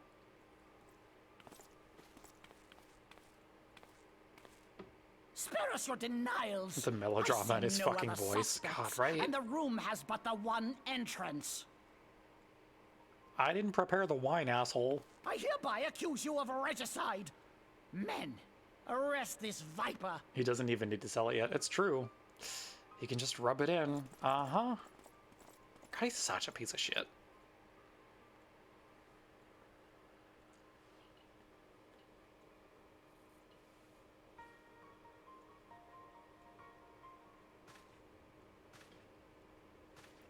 Great VA for this part, though. Mm-hmm.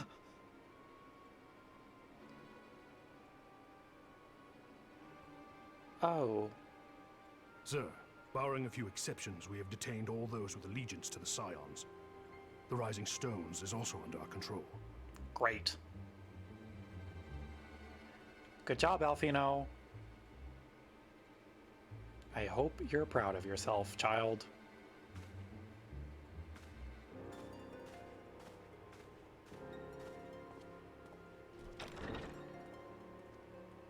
And what do you hope to achieve with this mutiny? Why, that which we have striven for all along, Commander. The salvation of Eorzea.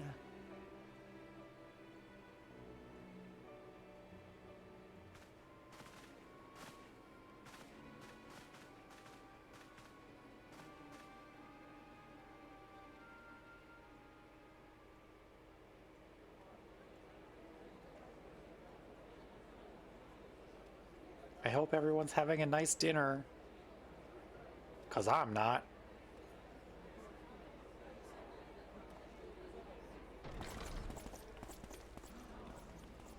What is the meaning of this?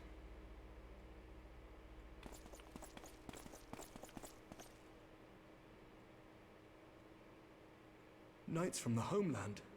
This cannot bode well.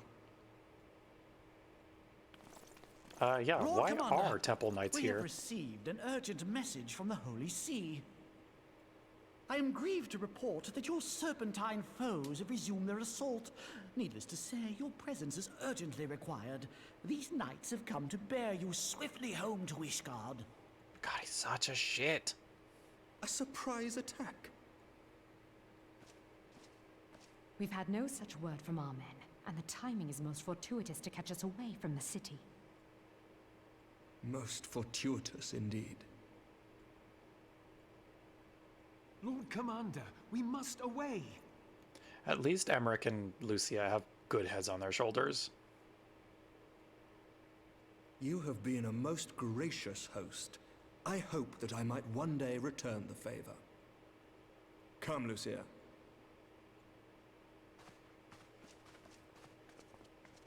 At the very least, they know something's fucking up.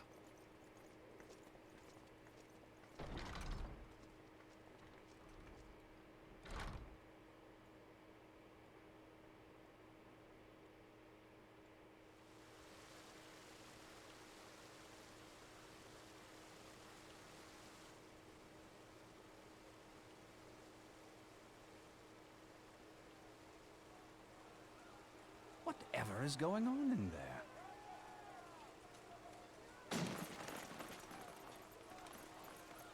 Oh? Sorry, Thancred, you gotta stop. No more chatting up the blade The staff. ever-dutiful brass blades. I must apologize, but my dance card is rather full. Another time, perhaps? Thancred, of the Scions of the Seventh Dawn. You stand accused of committing acts of espionage in service to the Garlean Empire. Oh shit, what? I forgot about that accusation. Espionage? What in the seven hells are you talking about? Unless they're trying to pin some of the La Habrea stuff on him. Ah, if you're referring to that business with the Ultima weapon, then you must understand. I wasn't myself. Under interrogation, an Imperial prisoner revealed your involvement in numerous dealings with the enemy. We've also been investigating reports that you are a practitioner of forbidden arts. Thancred always ready to waste some Best cops, come though. along It's with true. us. We do support him for this.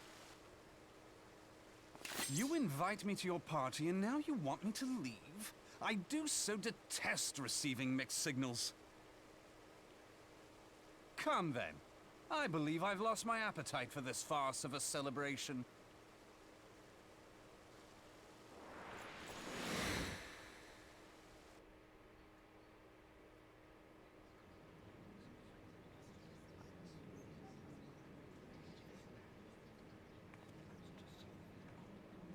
Hey, Teleji. Got something to say to the assembled?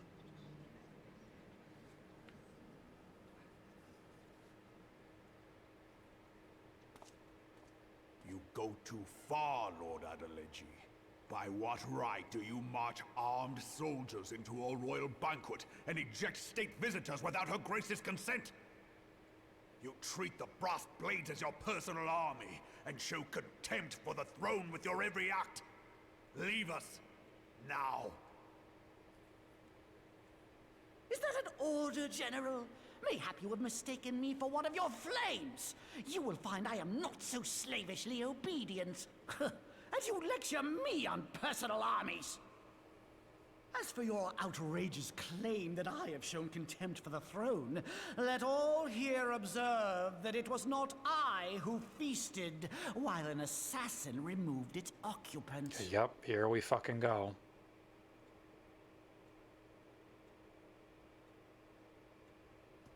I expect this is your idea of defending the nation, is it? This and diluting our forces through these distractions in Cartano and Kurthis. I do begin to see how the ranks of the Immortal Flames came to be riddled with Garlean sympathizers. You are plainly unfit for command. Wait. Wait, goddamn you. Your words make no sense. What assassin? You mean to say you don't know? We caught the vaunted champion of the Scions in her Grace's private chambers, not moments after the deed was done. I mean, yep, now's when he has to sell it. No! And he's gonna ham it the fuck no, up. this cannot be! Save your breath. You will need it to plead your case. You and your entire order are to be tried for this atrocity.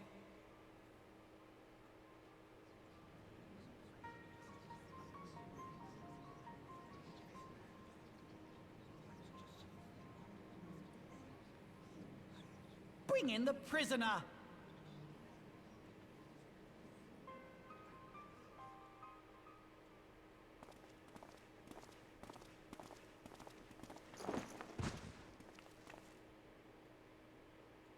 Oh, this is a bad move, friend. This woman stands accused of poisoning Her Royal Majesty Nanamu ul Namo and is suspected accessories to the crime. All members of the Scions of the Seventh Dawn will be detained for questioning. This is madness! What a pity. Who'd have thought your tale would end like this? Should you demand further proof, Doing a bit of a rush vial job. with traces of the You could substance say that used it's to poison her grace was found upon the sloppy. assassin's person. Yeah, you could say that, Lena. You sure could. Thank you, though. How very convenient. You would speak of convenience? Who persuaded her grace to host this celebration? A diversion which presented you and your confederates ample opportunity to commit the crime, and a crowd within which to fade from view. Who'd have thought your tale would end like this? Hurt when there was no content after this? Oh god, I can imagine. How dare you! After all we have done for Uldar! Hold your tongue, witch! I'll not be ensorcelled! I know all about the dark gift that you and your disciples wield. Excuse me? Oh, yes. I've observed how you worked upon the minds of the Alliance leaders, bending them to your will. And what of your cordial relationship with Sir Emmerich? For years, Ishgard abjured all contact with the outside world, and now the Lord Commander of the Temple Knights treats you with the familiarity of a childhood friend. I'll tell you what I think. I think this desperate defense of Ishgard Bro's was a but pro a at ruse gaslighting, to deceive truly. us into dividing our God. forces. Oh, ad starting in about a minute, chat. Sorry about that. Your Kurthan allies into invading our lands. Now that is truly ridiculous. How do you even think of this stuff? She cannot be dead.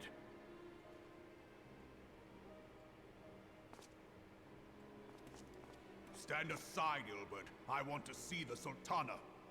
Turns the entire people against the Scions Spare in just a yourself few the pain, sentences. brother. Yeah. I saw her with my own eyes. Yeah, is that For a true, mercy, Ilbert? The poison took her swiftly. Her handmaiden can attest to that.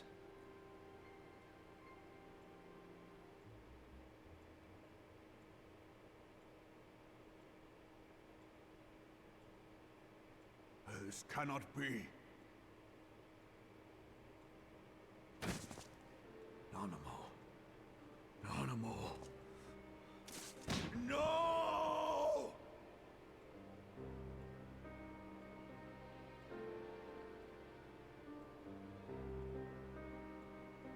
Oh boy.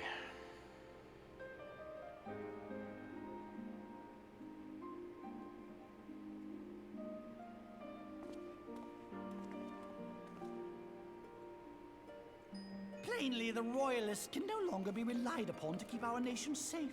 And so it falls to the monitorists of the Syndicate to govern Uldar. Shut the should you wish to fuck up, Teleji. We would be more than happy to entrust the task of planning Her Grace's funeral to you.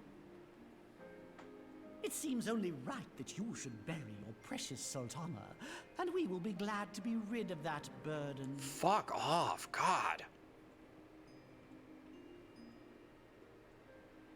I'll bet you will. You more than any man. Whatever do you mean?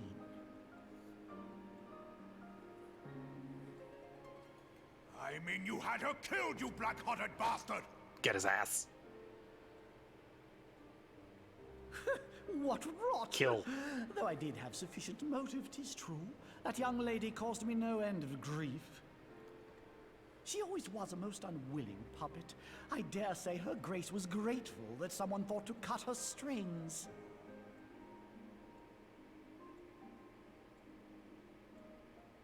You would mock her, then mock her from hell! What?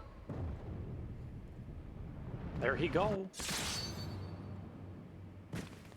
God, Reborn is so cool here. He truly is.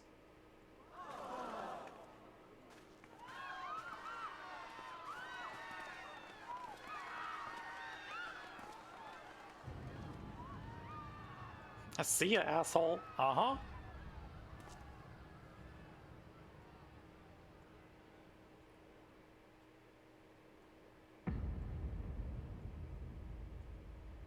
Have you lost your mind, General? It is forbidden to draw steel in the royal chambers, much less slaughter our fellow syndicate members. Lolorito, you can also shut the fuck up. You're one of them. You've been in league with the Scions all along.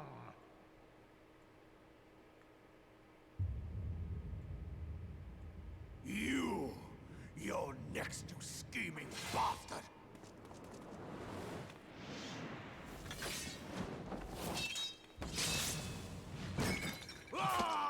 Oh. Well.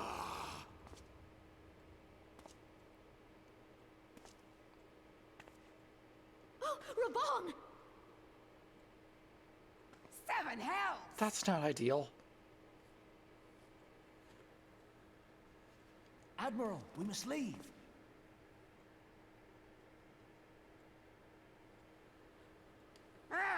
The little blade turn there is such good cutscene design. It really is.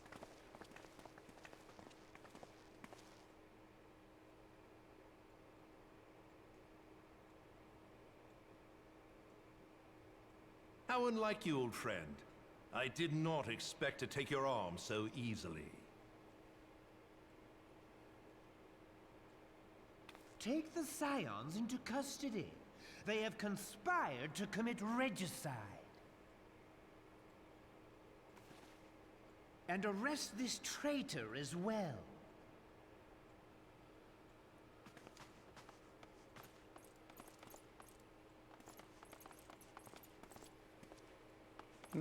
No, I think I leave now, actually.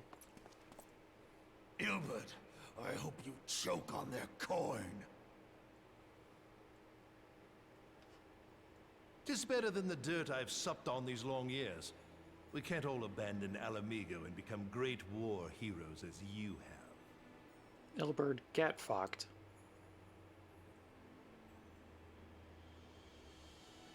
You are not the man you once were, Reborn. Since that girl strapped the yoke around your neck, you've become docile.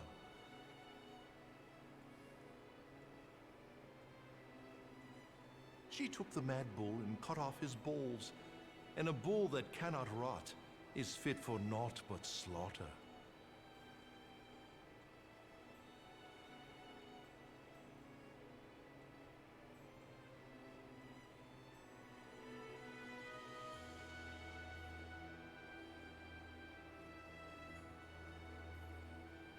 God, Shall also I the tell you expression who work really in this killed your cutscene. precious Sultana?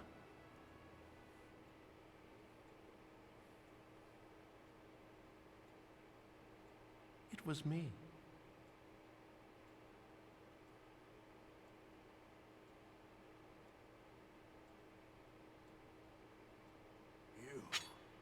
You die! Ilbert literally a more effective villain than any Garlean legatus. I mean, yeah, truly.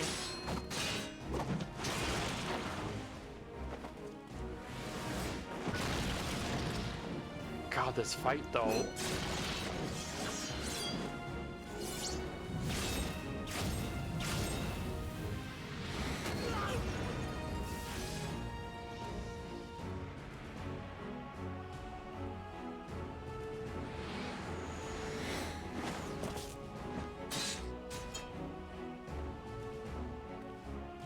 So glad they gave us this. Doubted you, not for a Right? moment.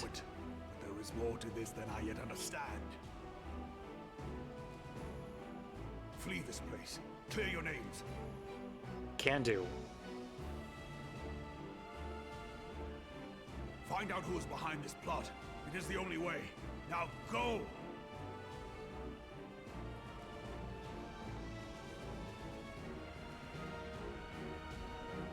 Ul'dah was empty after people started beating 2.55, even if they made it make sense. Yeah, no, I refuse to come back here for a while after completing these quests. Cause, like, it just feels weird from a story perspective.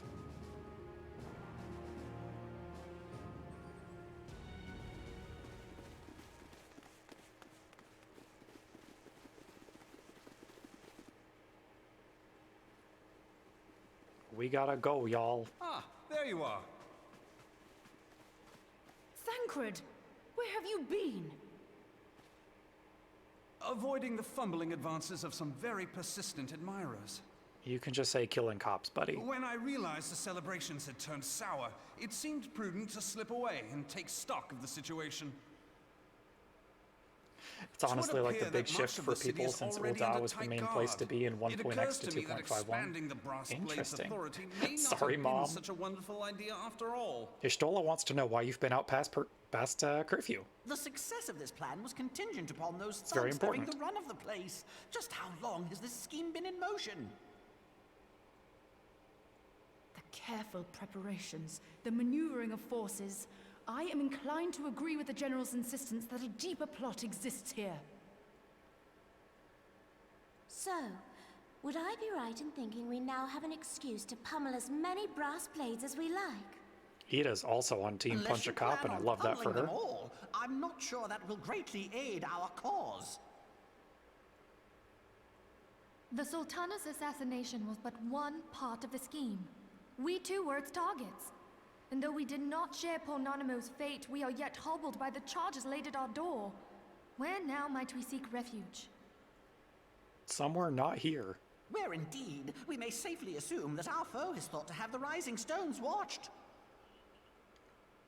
Forgive me for stating the obvious, but our choice of destination will matter little if we cannot secure an escape route out of Ul'dah. This is true. Happily, I believe I can provide one. Papa Shan once told me about the passages hidden in the walls of the palace.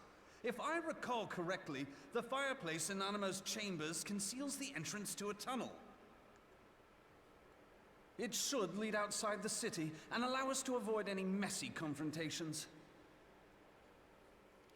Ida's ready. She was like, the worst thing about joining the Scions is that I can't punch any more cops. Uh-huh. Let's go, Ida. Let's fucking go, girly. The rest of you go on ahead. I'll handle this lot. Yes. By yourself?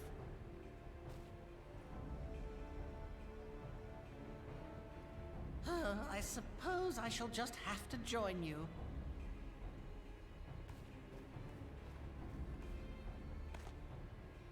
Ida's got this. Crystal Braves too, huh? Now this should be interesting. Ida! Papa Limo!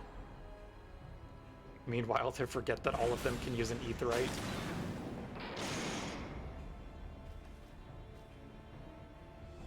We will hold our pursuers here. Hurry, now! Find this tunnel of Thancred's.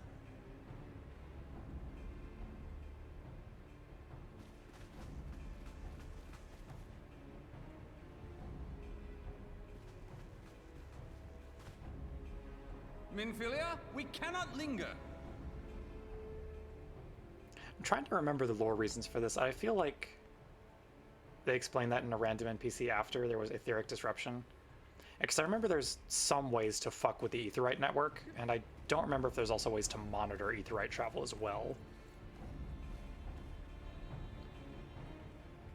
Which would definitely complicate things if you're trying to not get seen.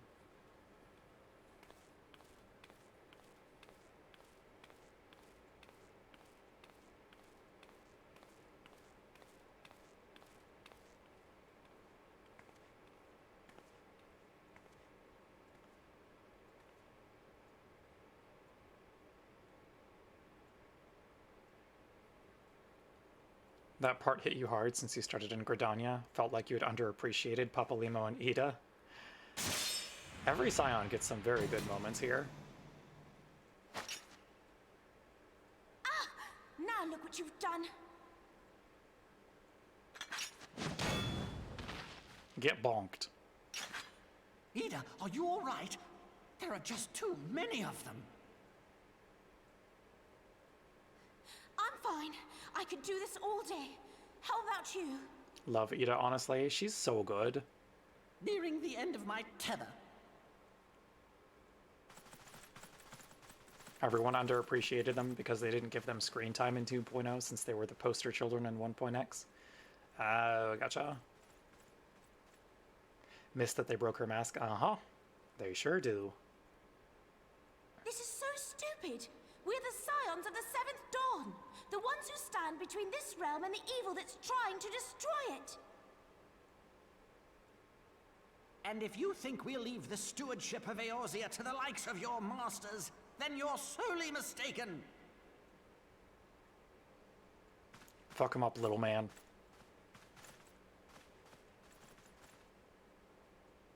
Sorry I dragged you into this, Papalimo. Go, blonde girly, go. 'Tis hardly the first time, and I'll be damned if it will be the last.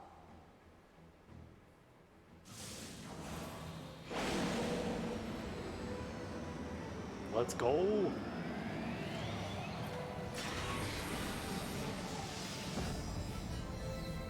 Yes. It is sad that they didn't balance it out more for them in 2.x versus Thancred and Y'shtola. Yeah, this is true. Let them have it, Ida! Fuck him up, girly. I was hoping you'd say that.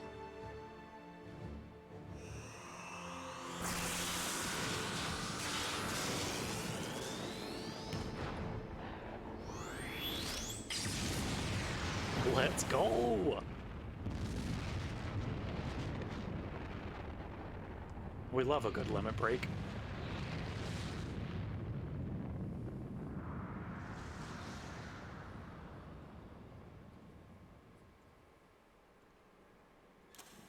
Wish they gave us more screen time of support magic. That would be very good.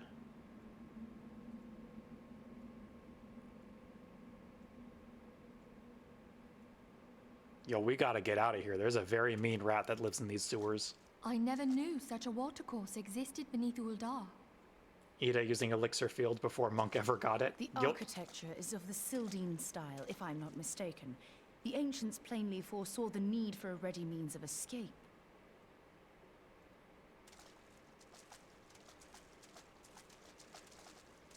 Look, we don't want to be here when the soap rat arrives. We gotta run.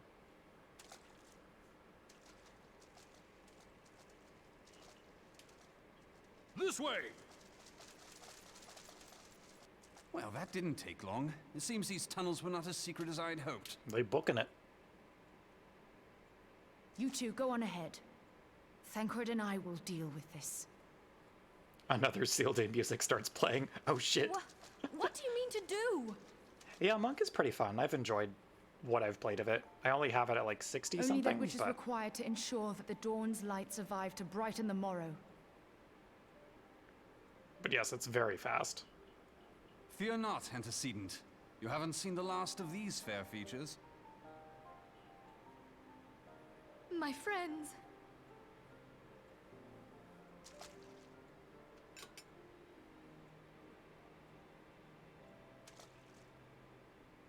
Leave us!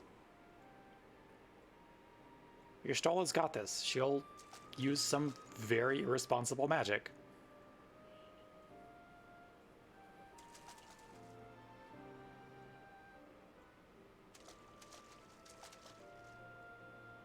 What is the plan, milady? Shall I take the dozen on the left and you the dozen on the right?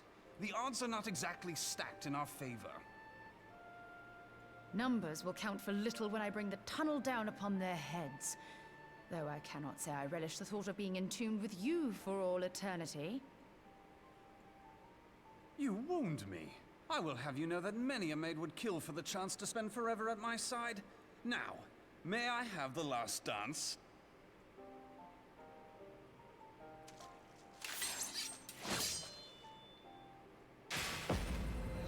Thancred has the power of 2 knives.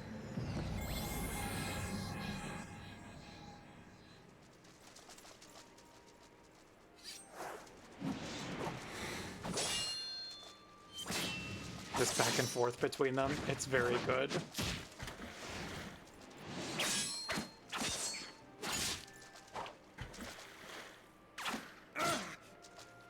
Oh shit. Buddy.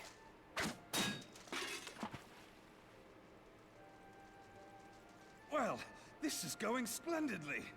Now would be a good time, milady! Ishtola casts Flow. Thancred casts 2 knives. 'Tis done. Oh, well, he only has 1 knives now.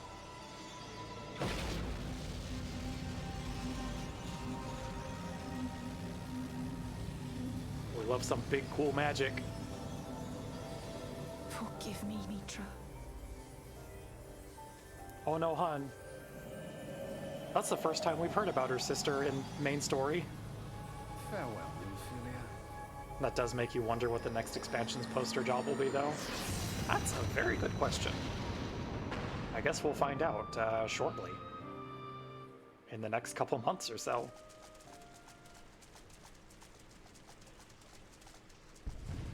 Love Stola so much. She's so good. Heidelin, she speaks to me. Oh? Okay. No. Maybe not the time, Minfilia. We gotta bounce, like, now. I must remain behind, but you cannot stay with me.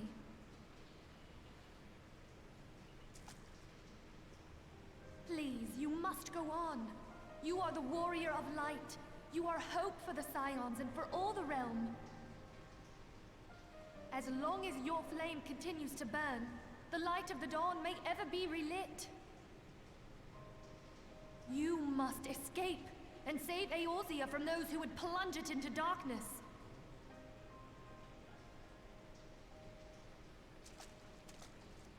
Tis the only way.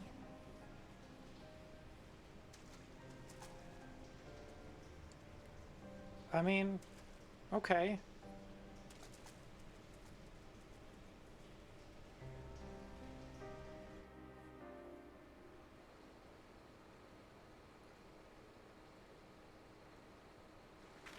Well, we're out.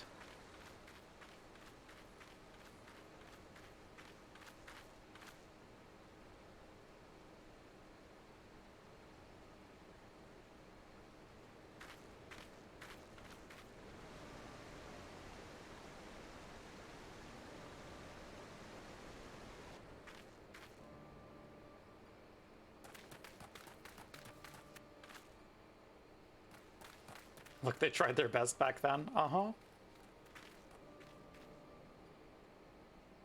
Oh? I am glad to see you safe, my friend. What of the others? That fucking disguise, my guy. Damn that man! Teleji played me for a fool! I thought the Crystal Brave's mine till the very moment I felt the blade at my back. I love Alfino's enhanced dysphoria hoodie.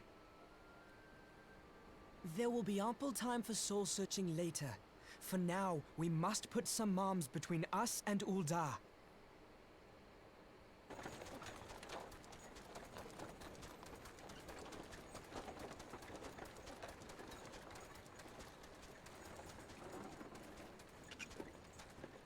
Yeah, we gotta bounce. His hood is up like no one would recognize his silly outfit, right? I doubt it'll be half as exciting as the last trip we took. Not if I have anything to say about it anyway.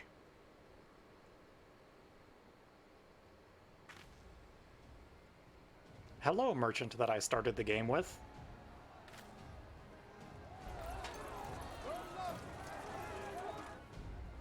Let's not dawdle, eh? All aboard! So cute, this cameo, right?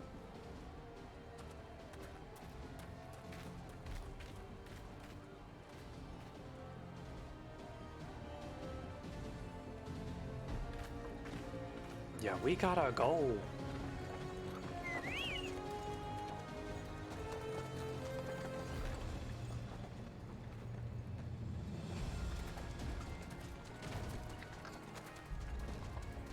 You didn't get that dialogue, though?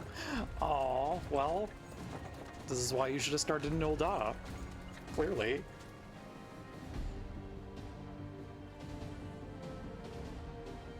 What a Chad, right?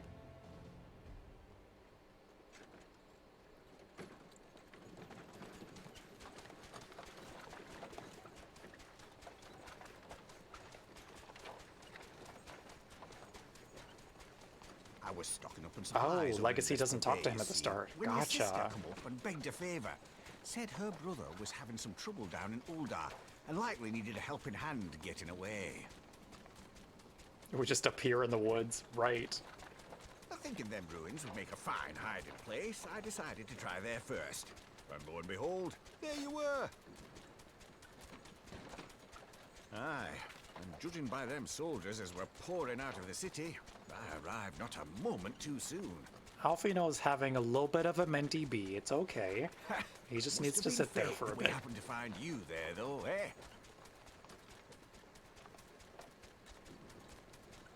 I had thought to look out for Alize, but would appear she was the one watching over me.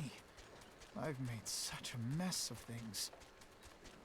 Boy is fully in shock. Uh-huh. He's not having a great one.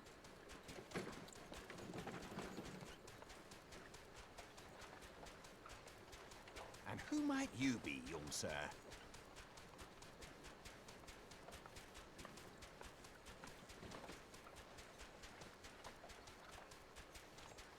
It's the baby boy. Pippin Taropin, Vice Marshal of the Immortal Flames. I had been on the Alamegan front these past few moons, but an urgent communication called me back to Ul'dah. First time he truly tastes failure and a dire one at that. Scarce had my boots touched the cobbles, though, when the streets erupted with cries of assassination. I immediately went in search of answers, and came across Master Alfino here. Needless to say, I did not think his imprisonment justified. And good on you for that, The blame Pippin. plainly lies with the Monetarists. Their greed and corruption are well known to me, but for them to take advantage of the situation with such alacrity... Was that Pippin, you said? Ain't that the name of General Alden's lad? Best yes, boy. I am his son. Adopted, of course. 'Twas only as we were leaving Ul'dah that I learned of father's fate. It's even better from Heaven's Word onward when he's voiced by Shulk. Once I have seen you a safe distance away, I mean to return to the city and extricate him from this madness. Then you needn't travel no further than Blackbrush. Our fugitives have a friend waiting for them there.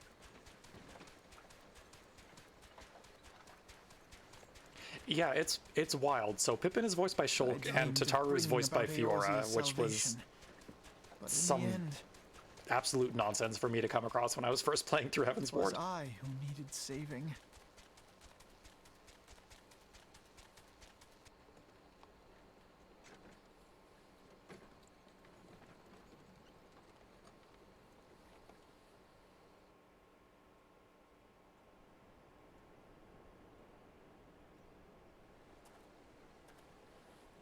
Oh, them soldiers that keep searching for a while yet. I completely missed that dialogue, that's fine. You three wait here. Help will be along shortly. Stay strong, friends. The real fight's to come. Did I play through the new Xenoblade story yet? No, I haven't had a chance to pick it up quite yet. The old man almost sounds like the old guy with a bandana, Shulk's teacher. He's kind of Dixon adjacent. Dixon's got a much gruffer voice.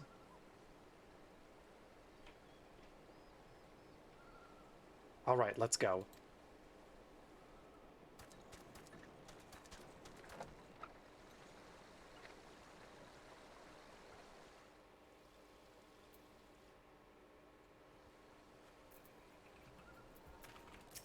Alrighty, Pippin.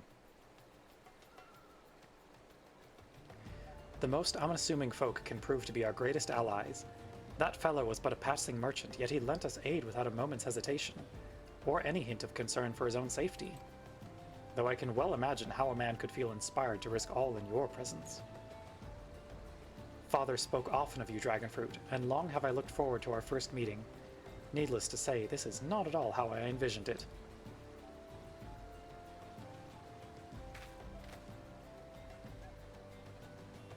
Master Alfino, you must not give in to despair.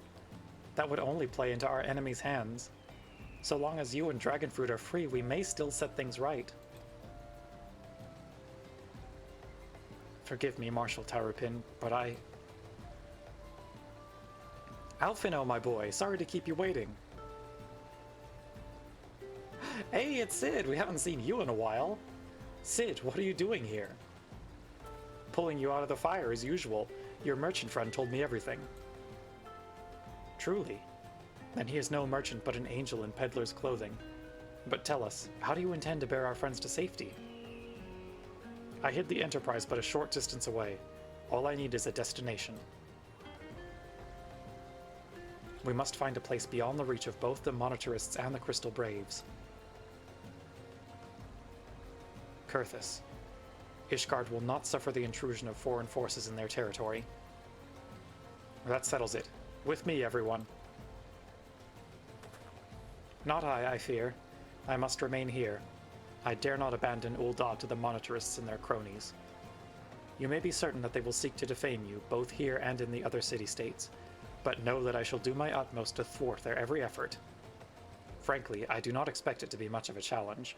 The small folk will not turn so easily on the Warrior of Light and her allies, no matter what the Monitarists claim. Marshal Tarupin, I know not what to say. Now that father would labor to believe. But enough talk. You must go, Master Alfino. Your airship awaits.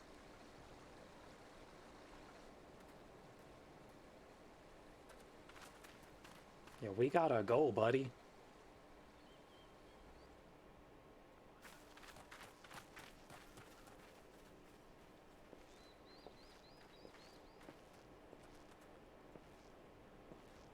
Up, up, there's no rest for the righteous.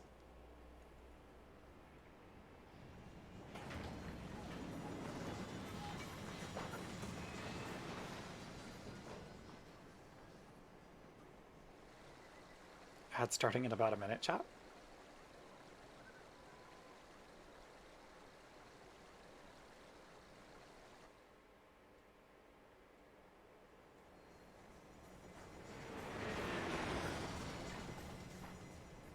At least it's kind of clear skies in Kurthus today. By which I mean not actively snowing.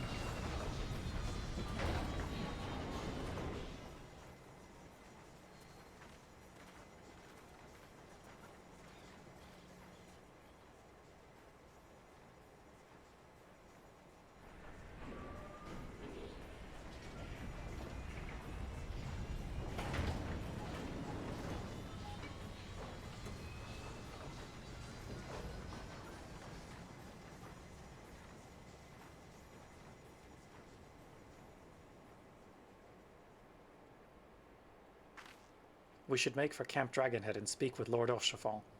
Mayhap he will know what to do.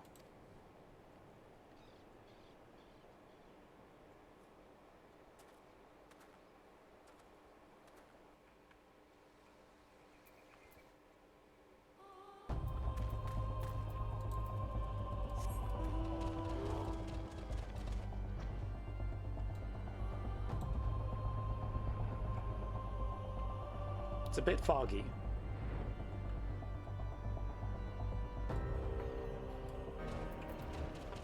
Oh, Chiffon coming in the clutch, in the most clutch at all times. Yep. Yeah. Master Alfino told me your tale, Dragonfruit. It warms my heart that you should turn to me before all others, and I shall endeavor to deserve your trust. Alas, the situation here has grown more complicated in your absence. It would be best if I explained in full. Before the dawn.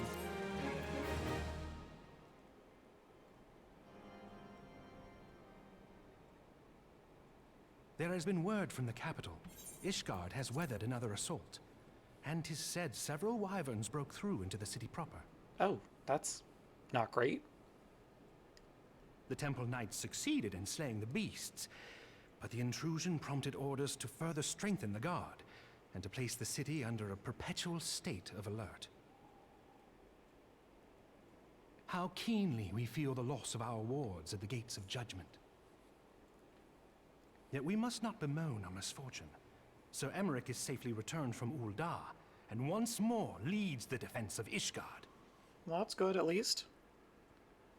As for the matter of your asylum, I am afraid no progress will be made until the threat to our nation is diminished. But do not despair. You are not without allies. Well, that's good. You are more than welcome to shelter here for as long as you wish.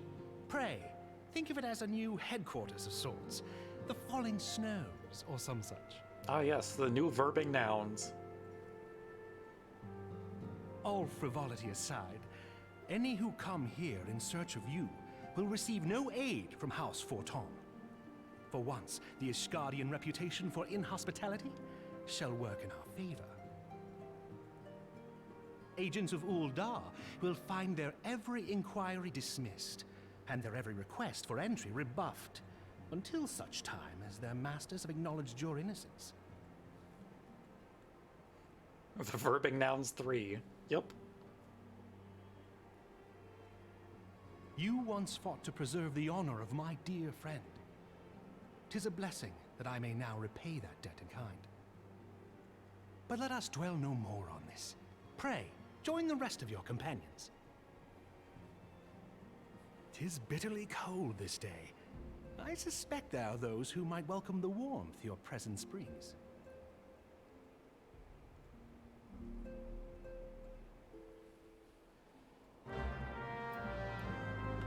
Speak with the House Forton Guard. Well...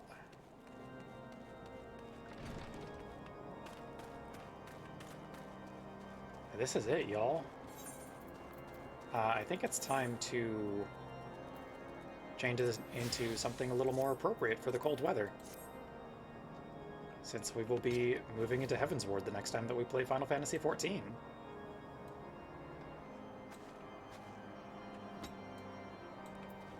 Let's fucking go. Greetings, madam. Shall I show you inside? Upon proceeding to the intercessory, several cutscenes will play in sequence. It is recommended that you set aside sufficient time to view these scenes in their entirety.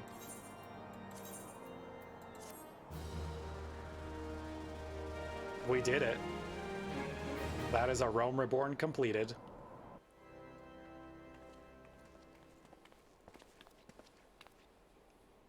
Alfino, Dragonfruit, is it really you?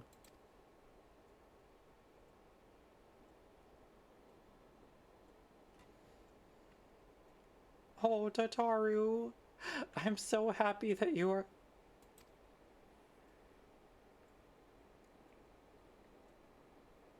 I tried contacting Minfilia and the others, but no one would respond.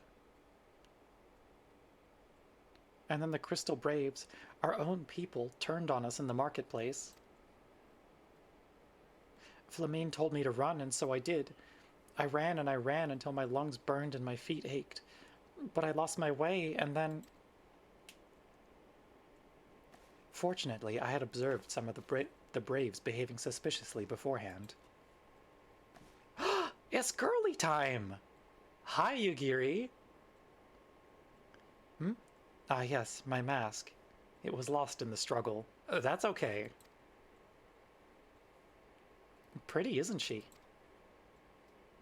Anyway, after Yugiri found me, we traveled to Vesper Bay and met up with Urianger. When we told him what had happened, he used his magics to weave a glamour around the Waking Sands. From the outside, our old headquarters now looks like an abandoned storehouse. Lizard Girly Gaming, first Aura we ever see. Hey! What am I to you? I get what you mean.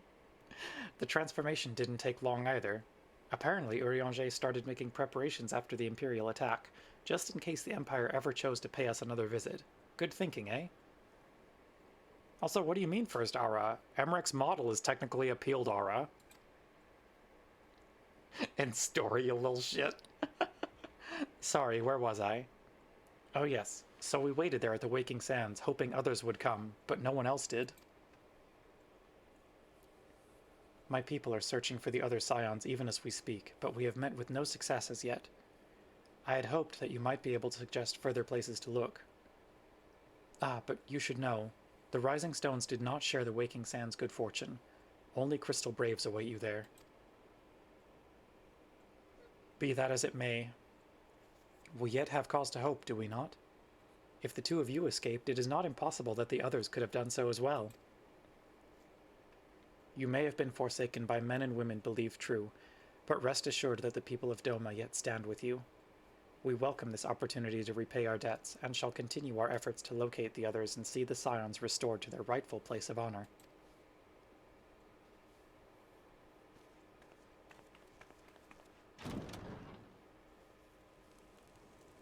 She's so pretty. 'Tis all my doing. I mean... I believed myself the only one who truly understood Eorzea's woes. And look what that arrogance has wrought. He's getting some self-awareness, and that's good. Influenced governments with my certainty. I treated the Crystal Braves, and even the Scions themselves, as pawns in my great scheme to save the realm. Yes, you did do that. But in my headlong rush into imagined glory, I paid no heed to the ground upon which I trod.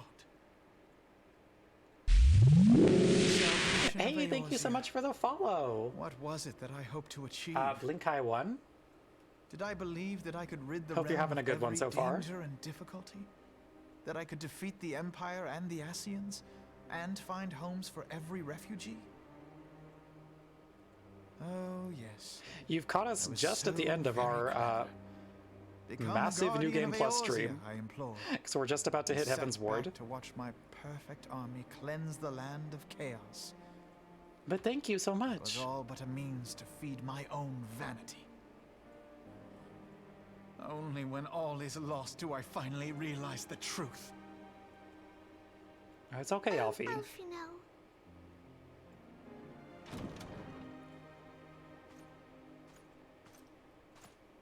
Good, you stopped playing at Heaven's Ward. Been a few months. Oh, nice, nice, nice. This is what, a 9.5 hour stream? It's getting there. We are at 9 hours and 15 minutes right Master now. Alfino, are you content to remain a broken blade? Is there no flame hot enough to reforge you? Oh, Chiffon brought us hot chalky, What of Alfie. the fine companions who yet stand at your side? Take a sip. I dare say the fires of their determination will soon have you slicing the air again with your customary wit. Now you can become pro-knower? Heck yes. I hardly deserve such friendship. And besides, where are we to go?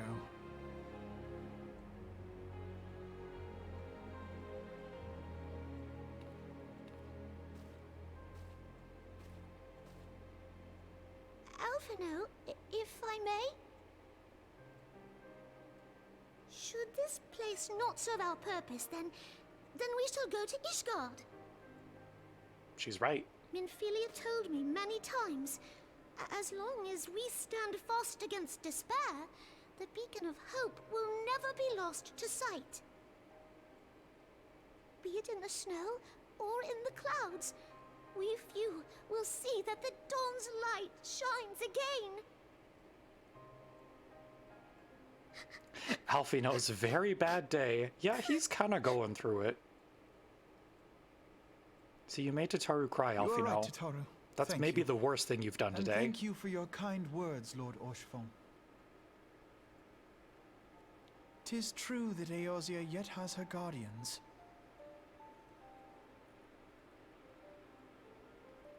The Scions have achieved much, and 'twould be remiss of me to discard it all in a fit Oh, of Tataru, self-pity. she's so good. Let us then resume our journey, together, one step at a time.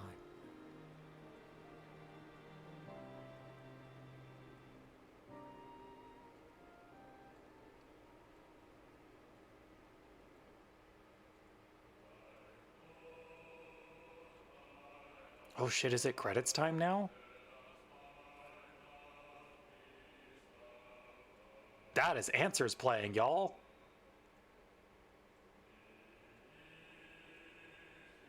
Now drink my damn cocoa. He made that for you, right?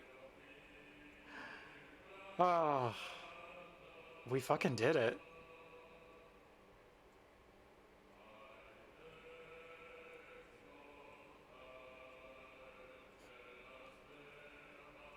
Oh, thank you so much for the stretch redeem, Natin. Ugh. It has been a fucking stream, y'all. But we did it. I said I was going to get us to Heavensward tonight, and we did. With only a little bit of emotional trauma. Uh-huh. GG. Thank you, Lena.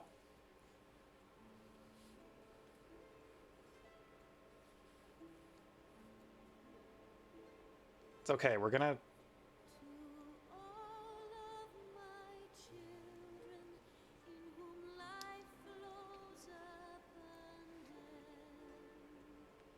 Okay, do I skip the credits or no? Because I can't remember if we have any cutscenes after.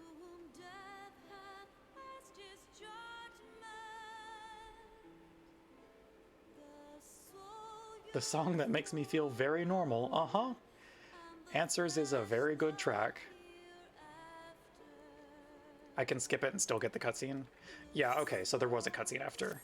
Then we will skip credits, because we've still got stuff to watch.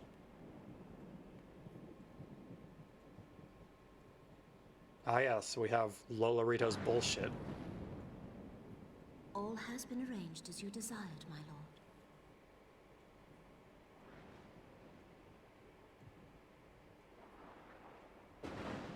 You suck so much.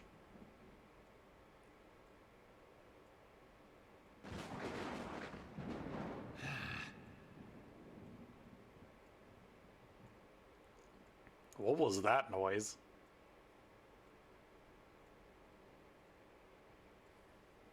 Oh, right, we get this ending shot of Reborn.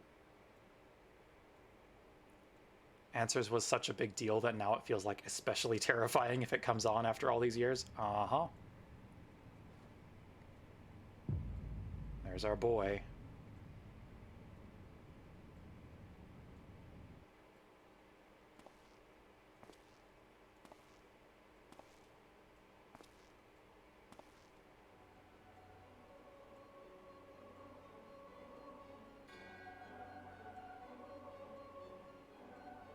Now Brialis is no more. Yeah, we killed his ass. The ardor was not his to invoke. His demise was of his own making. Nevertheless, it concerns me. They have extinguished that which should rightly be eternal. Mayhap he was not wholly mistaken. Greater haste may be warranted. We are of one mind. The northern lands, then.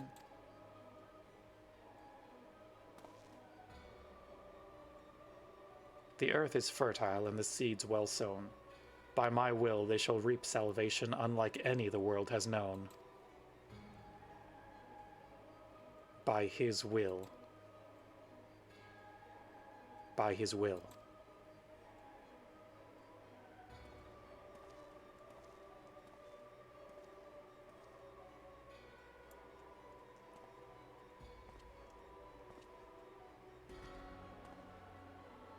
Oh? Oh! Oh, right! I have answered thy summons, emissary. Speak and make thine intent known.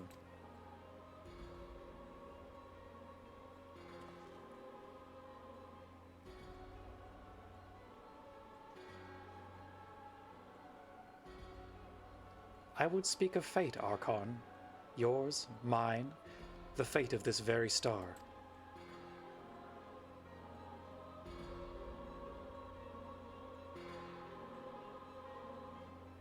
What you up to there, Rianger?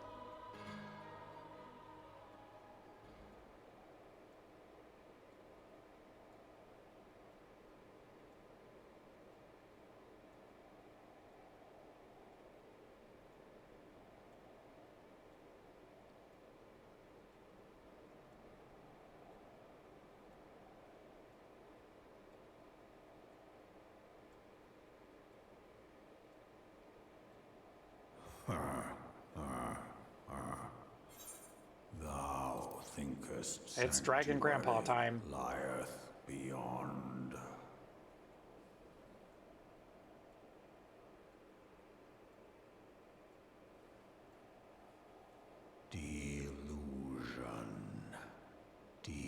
despair. Death. Death. Thou shalt find naught else here.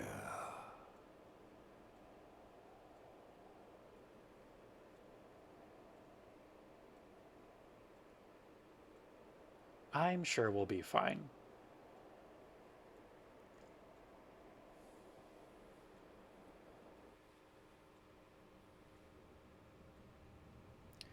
To preserve the dawn's light, the heroes journeyed north. Their hearts filled with hope and eyes fixed heavenward. Let's fucking go. I have completed the quest of Realm Reborn Part 6, exiting New Game Plus mode. Oh, we did it. Okay, well. That's the end of A Realm Reborn. I am gonna kick us over to the chat screen real quick. Oh, wow. Okay, that was a time. We made it through, and for that I am incredibly proud. Let me find someone that we can toss a raid over to now that it's morning. Oh, right. Doll is doing her 2-year anniversary stream, so I think we'll send everyone over to A Fallen Doll. Yes, thank you so much for the raid message, Lena. Tomorrow we've got Harvestella in the morning. I might do a Gorilla New Game Plus stream just of the beginnings of Heaven's Ward tonight. We'll see. Because I want to play more 14 and I fucking love Heaven's Ward. So we'll see. In any case, let me get the raid built over for Doll. I hope that you all have a wonderful, wonderful start to your week. Thank you all for stopping by this morning, and till I see you next, have a wonderful and relaxing rest of your day. Take care, everyone.